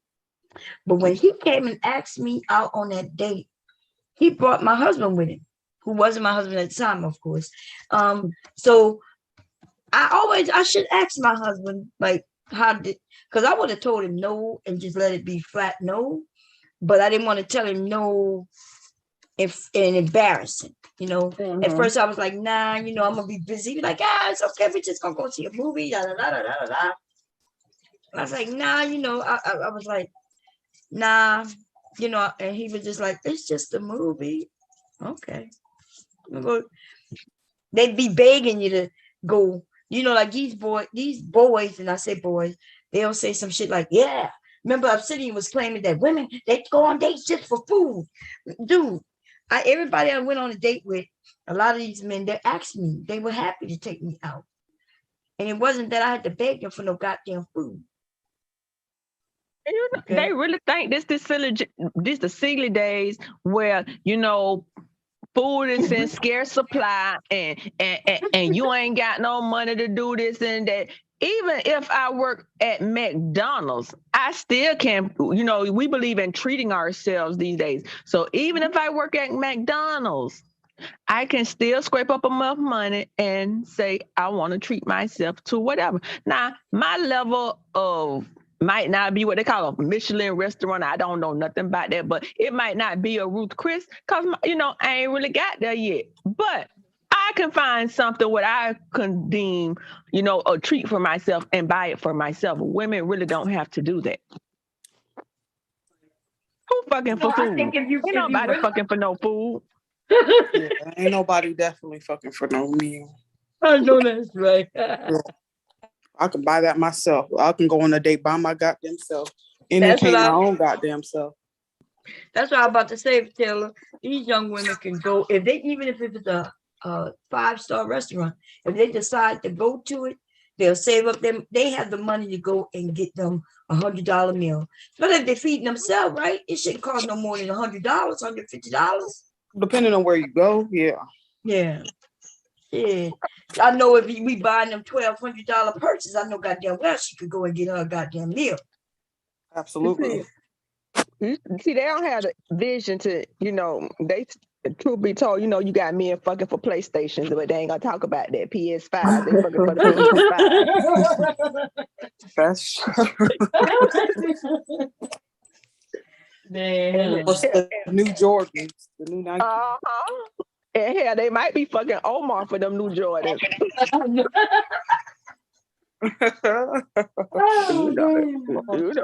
No, but when I left, when I stepped away for a minute, I heard you guys talking about the whole shacking up thing, I don't necessarily, personally, I don't recommend women shack up with men for the simple fact that if the goal is marriage, if their goal is marriage, I think that's an easy way out. And and a lot of men like to use that as an excuse on a reason not to get married. Well, we already practically married. We living together. We share and build this and that. And it really is not the same.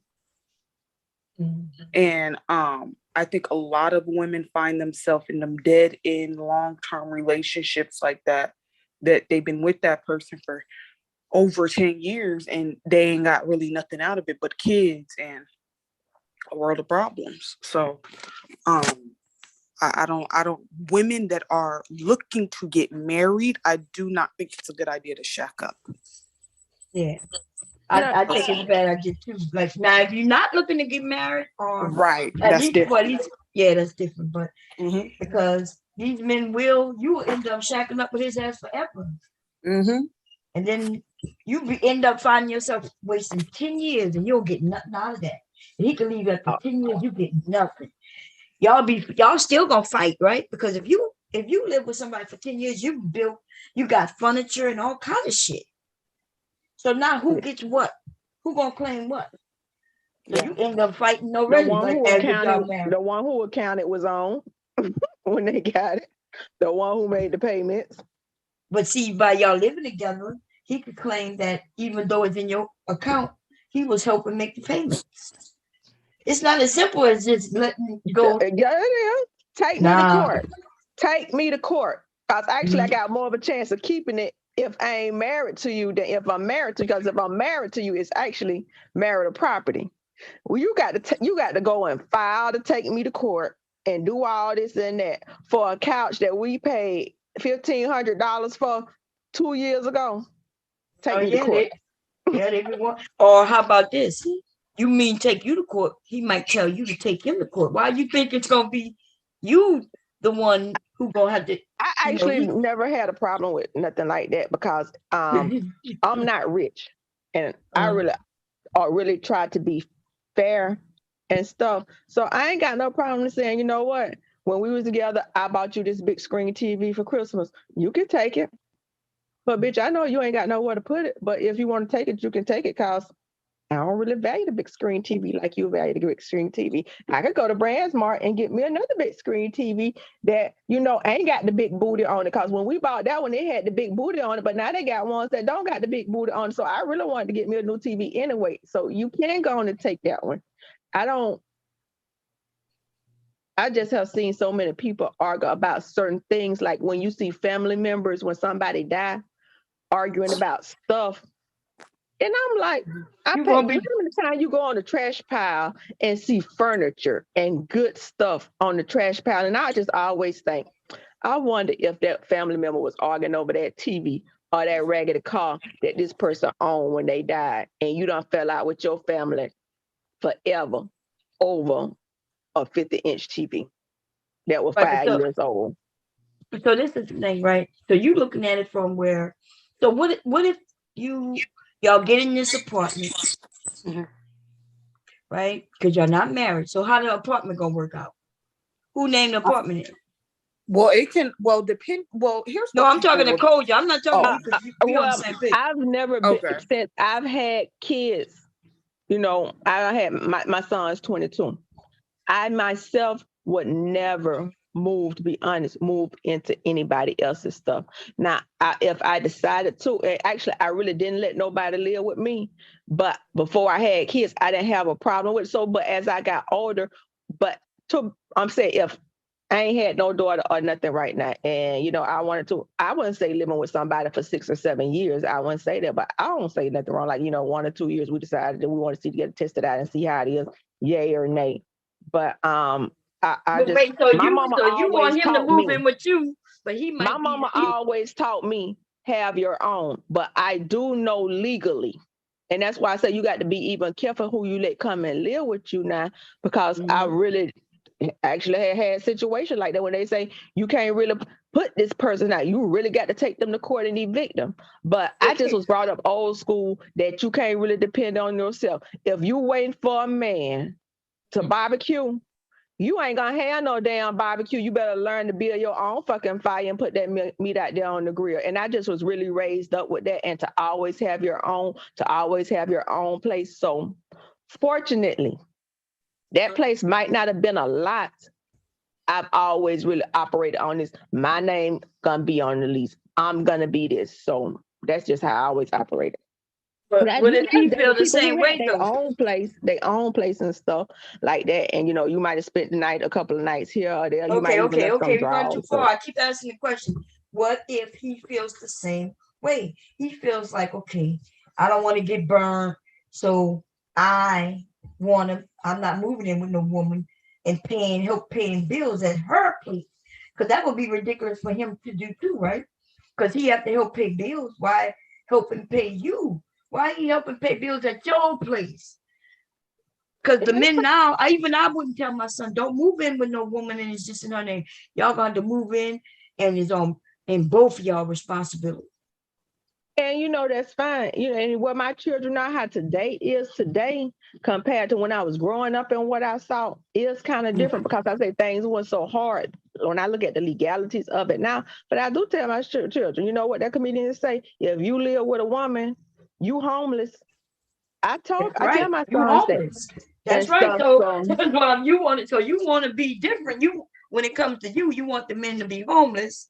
And these men are just as smart as these women these days. The men, if they want to do that. I mean, if they say, you know, I'm staying in my place, because I done had guys who I done dated with, and they done stayed in their place, and I done stayed in my place, you know. But me more specifically, I can bring really nobody in to live over my kids and stuff. And especially when they get in their teen years, you don't really like them little motherfuckers that much. So you know, ain't nobody else gonna like them, and you know that's a recipe for disaster. Because I had always say, if I get to a certain age and, you know, my kids get to a certain age, I know that there is not going to be no this, and that, because I remember my mom, our teenage years, her husband, not my dad, and how all that stuff was just a drama. So you learn from stuff like that, and you know, some headaches just better not be. But if that's what he decided he want to do, you be like, cool, you got your place, I got my place. You stay the night over here, I stay the night over here. But I'm never going to move. And I'll tell my sons the same thing. And you used to have to just tell your daughters that.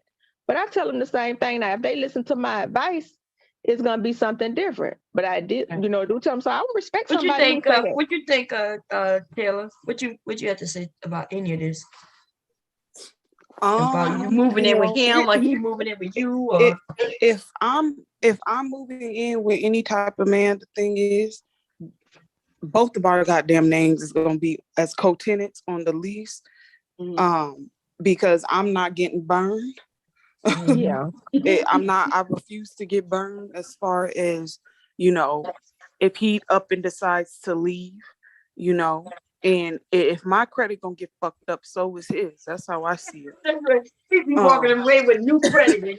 Yeah, you ain't walking away with credit, credit. Your shit is all messed up. God. Yeah, absolutely not. So in that aspect of it, I mean, if I were to move in with a man, I wouldn't mind signing a lease as a co-tenant.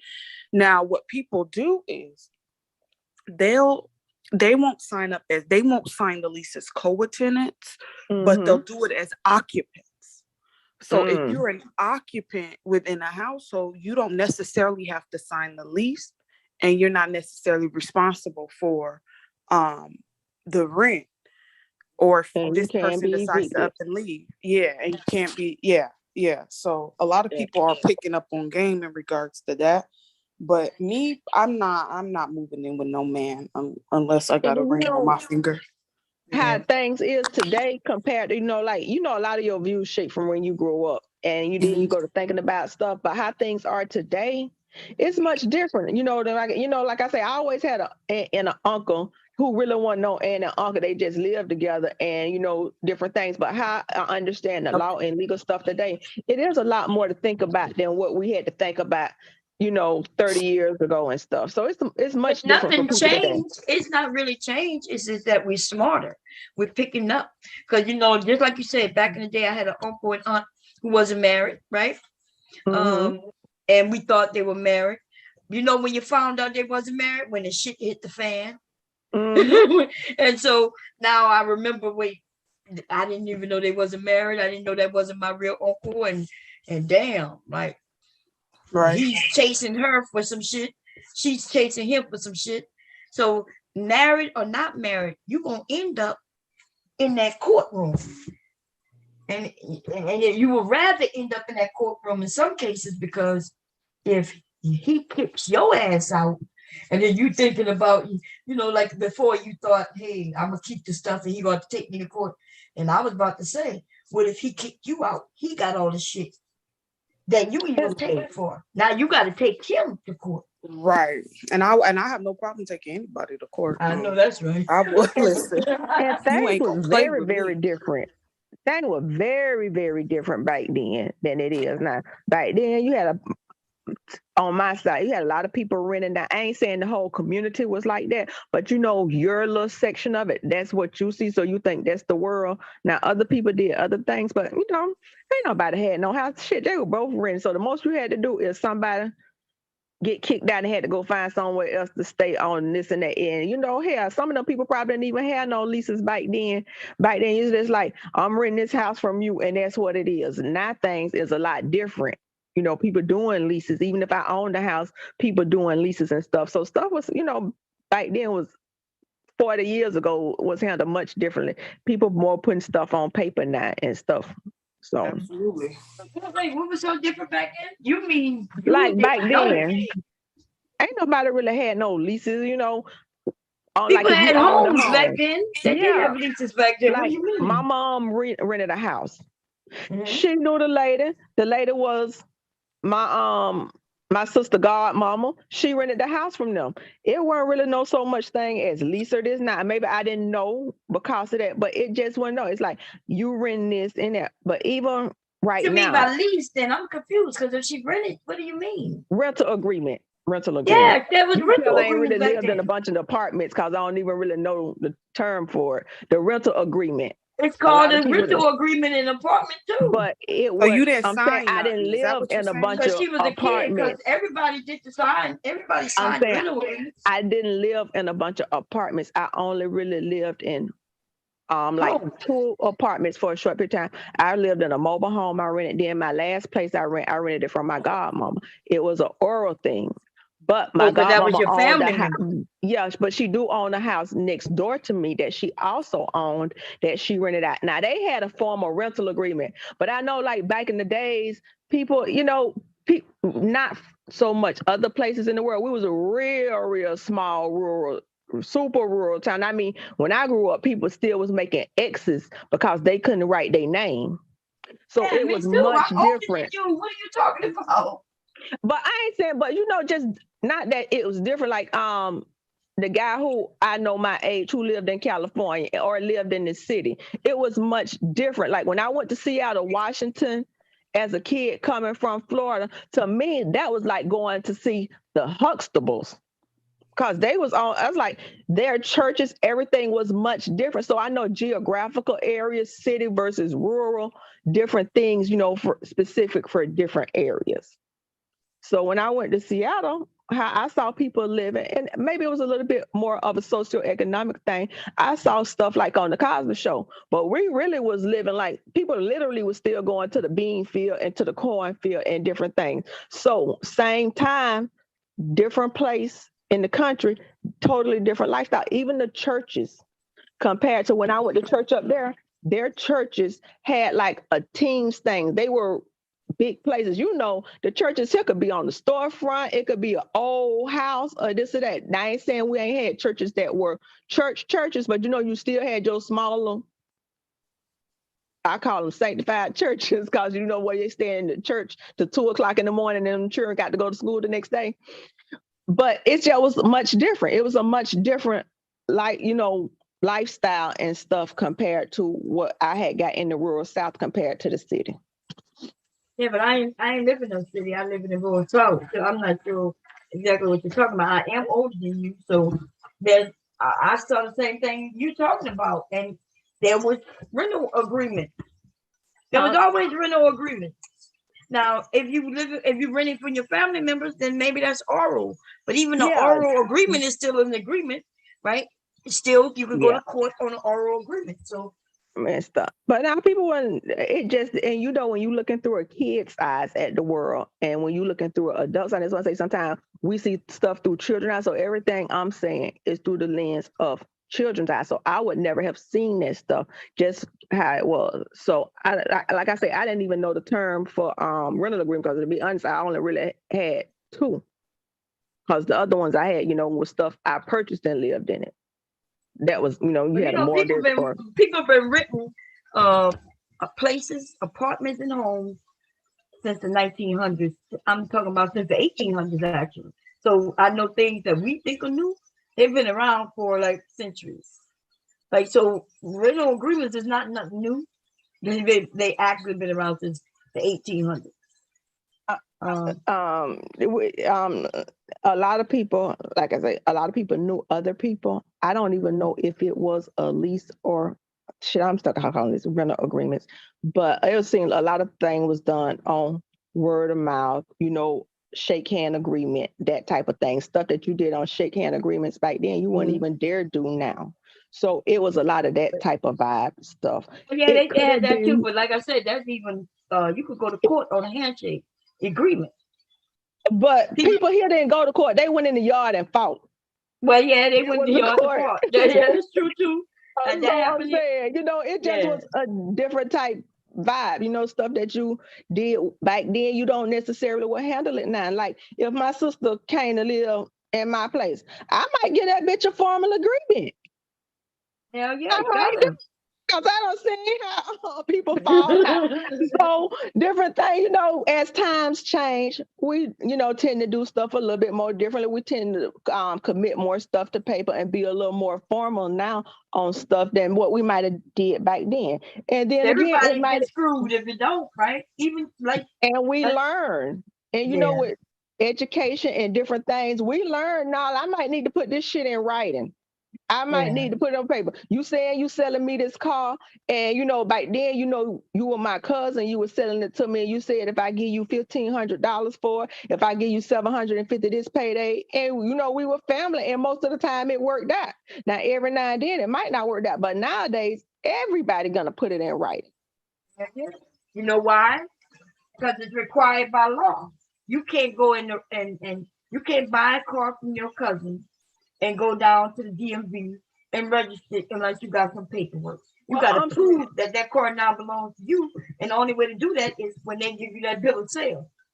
That's why if I say, okay, cuz I'm gonna buy your car from you. Now I ain't got all the money right now, but what I'm gonna do is on payday, I'm gonna give you $350. And the next payday, I'm gonna give you gonna put that in writing that you give them. You know, I ain't got all the money, but I'm gonna give you for the next 4 weeks. For the next 2 months, I'm gonna give you $250. Before that might have been just an oral thing, you know, family members did them all. Now you gonna write something up and make them sign it. Yeah, because they might have to take you out to court, like I said. Yeah, but you know, back in the day, that might have been something you ain't thought about. After we done seen what done happened and stuff, people like, no, I know better now. I'm gonna put it in writing. So, you know, something back in the day, you might have just did what a shake of hand agreement, even though you could take it to court. You can take it to court, but that's a big process and a lot of money. And then if you really don't have it in writing, you know, it's you really just not going a lot of money to take somebody to court. You know that, right? It may after cost $50 going to court. Yeah, After going to $50. court, it's not a place that I relish going. So anytime I can say I'm gonna avoid it, I'm gonna avoid it. It's really not a place to hang out. So that's why I just try to, say avoid it, period. So the least things I could do to have to avoid going to that place, the most I'm gonna do to try to avoid going to that place. Right. I will go and put on them boxing gloves and go there when I have to. But if I could try to be proactive and not having to go there, I'm gonna do that too. So what happens if you put the gloves on and everything rock out, but you still need your money that they didn't give you? You know what they asked, but you still don't have your money that you need. What happens then? I try not to do a lot of handshake deals and stuff like that. I try not to do that. If I'm gonna buy something from you, I'm gonna come and say, hey, I'm buying this from you. We going down to the DMV and we finna do this paperwork. Now when we get down there, here go your money, here go on my hand right here. You give me my paperwork and we're gonna go and do. We gonna schedule it on the day that you off. Cause I don't need you saying you're gonna sign it and give it to me I and have no this and idea that. what We you're talking going about right now. now. Are you trolling me? It must be my turn. Cause you because it sounds like you doing the paperwork that right you said now. you didn't want to do. I, as much as I talk about the law and stuff, because I just believe that, an ounce of prevention is worth a pound of cure.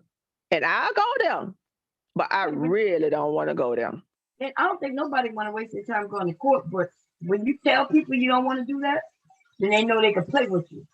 That's why I like when Taylor said, look, I'm going to use the law to my benefit. You got damn right, I'm taking your ass to court. Then they know you ain't playing with them. They know they better give You're you damn money. right. I'm gonna put everything in place. I'm gonna put everything in place. You're So damn if I have to go there, I'm gonna be able to knock you out because I'm gonna put all the steps in place to do it.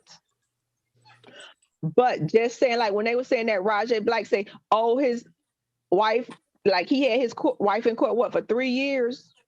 And I was like, he talking about she was there too. That is not a good feeling. Your stomach get butterflies in it. You don't want to go there. I really think I got PTSD from court.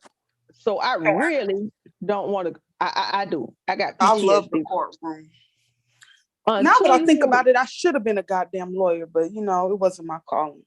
If I'm going for somebody else, that's great. And I'm better. But going for myself, and if you really went for something really serious, it is really not a place that you really want to go. And I gotta be honest, I got PTSD involved in going. Now I'll go there, but I really do got I think a mild PTSD when it comes to court for myself. I understand. Yeah. I used to be like that too when I was young. I was like, yeah, nah. I just kind of stay away from that and stuff. But you been to court before? I've been to court. Yeah, I've been to court before. And how was it? It was all right. It was pretty procedural. How long did it last? Probably about it was a trial, so it was in the family court. It was probably 2 hours. 2-3 hours. From the time of filing, how long did it last? From the time when they filed the initial pleading. That was a long. They were going through divorce and battling each other for 3 years prior to them actually getting in the courtroom because they kept agreeing to stuff, and then they would come back, file motions and shit, and then they were like, "Well, we're just gonna take this shit to trial." So that's what ended up happening. When you go on, when your attorney showing up to court for, let's say you show up to court for 2 hours, if your attorney charging you $350 an hour, you're not just paying $700 because you can charge way more for the actual 2 hours he's there. Oh yeah, you're getting charged for traveling. But they won't. A lot of them want their money. If it's you not getting a lawsuit on a contingency basis, you're having to pay that as you go. And then you're having to take off from work for this, go to this mediation, go to that. And if you got you're working, you got kids, you got a job, don't want you to be off that often and different things. And now you got to arrange for childcare before court, after court, because you normally you be home when your kids get out of school. Now you are in court and now you got to arrange for this and that. It's a lot when you juggling all these things together. So yeah, so no. Yeah, it is a lot, and it's stressful as well, especially in the family court, family law, especially. I can't imagine going through a divorce for 3 goddamn years with somebody. I was just like, let me just sign this shit so I can. And it's the thing, you can give them everything they want, and if somebody want to argue, say, listen, right? I'm giving you this, and if they still want to carry that, you still have to. Like old dude did. He was claiming that she was the one dragging it on. When you go through the paperwork, you see he was the one. Like, because he wanted full custody of his children. He was claiming that she was dragging it on. She just wanted him to get away from her. Right. A lot of people do that to be petty, though. Like, a lot of people will personally file pleas, especially if you have an attorney and legal representation. They'll purposely file like pleadings and motions and whatnot just to prolong the situation, to make it where you pay more in attorney fees. However, you play that game if you want to. If they turn around and hit you with attorney's fees and the court and the judge says that because you were being unreasonable, you paying her attorney's fees. Right. Like, that'll happen. I've seen it happen before because I was a legal assistant for like 3 years. So it happened. I work with a lot of attorneys. You know what? When you down here in these little small ass towns with these judges, you really don't know a lot of stuff. So you really get to an attorney who actually, these little country bumpkin lawyers is friends with the judge. And I ain't saying city lawyers ain't, but it's not as many eyes down here to see in these small towns the big things that happen in court. So a lot of these judges have a lot of power, especially when people were ignorant of it. Now people becoming more knowledgeable and things are being recorded and stuff. And that's why you don't see no recording in these hearings, in these civil hearings, and that stuff ain't recorded or memorialized. And so it's a lot of corrupt stuff take place that people don't know about. But and you've learned when you get an attorney that actually practice law and follow the rules of procedure and don't be doing these I walk into court and do that stuff, and you learn, well, how come I had this attorney and they did this and none of these steps and stuff, what you did, motion to court, when the person didn't comply and this and that, you literally walk in there. You done gave all your discovery. Your attorney tell you, oh, we ready. You walk into court 6 months later, he ain't got now check stub. He ain't got now the 1 year of bank statements. He ain't got none of that. But he told you he was ready. And you walk in and you're like, what? And you don't know that this the proper way because you've been living in a small town your whole life, and then you get with an attorney who actually do practice law the right way and do notice the court that if no documents are produced after this point, they will not be accepted. You have to submit all of the stuff you have to before X, Y, and Z, and you actually see someone who practiced the way it should be practiced. It's really eye-opening, but you don't know that until you seen it done the right way. That's like if you always did something the wrong way, you think you're doing it right till you see the right way. Mm-hmm. And so that's the reason for hiring the goddamn lawyer, because he's supposed to know. That's the one right you way. hired.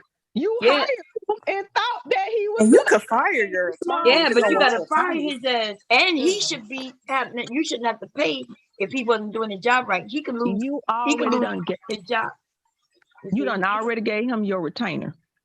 Right. So but you could get him in trouble. You could get that shit back. Listen, that's way the right. It depends. It depends. It sounds great in theory, but in real life, things don't happen that way. And you threaten to take his ass, report him to the bar, or he return your money. I got the paperwork folded down in there. I got the paperwork.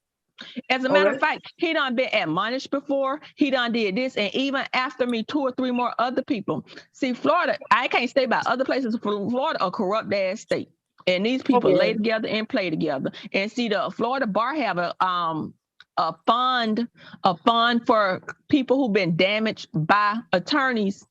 So if they find that this attorney did something and you were damaged, they have to take from that fund to give to you. And so you can imagine the number is if you got this fund for people that were damaged by attorney, and attorneys self-govern each other. Is you really going to be wanting to pay out all that money? And it's a self-governing body. And that is why it's so much corruption in law, because even the people they hired, they let join their organizations that are supposed to be outside, whatever, they're still all connected with each other. And it is a very, very corrupt, incestuous relationship these people have with each other within that professional thing. Like a nurse is life and death. They ain't gonna keep saying, hey, we got this bitch over here, she done fucked up 8 times and we're gonna keep letting you go, because that's like life and death. Attorneys is a different thing. It's a different beast. Yeah. Yeah. So, like, you know, they got it could be a I really just came up here to say that about for Let's Troll. So Taylor, I'm glad you're back and everything, and stuff. So I ain't mean to take that up, but I really want you to have a happy holiday to everybody. You too. Happy holiday to you and your family. To Malik and what the other one name is? Malik and Jamal. And Jamal. Tell Malik and Jamal Merry Christmas. Them bombs, all of them living together in Tampa. They ain't at home no more. I just got my daughter. So okay. All of them live together in Tampa in an apartment together. I'm glad they together and stuff. Yeah. But I told them I expect my first adult Christmas present this year. All y'all motherfuckers got jobs, and I want a dehydrator. Y'all can get together and get me that. Y'all all got jobs. But y'all have a good one and enjoy y'all holidays, and love to everybody in the chat. Y'all enjoy y'all holidays. You too. Take care. Bye-bye. Bye. Yeah, I realized I ain't baked in a while, right? It's been a long time, because when I went to open the flower, I saw some weevils in it. I was like, baby, got some weevils in this flower. Oh. I realized that I didn't use the flower in 2 years since my dad passed. So, actually, the flower doesn't really expire, right? Yeah, it get weevils in it. Oh. You ever see so weevils is like, it's like a bug. Little black bugs. You ever open anything and it have these little black dots in it? Yeah. That's weevils. It like flour. It eats flour. It's already in flour naturally, but then they grow and stuff like that. The longer, the older the flower is. Okay. Oh, excuse me. But yeah, it don't really expire as long as you get the weevils out. It's kind of use I could have used the what's the thing called? You know, the thing that where you put the flour through the sifter. You could have used it and get them out. You can use that if you want. I have some other flour. Self-rising flour. Anyway, I'm frying this chicken. Chicken sounds real good right now. Yeah, especially home fried. It would have been okay to get it from Popeyes, but you been eating from Popeyes them small ass chicken. The goddamn legs are small like wingette legs to me. Yeah, I haven't eaten at Popeyes in a minute. Yeah, I don't like their I like their chicken sandwich at that one time when it was popping, but it kind of got old for me after a while. Like I don't have like a taste for it, I'll eat at Church's chicken before I eat at Popeyes. Oh yeah, I love Church's, but there's no Church's up here. Church's went bankrupt up north long time ago. Oh wow. Yeah. There's like a few of them over here. No, they were bankrupt years ago.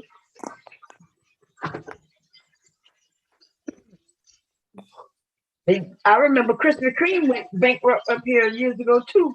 Then they I popped back up. remember that. Yeah, I remember because they said that it was like on the news that they were going bankrupt, they're going out of business. And then I drove by like a week or two ago and I was like, there's a Krispy Kreme right here. Like, what happened? Yeah. I like Krispy Kreme though. We're gonna hello, 1 and 1. Huh? Somebody just came up. I need them to say hello. Looks like their audio's still connecting. Oh, okay. Yeah, who is this? Yes, audio's still connecting. Your audio's still connecting. 1 and 1. So, but no, Bomb. I can't believe that I didn't even know that they started that rumor about the whole ghetto gagger thing. That's yeah. 1 and 1. Hello. Hi. How y'all doing? Oh, we're doing good. How you doing? Doing okay. I just came up to say happy holidays to everybody. I really do enjoy listening to you all. I was in the hospital recently. I stayed for a couple of days and it was y'all that kept me rolling. So I just wanted to come up and say thank you for that. You're welcome. You're very welcome. Happy holidays. Happy holidays. Are you okay? You doing better now? Oh yes, much better. Much better. That's good. I did hear you say talk about those weevils. Do you ever refrigerate your flour or your meal? Yeah, I do, but I had so I buy this 50-pound bag of flour because I was doing a lot of baking. Oh my goodness. No. So that's why I have all so yeah. Okay. So I usually refrigerate it though, so where it stays, Yeah. Because like you said, those the weevils, they're already in your, they're already in your meal and your flour. Right. So if you refrigerate it, it seems to slow it down a little bit more. Girl, yeah, I was about to get ready to make some roux. And I told my husband to get the flour down. And as soon as I opened it up, I saw like a couple of weevils at the top. That's how you know they'll be at the top. And I was like, okay, we got some weevils. I wish I could get a hold to some of that gumbo. My goodness. I'm over here. It's people say that it's all in the sausage. And I know I can't get that, that authentic andouille. Is that what you call it? Yeah, andouille, yeah. Yeah. I wonder if I can have it shipped from, You can, you can make it yourself. Sausage is not really difficult to make. It's really just different meats. Like there's a recipe for andouille, but I don't even use andouille in my gumbo. You don't? Because I can't find it up here, and even down south, we're not using andouille sausage much like that. What so you could well, there's some homegrown down south in Louisiana, there's some companies that make their sausage. A lot of the stores make their own sausage. So we use that. I know people from other states, they hear about andouille sausage. So they just, they think that we buying something called andouille sausage. It is like an andouille sausage. It's just homegrown, right? It's not high shears and all that bullshit. Mm-hmm. Yeah. As far as that, like the seasoning, you're saying to make your own, but I'm wondering if, the seasoning may be even different. Like the, up here, it'll be like the Old Bay seasoning, but I just don't think it's authentic. I want some authentic gumbo. Yeah. Well, I mean, I could show you how to make it. Like right now, I'm just making a chicken okra with some sausage gumbo. Mm-hmm. But what makes it authentic is really, it doesn't matter about the sausage. You use whatever sausage you like. In fact, you might hear another Louisianian who use things that I don't use. Like I would never use crab legs because where I'm from, authentically, we use a whole crab in our gumbo. Yeah. We break the shell open and take the the dead man out. That's what we call it. And then we break it in half and throw it in the gumbo. Wait a minute. What you said? Break it in half and take the what? Okay, they got dead man. We call it dead man inside the crab. Oh, That's wow. the yellow stuff. You ever open a crab and you see all the yellow and stuff that you don't eat? We call that dead man. Okay. So we open the shell, take the back off, throw that out. Then we take the dead man, the portions that we don't, and then we break it in half and throw it right in the pot, shell and all. Oh. So those who don't know that though, they take crab meat and throw it in that pot. But how do you know there's crab in that pot if there's no shell? Crab, once you put crab meat in there, it breaks all up. You don't even see it in your bowl. It sounds so good. And you said you had 50 pounds of flour over there. Do you do beignets and all that stuff? I do it all. I baked it all. On my channel before I lost it, there was videos showing people how to make your own French bread, make your own po' boy with the French bread, make the beignets. I made it all. I need to get back on it because after my mom passed away, I haven't baked. That's why I said the flour had wrinkles in it. She's been gone 2 years now. This was the second year that she's been gone, a couple of months ago. But yeah, I got to get back on it. Yeah. Yeah. Well, if you want to, I would love to learn how to make those beignets, the gumbo. I don't know, do they make any gumbo with alligator meat in them? Do you guys use that? Some people do. See, that's what I'm saying. Some people use alligator meat. I don't. That wasn't how I grew up. But there's other Cajuns who use alligator meat. Alligator meat, even fish. I didn't even know that. Some people use fish in their gumbo. I was like, wow, we've never had gumbo with fish in it. We've had something else. I forget what my grandmother called it because it's French, but it's almost like a gumbo, but it was red, and we use fish in it. It's another dish though. But we don't use it in gumbo. Seafood gumbo. Generally, our seafood would be crabs and shrimp. Yeah, there would be crabs and shrimp. But I've heard people put crawfish in their gumbo. We've never put crawfish in our gumbo. If I'm gonna use crawfish, I'm gonna make a crawfish etouffee, or like I could do other things with that seafood instead of throwing all of it in one pot. You see what I'm saying? Mm-hmm. Now, what's your etouffee? I've heard of it. Yeah, etouffee is more of it can be shrimp etouffee, it could be crawfish etouffee, and it's more like a rice meal. Mm-hmm. It's real good. Etouffee is good. Grain of rice? Is it a special kind of rice you guys use? No, we use just regular long grain rice. Okay. Yeah, long grain rice is better. It absorbs the water, it softens, it's real good. But we eat rice with everything down south, so ergo the thickness and people be blaming it on the cornbread, but it's the rice, baby. It's the rice. My goodness. You can tell I love to eat. I love to eat. I like some of anything new. So. Now, do you speak Creole or French? No, I don't. My mother did, and they when I was a little girl, I understood exactly what she was saying, but I didn't speak it ever. Mm-hmm. And it's patois. That's the language. Patois. Yeah, that's the language. It's like I guess French and Creole. They call it Creole French. It's I think they speak it also in Haiti, Haitians. Okay. Yeah, mm-hmm. Patois. So you still understand it then? I don't know. I haven't heard anybody speaking in a long time. Mm-hmm.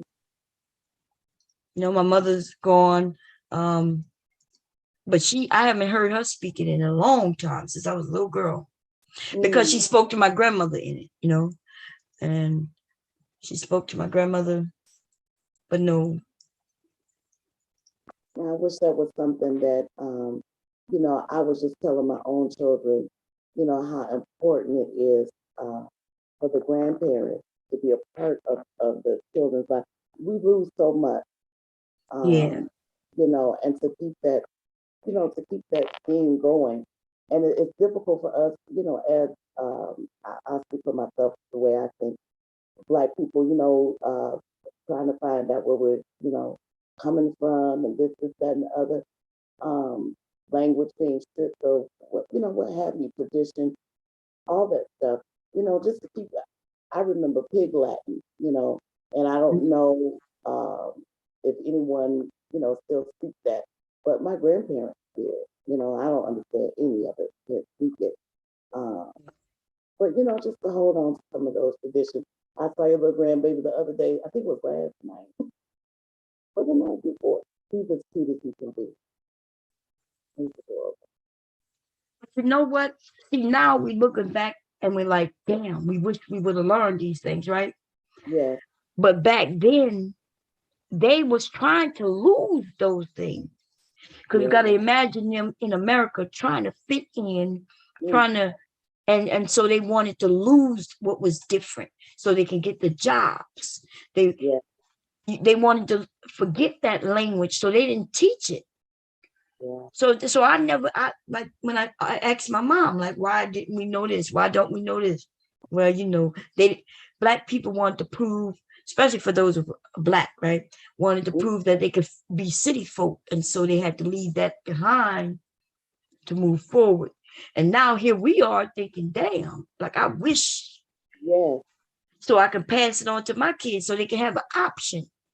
yeah, You know, there's even second generation Latino Spanish people who don't even know how to speak Spanish. yeah, That's because their parents are embarrassed and don't and want more for their kids. So they tell them, you're American now, you don't need to learn Spanish. So they're not even teaching it to them. And they're doing the same thing we've done. yeah. And we just lost a lot. I love my people. I sit back and I listen to people, you know, on YouTube, but I'm just like, I don't understand how they don't see the beauty, um, you know, of our people. Um, Right. you know, even the things that I honestly, you know, that I was embarrassed about coming up as a child, you know, the so-called Ebonics, um, you know, just our like everything we do has a flavor and a spice to it. And I Yeah. just don't understand why, you know, I hear people knocking, you know, Black people this and Black people that and Black people this and Black people. I'm like, we are a beautiful and a resilient, strong people, very strong people. And I just don't understand why people don't see that. I just don't Because understand. they convinced us that it's not important. But when I try to talk to the young people, I try to get them to understand we are people who've been through a lot. And on top of through that lot, we've come up with our own language, Yeah, but they have decided to make it like, oh, you speak that language? Like yeah, we know what we're talking about. Language is about communication. So if they don't understand it, maybe that's the purpose of us having our own language. We don't talk about the Greeks when they talk that Greekish shit. We not, yeah, you know, Irish when they speak in their language. We don't say, why are you speaking that? Yeah, that stupid shit. We don't do that to them, but they yeah. do it to us though. And we Yeah. do it to us. And that's the most hurtful thing is that when we do it to ourselves and we see these other people out there trying to emulate and appropriate everything that they can. They want big booties. I wasn't born with them, but they want the big butts, the big lips, the big that I don't even know Kim Kardashian, what she known for other than, you know, a tape. But I look and every time I see that girl, I don't follow her at all. She gets darker and darker. She's darker than I am right now. Yeah.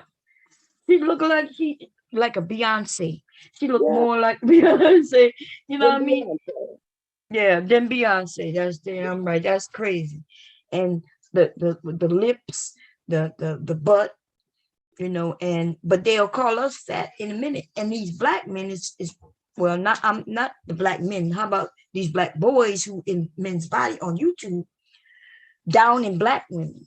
We have at least our bodies are natural, but then they'll tell us we fake because of our hair and shit like that, right? We got weaves, but they want the woman who went and bought her boobs and her butt.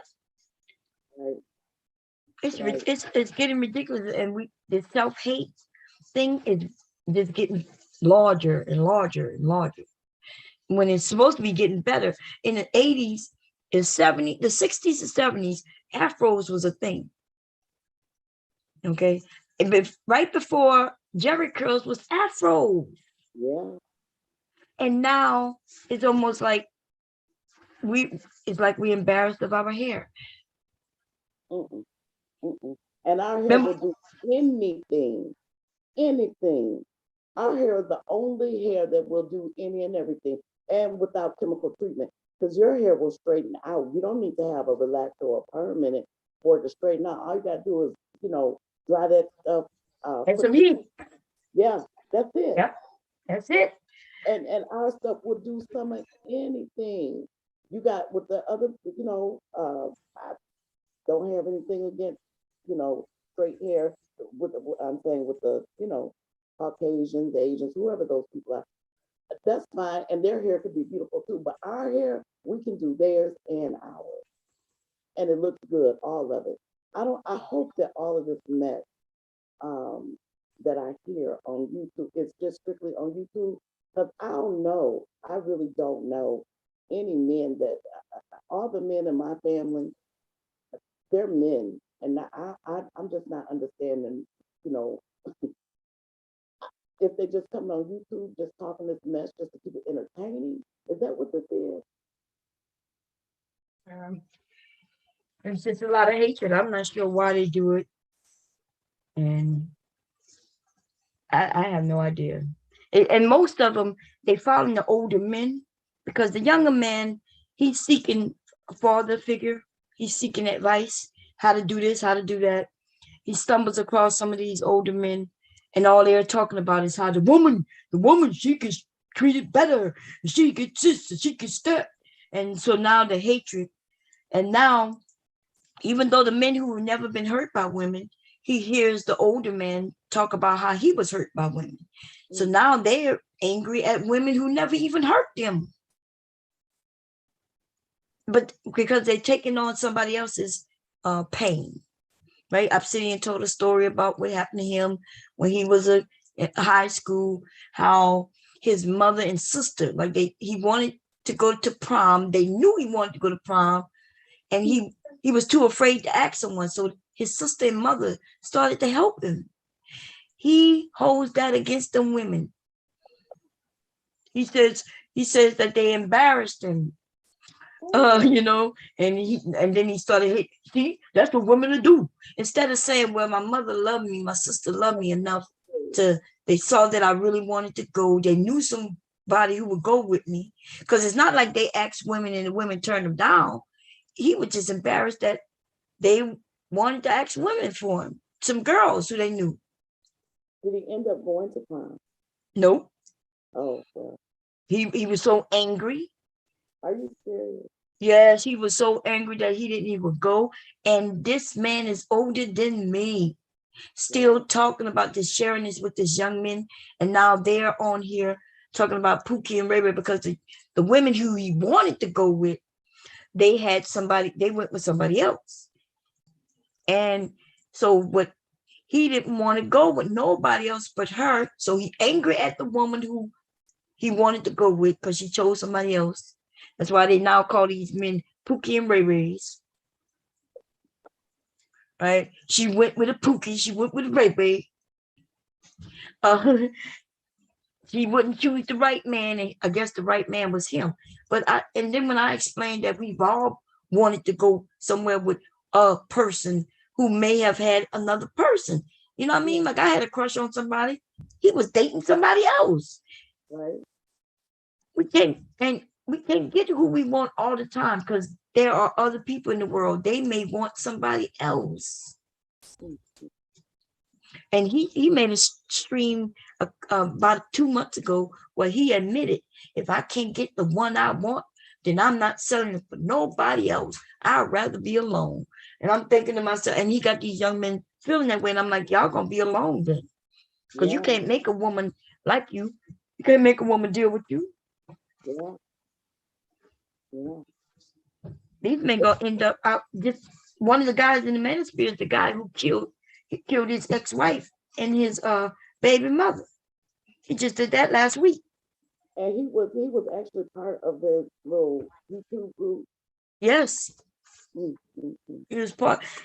He's not the first in the group who killed a woman because she didn't see him or he wanted her and she didn't want him. And he was so mild mannered and at the top, you know, of his I think he was a anesthesiologist or something, a nurse, correct? Right. Yeah. That's the highest paid position you can get as a nurse. Am I right about that? Wait, say it again. I think that's the highest you can go as far as a nurse is to be an anesthesiologist. But I'm not sure about the highest, but as far as the anesthesiologist, they're the ones who give you the medication. That's like, they're the ones who put you under. They make just as much money as doctors, sometimes more. Exactly. Right. So I think that's the highest pay. So you looking at this entity, right? Because I don't even, look at him as a man. You're just looking at this thing, and he seems to have everything that you hear, KS walking around here talking about, that Black women should be wanting but can't have. And is that a man of value? Absolutely not. And he had everything that you would think that you would want in a man. Even while he was doing, I just saw a little bit of the video. He was so soft spoken. And his face was too smooth for me to trust anyhow. But he was just too, he was soft spoken. Then you hear the children were in the car. Those children in a BMW. Those children are going to. How old were those babies? 4 and 5. And they're going to remember this for the rest of their lives. For the rest of their life with no mother, no father. You know what I'm saying? Wow. And this is sad. And then they on here trying to give him an excuse, saying mentally ill and it was her fault because she kept him in court for 3 years. Going through a court battle for marriage for 3 years is not a long time. That's average, in fact. Right. That's average. Say it again. I said it just makes no sense. And to be, for the men that are listening to the people that are out here spewing this venom, against Black women, it's sad. I don't want my son listening to these people walk right here, talking about what does that nut say about disciplining women? He said something. I can't even remember what it was, but it was absolutely insane. I wish you might raise your hand to me. I wish you might. You're gonna draw back enough, or less. I know that's right.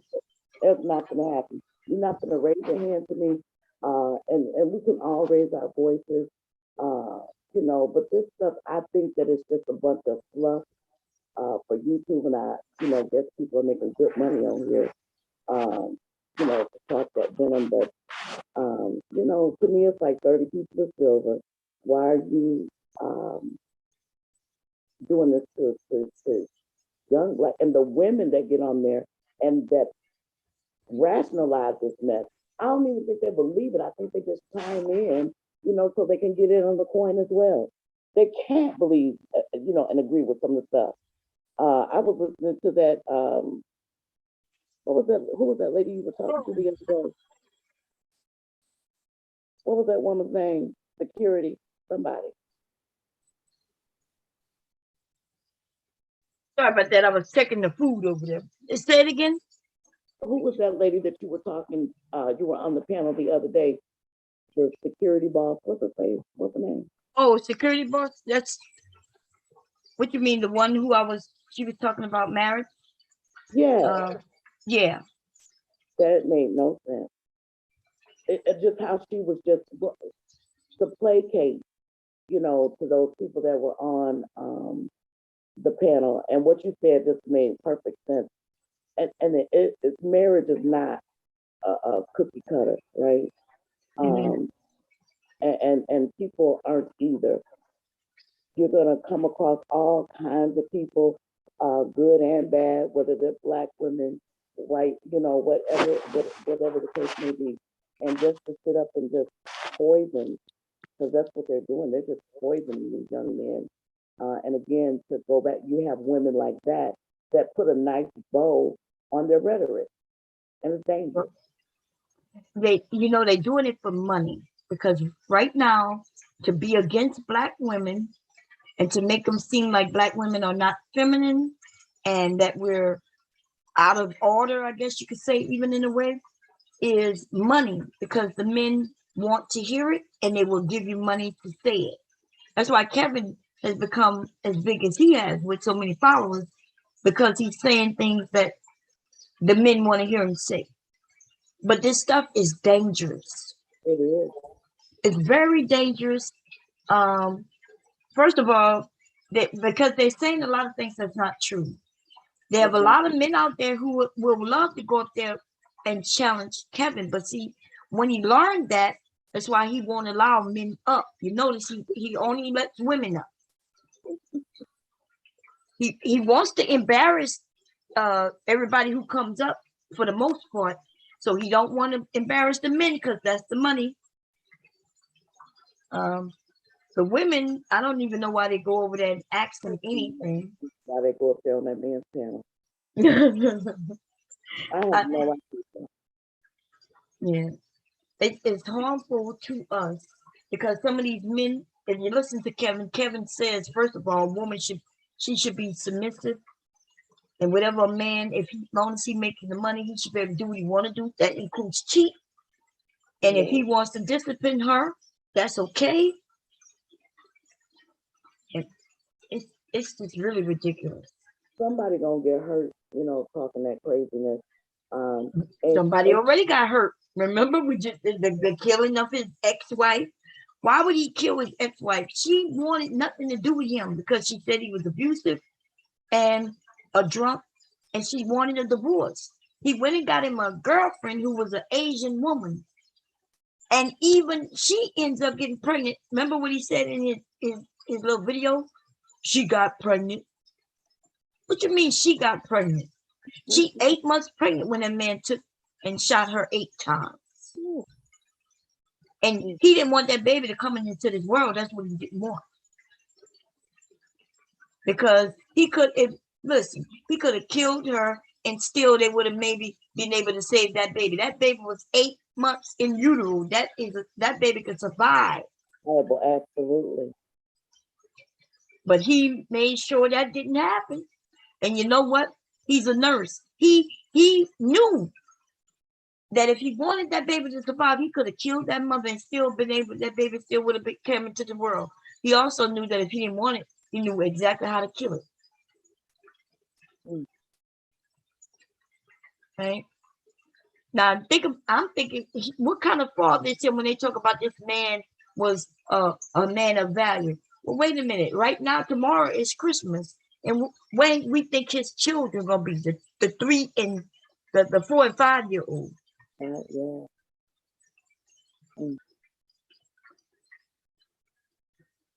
He told, what kind of father was this?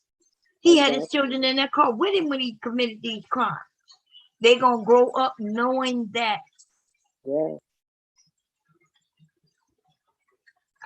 And then we don't even know what he was saying to them on the drive. He could have been telling them what he was going to do. That's even scary. He could have been, you know what I mean? Like, we don't know what this dude was told them kids. Because weren't those children crying? I think I heard them. I think you can hear them on the tape. Weren't they crying? Yeah. One of the guys said he was crying. They were crying, and then somebody said they heard the babies crying in the car when they walked up. Yeah. Yeah. So I wondered, is it whatever that nut was saying to the children, I don't know.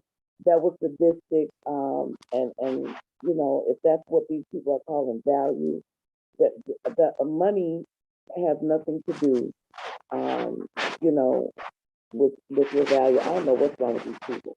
I really don't. I don't. And I'm hoping that this is just on YouTube. Um, that this is, but social media is becoming, this is our reality. People are taking this stuff outside and bringing it into their own uh, social, environment, and it's just it's insane. I was reading an article the other day, and they were talking about on TikTok. They call it the TikTok tick, where they said people are actually finding people who have Tourette's and are catching Tourette's over uh, social media. And the diagnosing of people, how did they, I said, I've never heard of anything. They're calling it a contagion, a social contagion, to where people are just watching and listening, and then they pick up that behavior, and it actually spread. And I said, I'm done with this. This is some crazy stuff. Wow. Yeah. This is crazy stuff. So I'm hoping, if anybody has any sense, to know that this is purely entertainment. And I don't think people talk to one another in this manner, in their own personal lives. So there'd be a lot more people dead if they did. Oh yeah. Look, I don't talk the way I talk to some of these men in that way in person, Yeah. And I say it to them all the time, just like I know they're not speaking the way, the way they are. I'm not sure if you saw that when I was over there with security boss, I asked the guy, would he dare talk to women the way he do online, in person? And he made it seem like, why wouldn't I? What could be the worst thing to happen?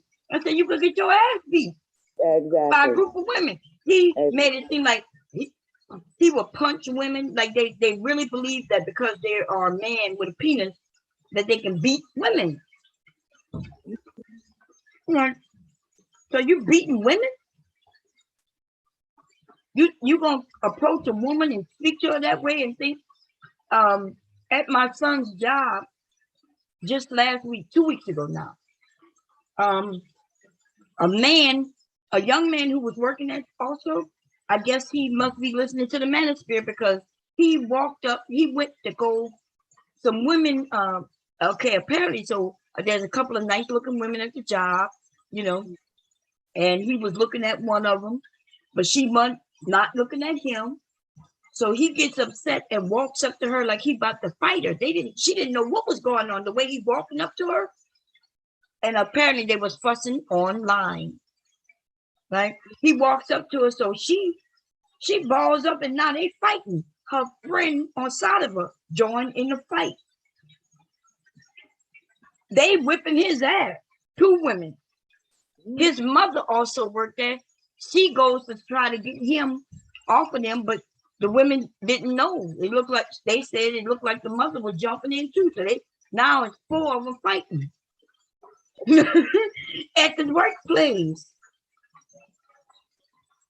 And all of them got fired, but it's really his fault. Why do these men now think they can walk up towards women in this way? Like as if our daddies or our husbands. Yeah.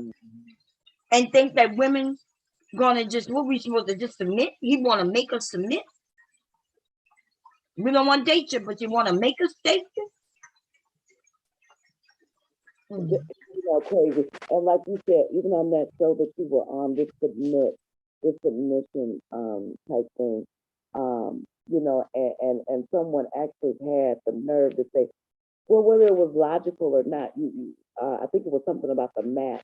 Well, if my way is logical, and they're saying, well, no, it doesn't have to be, if it's his way, then you can just throw logic, out of the window. It doesn't, this is absolutely insane. And the submitting a husband and wife, it's a beautiful thing. If you, marriage is a beautiful thing. Yes. And this submission, to me, in my mind, is not to where I'm bowing. And I love the way you put it the other, when you were on that panel. It's not about bowing down, to your husband in this way, or you being assertive. It's not about that. It's about working together. And if your way, right, if you come up with your way is the best way, yeah, I don't mind following that. I don't mind. It's a partnership. It's a partnership. And at Right. sometimes I'm going to, be able to have the better way around something, and sometimes he might, but Right. all the mission, what you want me to do? Throw a bone in my nose or on top of my head, or I don't know, barefoot. I don't know what they're looking for when they say that, but it's not a bad thing. We submit ourselves to people at our jobs all the time. Right. That we're a slave, or is it a bad thing? No, we're subordinate. We just, you do whatever you have to do to make the company run. And that's what a marriage is. It's nothing more than that. We got to make this thing work, Right. Yeah, But you notice, security boss was against it. She was like, "No, you're wrong." And she said, and she even told me I didn't make any sense when she said that I think I had mentioned that, my husband, she was like, "That doesn't make sense. I'm sure your husband will come up with the route that he feels is the best route." And I said, "Yeah, but that doesn't mean he's right all the time." exactly. And, Exactly. so I see that she's want to be a Black Manosphere supporter, which is okay, which means she's looking to make the money, which is okay. I mean, do that. But there will be people like myself we're gonna call her out. Yeah, You know what I mean? And she exactly. didn't like the fact that I was married longer than her. She really didn't like that. She didn't like that at all. She was like, remember, she was being offensive. First of all, whereas it's a good thing that somebody like you, like, what you mean like me? Like you, who can, be married, and I'm glad it worked for you. And the way she said it, like, I'm glad it worked for you, as if the only person it ever worked for is me. I'm like, well, there's other women who might like what I'm saying right now, right? Because I'm not against marriage. I'm not telling women don't get married, these niggas ain't this. I'm like, look, when you find somebody, what happens when the woman is like my mother? See, she don't know the stories I've told, right? My mother was, my dad didn't know how to read. My dad didn't go past 3rd grade. What happens when it's my mother who's the only person who could read the map? Right. You see what I'm saying? She's the only one who know how to read a map or read a book or read the mail, right? How could my father make any decisions if he don't even know how to read? So my mother is reading. She's giving, hey, man, this is what this says. What you want to do? She gives him the opportunity to say what he want to do. And she said, well, based on the letter, maybe we need to do this. They'll talk about it and figure it out together as a partnership. And I think that even with her trying to be condescending, that when I, had listened to you, I think that is your whole message in itself. When she said, "Well, I'm glad that works for you," Mhm. She may have been trying to be condescending, but I think that's what your message is, really, in totality. Is you must do you. You have to do what works for you. You, right. So even in, everybody is not the same. Do what works for you. If you want to, a 500-pound whatever, and if that works for you, do you. And I think that's your message. And I appreciate it. Thank Just you. matter. Please don't stop.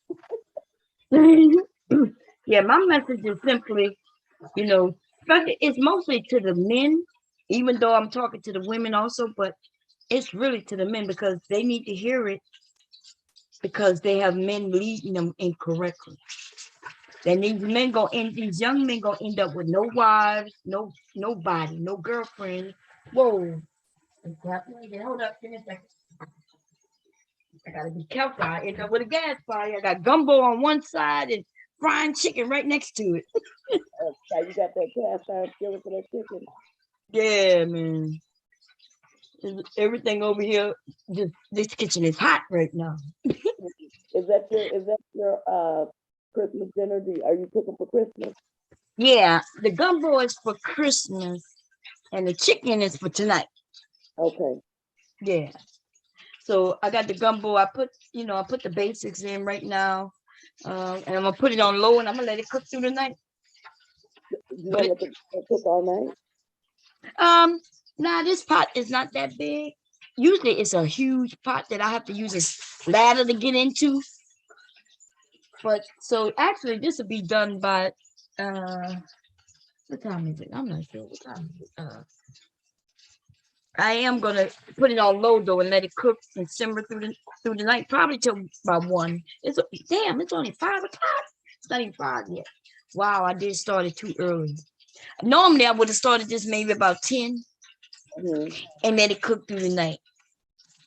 Like put it on low, put everything in it and let it cook through the night. But I didn't realize I started it so early. And you're gonna have rice as your side dish for it? Say it again? Do you have rice for your side dish? Yeah. Uh-huh. And so when we wake up in the morning, we eat Christmas. That's Christmas dinner. Yeah. That's how it is. It's always been that way. When people wake up in the morning, the dinner is ready, the whole dinner, everything. You know, because what we used to do, we would get up, and if you wanted to eat, you could eat. And then we would start making our rounds to the family members, you know. But my mother never wanted us to go anywhere being hungry, like, you know. But you can eat when you get to other people's house too, right? And then the round started. So we would end up hitting somebody's house who would end up coming to our house later that night. And it used to be a tradition, but I don't have any family here in Delaware. You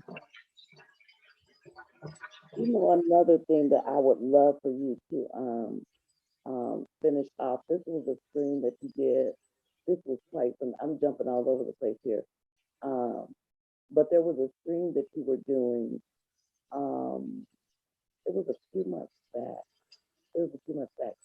And I think it was, I can't remember who was on the panel with you, if it was Mother Earth or, but I can't remember which one of the ladies, maybe it was Mella, I can't remember. But anyway, you were saying that you were going to do the, for the birthdays, I don't know if they were like the readings or something that you said that you did. That I was doing what? The signs. The breakdown Say it again. The breakdown of the astrological signs. You were gonna do something with that. Wait, I can't hear you. Wait a minute. Let me fix my sound. You sound a little muffled. It could be me though, because look, my kitchen is on fire right now. Go ahead. Say it again. You were saying that you were gonna do I don't know you know what faith you practice or anything, what religion or doctrine, but you were saying that you were going to do the astrological sign. I don't know if you were going to do a reading. It was something you said you did with that, and I was so interested in hearing you finish that off, and you didn't come back and get on to that. Okay. Was it a couple of days ago when I had to get off because of my grandson? Nope, not that time. This was a while back. This was a few months back. Oh, okay. Were we talking about horoscopes and stuff like that? Yes. Oh, okay. Yeah. You're right. I did say I was gonna do something like that. Yeah. Well, listen, we might do that New Year's. Maybe New Year's for those who don't go out. I'll look for my books. And And if anybody not going anywhere, which most of us not because of COVID. You got that right. Yeah, I know that's right. Right. Yeah, we'll make that a plan for New Year's. We'll bring the New Year's in doing Yeah. horoscopes. So what I'm gonna do, I'm gonna put on the board, letting anybody who want to know a reading done on their sign, for them to email me. And then I'm gonna grab my books out, because I know they ain't on third floor in the closet. And then I'm gonna do the research, do everything, and then we'll be prepared. So New Year's, that's our, what you think? New Year's? You got time for New Year's? Oh, that's all I got. Yeah. So that's what we're gonna do. Okay. Yeah, we'll bring the New Year's in with that. I'm glad you reminded me, because that's the type of stuff I like doing anyway. Yes. Yeah. And I would love to hear it. I'd be so curious about people and their, I love anything that has to do with spirituality. I like to listen to other people. I'm comfortable within my own, belief system.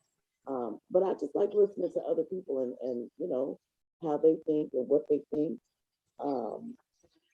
I just enjoy that. I really do. yeah, I think that's a good idea, and for those who, I think it'll be fun, even if for those who don't believe it. But I think we'll learn. It's good once I learned about my sign, Mm-hmm. it almost gave me a permission to say, okay, that's how I am. And I know some people don't, you don't want to believe it because you feel like, okay, you like that too, I'm like that. But even if it gives you an okay to say, okay, that's how I am, and since that's how I may naturally be, maybe I need to learn how to curve it. I need to learn how to control it. Yes. Like, so because of that, that's how I'm not that jealous, because they say Scorpios are jealous, and we, don't get on our bad sides, because we could be, look, I'm quite sure most of us say don't get on our bad side. All right. But because I felt like, okay, this feels like me. And so I was thinking to myself, well, I don't want nobody to be able to push me that far. So now that I know that's naturally me, let me figure out what I need to do to make sure nobody push me that far. If I got to walk away, I walk away, whatever I got to do, let me just, and that's what I find it was helpful for me. Now, whether it's true or not, I don't know, but I tell you what, it has helped me through my life. Mm-hmm. It helped me mature. It helped me to understand, because I have been that type of person when somebody harmed me, and it may not even been that bad, but they did something that I just felt was like sly. And I sat to the side and said, I'm going to get that bitch. I'm going to get him. And they, they hurt based on Scorpios and things I found. We like to serve it cold.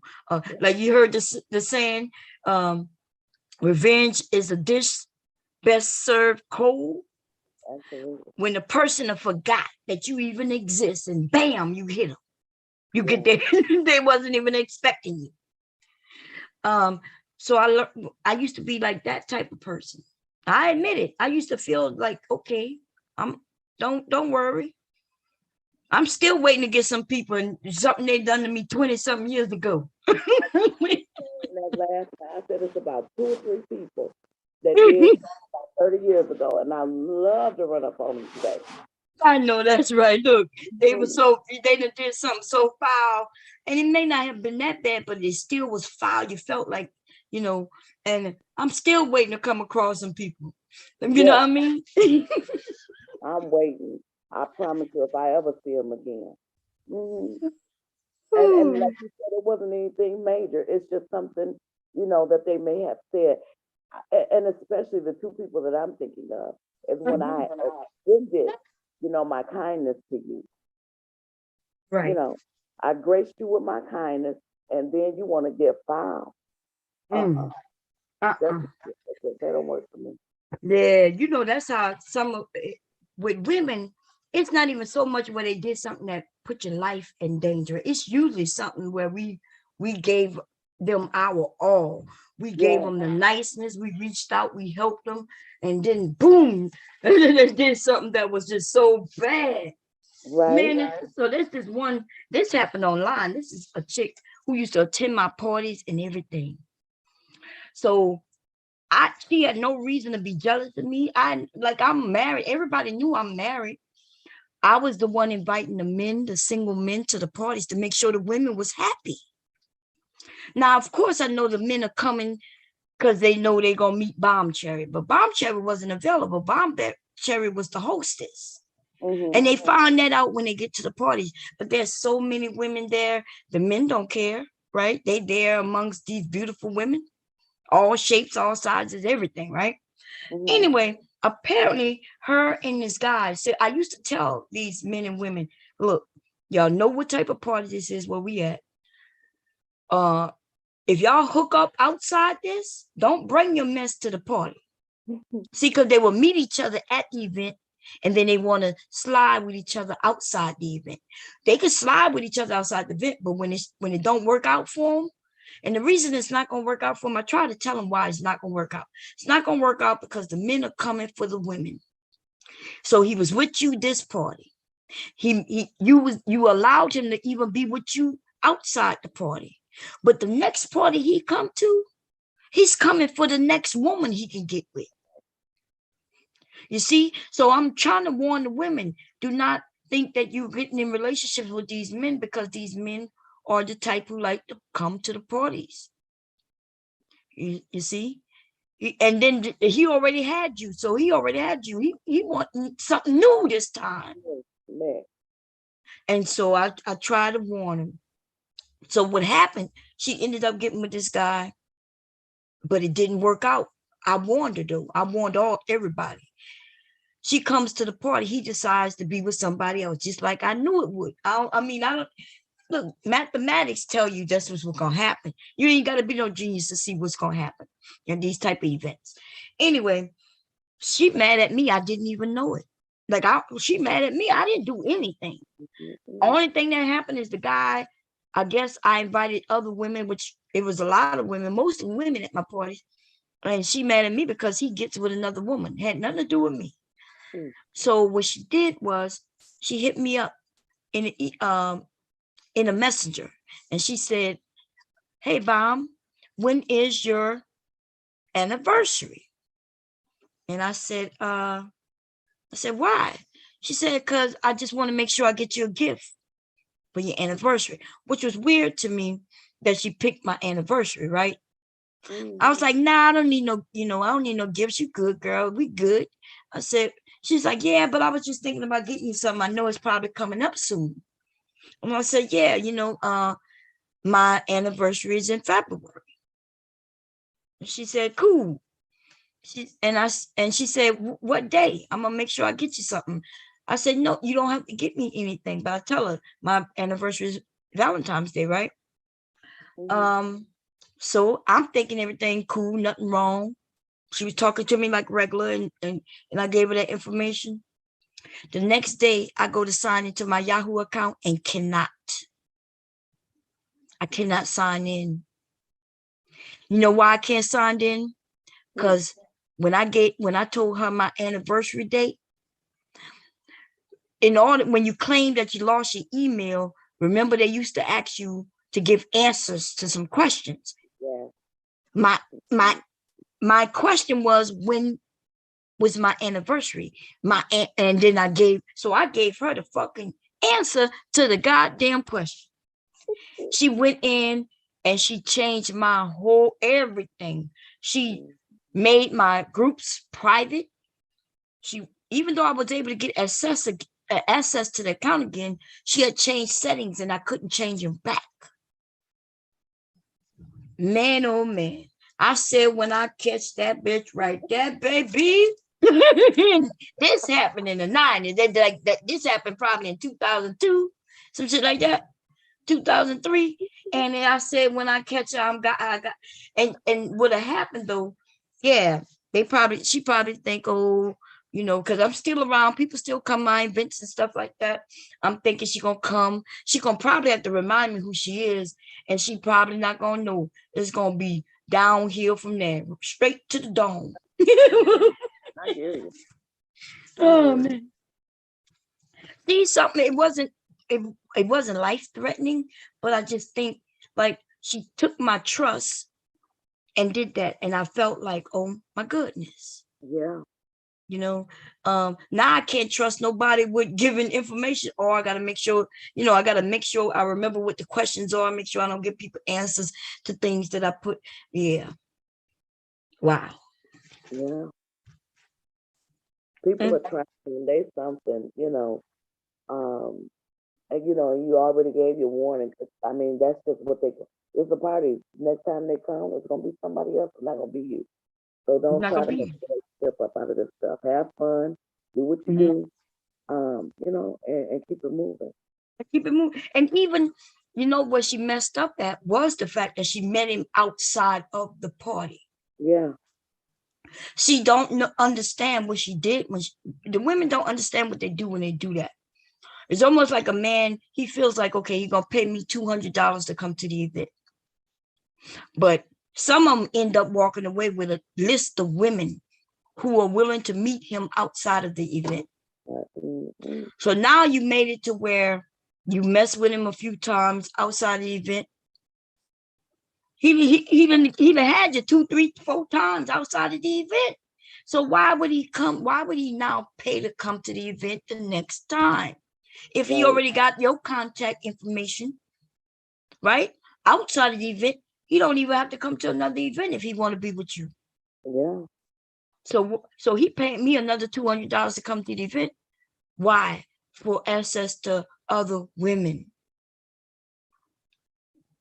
And so the women end up ruining. Now, if she had never given the contact, the ones who never give contact, they understand that this is where it's safe, everything's cool, we know what's going on.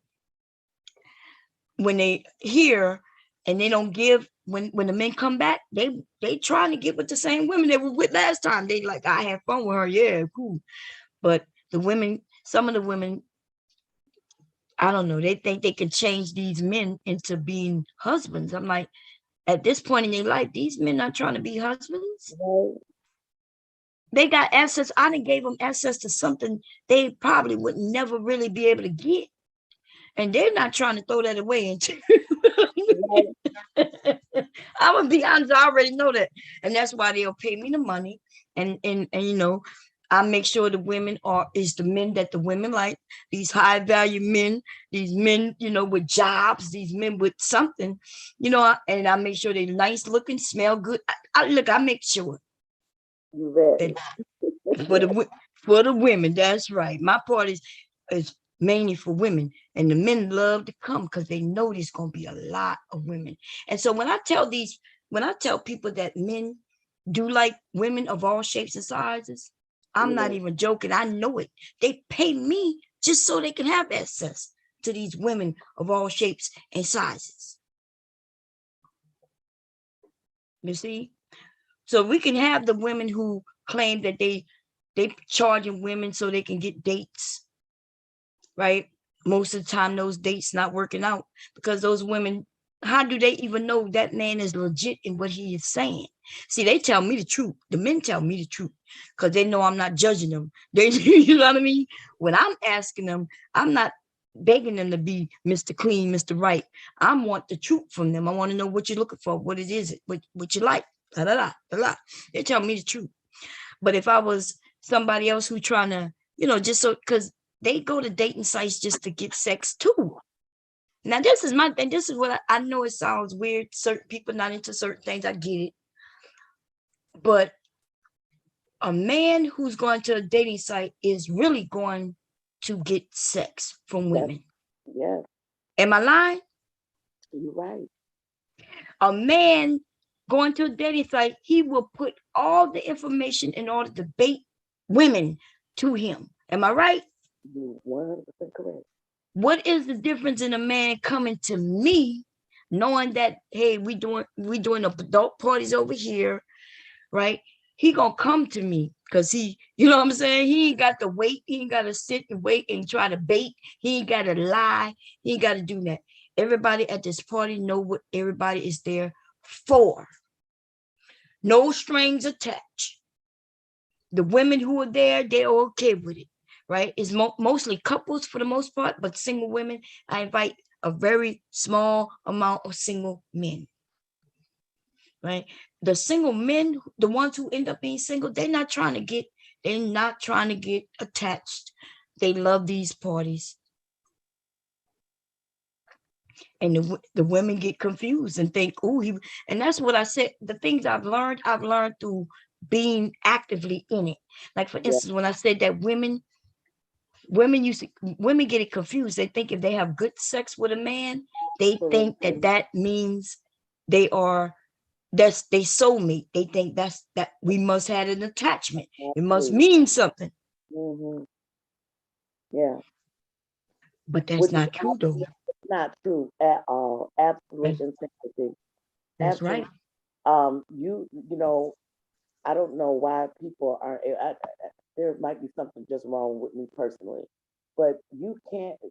It's usually the men who it's okay for them to be able to, you know, put their stuff in a box. This is sex, and this is something totally different than love. They're not equating sex with relationship, none of that. It's just an act. And when women have that same type of mind frame, you know, they call us hoes and everything else. Right. But, you know, I don't know if it comes with, because there are some older women who still get confused about that stuff. But you got to go with it. You got to be able to tell this has nothing to do with love, you know. No, that's right. This is a sexual act. And, you know, even when it comes down to this stuff, when people say cheating and this, that, and the other, my problem is not the act of sex itself. That's not, to me, that's just a physical thing. To me, it is the intimacy that you know, the information that you're feeding, the time that you're giving with this other person. That's sex. That's just an act. Right. It's a biological thing, and okay, you know. But yeah, women, they get that thing confused. You know, sex and love. Nah, no, those two things don't necessarily have to go hand in hand. That's right. It's you know, they teach us a certain way when we're young. You know, boy meets girl, and you know, girl's cute and he looks nice, she looks nice, and they get married, have kids, live happily ever after. That's what they teach us when we're young girls. You know, we get baby dolls when we're young. And then we think that giving a man a baby will keep him, but that's not true. That is not true. And so they teach us certain things, and then some of the women don't want to hear the truth because they want it to be the fantasy. I get it. Fantasy, it sounds good. It looks good in the fantasy world, but if you keep wanting that fantasy and you don't get it, now you're heartbroken, you're hurt, you're shocked. Men can separate sex, ladies, from love. They can get up after having what you think is great sex. They can get up and they can think about who they're gonna go with and be with next. That's right. They can get up from you and say, okay, let me go home and be with my wife and the kids. That's right. They could do that. And not bat an eye. And while you think you throwing it down in the bedroom, you thinking you gonna get him. No, you gonna get him the same way you got him. You know you gonna be able to have sex with him, but you're not gonna get that man from his wife. And the ones who do leave, it's not that many, but something wrong with them. Yeah. Something wrong. They left their whole family for some vagina. And then they talk about, I made a bad decision. Oh, really? I made a big mistake. Oh, really? You mean to tell me you left a woman who had your children? She's over there doing everything for you and the children, and you just ran because somebody had some vagina, and now you're talking about you made a mistake? Yeah. Girl, listen, they come up and tell me all their business, and I be thinking to myself, are you serious right now? Talking about I regret it. Yeah, you should regret it. Right. You should regret it. That's exactly what you should do. And you should be ashamed of yourself. You know, You left your whole wife for vagina, and then it didn't even work out. The vagina didn't even work out. It didn't work out. The vagina decided she wanted somebody else. Because I know if I got a man to leave his wife, I would be scared to marry him. If all it took was my vagina to make him lose his wife, why would I marry him? Why? Because that means the next vagina that comes along, she gonna take him from me. Absolutely. Yeah. Because that's the type of man he is. That's why it's not because some women think her vagina is so good you're gonna be able to keep him. When the other woman couldn't keep him because her vagina wasn't as good as mine. But that's not what it is. What you dealing with a man who just wants to hop, skip, and jump into new vagina. Yeah. Period. That's it. Your vagina wasn't super vagina.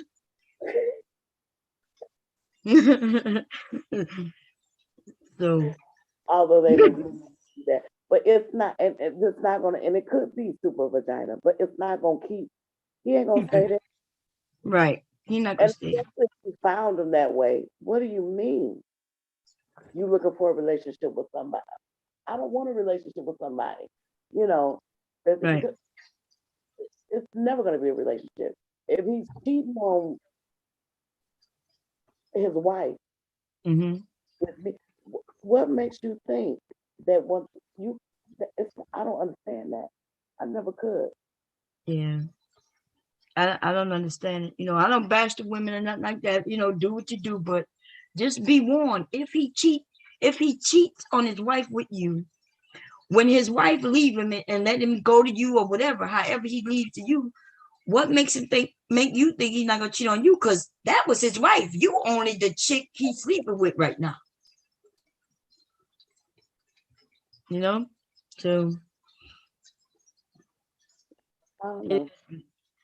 man, relationships are a lot to it though. You know, I try to be as honest as I can. I know they don't like it. Some of them don't like it. They don't like that I'm being honest.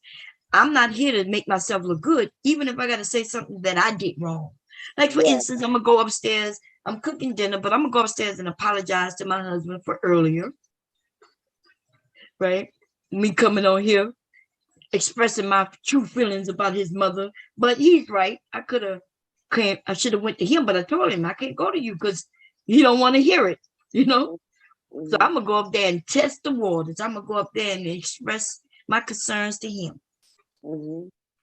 But even no matter what, I love him, so I don't want him, you know, if he say hey, I don't like what you're doing right now, I'm gonna apologize. I'm gonna say I'm sorry. I tell him, hey, that's the way I was feeling, but I apologize.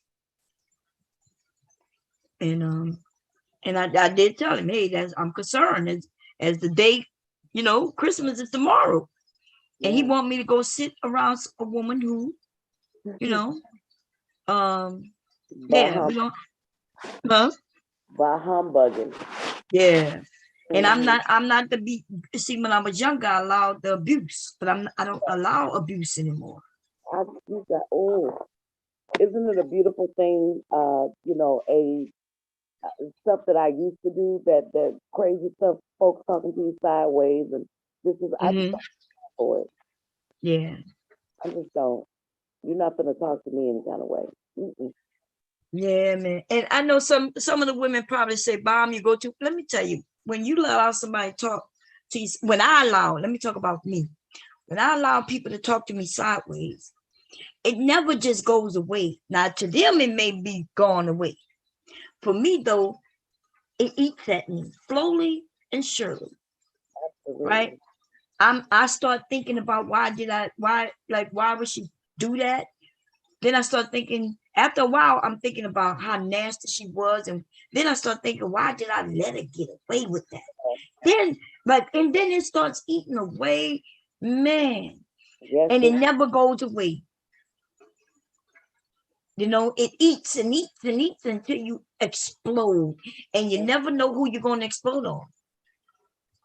And that's the thing right there. You don't know. It may be some innocent, you know. That's right. It might be your children. You're wondering why you're whipping your damn children. You realize they ain't do nothing but just, open the door, and you told them to shut the door. Next thing you know, you're whipping their ass, and you realize, wait, why am I whipping their ass? Because I'm frustrated about some other shit. They ain't got nothing to do with it. Absolutely. I would tell my children that when they would come in, and I said, listen, right now it's not a good time because I'm gonna take something out on you that ain't got nothing to do with you. So you're gonna have to move around. Innocent bystander is gonna catch it because you let something, fester instead of addressing the situation at the time. I'm not saying that you have to, every time somebody, has something to say that you need to snap off, but you certainly, that someone is being disrespectful. And I would, encourage, especially young women, in their 20s, I was more likely to let people get away with so much stuff, maybe out of fear or whatever the reason, was. But I would let them get away with it. But I would say to any woman, a younger woman today, I'm not talking about, being stupid and belligerent for no reason. It's just any little thing you're snapping, somebody's hello, and that you sending me what hell got to do with anything? You don't have to go that far, but certainly stand your ground and don't let anyone disrespect you. Don't let anybody. Especially at a level in which that's bothering you. Yes. If it's something where somebody says something, you be like, I ain't worried about her. I know that she's on drugs or she drunk or this. No, people who drunk, I can overlook. Yeah. It's a lot of things I can overlook, but the same person treat me the same way for years after year after year after year. I never doing nothing but year after year. Man, it started to eat at me. I started to dislike myself because I'm wondering, why am I letting this happen? Yeah. Just because I love him. But then I started even holding him responsible, started getting pissed off at him, but not letting him know why. See, now it's a lot of things going on in the marriage, and it really boils down to his mother. He don't even realize it. He didn't even realize it.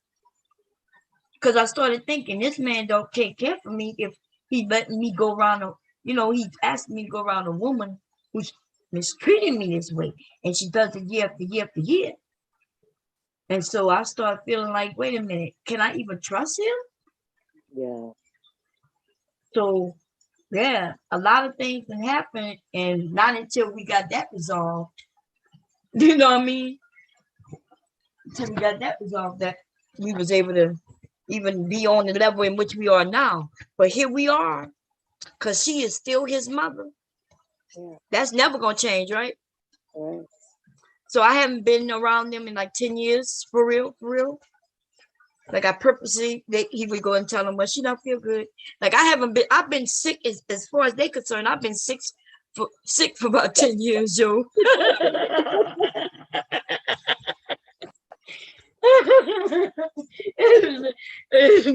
You know what I'm saying? Like he'll go over there and he'll instead of saying, look, she's just not coming, he'll be like, well, yeah, she don't feel good. She's not feeling well. So they were like, I heard you wasn't feeling well. Oh, really? Okay. Man. And here we are tomorrow. And so if he want me to go, I'll go, but I warned him. So I'm gonna be honest, I think I'm not gonna go. I think he gonna change his mind. Cause the only reason I'm going is because of him, and the only reason I'm going is because so he can go. Yeah. So he can go and be around. I don't want to never keep him away from his mother. Never. Nobody in this. I don't want nobody blaming me. He loves his mother. I know I'm not going to be the one. So I'm willing to go with him if he feel like he need me to go, so he can go. Okay. That's because I love him, you see? Yeah. But if he give me the okay to stay and he gonna go, then I'm staying home. I'm staying home. You gonna call in sick again, huh? Well, I guess whatever he wanted, he probably called in me sick. Yeah, he might. Well, she's not feeling well. She was coming, but she baked this cake. Here you go. You know, whatever I make for them to bring there. Here she, you know, because I'll send something. Mm-hmm. I'll send a dish. But I ain't got to be there. It's sad too, because I'm from a family of families, and we love holidays coming together.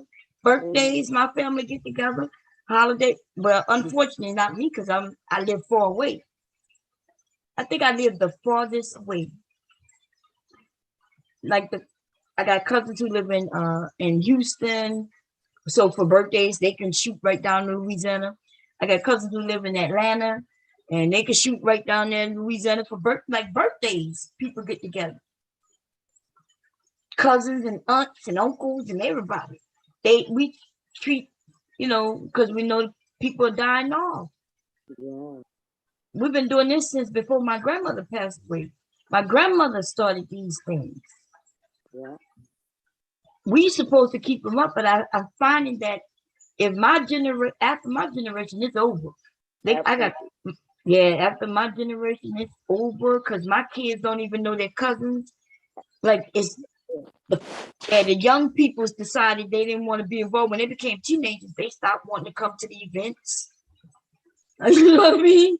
Yeah. And so so wow. And that, that goes back to the importance of the grandparents, because like you said, my grandmother, that was headquarters, maternal and paternal. And, the families would get together, and when we grew up, we were raised like sisters and brothers, and not so much cousins and aunts and uncles. I mean, because we were just, every day was a holiday for us. We didn't wait until, Christmas or anything like that. It was just every day. And then, with my children, they don't even know their cousins. Um, I don't know some of my cousins' children. Never seen. We have grandchildren now, and we don't even know those grandbabies, and it's just sad. It's sad. It is sad. Well, we used to all know each other. It got so big where even one side of the family knew the other side of the family. Like in my family, I started watching one cousin date another cousin. Like one cousin on my father's side of the family dating cousin on my mother's side of the family. Yes. Like, because they all, like, we started to mingle together so much and they knew they wasn't related, right? They just related to me. They both related to me, but they not related. But that's how it was becoming. But now I have cousins I've never seen. Like, I had to be on. That's the only reason I did the Facebook and said, okay, I got to do this, because people having children. I'm looking at people. I'm like, who is this? Who child is this? I'm like, God damn. Child, you have no idea what's going on today. And with my family back there, that was the true. That was the. If you mess with one of us, you mess with the whole entire game. So many, huh? I know that's right. You dealing with everybody, so you better pick and choose who you want to mess with. Family, isn't it the same for men though? Like if you was dating somebody, he knew not to mess with you because you got cousins and brothers. They coming for you. Yeah. It was a little boy, and I feel terrible, but we were in high school, and this boy, he liked me, but I didn't like him, and I guess, he got so upset about it. He told me he was gonna kill me. And I went back to my cousins and my they hunted that boy down. They were not gonna have. But he ended up getting he was shot and killed not too short after. Wasn't one of my people, as far as I can tell. I hope it wasn't. But we had that protection, back then. You couldn't just talk to us any kind of way, as women or little girls. We were protected from our uncles, cousins, male cousins, brothers, Right. But you don't find that today. Right. Even the women, the girls, we protected our brothers and cousins, right? Because if Yeah, it was a girl messing with them, all they had to do was call up. that's all you gotta do. That's all you got to do. The girls handle girls messing with our male family members, and the males handle other males dealing with, the women, Yeah. other girls. Yeah, that's how it used to be. That's how it used to be. But now, I'm not sure what's going on. We got men who agreeing with the men. Like he's agreeing that, yeah, he should have whipped your ass. What? What kind of shit is this? There should be no reason why he whipping my ass, no matter what I did or didn't do. You got that right. They don't understand that though. They think that somebody deserve a spanking. It ain't gonna be me. I know that's right. And if I can't take you down with my hands, well, believe I got something else. I know that. I'm not sure if you heard the stream where I was telling the women we need to get our pepper spray and our weapons, whatever. We need to protect ourselves. Because they out here bad, and they don't care that you a woman. They don't care that you are a female, a woman, a girl, whatever. They do not care. Do you think because are people just getting crazy? Because all this stuff wasn't happening. I don't know, maybe it's just because we have access now to, instantaneous news, right? Social media is up, I just didn't know it was this many crazy folks around here. It just seems people are getting more just weirder by the day. They're crazy. And like you said, internet. So let's say, so I taught my son, just like my parents taught my brother, that boys have more muscle mass and they can hurt girls, right? So they were taught not to beat up on the women. Don't hit women. You don't hit women. I taught my sons that too. I come to the internet maybe about 10 years ago, and I'm hearing these men say shit like, well, she hit me, I hit her. I can lay her ass out like I lay a man out. What's the problem? I'm like, what do you mean? Yes. So now that's what you hear. You'll hear it all across. The men started saying, yeah, that's right. Why does she get to hit and I don't get to hit? And why is this and why is that? And yeah, I'm gonna lay her ass out like she a man. And I'm thinking, what? What you mean you ain't got to lay her out like a man? Why would you? Most of these niggas who say this won't even lay out a man. But he was so cocked back to hit that woman though. And for the women, I'm not getting ready. I already go into the game understanding how it's played. If there's a man, with my man, I'm not gonna raise my hand. I'm not putting my hands on nobody. Right. If I know that he's stronger than I, bigger, this and the other, why would I even approach someone in that manner?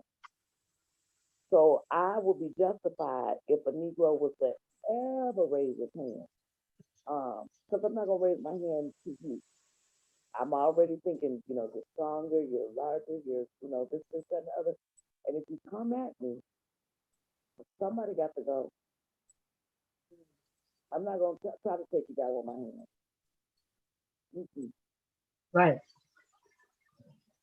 And I hope that women give that information out. They need to go to some ranges and stuff instead of clubs or wherever else we go. We got to go to the gun ranges because the people ain't playing, And it's not just relationship wise. It's just people out there being stupid. Every time I'm looking around like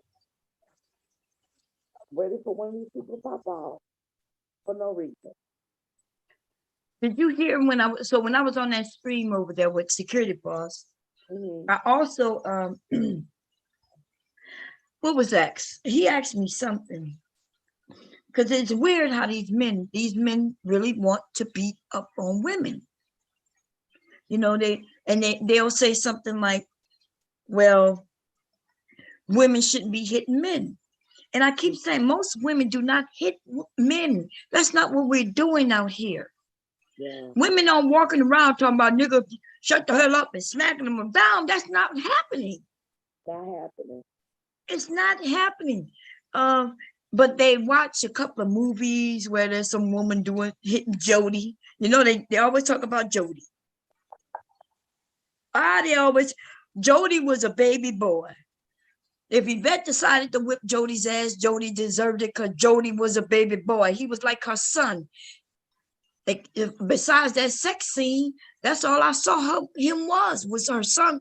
Wasn't he at the house playing video games while she went to work? She went to work, and then he drive to the work and start having sex with people she worked with. He was babysitting their son, remember, while she was at work.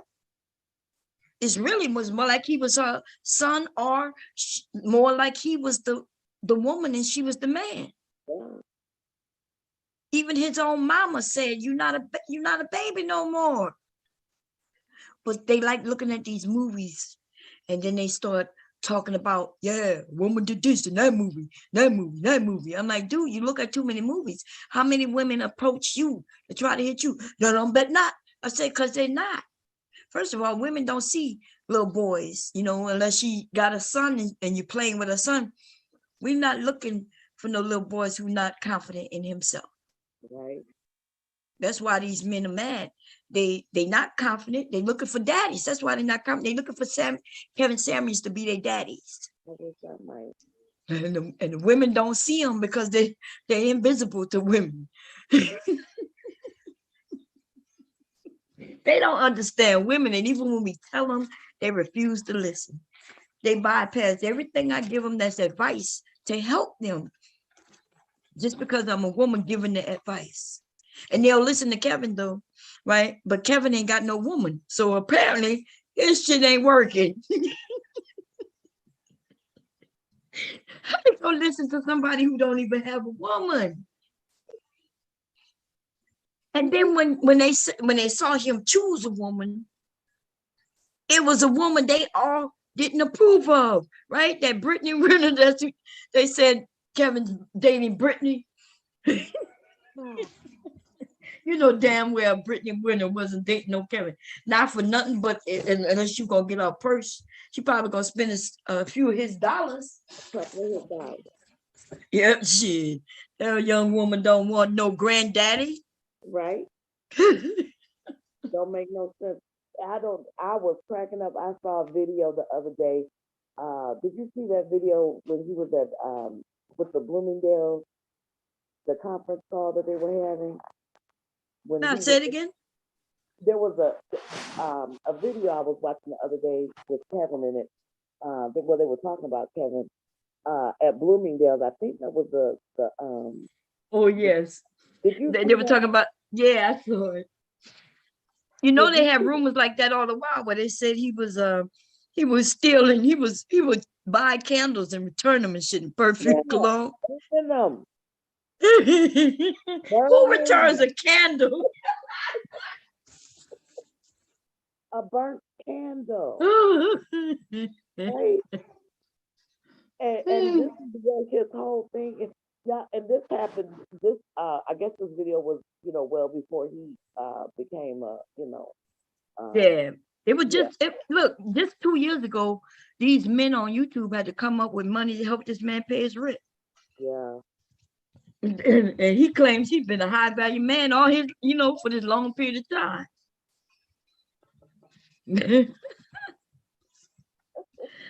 Oh man. And then the guy who on the Breakfast Club says he remembered him. Yeah. He was like he was in front trying to solicit. He was trying to become actual he wanted to help dress people. Mm-hmm. He figured he'll stand in front of that expensive place and try to get him some clients. And from let you tell it from your demonstration with his napkins, he didn't know how to dress himself. Yeah, no. There's pictures of him in the, I was laughing. I'm telling people, look, I make things. I've been sewing, knowing how to sew all my life pretty much.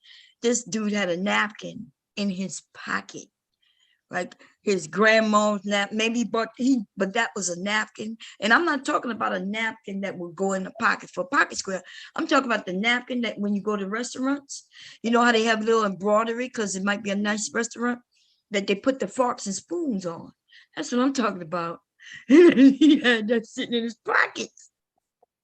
Like it's a pocket square. I was like, oh my God. Pocket square are thin, they light.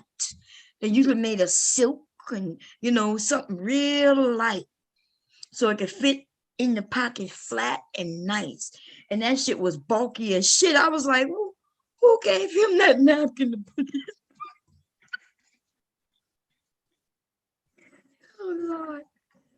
Oh man, he knew I was telling the truth. He didn't like my videos, man. He done tried to take every single video I've had up of him. He tried to strike them, but they come back up. And I think this is just for entertainment purposes only. I think it's foul and venomous. But I guess there are some people that they're like it. I don't have any problem with people making their money. It's just that people need to understand that that's what this is. Do not take life advice, from someone who returns burnt candles. Don't do that. That's not what you're gonna do. Hey, listen, I'm not even hating that he making money, because it's extraordinary the way he was able to get these men who first of all, they didn't like him. Even they would admit that they thought he was, of a sexual, of a different community. You know what I'm saying? But once they had one video pop off, they used to, and then to watch them switch on people, like they started dragging what his name, Tommy Sotomayor. They used to consider Tommy Sotomayor like the Godfather. Mm-hmm. They were going over there messing with him, taking shots at him, talking about, yeah, now we got a new, Kevin Samuels is now our daddy.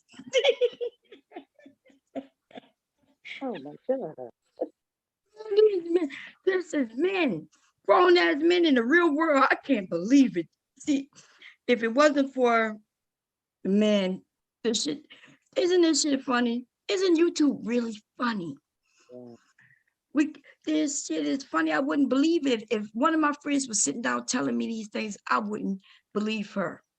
I'd be like, there's no way, girl. No way. These men are searching for daddies and shit online. Mm. And they joining up to go after Black women, which they do not want to do. They better stop. Like I warned them years ago. I'm like, look, y'all gonna have these men killing women. Now we already there. It's been about 5 cases, I think, that I can remember in total so far in the last 2 years, where a man in a Black manosphere has killed a woman or 2. Yeah. Okay. And so, then I'm telling them that they better stop, because when Black women, Kevin Samuels is the one that gonna end up getting Black women against these men. Once Black women turn against Black men, they're gonna pray that didn't happen. Yeah. They're gonna pray that didn't happen. Okay. They're already losing. They're not getting the education that they can get and should be getting. They're not getting the jobs because they refuse to get the education that they can get and shouldn't be getting. They think that there's another group of women who want them as a whole. You know what I mean? They got some men who can be able to go outside the race. Yes, that's true. Okay. But not all of them. They like talking about the celebrities. Why they always talk about the celebrities, what the celebrities are doing, when they not even making nowhere near the amount of money the celebrities are making? Man, all these 100aires and 1000aires I be listening to on YouTube, look, they claim that in the Black, the way these men claim they 6 figures, because all of them 6 figures now. Oh, I'm a 6 feet guy. I'm a 6 feet guy. Like last year, they was talking about I make 60,000. Now after Kevin come out with you need to be making 6 figures. Now they talking about, well, I make 135,000. Yeah. Ooh, baby. Like, why? I guess you gotta fake it till you make it. But if they get their asses off of YouTube, they can really try to be making that money. Man. And Anyway, got to call themselves putting somebody else down because they making a couple of little dollars. It's like it is nothing. Yeah. And people with real money, for real money, you don't see them rolling around like this. You know, you see them acting the way this is crazy. People with real money don't even know how much money they got. They got so much. Got so much.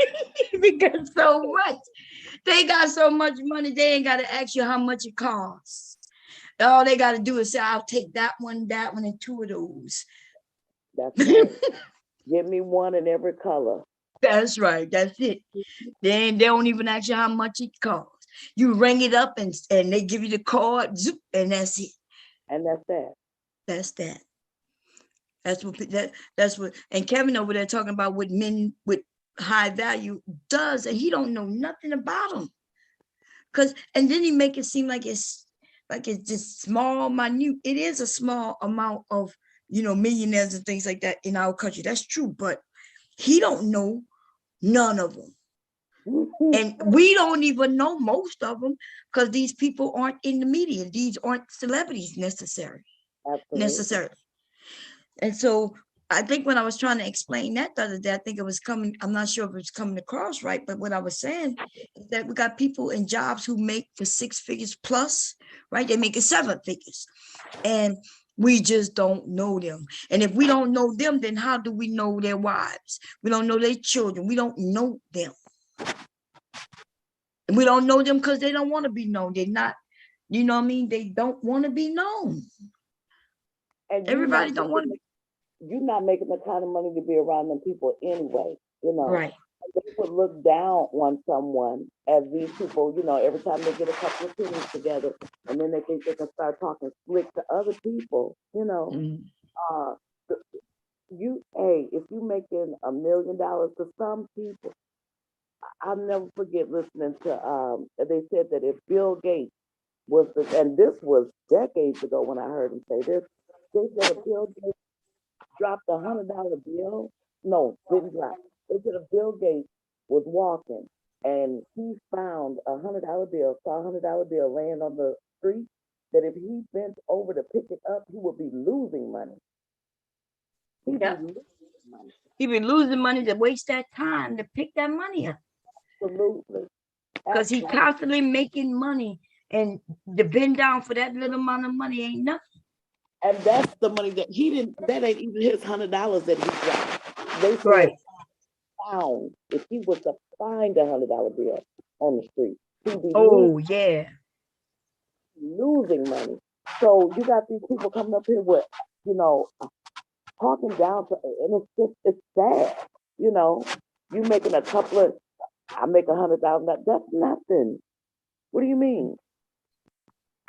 The men who are also making those 6 figures, they ain't got time to be on YouTube like that. Some of these men who are really working hard to make that money. You know what I mean? They're really working hard. And yet here we are with dudes who on here as long as I am. I'm a grandma, retired, I guess, not even working, and everybody know it. How you on here with me the same amount of time I'm on here, but you making 6 figures? How you making it? Right. Like, are you an entrepreneur? And if you are, why you ain't offered to sell me something? Right. Because that means you're not even working even at that. Right? You're not even working at trying to sell whatever it is that you sell. Wow. But it's crazy. And that's what, I don't know. It's sad. My children don't have time to be on no goddamn internet like that. When they do come home from work and have time, and if they're not going back out with their friends or whatever, they may be upstairs jumping in the shower, getting in the tub, relaxing, and then they may play video game until they go to sleep, to wake up in the morning to go to work. And these Sure. older men supposed to be telling these younger men this: hey, you got to work hard for what you want. Hey, you're looking, what do you want to be? Do you know what you want to be? By the time you're 30, you should know what you want to be. See, women, we know early, and we may even change it a few times, but see, by the time we're 25, we know what we want to do. Mm-hmm. Mm-hmm. Men don't, though. So we give them time and say, okay, by 30, you should have locked down what you want to do. And if you haven't started it, you better get to it. But they're not telling these men this on the internet. So these men on the internet, they stumbling, talking. They doing a lot of talking, but none of them working. Yeah. And when somebody said, they tell me I'm not their mama, I couldn't. And then when I tell them, you couldn't be my son, baby. You wouldn't be my son. First of all, my husband would have had you doing push-ups since you was 9 years old. You would have been doing push-ups to understand the value of when that's what my sons had to do, is punishment, push-ups. But we understood that it was beneficial to them. Yes. Right? Because it was building up their strength. And also, if they had decided they wanted to go into the military, they was being prepped already. Okay. That's right. They was being prepped already. We wasn't worried about them being able to, push up, no sit up, no pull ups, none of that. Okay. But these men, they cry when a woman get up there talking about all these women here. Oh my God, like what? When my sons don't want to be bothered in the area, no matter if it's a woman, he don't want to be bothered, guy. They just get up and walk away, right? Yes. That's it. That's how simple it is. You push the table back. Push the chair back from the table and stand up and walk away. Walk away. Walk away. They want to argue on the internet with women, and they claim we want to argue with them, but it's absolutely the opposite. Because even if I wanted to argue with my husband, if my husband not gonna argue with me. Even if I was up there starting, let's say I went up there purposely to start an argument, he'll look at me and he'll decide on whether I'm serious or joking. And he'll come downstairs. And then later tonight, he gonna be like, this is what you wanted, huh? He'll be on top of me, giving me, texting me, talking about, but this is what you needed. This is what you needed. See, that's an understand. See, these young men with no girlfriends, they don't understand that. They don't understand that sometimes we do bug them, we nag, but you got to learn what it is that she really asking you for. That's See, right. my husband know. That's right. Because we will nag. Listen, I will get on my husband's nerve when I realize I need some sex. Yes. Release. And he know. Mm-hmm. I never heard. See, I'd be trying not to tell him everything, because these men supposed to be talking to them. Right. Men supposed to be talking to them. Right. But the truth of the matter is, like I said, tonight, if I go up there and start an argument with him right now, later on, he would be like, yep, this is what you wanted. This is why you did that. Here you go. And that was the best. It's not an argument, it's foreplay. And you need to be able to understand that. Because let me tell you.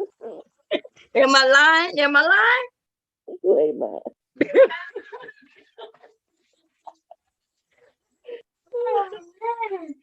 These dudes, man. Wow. And I'm still waiting for the older men to tell them this. I think there's been one or two who may have said it. And who said, yeah, Bomb, that's foreplay. Yep. Damn. But these other men are not telling these men that. They told me, yeah, she's nagging you. All she do is nag. And I'm thinking to myself, well, is that your girlfriend? Your wife? Right. Yeah. Girl, I didn't want to tell him. I figured, look, if he's not old enough and smart enough to realize his woman is trying to get sex from him, okay, who am I to tell him? You know what I'm saying? Like, maybe he's like a little boy. He shouldn't be having sex. He can't figure out what his wife is signaling him. Yeah, damn. But I bet you the men who have an understanding, they having fun. You got that. Something to make me shut up. That was I know that's right. And listen, when he's saying it, he's like, "Yeah, this is what you want. I'm gonna give it to you." This he just starts to talk, and I'm like, "Oh my God!" I'll be like, "Yes, that's what it is." You gonna be good now? Yeah, I'm gonna be good now. woo. That is, I'm telling you, man, it's not always about. It's not an argument. It's just not. They talk about they want that submission. Shit, like I said, the right men know how to get it. He ain't got that. He ain't got to beg for it. He ain't got to yell about it. He knows what to do. That's right. And even if it is sometimes starts to if it is a real argument, a lot of times all you got to do, is turn to her and grab her,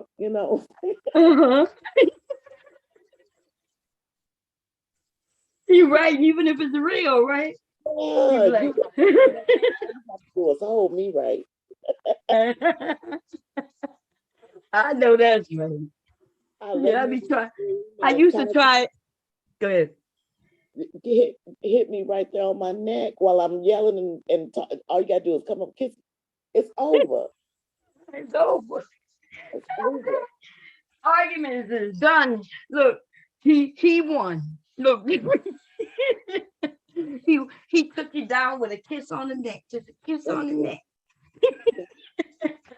You on your knees. It's over. That's what's so weird. See, I understand what they're saying. Look, women shouldn't be so combative. Okay.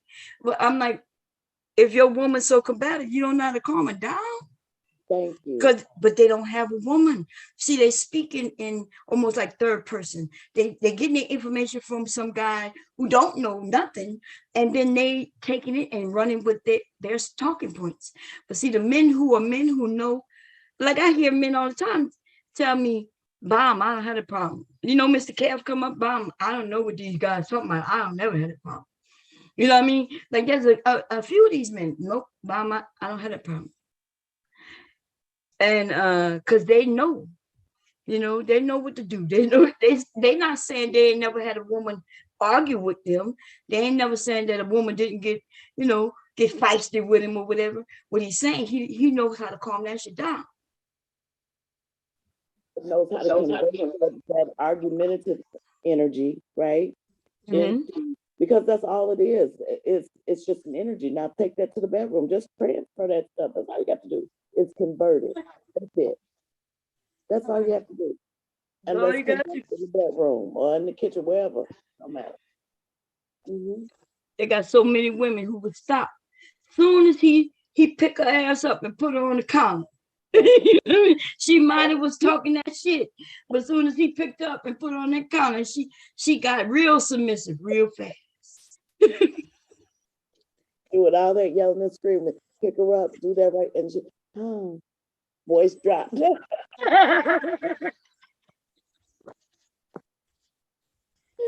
Oh my goodness.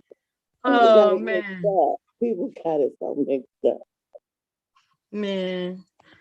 Let me see. Let's see. We got so Cyber saying something. I'm not sure what in the chat. This is my first time looking at chat. What's going on, Mella? Anyway, y'all, I'm gonna close this out because I gotta close this out. The gumbo. So far. Look, if anybody want to make gumbo, it's really easy, especially chicken and gumbo.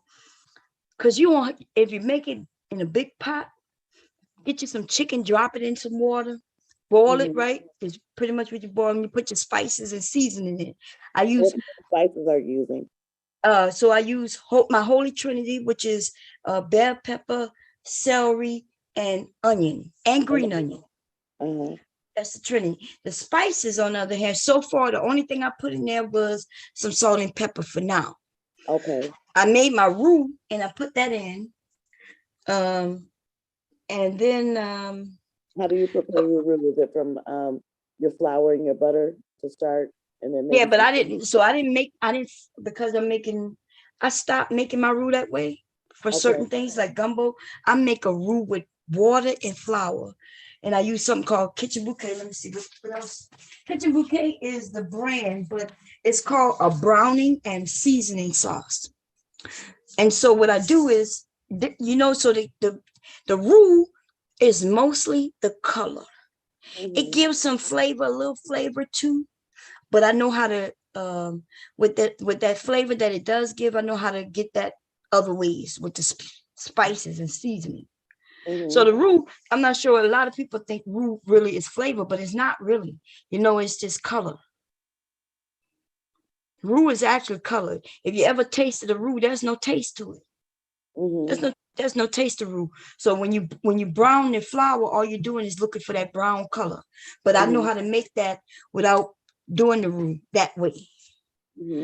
So what I do is I put 1 part flour to 2 parts water, and I mix that, in cold water, not hot water, and mix it, and then I put this browning and seasoned sauce in it. See, the seasoned sauce has spices already in it also. This is what we use in Louisiana to make our roux. You use that Old Bay seasoning at all? Yeah, I use that. Okay. So Old Bay seasoning is the authentic, real seasoning that we used to use. Now they got other stuff like Slap Your Mama, and but see that Old Bay seasoning, that's the original. So that's everything we use as far for our spices. That Old Bay, it has a flavor to that we use. Okay. Yeah, so that's good. Yeah. But I do have some Slap Your Mom, and you could buy different ones, but the Old Bay one is the one I could find most often. So yeah, I use that. And so I'm gonna put a little bit of tomato paste in it because this is gonna be a Creole gumbo. Okay. Now if I left the tomato paste or tomatoes out of it, then it would be just a Cajun gumbo. Okay. So it's like the difference between your New England clam chowder and your Boston, right? Oh, yeah, I don't make clam chowder. So is that what the difference is? It's one tomato based in it. So you're saying that if it's tomato based, then that's called Creole, and then without the tomato, it's Cajun. Cajun, yes. Okay. And also the butter, like Creole use butter and Cajuns use fat. We use vegetable, fat. Okay. So yeah, so like when you said using the butter to make the roux, I could use butter to make the roux. That makes it a Creole. If I use vegetable oil or any type of animal fat to make the roux, then that is Cajun. Okay. Yeah. See, my dad used to find fat off the, just some fat and make crackling. You ever heard of crackling? Yeah, honey, Lord Jesus, yes. So that fat makes the grease. It makes grease that you could cook with. Yeah, that's how my dad used to make his roux. But that's the reason why the difference between Creole and Cajun is one is city folk and one is country folk. So the bayou folk. The bayou folk we use stuff from the bayou, which we raised our own cattle and caught our own fish, and so but in the city they use butter. They wasn't trying to use the fat from animals. They use butter. So that's the difference between Creole and Cajun dishes. They all the same. We got Creole gumbo and Cajun gumbo, Creole etouffee and Cajun etouffee. All the dishes are the same, just some things a little different as far as the base. Do you make crackling bread? I haven't made any in a while. That's some good eating. Yeah, man. Mm-hmm. Man, let's see. there's a lot of things I haven't made because I can't get access to certain things here. Mm-hmm. But when I go home, I don't have to make it when I go home because I got family members who will make things for me. Yeah. You know what I mean? But yeah. Let's see. So got the chicken in. So I'm gonna end up putting the sausage in last. If I decide to put the okra in, but you gotta find it in the freezer. I would. So with the okra, I will fry it until the slime is out, or I could put it in the oven. If I put it in the oven, bake it, make sure the slime is out, and then I throw it. Now the okra, what it does is help it thickens, just like Yes. the root. The root is just It is. thickening. Yes. That's it. So that's why if you go and look up gumbos, you might see some gumbos are brown, some gumbos have a red tint. That's because one of them put tomato paste in it, or tomato, they put the tomato paste in it. And that's the difference. But they still gumbo, they just one Creole, one Cajun. Now, what kind of sausage are you going to use again tonight? Let me see what my husband has in here.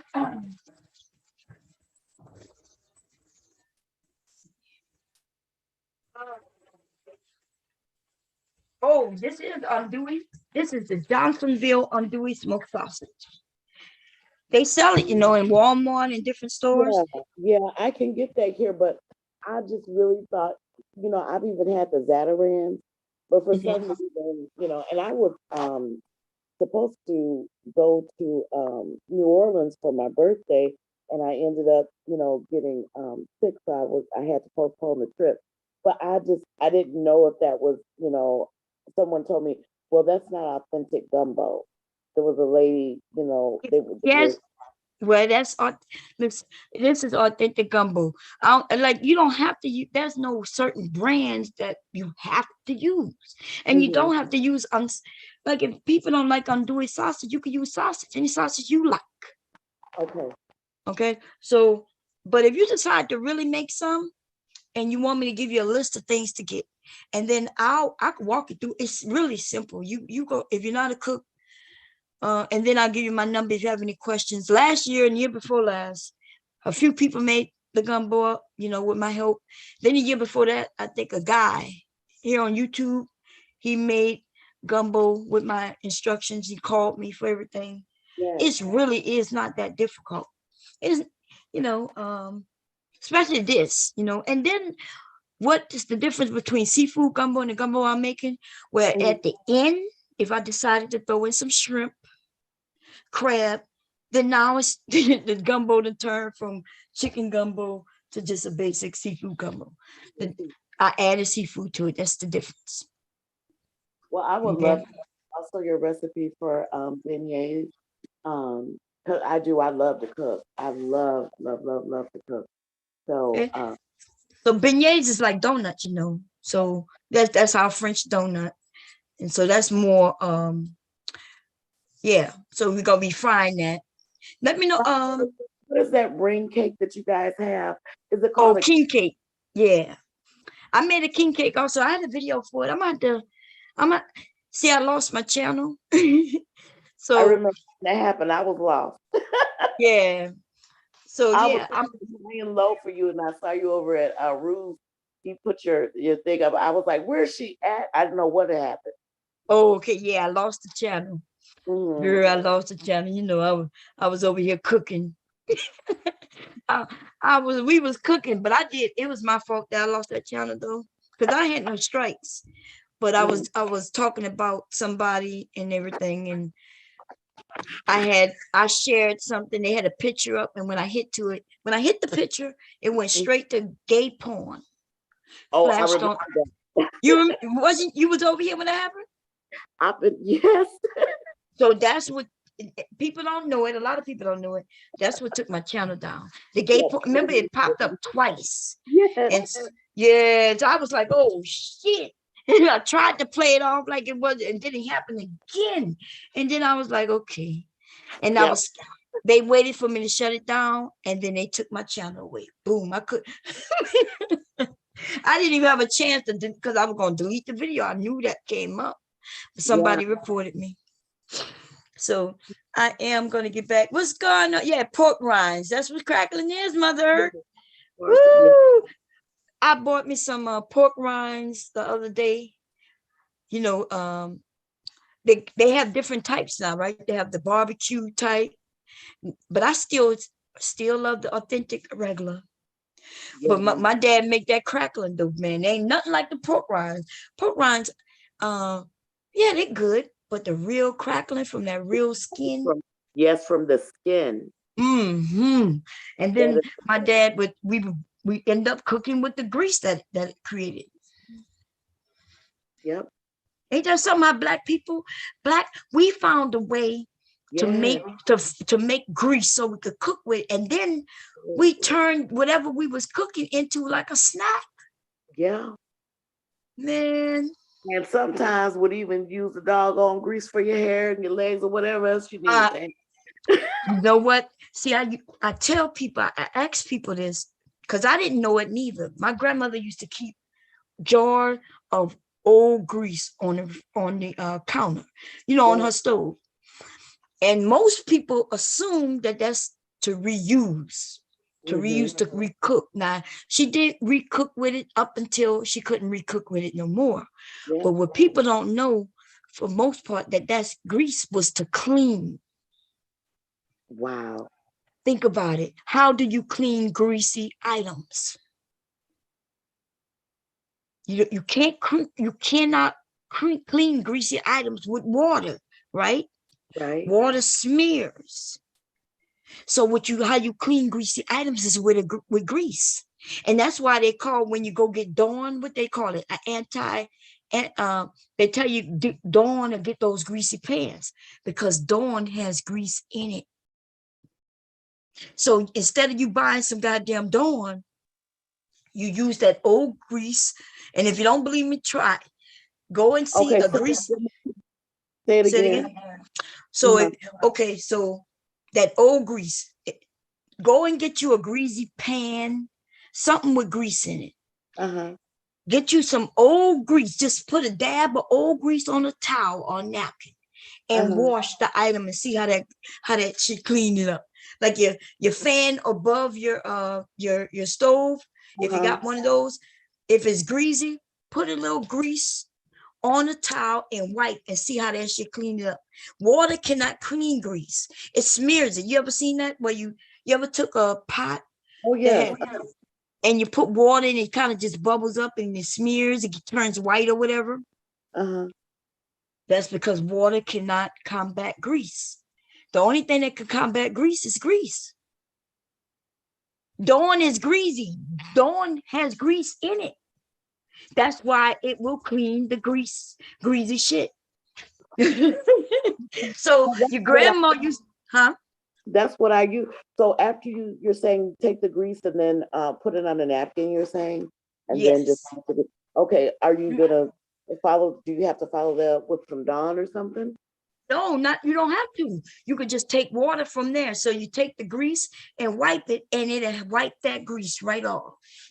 Like, let's say a cast iron skillet or just a skillet with grease in it, put grease on a napkin and wipe it, just wipe, and it cleans it up.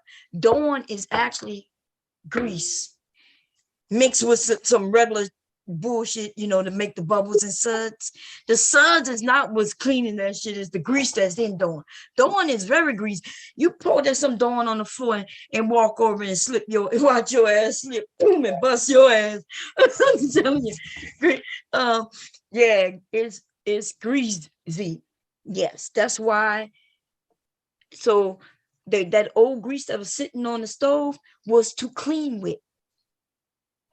It was to clean with. You would take it and the greasy surfaces. You just need a little bit. Put it on the towel and just wipe the surface. It wipes it right up. I'm gonna have to check that. It has to be a greasy surface. Don't wash regular, walls and shit with grease, y'all. That's not what I'm saying. I'm saying wash greasy items with the grease. That's what I'm saying. And it'll come right up. So I use the old grease to and I did a video on it. I'm gonna have to see if I have it. Because when I lost the channel, I hadn't downloaded all the videos, but I may have it. But I could shoot another video. That's easy. But you just like the microwave. No. Huh?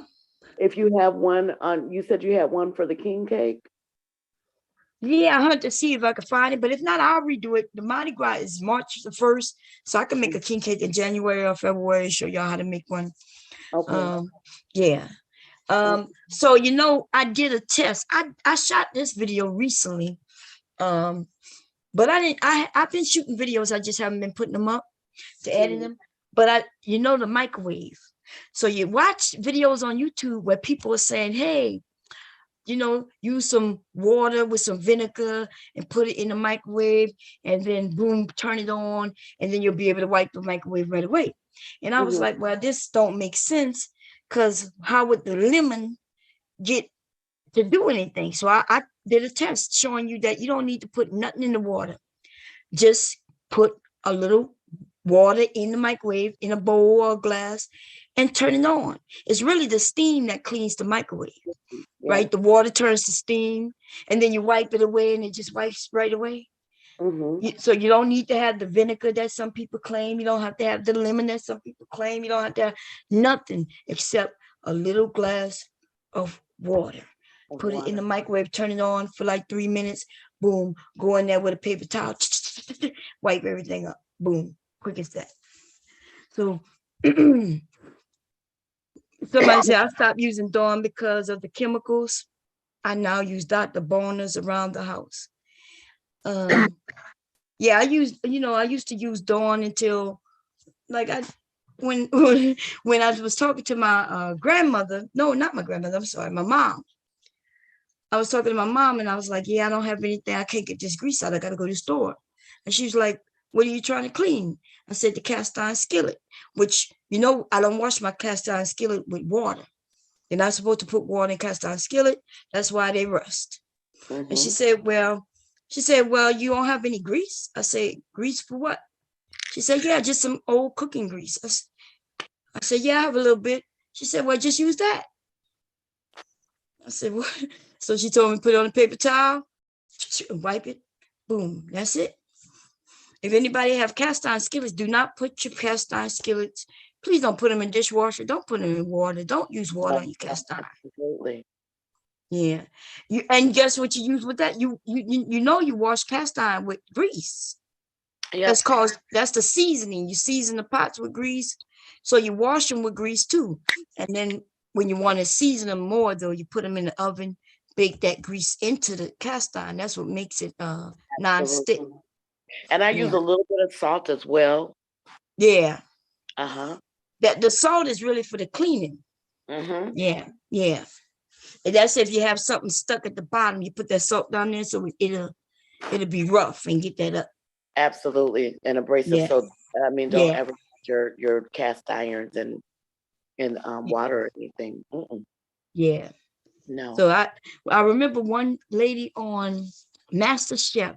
She said she was from I think Arkansas. She was a white woman, and she said, "Yes, I've been cooking with cast iron all my life, and I used a 100-year-old cast iron skillet that has never been washed."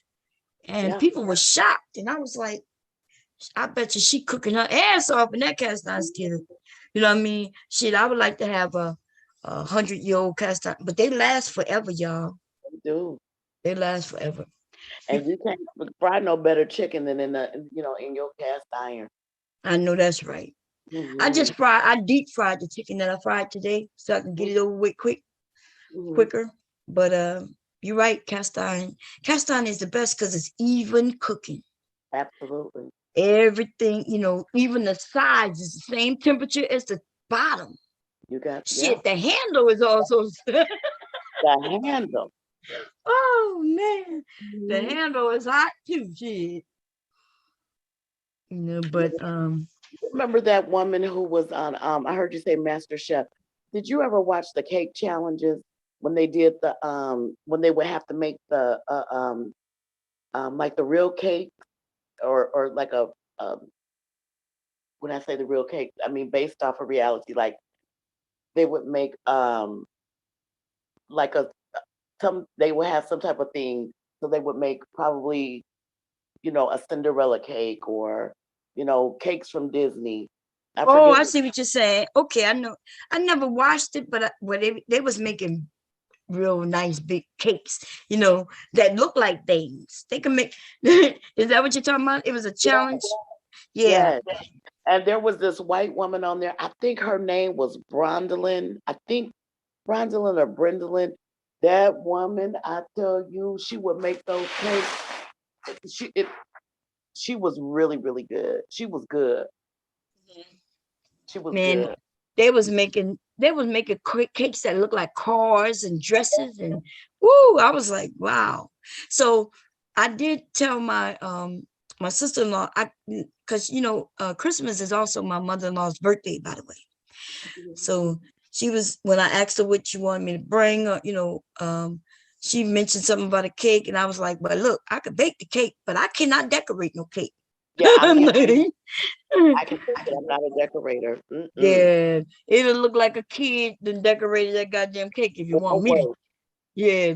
And then I found out the trick though, like, because back in the day, like when I was a kid and mom used to decorate the cake, it was just a regular way she got that frosting from the store and put it on it. And it would have those little swirls, nothing big, but you take the knife and just give it a swirl when you put it on. That's the most I can do. But I found out, huh? Good. I can't even do that. That's the most I could do. But when I was looking at some of them cooking shows and when they were baking cakes, I noticed that these people, so they make the cake, right? The layer, the sponge, that's what they call it, the sponge. And then they freeze it. So now it's cold. And therefore now you can spread anything you want on it. That was my problem. I was trying to put this shit on when the shit was hot, still warm. And so it was melting as I'm putting it on. I done made some ugly cakes, y'all. They taste good, but they was ugly. Okay, they wasn't worthy of a picture. They wasn't. So I told her, look, I don't make no pretty cakes. I can make a cake. It'll be tasty. Any kind of cake she want.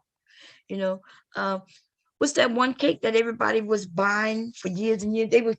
They made this cake famous. And all it is a chocolate cake. What they call that one cake, y'all? It's actually just a chocolate cake. Red velvet. Red velvet cake. Oh, yes. But did you know that red velvet cake is just chocolate cake?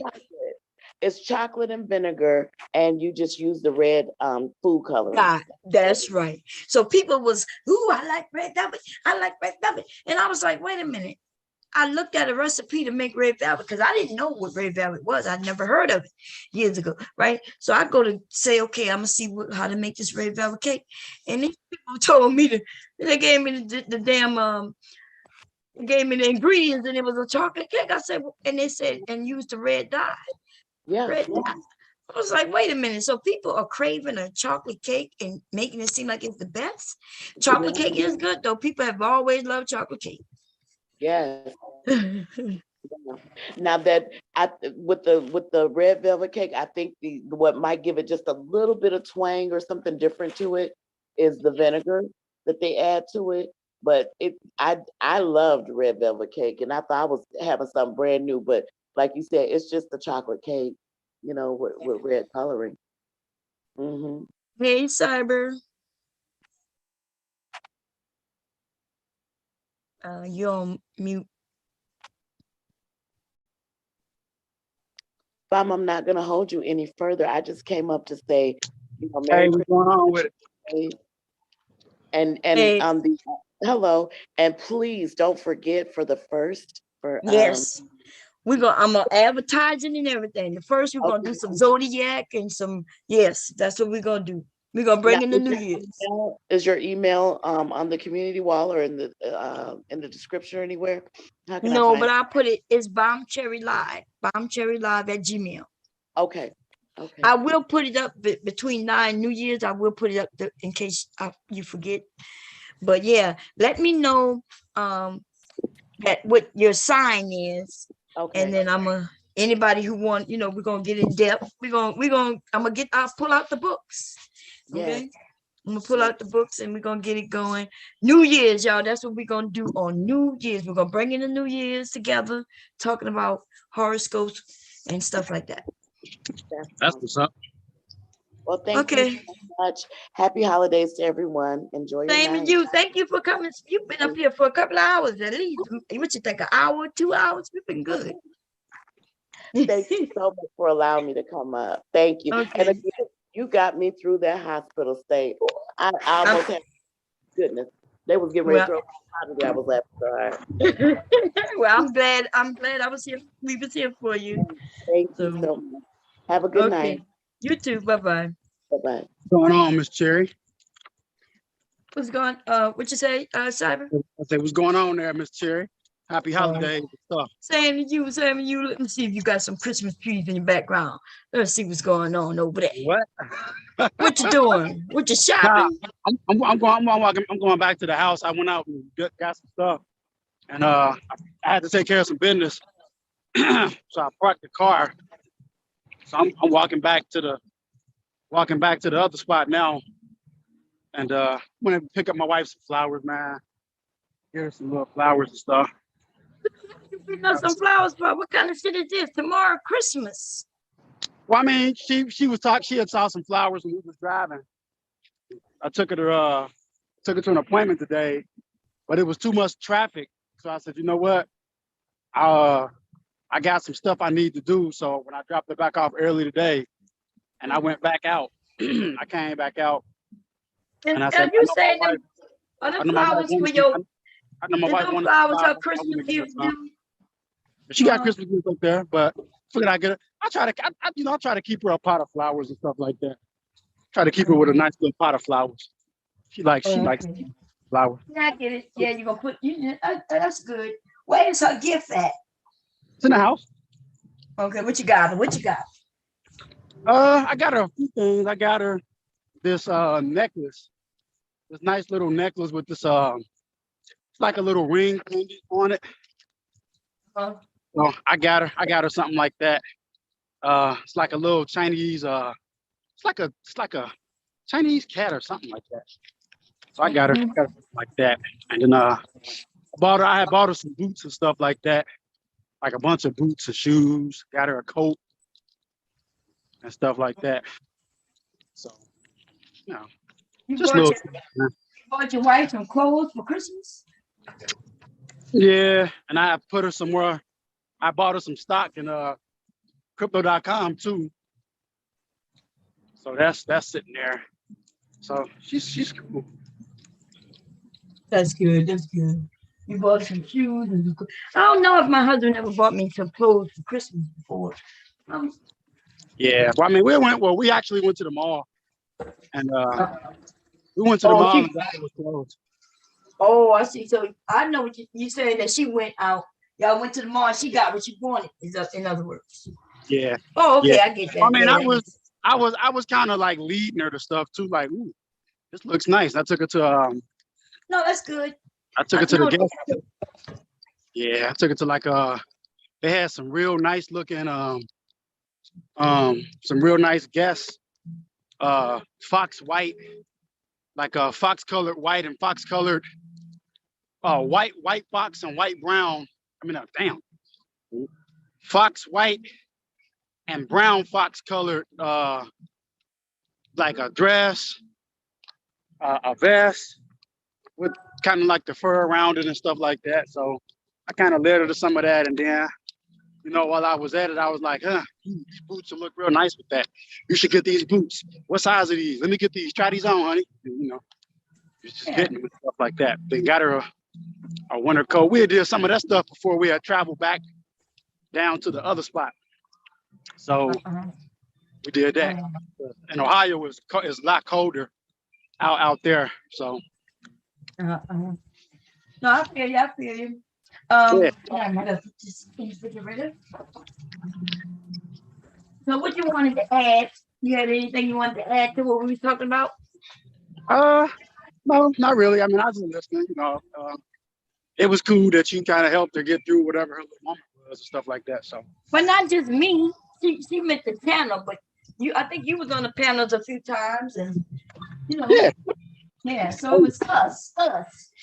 You know. Yeah. I like to think it's a group effort over here, you know, because it is. Y'all know I go to sleep in a heartbeat. And y'all ass to it, you know what I mean?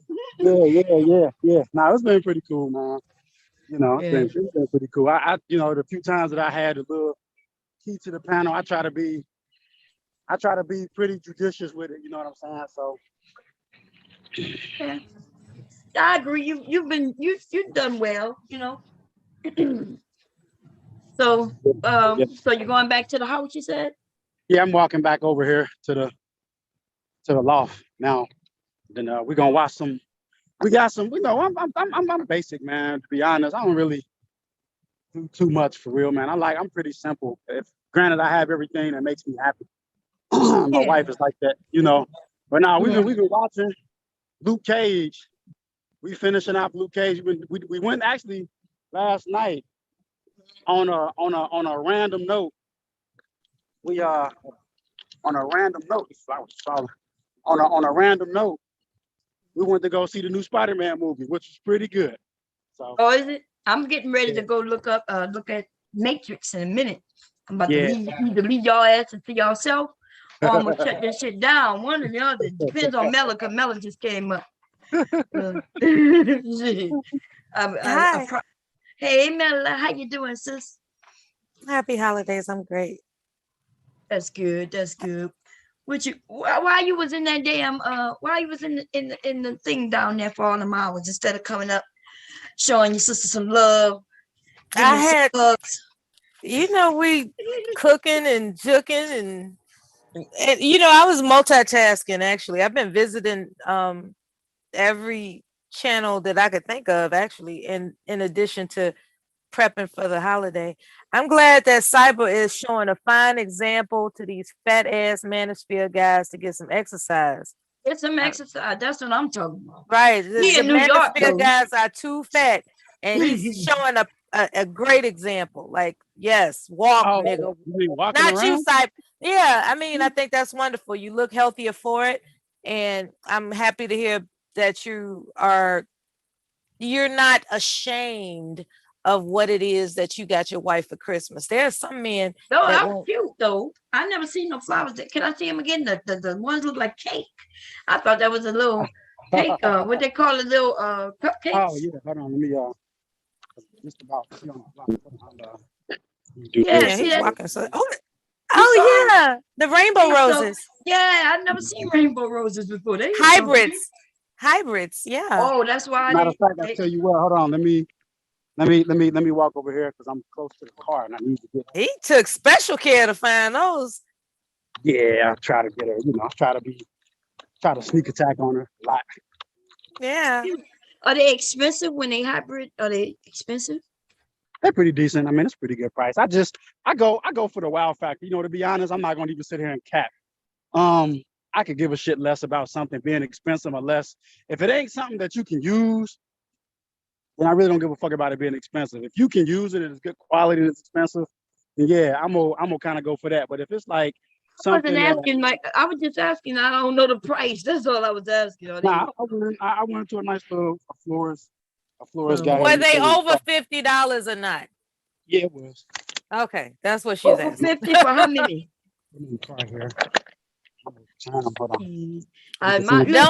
Don't show your driver's license. Somebody might be stalking you. Oh, they ain't gonna. Oh, trust me, they ain't gonna.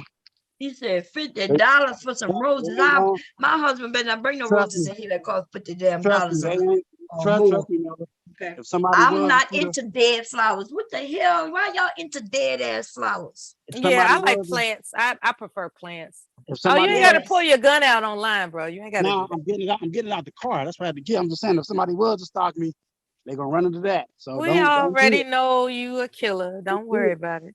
You a killer. You a murderer. He's a killer. He's a murderer. We just don't want you to go through the rigmarole of having to explain yourself. That's all. He's a killer.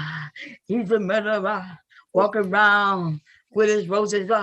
He got the black man working emblem on the vehicle.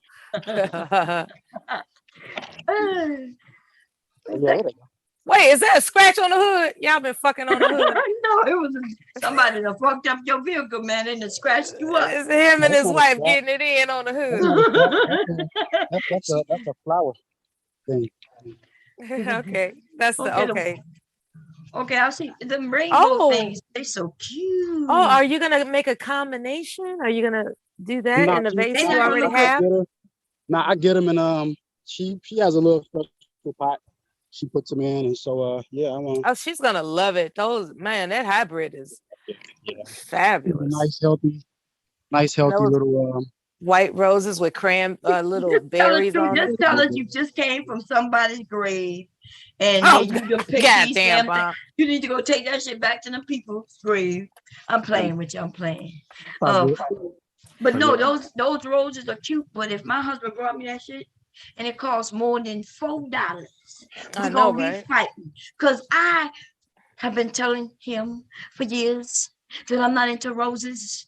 It's dead. You killed it. Like, what the fuck? Bring me the bush if you want to bring me anything. Why Right. would you kill this shit and then bring it to me so I can watch it die through the couple of days that it's gonna be in a vase? It don't even make no sense to put it in water because it's not gonna last any longer. They're already dead when you cut them. That's it. You to kill them. Okay. Oh man, Y'all submerged. Bob. Look, we need to call Don't be a the plant police don't on all spoil the the motherfuckers. groove, Bob. Yes, Don't spoil the It's groove. almost like beating up on a dog. You're beating up on plants. You're killing them. Okay, that's all I got to say about that. I'm against A it. dead I'm dog Peter is not for a plants. bouquet of roses, Bob. I am a Peter for plants. I'm Peter for plants. Okay. Peter for plants. All right. We gonna save right. all the plants. Stop cutting the plants. Stop killing the plants. Okay? Yeah. If they're not being used for anything like rose water or something, I can dig you on that. I just And it killed them beautiful plants. I Roses. had to stop looking at it like that because I got tired of getting plants. Yeah, I was like, okay, that's enough plants. I want a plant. I don't want no roses. Really, I don't. I never understood. But they are pretty though. You know, they are pretty. Buy me a fake. How about some fake roses? Satin that'll last up there in the vase. Vase. For years, they will be. What you mean you can't do it? Those things don't smell. They don't have no good smell to them. On the arts and crafts channel somewhere on YouTube, you can fortify the roses. You can make them acrylic or something. You can dip them in. I don't know. It's something like clear nail polish or some crazy shit. But you can make them last forever if you dip them in a solution that's similar to clear. If you put a cap, you can make them same roses with some fabric. See, you can make fabric roses. Put them in yeah. Anybody see? Let's see. I need you. Hit me up on my phone. Let me see if I can copy this. Okay. Let's see if you're here. Can you come on the panel real quick? So I can message you. Okay. Before I be going upstairs. Okay. I'm over here. And somebody wanted me to give you a message. Oh. Yeah, let me see if I can. I heard you talking about your upcoming Christmas nervousness. Ain't nothing to worry about. It'll work out. This ain't your first rodeo. You can handle it. In terms of just not going or going there and just keeping it cool. Like, look. It's not me though. I'm not the one that I'm worried about. You see what I'm saying? I'm always cool. I promise y'all. She start with you. I know how my mother-in-law. She starts with you. That's how they do it. And then it's not until they get real old and decrepit that they start pulling that. This might be my last year. And for some reason we feel sorry for them and shit. It's like for some strange reason, after 2 decades of fucking me around, I still feel some kind of love for your crazy ass. That's tripped out, man. I was tripped out. And then I had to ask myself, I said, why is it that I'm still like concerned about my mother-in-law. And I thought about now she was a trip, don't get me wrong. However, I thought about some of the things that she did that she didn't have to do, that went above and beyond to show that she cared for me, not just the son I produce and my husband, because that's all I felt like. I felt like a goddamn accessory for a long time. And then Right. she did something that indicated that she actually paid attention to what I like as a person. And I was like, oh shit, she been studying me. Okay. That's all right. Only thoughtful people do shit like that. They actually know what you like, But see, with that in mind, that's how they know how to get you too. When they know what you like, then that means they've been observing, your personality and all that other kind of stuff. So she knows my sensitivities. And that's why she was able to dig into me like she was, man. She was real clever with the shit. I learned some of my best fucking shade from her. Okay. I'm serious about that, but I didn't have it as bad as you did. I'm sorry to hear all the things that I've heard over the last day or two as to what that individual had perpetrated upon you. You've had a rough time with her, and so I can't speak on it. I just it's just gonna be all right. I spelled that wrong. Oh yeah, go ahead. What you were saying?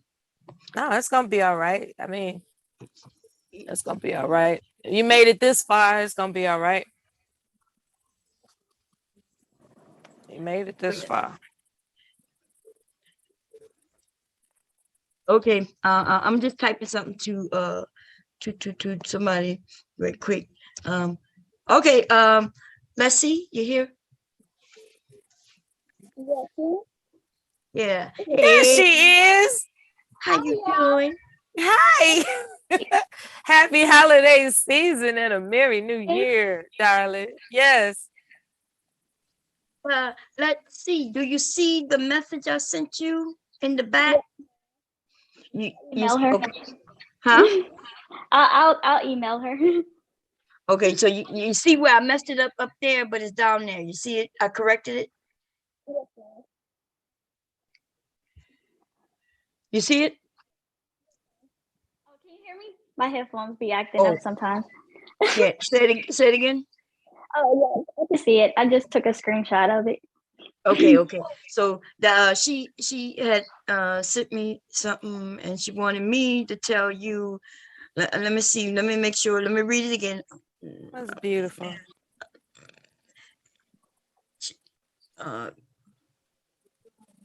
Okay, yeah. So I'm giving you her email and hit her up. Okay. We can't hear you. I think it's your. Can you hear me now? Yeah. Oh, thank you, Bob. Okay, you got it? Yes. Now, okay, and I expect it's two of y'all. I'm waiting for y'all to send me email. Y'all, this shit sitting in my goddamn house. And anybody else who want, if y'all want to share Christmas gifts, of course you're gonna get mine. After Christmas. Well, we both will get it after Christmas because Christmas is tomorrow. Yes, it is. I have some things already made, and if that I want to get rid of before New Year's. And so, but anyway, I got something for you, for your daughter. Okay. Thank you, Mom. You already know that. Okay, yes. So email me so I can get your address, or call me, whatever one. Oh, but I thought I already emailed you my address, but I can send it again. Oh, you may have. Y'all know you got to tell me that you did it so I can go get it. Yeah. So tomorrow, actually not tomorrow, the next day, because I know y'all gonna be busy. Everybody gonna be busy, whatever. The following day, though, when y'all see me online, say, "Mom, did you check your mail?" So I can start sending things out this weekend. Okay. Yeah. Okay. And Mother Earth says she texted you her email, her address. So I just need to resend it. Okay. I'll resend it because I think I sent it during the summer. Oh, so that was yeah. a while ago. Oh yeah, but yeah, that's way too long, girl. I'm old. Send it these. Oh, sorry, that was my bad. I should have told you. No, that's not your bad. That's my bad. Okay, it's my bad. But no, send it to me again, and so I can get that out to y'all. Okay. Okay. Okay. Thank you. Yeah. Have a good day tomorrow, y'all. Everybody have a You great too. day. Yes. Merry Christmas. You have a blessed Christmas. I love y'all. I just want Love y'all to you. know I appreciate all of y'all. Okay. Appreciate you too. Okay. Yeah. Including you, Cyber. You too. Mother Okay. Mother Earth was trying to rag on me with my sports glasses. I don't know why you act like that's abnormal. Mother Earth rags on you all the time. It's almost like you family, and you should be used to it by now. You should be used to it when I just now seen it. Those are prescriptions, right? No, Yeah, hell no. Yeah, Them ain't no Yeah. prescription. The prescription. Man, them look like them. Listen, I got a pair of them same exact glasses. They run about it. I bought them. Y'all want to know where I bought them? I recognize them. I'm not gonna tell you where I bought it from. You talk about you recognize them. So if I go get mine from upstairs, you recognize them? Let's see. I know where I bought mine from. Okay. And let me see. I know where I bought mine from. Get you a taste of that, Mother And Earth. guess what they are? They are that? eye protectors for when I am what they call it? Like when I'm using the saw and shit. And that's how they built, and they look just like that with the yellow around. Listen. Melon. Sports that. It's Sports interesting. Sports goggles that. Go, there you go. That's interesting. That's Sports interesting. goggles. Look, you Sports already goggles told me that. what that means, Melon. Exactly. That's the code right there. That's interesting. Wow. Oh Lord. Sports Miller got goggles me, that. y'all. She got me. What'd she say? You done said something slick over there, huh? Now Miller got me. She said that's interesting. I know what that means. That's code word for Interesting. shut the fuck up, Bomb. We don't No, it's code for I know you trolling me. I That's know, code for- I know. It's like, I'm okay, you trolling trolling again. me. I get it. Yep. Oh, Oh so man. you trolling her. What'd you do? I troll Miller. I be trolling all y'all at some point. I done trolled almost everybody, but most people like it and we have fun with it, including Mella. You know, sometimes she just don't be knowing until she be like, "Bomb, are you trolling me?" Be like, "Yeah, I've been trolling you for 2 hours." Look at that picture. Let's see. Whoa. Wait a minute. Let me Sexy mama. Holla, Yeah, holla. I just got this rig today. Let's see. Wait a minute. Y'all know what y'all remember my Christmas gift that my husband won, right? Y'all remember? Ready for Saturday Night Fever, child. Sports goggles Do that. y'all remember? Do you remember? Look, Let's see. Look at Cyber trying to show What off. you- Look, what he you- having a What they having you a got? competition. What you got, Mom? Remember what I goggles told that. y'all I was gonna give my husband for Christmas? Y'all forgot? I said I was gonna be Ling Ling. Sports goggles. Oh, yeah. Oh, the Asian. Oh, The girl. That's right. miso horny lady. You was gonna be the miso horny I lady. bought a Me teal so wig. horny. I bought a teal wig so I could be Ling Ling. She go, Ling Ling Her. got a teal wig. Right. I haven't tried it on yet, but tomorrow. And I'm telling you, these colorful wigs, they just add just a different flavor. It does look so cute. I know that is 70 I chic. can't wait to try my husband was like, I said, hey, I'm gonna buy this. He was like, nope. I said, That's like fantasy. I'm ready for you hair. hell yeah, that's what I was buying it for him. It's like I'm ready for you. You didn't know. Man. Anyway, Yeah. Ling Ling is his Christmas gift. Okay, Ling Ling. Did y'all remember when the men was mad at me? He's showing all his boxes. Look, wait a minute. That's goggles. that's a 20-year-old photo, Cyber. Sports He's goggles that. trying to get he's trying to get her goggles that. attention. He's Sports trying to get goggles that. trying to That's get what men do. Lexia's attention. At least Sports he's goggles that. heterosexual. I ain't mad at him. I I ain't was mad like, at him either. Sports You know. goggles that. okay. If Sports he was goggles gay, that. I'd be worried, but at least he's heterosexual. Sports Yeah. goggles that. He's Sports goggles that. Yeah. Yeah, that is an old picture, Cyber. You ain't. That is an old Now, that's when I was picture. But acting. no, Polaroid. even though it's an old That's a man, he's still a Polaroid. nice looking man. He's a nice looking man. That was Though. He's a old. nice looking man. You can tell us old. This was this was That's Was that 2007. Polaroid days, right? This was 2000. 86. No, Oh, you weren't even 2012. born then. Okay. This is 2012 before a fight that I had. Unless he wasn't born yet, leave that young lady alone, okay? No, this is But I Mother Earth. understand. This is Mother Earth trying to tell me some. Oh, he you ain't playing trying no to go sport. for Mother Earth? Yeah, that's Yeah. another catch too. Okay, Talking so about somebody Mother Earth said. I ain't playing no sports. She tripping. That's his if only from one night picture. Clowning. If only for one night. She clowning them Girl, kids. get it, Y'all crack me up, man. This is the reason I still do it. You know, don't try to. Yeah, ain't no fat in that. Did you see them gloves? Oh, wait a minute. No, back it up a little bit. Back it up. Are you Back it talking up. about the dress? No, I ain't talking about the dress. I'm talking about you back. Yeah. We're coming a little closer. Just a Oh, little he's bit. not short. I thought he was a short guy. Yeah, How tall are you? what you say? Who, me? Yeah, you get it in. How tall are you? To Yo. me? Yeah. 5'10". 5'10's not bad. Put that picture back. Put that picture back. At least you're not little snicker size. Like these men that talk real That's a deep. nice picture. I need to. Oh, that's stylish. Yeah, that's stylish. Go back to that last picture though. You could get somebody with that picture. Oh, I'm about to show. I'm about to listen. Go back to the last picture, Cyber. What you doing? Wait, I'm trying to get to it. Hold on. Flipping through these. I don't even got these things organized. Hold on. Where is it? There it is.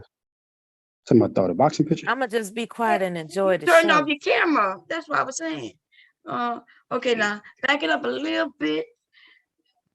Okay, ladies, what do I see that y'all may not see? Okay, we not look. Come a little closer. Yeah, close. Go down some. Go down, just a little bit. Yeah, about right there. Right. Yeah, you can even go a little more down if you want. I don't like how you trying to say he has an erection? Is that what you you're see trying the to say? print, baby? The print. That's all I'm saying. Mom, I could have went my whole entire life without seeing. That's a flashlight. He was fixing his car. What, you had a flashlight in your pants? Cyber, what was that? Is that a flashlight in your pants, or you happy to see me? Cyber is packing, y'all. So I guess that's the same flashlight, huh? Damn, yeah. I guess that's the same flashlight. Hey, you're a mechanic. Oh, you're a mechanic. I mean, what can I say? I guess Cyber over there packing arms and shit, y'all. Let's see how many flashlights we can find there randomly. Let's see how many random. I am not the expert of your flashlight collection. Your wife is. So is that a flashlight too? I'm not looking. I'm not looking at shit. Okay. You ain't gonna get me. Okay. Is that a flash? I've had a flashlight in my life. See. Big Mama's flashlight. Let's see. No, I don't want no janitor's flashlight in my life. How many flashlights? Because I'm not an expert on flashlights, but let's do this. Okay. Man, don't show nothing perverted off here. I'm gonna go. I'm gonna show nothing perverted. I ain't gonna show nothing perverted. Let's see. So I guess that's a. It always boils down to sex with you niggas. I guess that's the same flashlight, huh? That's a pair of socks. Okay. That's a pair of socks. You sure? I mean, it's in every. It's a pair of socks. Damn. Hold on. Anyway, you ain't got that. You look. We didn't see enough. You're trying to get me in trouble. My husband right here. You finna get Christmas come early. Now this for Mella. Mella finna get Christmas come early or New Year's come early. Let's see. What you gonna do? Put it in a box and ship it to me? I mean, here's that one. There you go. Flashlight. A picture doesn't mean anything to me. That's the same item that's present in every picture. Yet I didn't see it. Somebody else seen it, but don't nobody care about those rolled up pair of gloves in your pants. But anyway, I'm sorry, y'all. Y'all know sometimes I got dirty mind, but that's what stood out to me. As soon as you put the picture there, I was like, whoop, what's that? You crazy, man. You silly. I can't even say nothing. Anyway. So tell Mella to sports. Tell Mella. I mean, not Mella. Tell Mother Earth to sports. Mother Earth, this man wants you. Mother Earth, are you available? Because I just need to know. Listen, y'all. Sports Goggle that, and that's recent. Mother Earth is too classy and selective to be bothered with you, bruh. Sports Goggle that. That's what you do. Well, she is because he is married now. If Cyber was single, I could hook him up. Okay, but he's married. He's already taken. You know what I'm saying? I'll be too much to handle anyway. Well, at least he buys flowers for Christmas. They ain't ready for me. He got that going for him. No, they ain't ready for you because you're married. Now, if you wasn't married, then that'd be another thing. No, if you wasn't married, then you would have a lot of women who would be ready for you. But you're married, you're taken. Yes. How you come on the scene all married and shit? He buys like jewelry. going to the beach with sand. Why you go to the beach with sand already in your pocket?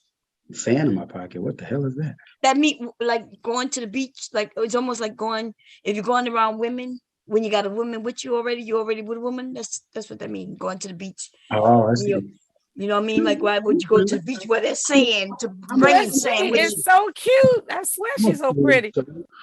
I'm a friendly soul. Huh? I said I'm a friendly soul. They wouldn't be ready for me though. I'll be a little bit too much for them. Yeah, because but it don't matter because you're married. Because I like romance. He's more humble when he's exercising. I would have to keep him working out all damn day. Yeah, but he's married. Just be quiet, for God's sake. We got all these women. Just go work out somewhere. Go to the gym. Y'all can't see this picture that Leslie put up. That's why he in shape, because he goes to the gym instead of getting on people's nerves. Okay. You don't? Yeah, just my logic is just so strong. Oh. You know what this pose remind me of? Remember, is it Saturday Night Live? No. What's the guy who played in Saturday Night Live? What's the name of that? What's that guy's name? Look, I got meat in my mouth. I'm sorry, y'all. John Travolta. Now, remember he was with that woman when they were singing together?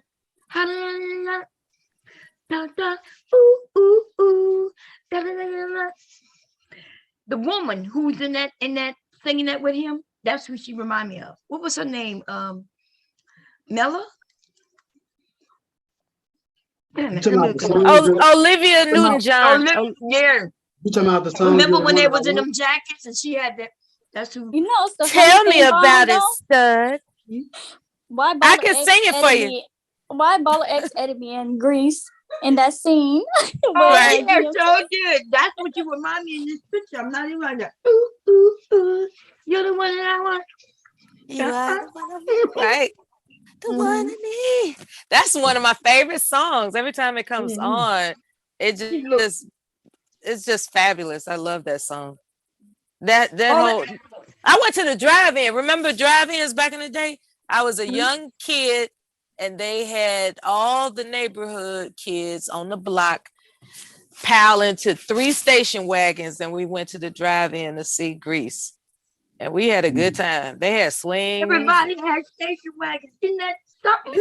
They had station wagons back then. Those big old Buick station wagons. Okay. Yes, with kids sitting in the back. We didn't have to have seatbelts back then. You could literally sit in the fucking back, yo. Okay. Dude, man.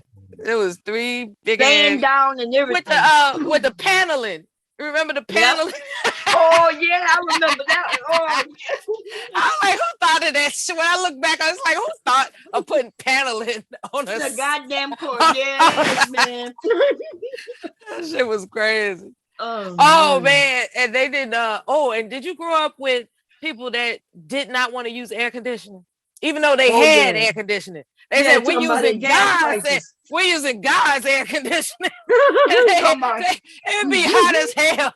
And those pleather ass seats would be burning the fuck out of our little legs. Guess who else does that? My husband. What? Talking about gas prices. I say, baby, that's in them old ass cars. That's not in these new cars.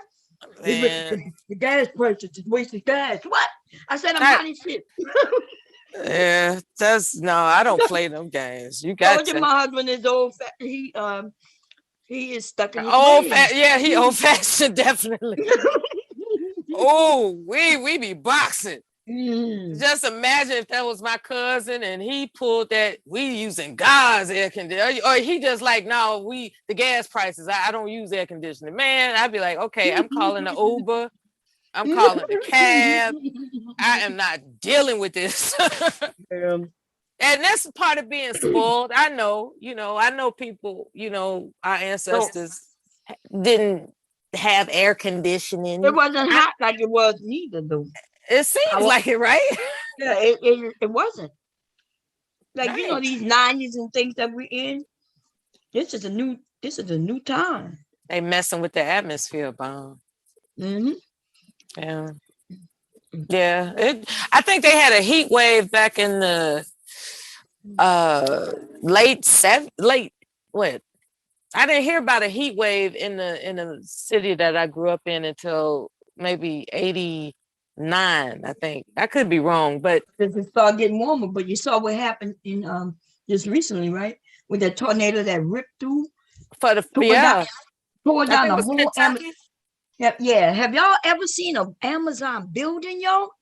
Was it an Amazon building? Yeah, over there by Indiana, Illinois, I think. This shit is huge. They knew, all of them kind of knew. Like, I'm talking about in the last 10 years, that building collapsed on them people. They thought it was indestructible. They made those people work. One of the survivors said that when the tornado warning came and people wanted to go home, they made them feel like if you don't complete these orders, you won't have a job when you come back.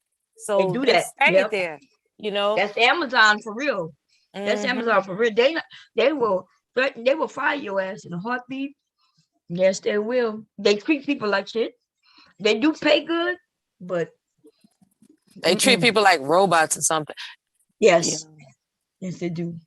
They expect, it's not easy work. I had a relative that got fired because he had cancer. He was trying to he was recuperating from prostate cancer, and they fired him.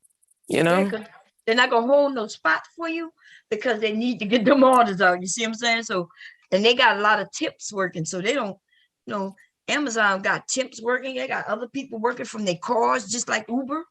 Yeah, you can literally make money with Amazon without working for them if you want. They're brutal. Yeah, and then you get paid for how many packages you deliver, and you got to deliver them in a certain amount of time. So you got to be in good shape to have that job when it comes to the lifting those packages or what. I don't even know what they do there. I just suspect from people I knew from UPS. I just thought you had to be a real strong person, but from Amazon, I guess they have more machines lifting the heavy boxes now, I guess. Yeah, now they do, yeah. And plus Amazon don't sell a lot of heavy things like that.